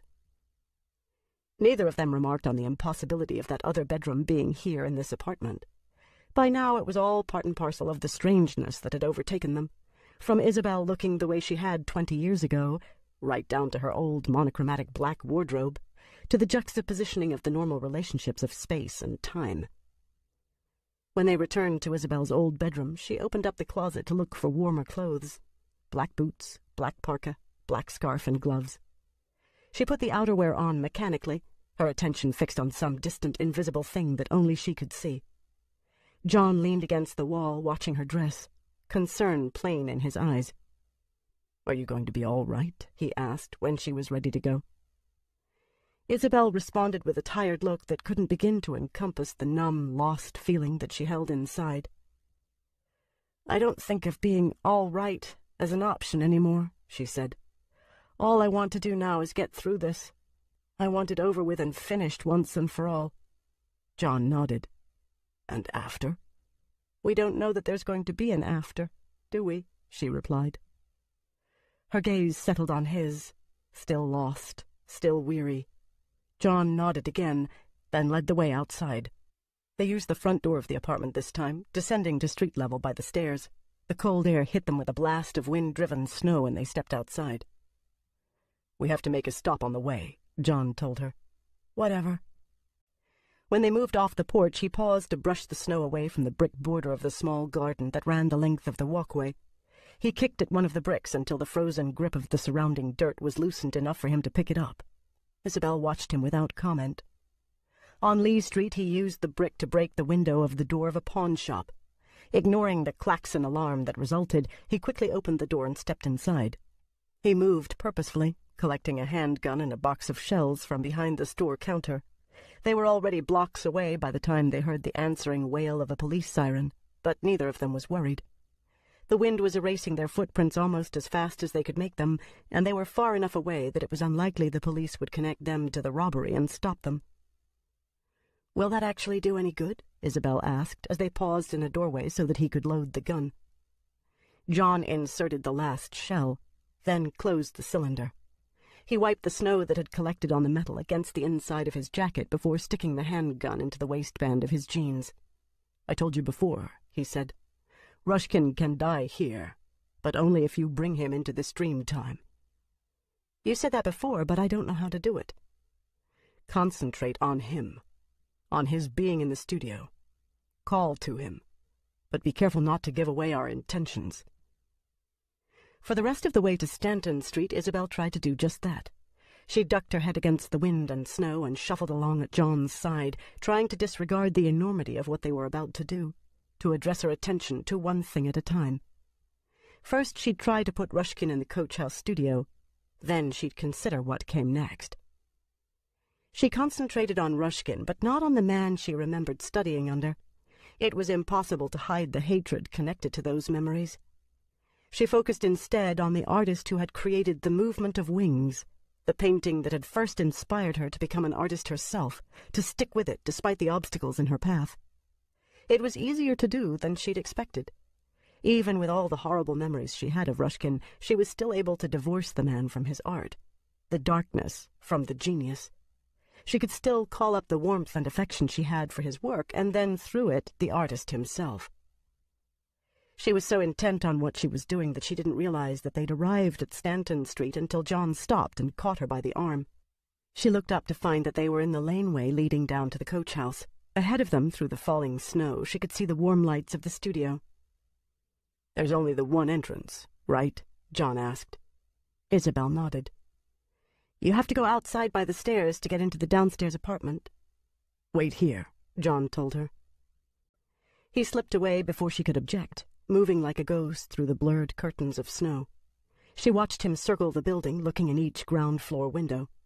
When he started up the stairs, she hurried to join him. He turned, but the look on her face killed any attempt he might have made for her to wait outside. If she was going to be responsible for what happened here tonight, she'd decided, she was going to be fully responsible. There was no more room in what little life she might still have left to once again let someone else shoulder her obligations. She had to be accountable. She didn't have nearly John's silent grace, but the thick snow on the stairs and the howling wind muffled any noise she made. When they reached the door, John carefully tried the knob. It turned effortlessly under his hand. He looked over his shoulder at her, and she nodded to tell him she was ready. At least as ready as anyone could be in a situation such as this. John gave her a look that was meant to be reassuring, to instill confidence, but it wasn't enough to comfort her. He turned back to the door.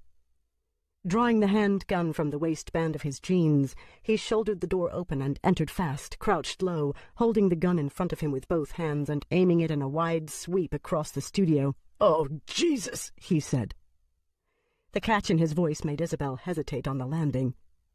Ahead of her, John straightened up. The hand holding the gun hung loosely at his side. Entering behind him, Isabel had to immediately turn back outside. She reeled against the banister, scattering clumps of snow from it as she banged into the railing and leaned over it to throw up. The image of what she'd seen was burned into her retinas. A perverted inversion of Da Vinci's famous study, The Proportions of the Human Body, except it was a three-dimensional rendering rather than pen and ink, utilizing a real human being. The man had been nailed naked to the wall, his body slashed and hacked, strips of flesh peeled away to reveal the musculature underneath the skin, blood gathering in a large pool on the floor below the drained corpse. She vomited until all she could bring up were dry heaves. Then she fell to her knees in the snow, head pushed up against one of the railing's support poles. When John appeared in the doorway, she could only stare at him, the horror of what she'd seen still trapped behind her eyes. Who could do such a thing?" she finally managed. But she knew. There was only one true monster in her life, one individual capable of such an obscene act, but she couldn't even believe it of him. "It's Rushkin," John said. Isabel nodded.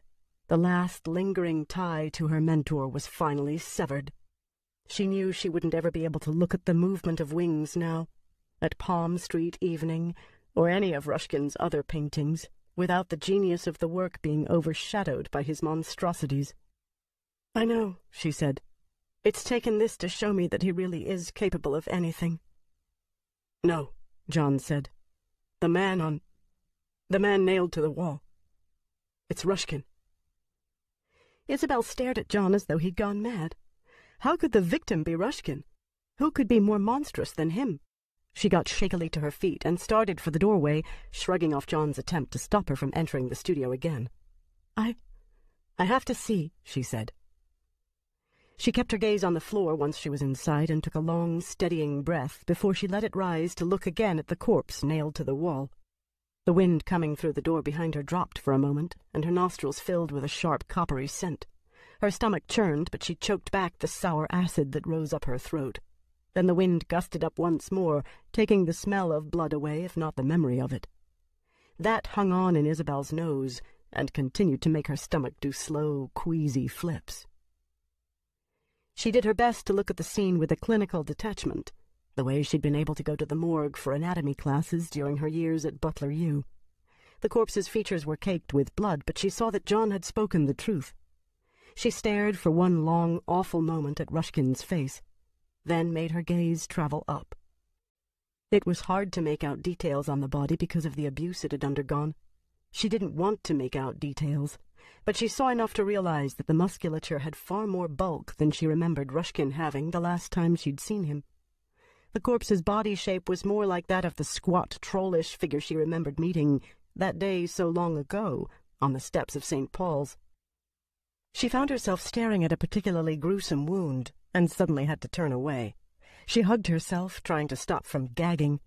Keeping her back to the corpse, she looked at John. He lifted his hand and returned the gun he was holding to the waistband of his jeans.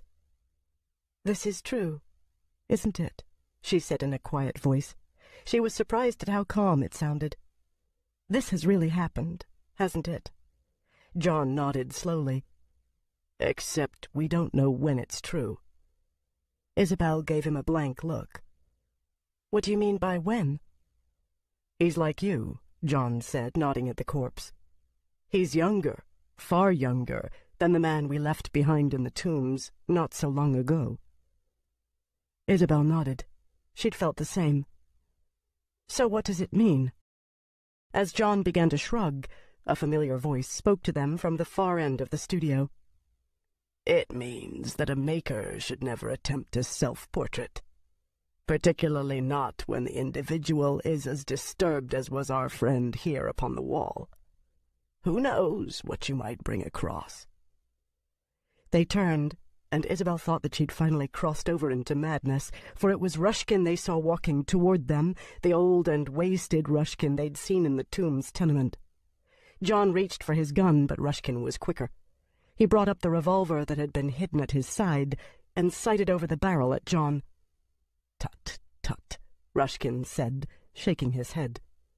John hesitated, then slowly let his hand fall. "You," Isabel began. To the sickness in her stomach was added a sudden disorientation that made her sway dizzily. "You're one of Rushkin's noumena?" Rushkin shook his head. "Not anymore. I am Rushkin, and I've been him for a great many years." 17. Davis had half-turned in his seat while Rolanda spoke so that he could watch both her and the street outside his windshield. "Let me get this straight," he said. "This Vincent Rushkin you're talking about, do you mean the Rushkin?" Rolanda nodded, and Davis had to think about that for a moment. You couldn't live in the city and not know about its most famous reclusive artist.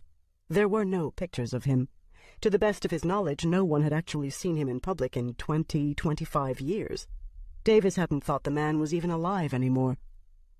"How do you know it's him?" he finally asked. "I'm sorry?" Rolanda said. Why did people always apologize when they didn't hear something? Davis found himself wondering. "No one's seen him in years," he explained. "At least not that I've heard. There are no photos of him. How can you be sure that it was Vincent Rushkin who kidnapped your friends and not just somebody calling himself that?" Rolanda gave him an odd look, then asked, "Does it matter? They're still being held inside that building against their will."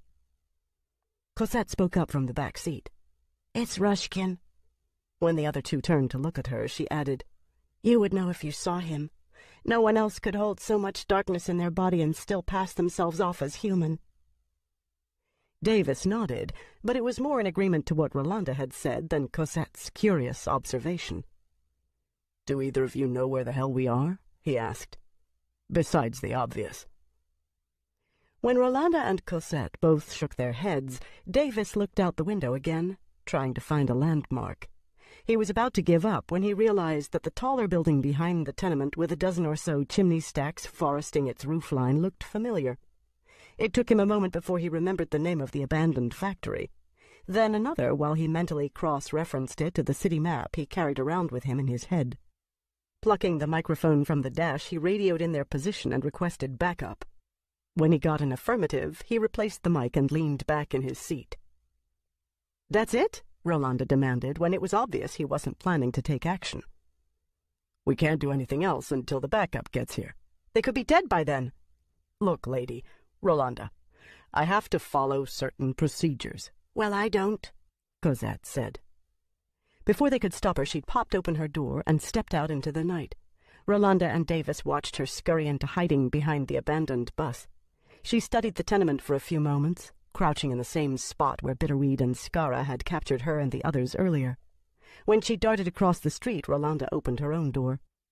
"Now hold it," Davis said, grabbing her arm. "We can't all just go off half-cocked like a bunch of—" Rolanda pulled free of his grip. "Do what you like," she told him, "but don't try to tell me how to live my life, okay?" Stepping out of the car, she hurried after Cosette. Davis slammed the ball of his palm against the dashboard. "Shit," he muttered. He reached under his seat and pulled out a shotgun. Once he was outside, he stood listening, but the night air didn't bring the welcome sound of approaching sirens. Davis sighed. He gave it another minute. Then, against his better judgment, he followed Rolanda and Cosette into the derelict building across the street. 18. Isabel stared at Rushkin's Noumena, this creature he'd made the mistake of calling across from the before with a self-portrait, and tried to make sense of what she was seeing. She had to ask herself, had she ever met the real Rushkin? Would she even know the difference? The Rushkin who stood here threatening them with his revolver was the man she remembered, the man she knew. He had the same features, the same voice, and the same eyes. He carried himself with that familiar arrogance, and she soon discovered that, just like the Rushkin she'd known, he loved to hear himself talk. So how could she think of him as anything but Rushkin? Rushkin, for his part, seemed particularly intrigued by John's presence.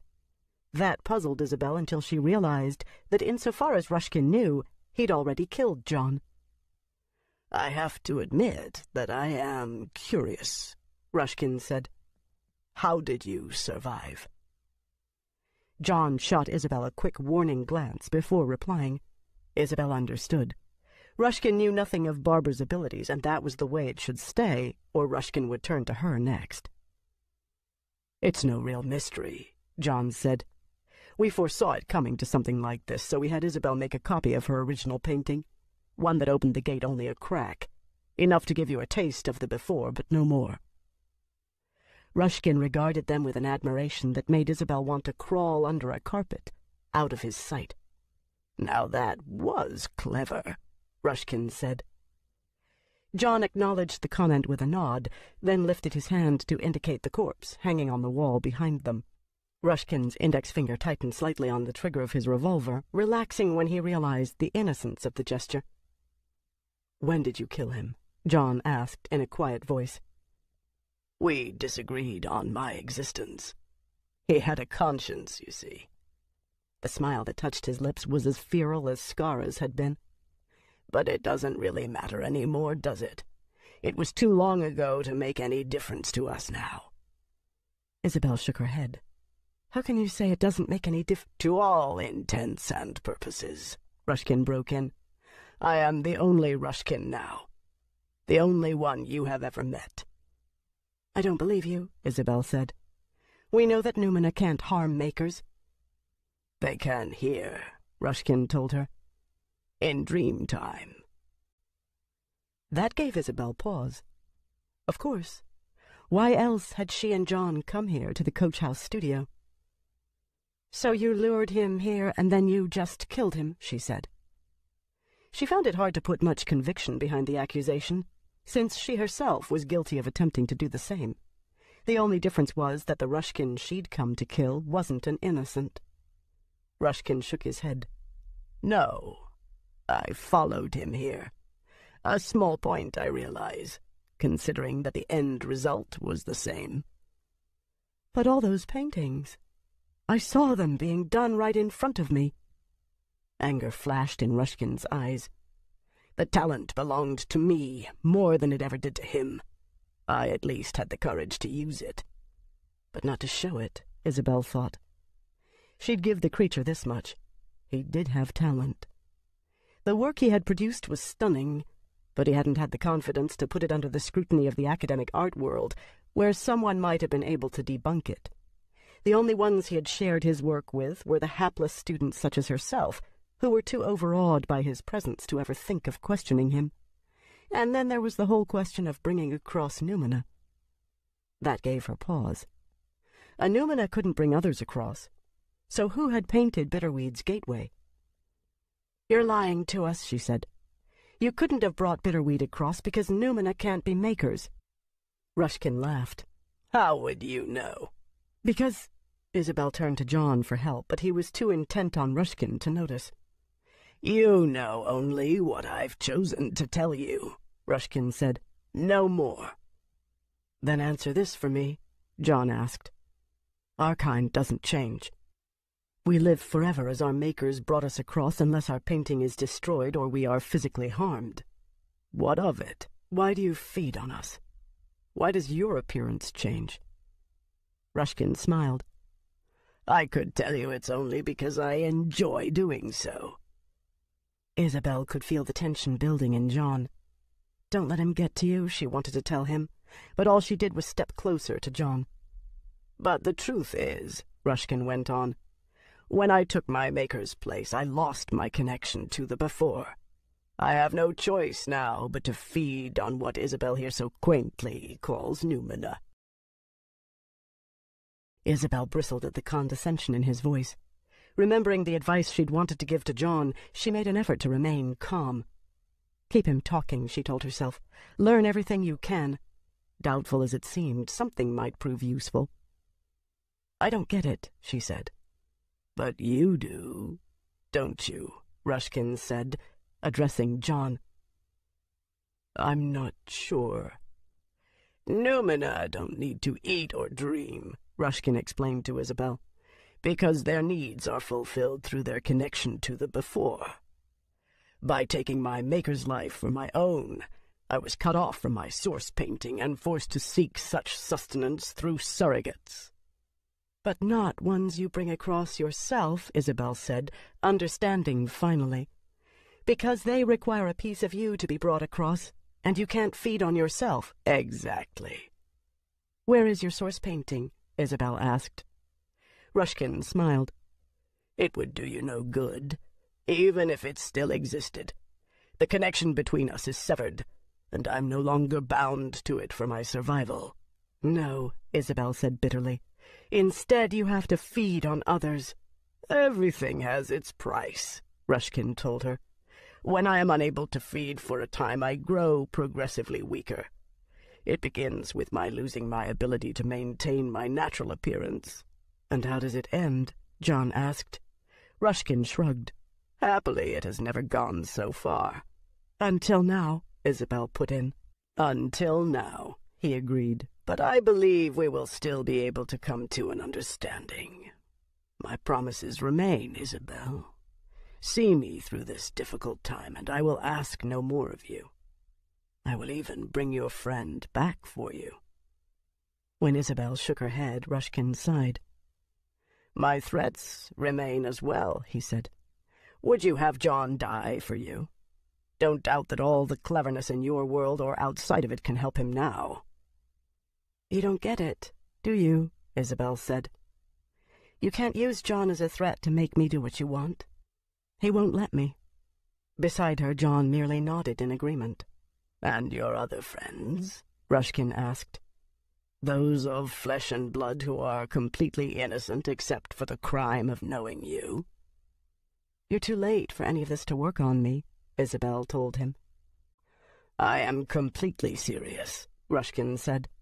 "The first to die will be your friend Alan." "I'm serious too," Isabel said. Rushkin shook his head. "You would make a poor card player, Isabel. I see the fear written all over your face." "Of course I'm scared, but it's got nothing to do with you. I'm afraid of the unknown." of what comes next. You think I'm sleeping in that tenement studio, dreaming this, don't you? But I'm not. I took the utility knife you were so thoughtful to leave on the work table with the rest of those art supplies and used it to cut my throat. Not even conscious of the action, she lifted a hand up under her chin as she spoke and loosely held her throat, as though, for all that she was separated by who knew how much time and space, she might somehow be able to stem the blood, close the wound that was killing her in the world she'd left behind. "This dream time's going to last about as long as it takes me to die," she finished. Rushkin stared at her aghast. "You couldn't have—" "Couldn't have what?" Isabel countered. "Have had the courage? You can only push people so far, Rushkin. Back in that tenement studio when I thought you'd killed John, I hit my limit." "But he's not dead." "Doesn't make a whole lot of difference now, does it? I still pulled the blade across my throat." That familiar anger woke in Rushkin's eyes. "You've killed us both!" he cried. "Christ," Isabel said, feeling not nearly as brave as she was trying to sound. "I sure hope so." The muzzle of his revolver swung away from where it had been pointing at John to center its aim on her. Looking into Rushkin's enraged features, Isabel realized that she wasn't going to have the chance to bleed to death back in the tenement studio. "No," Rushkin said, in a dark, cold voice that Isabel knew all too well. "I won't let you win. I will find those few noumena you have hidden from me, and I will feed on them. I will find another young artist and teach her to make me more. I will survive, but you won't live to see me prosper."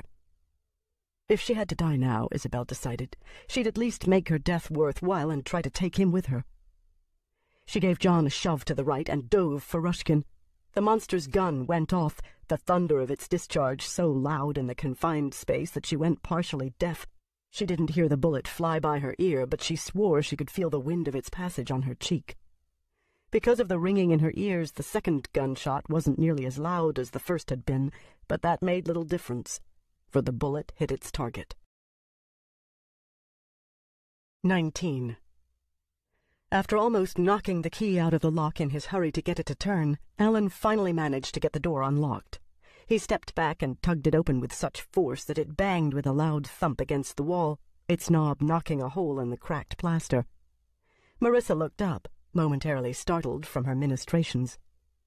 "It's too late to worry about making noise," Alan told her.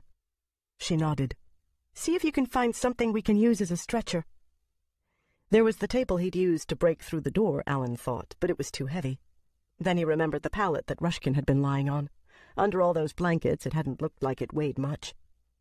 He picked up one of the unused canvases that were scattered across the floor of the room. Wedging a corner under his foot, he tugged up on it sharply until the frame broke. He repeated the action on the other corner, then tore the canvas away from the length of wood he was left with. The makeshift club didn't have a lot of heft to it, but it was better than nothing. "Hurry!" Marissa called to him. Alan gave a quick glance to the corner of the room where Marissa was bent over Isabel's still form. Blood seemed to be everywhere. He darted out into the hallway, almost hoping he'd run into Bitterweed or Skara. He wouldn't hesitate to strike out at them now. Because of them, he was seeing the world through a red veil. Wherever he looked, superimposed over whatever his gaze settled upon, was an image of the blood that had spilled from Isabel's throat and then welled over his own hands and forearms. Isabel had cut herself, but it might as well have been Rushkin or his noumena that had slashed her throat, since they'd driven her to it. For what they had done to Isabel, for the threat they presented to Marissa and himself, he found himself responding with a savagery he hadn't known he possessed. So he was prepared for anything as he moved down the hallway, his club swinging back and forth alongside his thigh. Anything except for what he found in Rushkin's room. The pallet was empty, and neither Rushkin nor his creatures were anywhere to be found. He felt a certain sense of disappointment as he walked slowly around the room, checking behind the door, under the narrow bed. He wanted a confrontation. He needed to have someone pay for what had happened to Isabel. Crouching beside the pallet, he pulled out the paintings he found there. The top one was of John. He might have thought that this was the real version of Isabel's The Spirit is Strong until he realized that the background was different. No, this one belonged to Bitterweed, and under it he found the monochromatic painting of Skara. He stood the two paintings up so that they leaned against the side of the bed and stared at them through the red veil of Isabel's blood that he carried inside his eyes. He hesitated briefly, then lashed out with his foot and put it through Bitterweed's painting. A sound of rushing air filled his ears. He turned to see Skara snarling at him, not from her painting, but in the flesh. She was slashing out at him with a switchblade, but before she could cut him, he put his foot through her painting as well, falling to the floor as the second abrupt movement threw him off balance. She screamed, a long, wailing sound that tore all the way through his anger to touch his heart. "No," he wanted to say. "I didn't mean to do this." But it was too late. She vanished right there before his eyes in a whooft of displaced air, leaving behind only the echoes of her cry. "Alan!" he heard Marissa shouting at him from down the hall. "Alan! Are you all right?" He shook his head, trying to clear it. "I'm okay," he called back. But he wasn't. He felt sick all over again. This time for what he'd done, no matter if the pair had deserved it, as opposed to the wound that Isabel had inflicted upon herself. He disentangled the paintings from his feet and stood up. Under the heap of blankets he discovered that the base of the pallet was an army cot. Grabbing one end, he dragged it down the hall to where he'd left Marissa with Isabel. "What happened?" Marissa asked as he pulled it into the room. Alan briefly explained. He found sympathy in her eyes, but it was for him, for what he'd had to do, not for the two Numina he'd so summarily dispatched. 5 minutes ago, he realized, he would have felt the same. "And Rushkin?" she asked. "I don't know. Gone." Marissa nodded. She looked down at Isabel. "Even with that cot to carry her on," she said, "I don't know how we're going to get her out of this place." "We don't have a choice," Alan said. "If we don't—" Before he could finish, Marissa laid her free hand on his arm. "What's that?" she asked, her voice dropping to a hoarse whisper. Alan heard it too. Footsteps coming up the stairs and now moving down the hall toward them. His mouth went desert dry, fear sucking all the moisture from his throat as he tried to swallow. "I don't know," he said. He grabbed his makeshift club from where he'd laid it on the cot and turned to the door to face the new threat. 20. Davis caught up to Rolanda and Cosette in the doorway of the tenement. Rolanda smiled until he stepped around in front of them to block their way into the building. Both women visibly bristled when he insisted they wait outside. "Look, you got me here, okay?" he said. "You did good. Now back off and let me do my job." Rolanda glared at him. "Your idea of doing your job is waiting for help. By the time anyone else gets here, they could be dead." "I hear you. That's why I'm going in. Now. Without backup. But I can't be effective if I have to worry about a couple of citizens at the same time. Is this getting through to you?" Rolanda looked as though she was going to continue the argument, but finally she gave him a brusque nod. "Fine. Do your job." "Thank you," Davis said, not quite able to keep the sarcasm out of his voice. He turned to try the door. The knob turned readily under his hand, and when he gave the door a gentle push, it swung open. The air inside was stale with an undercurrent of bad odors that he didn't care to try to identify. The walls and floor were in rough shape, holes punched in the plaster, refuse underfoot, graffiti everywhere. Your typical tombs squat. It could be home to a bunch of harmless runaways and old winos, or it could be the clubhouse of a bunch of bikers or some gang of street toughs with better armament than the NPD could ever hope to afford. In this kind of a situation, you just never knew. Once inside, he stopped to listen, but there was nothing to hear, only the sound of his own breathing. It was coming a little quicker than he'd have liked, nerves all on edge, skin stretched tight at the nape of his neck, shirt getting damp and clinging to his back. He knew he was being foolhardy going in like this without any backup, but he'd made the commitment, and he knew if he didn't follow it through, Rolanda and the kid would do it on their own. Screw it, he told himself. You only live once. He slipped inside and headed for the stairwell. Halfway up the first set of stairs, he heard a scuffling sound come from behind him. He turned quickly, shotgun swinging around, finger tightening on the trigger. But it was only the kid. A moment later, Rolanda followed her inside. He started to say something, then shook his head. Short of shooting them or handcuffing the pair to a lamppost outside, he didn't see how he was going to be able to stop them from following him. "Just keep the hell out of my way," he told them, and started back up the stairs. He reached the landing without incident and headed up the next set of stairs. On the second floor, he paused at the doorway of the first room he came to and looked inside. There were a few busted-up paintings lying on the floor along with a scatter of ratty-looking blankets, but otherwise it was empty. Then he heard the sound of voices coming from a room farther down the hall. Giving his unwanted companions a warning look, Davis moved on along the hall, cursing the way the floors creaked underfoot and the noise Rolanda and the kid were making behind him. When he stepped around the corner of the doorway, shotgun leveled, he almost fired. Standing in the middle of a seriously trashed room was a tall figure, covered in blood, some kind of club raised up in his hands. Behind him was a blonde woman, also covered with blood, who was crouching protectively over another woman.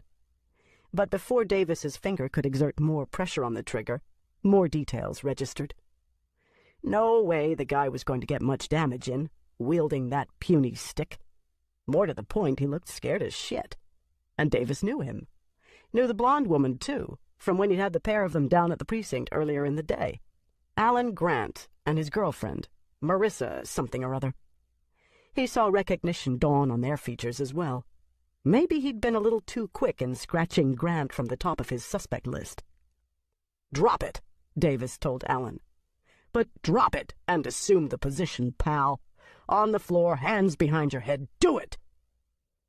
As Alan started to comply, Davis felt a sense of relief that things were going to work out smoothly. He'd gotten lucky.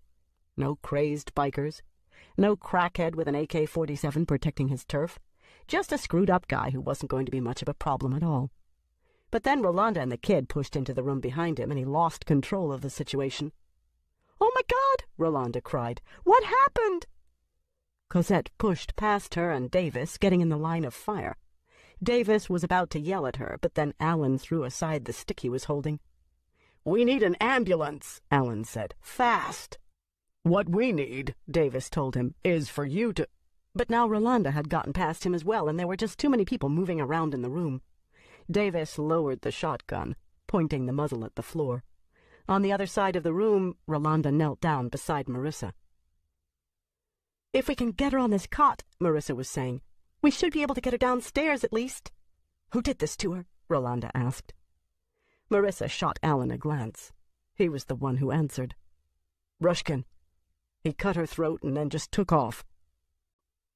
Davis moved a little deeper into the room and turned so that his back wasn't to the door anymore. He glanced uneasily down what he could see of the hall. "So where's he now?" he asked. Alan glared at him. "We don't know. Now, are you going to help us? Or do you want Isabel to just die here waiting for you to make up your mind?" Davis looked at Alan, then at the wounded woman, and made a quick decision he hoped he wasn't going to regret later.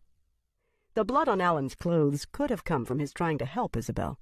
Fact was, the guy hadn't struck him as capable of killing the Mully woman in the first place, little say cutting his own friend's throat. None of them had a record, and they were all so scared and screwed up about what was going down that he couldn't help but try to take them on faith. For now. "Okay," he said. He turned his attention to Rolanda. "Think you can handle this?" he asked, holding out the shotgun. When she nodded, he passed the weapon to her and knelt down beside the wounded woman. Marissa had been stemming the blood with rags that were now soaked crimson. Davis quickly stripped off his jacket and shirt. He handed the shirt to Marissa and put his jacket back on over his undershirt. "Cosette," he said, "you and I'll support her head and shoulders. Alan can handle her legs. On the count of 3, we'll lift her onto the cot." "Why didn't you kill Rushkin?" Cosette asked as she moved into position. Alan gave her an anguished look. "I never got the chance." Davis filed that information away for the time being. There was a hell of a lot more going on here than met the eye, but he'd have to sort it all out later. Right now they had a life to save. Normally he would have left Isabel lying as she was until the medics could get here, but Christ knew how long it'd take an ambulance to get through the tombs to reach this place. As it was, the woman looked so weak he wasn't sure she'd make it through the next 5 minutes, never mind a ride to the nearest hospital. 1, 2, 3, Davis said. He'd been expecting a dead weight, But the woman didn't seem to weigh more than a few ounces, tops. She was in seriously bad shape. Marissa had replaced the soaked rag bandages with his shirt, and had held it in position while they moved the woman. It was already turning crimson. Not a good sign. "She got cut on the side of the throat," Marissa explained. "I don't think any of the major veins were cut." "When did she pass out?" "She hit her head on the wall as she was falling down." Great, Davis thought. So they had a concussion to worry about as well. "Okay, let's get her out of here," he said. "Rolanda, you and the kid take point." Rolanda gave him a confused look. "Take the lead," Davis explained. "Scout ahead. You hear anything, you come tell us. Don't play hero." This time she didn't argue. She gave a quick nod and went to the door, waiting there for Cosette. Cosette stared down at Isabel's ashen features, her own face having gone almost as pale. She reached out a hand and lightly brushed a wan cheek with the tops of her fingers. "I'm sorry," she said. "I didn't mean those things I said about you." "Cosette!" Rolanda called. Cosette nodded but didn't look away from Isabel. "I know you loved us," she said, "but it just didn't seem to be enough." Then she turned away and hurried out of the room after Rolanda. There was something seriously weird about that kid, Davis thought, as he watched her go. He found a grip for each hand on the sides of his end of the cot. "You've got a lot of explaining to do," he told Alan as they lifted the cot between them. "I'll tell you whatever you want," Alan said, "but not until we get Isabel to a hospital." "Understood." Davis took the lead, walking carefully backward through the rubble. Marissa walked alongside the cot, keeping the makeshift bandages in place. None of them spoke again as they navigated their way down the stairs and out of the building, where the night was suddenly filled with sirens and flashing lights. 21. Isabel didn't feel any pain. She knew Rushkin had hit her with his second shot. How could he have missed at such close range? But then she'd closed the distance between them, and there was no more time to think. She barreled straight into him, hands scrabbling for his gun, knocking him backward, off balance. Because of the force of her momentum, she lost her own footing and fell down on top of him. They hit the floor with a thump that had to have knocked the breath out of him, but she didn't let up. This time she was determined to see things through. If she had to die, she'd be damned if she'd let him survive to torment someone else the way he'd tormented her. He didn't fight back as she struggled to get a grip on the gun in his hand. His fingers had gone oddly limp, and she had no trouble pulling the weapon free from his loose clasp. Clutching the revolver, she scuttled sideways, trying to put some distance between them before she aimed the revolver back in his direction. But there was no need to fire. No need to see if she could actually go through with it and pull the trigger. Rushkin lay sprawled on the floor where she'd knocked him, except she hadn't been responsible for the blood that was splattered all over the floor and on the wall behind him. She stared at his corpse, and it was only then that she understood why he hadn't fought back. The second shot hadn't been from his gun, but from John's. Her hands began to shake, and she slowly laid Rushkin's weapon on the floor. She wrapped her arms around her upper torso, but the trembling grew worse. She watched John enter her field of vision. He walked slowly up to Rushkin, his gun pointed at the monster's chest as he towed the body. Once. Twice. There was no response. When he was finally satisfied that Rushkin was dead, John put down his own weapon and walked back to where Isabel knelt, shivering. "It's okay," he said. He crouched beside her. Putting an arm around her shoulders, he drew her close. "It's over now." Isabel nodded, but it didn't feel as though it was over. It felt more like it was just beginning. She felt stretched so thin that she knew something had to give. Still leaning against John, she looked back at the body. "There's blood," she said. She regarded John in confusion. "But Numina can't bleed." "That we know," he replied. "Remember what he said. All we know is what he's told us. He might have taken over more than Rushkin's life. He might have taken over his body as well." "Unless he was lying." John nodded. "I don't suppose we'll ever know the truth about some things, but it doesn't matter. Whatever he was, he's dead now, and we don't ever have to worry about him anymore." Dead, Isabel thought, and then she understood why she was feeling stretched so thin. Back there in that tenement studio of Rushkin's, the last of her life was finally bleeding out of her body. "I think I'm dying too," she said. "I can feel the pull of my body fading away on me." "Hold on," John told her, his voice suddenly urgent. "Don't let go." "I don't think I have much say in it at this point." And at least she wasn't dying alone, she thought. Not like Kathy had died. Had Kathy regretted what she'd done when it was too late? Had she wanted someone to be with her as desperately as Isabel knew she would if she didn't have John? "I wish I could have been there for Kathy," she said. "I wish I hadn't let her die alone." "You didn't know." "But I should have figured it out. If I'd been a better friend."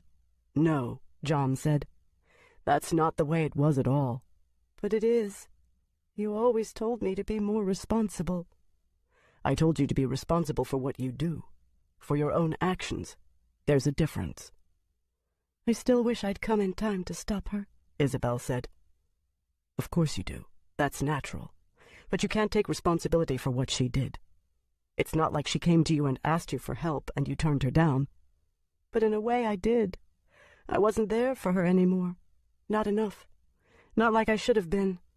She loved me, unconditionally and right from the first. How could I have gone away and left her alone in the city?" John could only shake his head. "You can't live other people's lives for them." And you can't second-guess what they want," John went on. "All you can do is accept the parts of themselves that they show you. We don't live inside each other's heads or have a script where everything we're supposed to do is all worked out for us. If Kathy had wanted more from you, she would have told you." But she did, Isabel thought. The only trouble was she'd either hidden her message away in her stories or written it in a journal that she'd only been willing to share after she'd died. Isabel wasn't even leaving behind that much. She was beginning to feel thinner than ever, almost transparent. She slid out of John's arms and laid her head on his lap, looking up at him, too weak to do anything else. "Hang on," John said. "Think of yourself as having been healed, of going on from here. Don't let go." Isabel nodded, but it was so hard. "If I had another chance, not to change the past, but to go on, I'd do things differently. I wouldn't just hide away on the island anymore. I think I'd take up Kathy's work. I'd keep the island for any of the Numina who wanted to live there, and I'd still live there some of the year. But I wouldn't hide away from the world anymore. And I'd try to be there for my friends." She paused as a deep sorrow rose up inside her. It grew not for herself, but for all the time she'd wasted. "Because if I died now," she said, "not many people'd miss me. I'm just not a part of their lives anymore. When Tom Downs died a couple of years ago, I remember going to his funeral and seeing all those people there and thinking if it was me they were burying, I could count the mourners on one hand." She looked up into John's eyes. "I'm not just feeling sorry for myself. It's more like pity, that I could have let my life come to this." "I'd miss you." Isabel gave him a sad smile. "Even with all those lost years between us?" John nodded. Were you and Barbara lovers?" she asked. "No. We were only friends. Good friends." "I wish we could have stayed friends," Isabel said. She closed her eyes.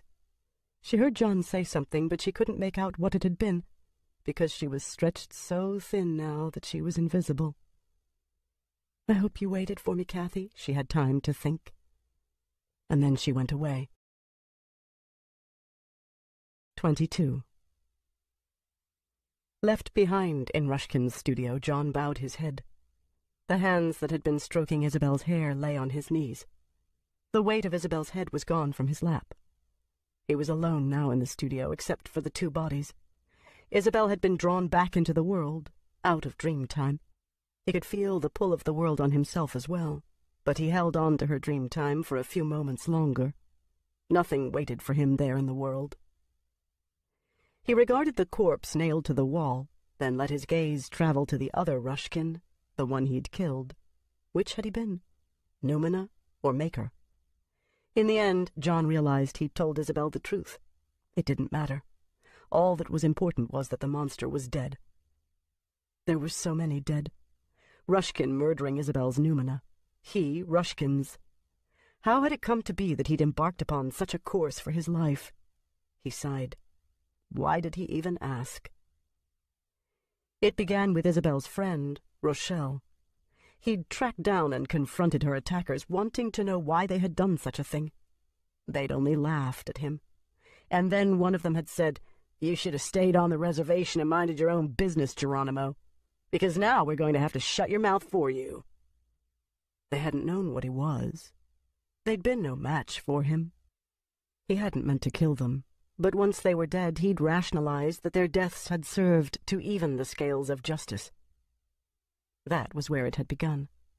He'd vowed to take no more human lives, to devote himself instead to protecting Isabel's Noumena. But on the night of his greatest failure, as the farmhouse burned and all those innocent spirits died, he took the battle to Rushkin, tracking down his creatures and dispatching them until the monster fled the country. That should have been it. That should have ended it. Except Rushkin had returned with the last of his creatures, and the killing began again. "Has it ended now?" he asked Rushkin's corpse. The monster was dead. Whatever had animated it, Noumena or Maker, was gone. But the fixed stare of that dead gaze seemed to be focused directly upon him, mocking him. "You win," it said to him, by which it meant he'd lost everything all over again. John closed his eyes, calling up Isabel's features, needing them to wash away the choking swell of his memories, of too many murders, of the dead monster that shared the studio with him. In his mind he repeated what he'd said to Isabel, what she hadn't heard. "We were always friends, Izzy. Nobody could take that from me, not even you." But the lies he'd told her still lay between them. For when truth was the only coin one had, even one lie rendered all one's coins suspect. He was guilty of far more than one. Whenever Isabel had pressed him too hard, when changing the subject no longer worked, the lies had come. No, he hadn't killed Rochelle's attackers. He lived with an aunt in Newford. She didn't care for white girls. Her apartment looked like this. One led so easily into the next. If he'd been asked what he regretted the most, it would be the lies. The lies and the pride that had kept him away from her when he knew she needed him, when he could have been with her and prevented the deaths of so many. For if he'd been there with her on the night of the fire... He remembered what the monster had said just before he died. "Everything has its price." He'd finally fulfilled the promise he'd made all those years ago when the farmhouse on Wren Island burned down and the inferno claimed so many of his brothers and sisters. He'd finally put an end to the threat Rushkin presented. But in the process, he'd lost Isabel once again. He opened his eyes and regarded Rushkin's corpse. "You're right," he told it, his voice bitter. "I win." Rushkin was dead. Isabel's Noumena were safe. But his share of the victory was only the memories made of ashes and dust that would be his companions once more. He let the dream time fade and returned to the lonely world into which Isabel had called him all those years ago. Two figures holding hands dominate the field. The young woman on the right has a bird's nest mane of red-gold hair cascading past her shoulders. Her solemn gray gaze is on her companion, her head tilted slightly, her smile accentuated by the thickness of her lower lip. Her nose seems a touch large for her features, ears standing out a little too far, but the overall impression one receives is of a luminous beauty. She has a rainbow array of Indian print patches on her jeans and is wearing a tie-dyed top under a jacket adorned with a ragtag assortment of scarves. In her free hand she is holding a small hardcover book, out of which sticks a fountain pen, as though to mark her place. The young woman on the left is smaller, almost a shadow of the other, with her dark hair and bohemian blacks, t-shirt, jeans, sweater, and scarf. She is smiling as well, but her dark eyes look out of the painting, directly engaging the viewer. She has a paintbrush tucked away behind one small, neat ear, and in her free hand she holds a watercolor paint box and a spiral-bound sketchbook, the pages of which are wavy and swollen from many dried washes. They are standing on a headland overlooking a lake, the meadows around them running riot with sweeps of goldenrod and wild asters. The landscape on a whole has been only vaguely detailed. It has a soft, hazy, almost sfumato quality about it, lending a dreaminess to the setting that should logically be at odds with the sharply focused rendering of the two figures. But such is not the case. By virtue of her use of broken color throughout, combined with a light feathering technique that is particularly effective in the two figures, the artist has integrated figures and background to a remarkable degree. There is something at once innocent and sensual in how the two young women are standing, joined together by the clasp of their hands. One senses a great affection between the two. A study of photographs taken when the artist was in her 20s reveals that she has used herself and longtime friend, the late author Catherine Mully, as models for this piece. Considering the recent publication by the East Street Press of an omnibus of Mully's stories, illustrated by the artist, the significance of their joined clasp, and what each holds in her free hand, seems most apropos. Two Hearts as One, Forever Dancing. 1993, oil on canvas, 40 by 30 inches. Collection of the artist. Open House. Painting is limitless in that you can do what you like.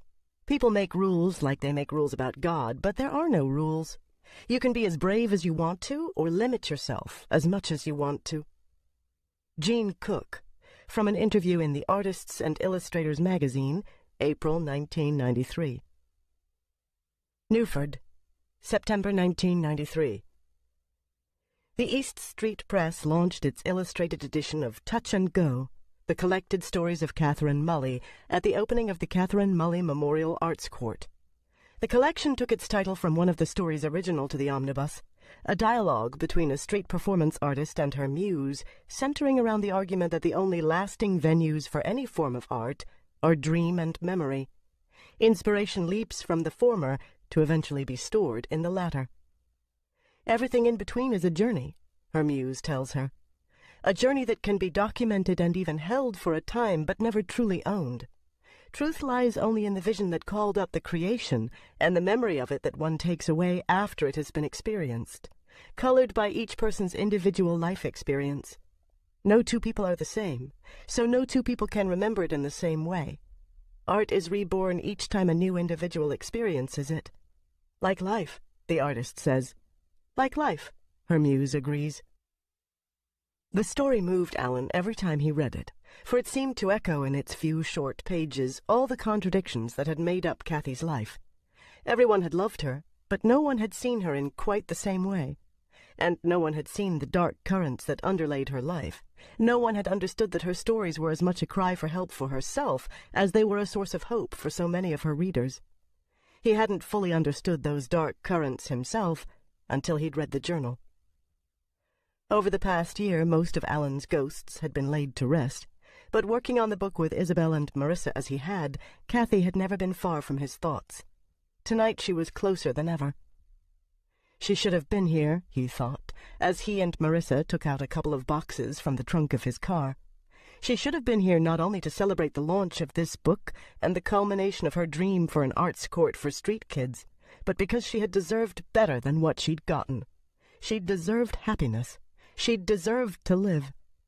If only one of her friends could have seen through the mask she presented to the world. That was what hurt the most, he'd realized. Unlike Isabel, he'd accepted her death as a suicide from the start, but he'd never understood why she had killed herself until he'd read the journal. All she'd wanted was amnesia. All she'd wanted to do was to forget. He couldn't imagine the life she'd lived. The dichotomy between who she seemed to be and the world inside her head, filled with the horrible memories she'd carried with her for all those years, until she finally simply couldn't bear to remember them any more. Marissa touched his arm. When he turned to look at her, he saw that she understood what was going through his head. "Are you going to be okay?" she asked. He nodded. "But I can't stop thinking about how unfair it is that she's not here. I can't stop missing her." "I never got the chance to meet her," Marissa said. "But I find myself missing her too, especially tonight." She gave him a hug that Alan returned gratefully. Among all the things he'd learned and had to work through over this past year, discovering how much he loved her and she him was one of the few things he didn't regret. He closed the trunk of the car and hefted the box of books that they were going to sell at the opening. The box that Marissa was carrying held their giveaways, illustrated bookmarks and pins. They paused by the side of the car, looking up at the building that the advance money from the paperback sale of the omnibus had allowed Kathy's estate to buy. The Arts Court was an odd, square-shaped box of a building, situated just a few blocks over from the Newford Children's Foundation.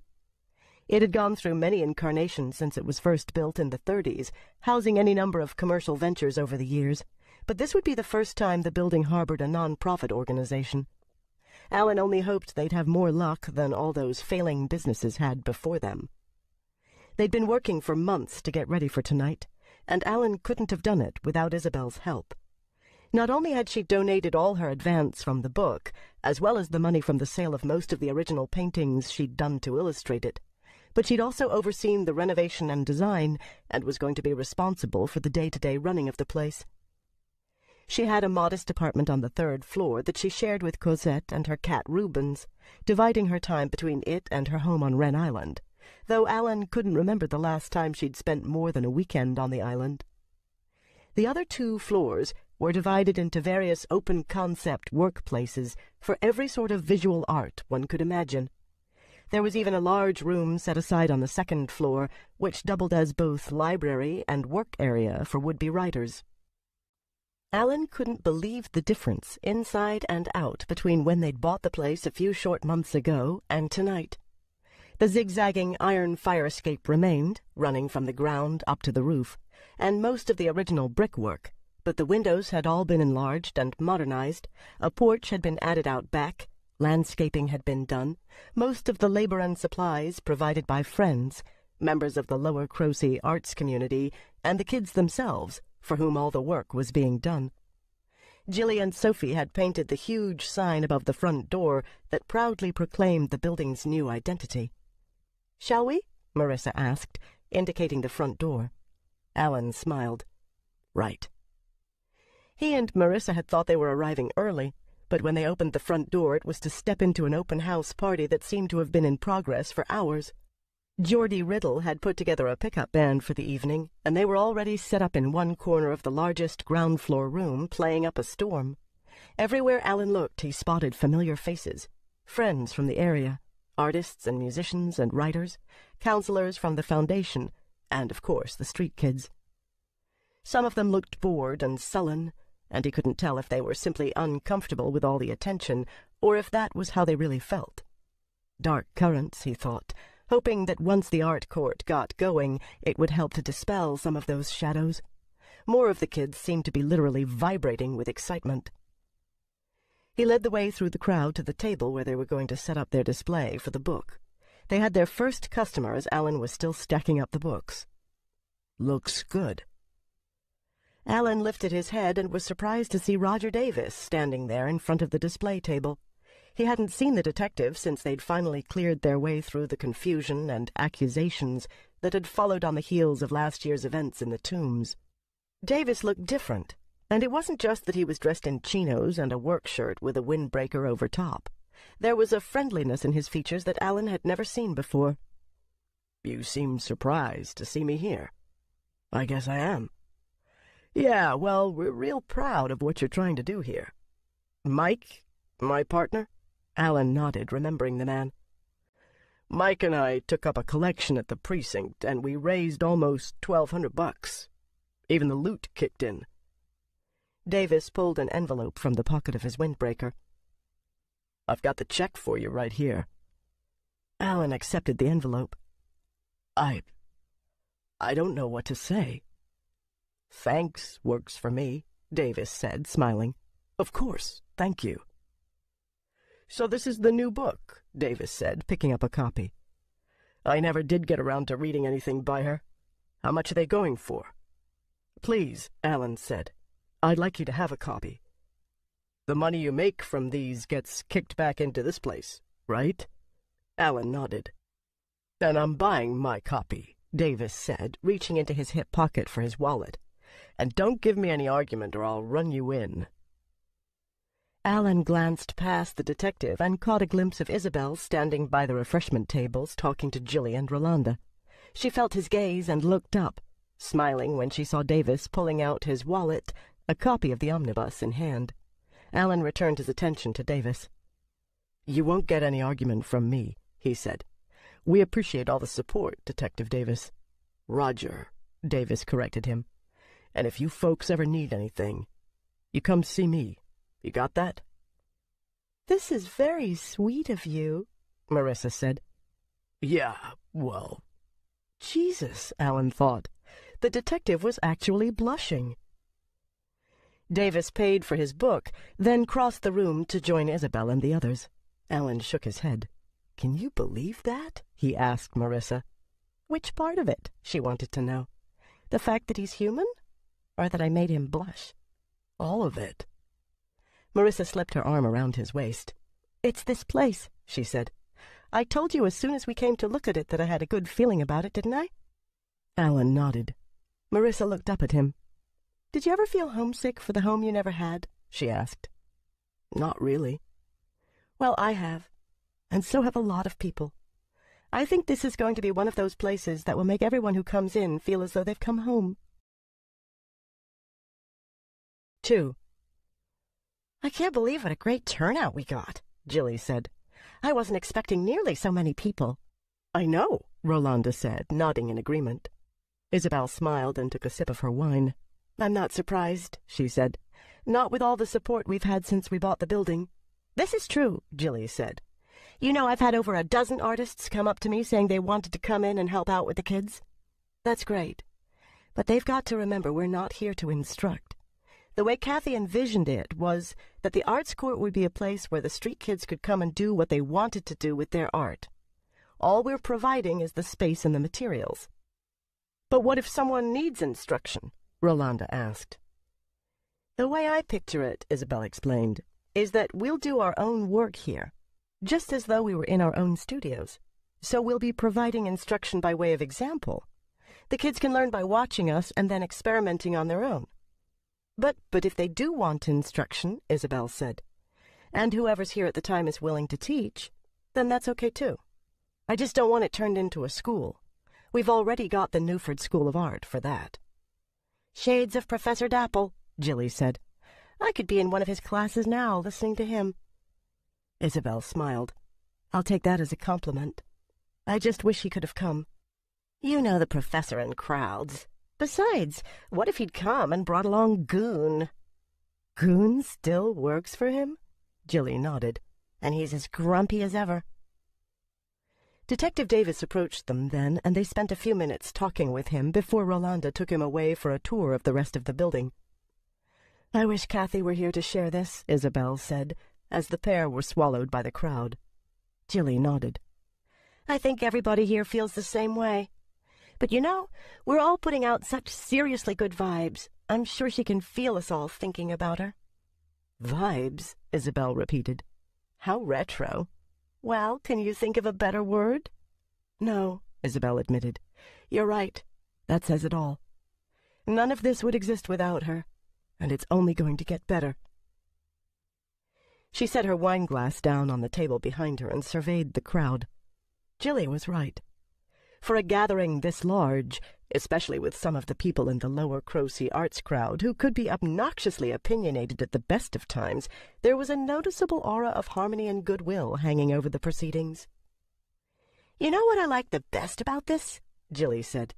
"Imagining all the new artistic voices that will be raised in here, sending their messages off, just the way Kathy sent hers. Some of them answering hers, others going off on their own journeys." Isabel nodded. There was a line Kathy had liked to quote from one of her favorite authors, Jane Yolen. She repeated it now. "Touch magic. Pass it on," she said. That's what the idea of the arts court meant to Kathy, and that's what I think it's going to do. It's going to be a magic place. "Especially with you here," Jilly said. She looked around the room with a considering glance. "I wonder if any of the kids that come here will have the gift of bringing Numina across." Isabel had given up the last secret that lay between Jilly and herself when she got out of the hospital. She didn't make it common knowledge. There was too much chance of another Rushkin appearing for her to do that, she felt. But she trusted Jilly, and who better to share such a secret? They were both disappointed when they realized that for all her creative talents and commitment to both art and the paranormal, the gift didn't lie in Jilly. "That's not something I'm about to teach anyone else," Isabel said. She was watching Cosette as she spoke. The wild girl was barely recognizable from the portrait that was once again hanging in the New for Children's Foundation. Cosette had taken to wearing her red hair cropped short to her scalp. Her wardrobe consisted entirely of baggy jeans and sweatshirts, and her most prized possession, a pair of burgundy Doc Martens that laced halfway up her calves. And she kept experimenting with the most outlandish styles of makeup. Tonight she daubed her cheeks with white clay, large dots on her brow above the eyes, 3 lines on each cheek, and one that ran down the center of her nose. What amazed Isabel the most was how it always looked so natural on the girl. "What's next?" Jilly said, following her gaze. "Body piercing?" "God, I hope not," Isabel replied. Looking across the room to where Cosette stood talking with some of the older kids who'd helped with the renovations, she knew a familiar twinge of fear. Rushkin was gone, but what would happen to her own Numina when she was gone too? "Don't worry about us," Rosalind had told her on one of her brief visits to the island. "We're far more resilient than you think. Let us go out into the world and fend for ourselves. There's no need for you to protect each and every painting you produce, not now that the Dark Man is gone." Remembering that conversation, Isabel lifted a hand to touch the black velvet choker that hid the prominent scar on her throat. That day in the tenement was probably the closest she'd ever come to knowing what Kathy had been feeling when she took her life. The scar was Isabel's reminder that it had really happened, but it always felt as though it had happened to someone else. Not because she was building false memories again, but because she finally felt fulfilled and couldn't imagine welcoming death now. "I suppose we should mingle," she said. Jilly nodded. "An administrator's job is never done. Oh, please. I'm only going to paint here and make sure we stay stocked with materials. I rest my case."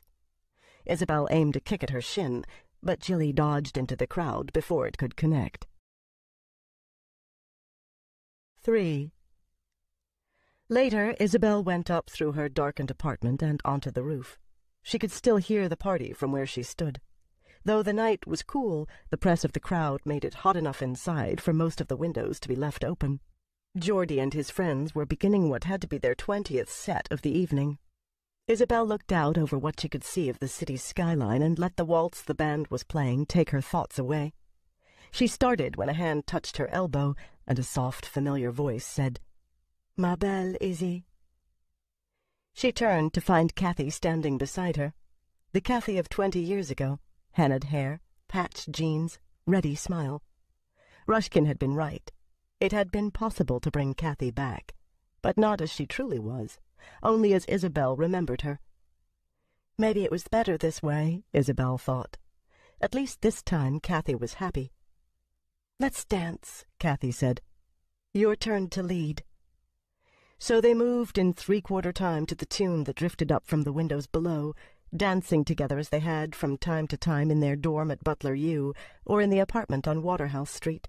Really, Isabel thought, the whole night reminded her of Waterhouse Street, except now it was bohemia without the extremes, Cosette's sense of fashion notwithstanding. When the waltz ended, they stepped apart, and Isabel saw another figure standing by the edge of the roof where the railings of the fire escape protruded above the lip of the cornice encircling the roof. This was always the oddest part, she thought, as her younger self approached, to see what could be her daughter in Kathy's company. The two Numina joined hands, unself-conscious in their intimacy. "Don't be such a stranger," Izzy said. "We miss seeing you." Kathy nodded. "It's hard for us to come here." Because of who might see them, Isabel thought, finishing in her mind what they left unsaid. It wouldn't do for the dead to walk, or for there to be two versions of herself wandering about the city. That could raise too many questions with no easy answers. "I've been too busy to come to the island," she told them. "That's what Rosalind says," Kathy said. "But we still miss you." Izzy smiled. "Patty Jack most of all." "And John?" Isabel asked. Solemn John, Kathy said, using Cosette's name for him. Why don't you ask him yourself? Stepping forward, they each gave her a kiss, one on the right cheek, the other on the left. Then they disappeared, returning to where their source painting hung in the refurbished barn on Wren Island. The other Numina on the island still preferred their odd little rooms that they'd set up so long ago in the woods, but Kathy and Izzy had made a home for themselves in her old house. Isabel sighed, considering John. Ask him, she thought. First she had to find him. She hadn't seen much of John in the last year, although more so in the past few months when he'd pitched in to help with the arts court. But then they were never alone. They could never talk. Not that Isabel knew what she'd say to him. There was so much lying between them now, not the least of which was the fact that while she grew older every day, adding gray hairs and lines to her features as the years took their toll, he never changed.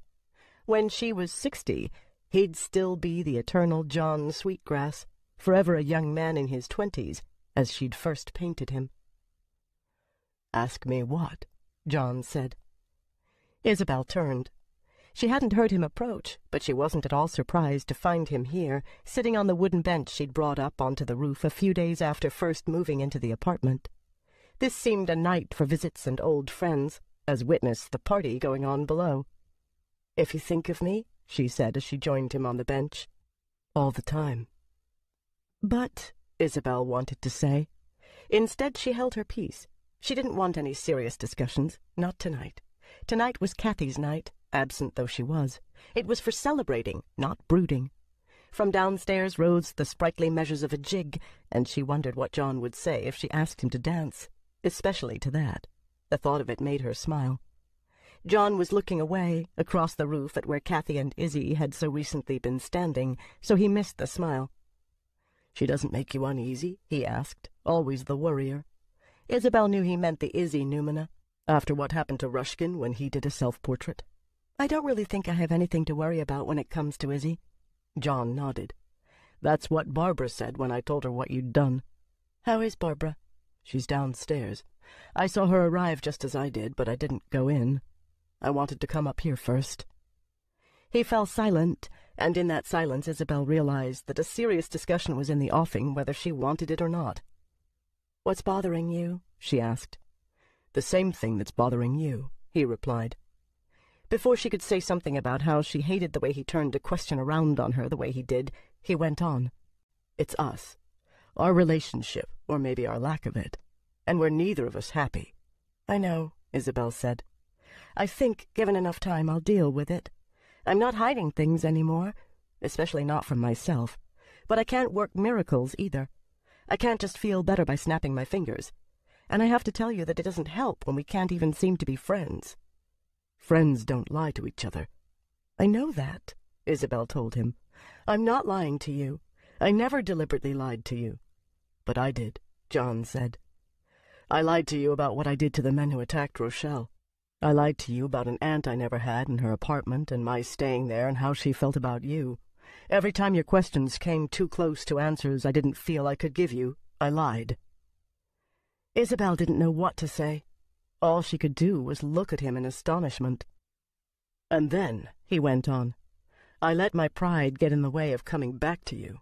If it wasn't for me, the farmhouse would never have burned down. If not for my pride, I would have dealt with Rushkin the night he came after Paddy Jack, and everything would have been different."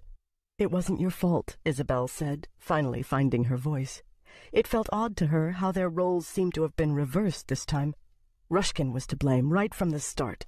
It was always Rushkin. "And the lies?" he asked. Isabel thought carefully about what she said next. "It all happened a long time ago, John. I was confused by a lot of things at the time, not the least of which was what you were. But that's not a good enough excuse. I had no business pushing at you the way I did." "But how can you ever believe me again?" "How can I not? I know what it took for you to tell me this. I believe in you enough to know that you won't lie to me again. It's not like I've been perfect either, you know." "I thought you'd hate me." "Not when you're willing to admit to the mistake," Isabel said. She took him by the hand. "And I guess that just makes you human, doesn't it? It shows you can make a mistake and screw up with the rest of us." Human, John said softly. That's right. Human. She gave him an odd look. You're no different from Cosette, are you? For all your talk about how it doesn't matter, all you've ever wanted was to be human, to bleed and dream. To be real, he said. I don't know exactly what you are, Isabel told him, where you came from, or even how it works that I could bring you over. But the one thing I'm sure of is that you're real. And I don't care about any of the other questions anymore, except for one. Are we going to be friends? Or are you going to slip out of my life again? Because this time I'm not sending you away. This time I won't go away, John said. Isabel stood up. So let's rejoin the party, friend. But when she tried to draw him to his feet, he wouldn't budge. Instead, he pulled her gently down beside him on the bench again. I'd rather stay here with you for a while, he said, putting his arm around her. Isabel smiled. She settled into a more comfortable position, head leaning against his shoulder, legs stretched out in front of her. When she looked up, the sky was filled with stars, the way it always was on the island. It was as though the normal pollution of city lights had been washed away for this one night by an aura of enchantment, an enchantment springing from the collective spirit of goodwill, rising up from the party below and being generated here on this rooftop bench between John and herself. So would I, she said. This concludes the reading of Memory and Dream by Charles DeLint. Copyright 1994 by Charles DeLint. This book was read by Kate Redding. This unabridged recording was published by arrangement with Scoville, Chichak, Galen Literary Agency, Incorporated, and was produced in 2007 by Blackstone Audio, Incorporated, which holds the copyright. Neither this recording nor any portion of it may be reproduced or used for any purpose without prior written authorization from Blackstone Audio, Incorporated. If you would like to obtain a complete catalog of our titles, or our monthly update telling you about new releases and our new collection of books on CD and MP3 CD, call 1-800-SAY-BOOK. That's 1-800-729-2665. You may also obtain the same information from our award-winning website. Our address, all one word, is www.blackstoneaudio.com. Kathy gave her a rueful smile. Well, I can see why you'd be disappointed, especially considering how much you love his work. That's the trouble when you meet famous people sometimes. They're all wrong. They turn out to be everything their work would never let you expect them to be. But maybe we're at fault as well, Izzy said, because we're the ones with the expectations. Kathy nodded. Still, you don't have to like him to learn from him, do you? Well, it would sure make things easier. Nothing worthwhile is easy, Kathy said. Then she grimaced. Who thinks up those sayings anyway? Storytellers, like you. You can't blame me for that one. But it is true, Izzy said. Kathy nodded. So what are you going to do? Well, I think I should be able to juggle my schedule so that all my classes are in the afternoon. By this, do I take it you're going to keep going to his studio? Izzy smiled. Well, I've got to let him finish my portrait, don't I? And he did say he'd start showing me things after it was done, so I should give it at least that long. Good for you, Kathy said. 7. Newford, October 1973. No, no, no, Rushkin cried. Izzy cringed as his gravelly voice boomed in the confines of the studio. My God, you're hopeless. She'd been coming to the upper floor of the coach house every morning for a month now, and while she herself had seen a marked improvement in the quality of her work, even in such a short space of time, she had yet to win one word of praise from her teacher. So far as Rushkin was concerned, she could do nothing right. She'd gotten worse rather than better. She wasn't even fit to clean a real artist's brushes or sweep up his studio, both of which were tasks she performed for him every day, as well as making him lunch, fetching his groceries and supplies, and running any number of other errands. What can you possibly be thinking of? He demanded. But that's the problem, isn't it? You don't think. He had yet to ask her name. I think a bug would be more able to follow instructions than you. I was trying to do what you told me." Her voice trailed off at the withering look he gave her. "You were trying, were you? Well, if this is the best you can come up with when you're trying, then perhaps you should be considering some other career. Anything but the arts. Anything that doesn't require you to have the half a brain you need to follow a simple set of instructions." He tore the canvas from her easel and flung it across the room. Izzy watched in dismay as it struck a pile of Rushkin's own canvases, and they all went tumbling to the floor. Ignoring the clatter and possible damage to his paintings, Rushkin picked up the new canvas that Izzy had primed earlier this morning from where it leaned against the legs of her easel and set it up between the trays where the other had been. He grabbed the brush from Izzy's hand. "Look," he commanded, pointing to the mirror that he'd set up in front of her easel the day before. He pushed her forward so that her own reflection was prominent. "What do you see?" "Me." "No, you see a person, a shape, nothing more. The sooner you stop relating what you see to what you think it should be and simply concentrate on the shapes and values of what you are seeing, the sooner you'll be able to progress." He fell silent then. Studying her reflection for a few moments, he began to build up a figure on the canvas with quick, deft strokes. 3, 4, no more than a dozen, and Izzy could see herself already recognizable, her own image looking back at her from the canvas. She looked as though she was standing in a cloud of mist. "Now, what do we have on the canvas?" Rushkin asked. "Me?" The brush moved again in his hand, adding darker values to the hair and skin tones, highlighting the idea of a cheekbone, exaggerating the shadow that held an eye. "And now?" The familiarity was gone. With 2 strokes, he changed the image of herself into that of a stranger. But oddly enough, the final effect made the image on the canvas seem more like her than it had been only moments before. "This is what you want to find," he told her. "Use what you see as a template, an idea. But draw the final image from here," he tapped his head, "and here." Now he laid a hand against his belly. "Or what you do is meaningless. You want to paint so that the subject on your canvas is something the viewer has never seen before, yet remains tantalizingly familiar. If you want to paint exactly what you see, you might as well become a photographer. Paint what you feel." "But your work's realistic.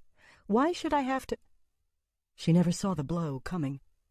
He struck her with his open hand, but it was still enough to send her staggering.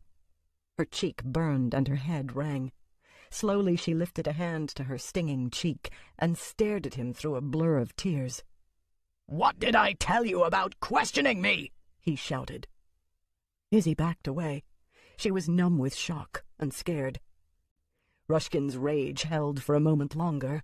Then the anger that had twisted his features into an even more grotesque appearance than usual fled. A look of contrition came over them, and he seemed as shocked as she was at what he had just done. "I'm sorry," he said. I had no right to do that." Izzy didn't know how to respond. Her adrenaline level was still high, but her fright had now turned to anger. The last person to hit her had been a boyfriend she'd had during her last year of high school. After she finally managed to break up with him, she'd vowed never to let anyone hit her again. Rushkin dropped her paintbrush into a jar of turpentine and shuffled over to the recamier. When he sat down, head bowed, gaze on the floor, he looked more than ever like a stone gargoyle, a small figure lost and tragic, looking down at a world to which it could never belong. "I'll understand if you feel you have to go," he said. For a long moment all Izzy could do was stand there and look at him. Her cheek still stung, her pulse still drummed far too fast. Slowly her gaze lifted from the dejected figure he presented to look about the studio. Rushkin's masterpieces looked back at her from every wall and corner, stunning representations of an artist still at the peak of his career. She heard Kathy's voice in her head, repeating something she'd said that afternoon Izzy had told her about her odd meeting with Rushkin. "I think you're all mad, but that's part and parcel of being an artistic genius, isn't it?" Izzy didn't know if it was madness exactly. It was more like living on a tightrope of emotional intensity. Many of the great artists, if they didn't have volatile temperaments, were at the least eccentric to some degree or another. It came, as Kathy had put it, with the territory. No one forced a person to associate with the more cantankerous representatives. People befriended artists such as Ruskin for any number of reasons, understanding that they would have to make compromises. The gallery owner stood to make money.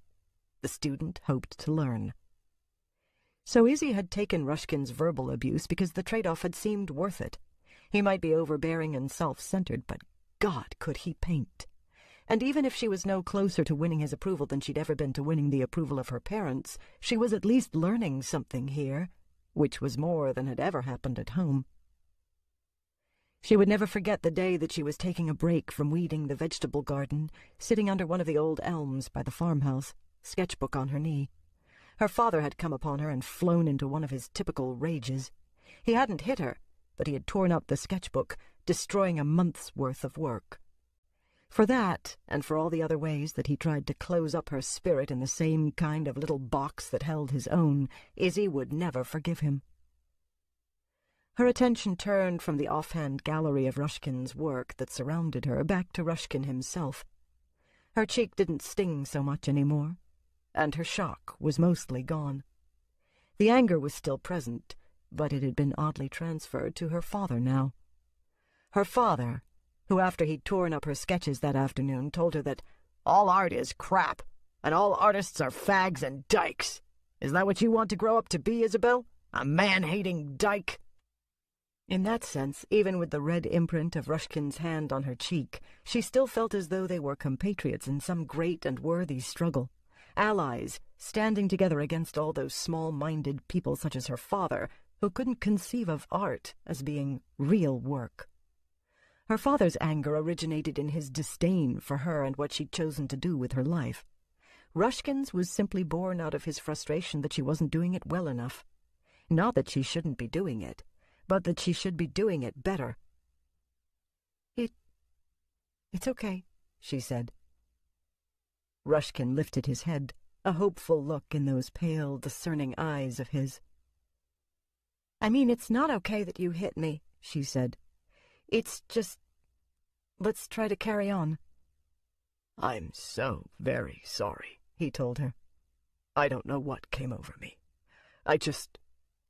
It's that I feel time is running out, and I have so much I want to pass on.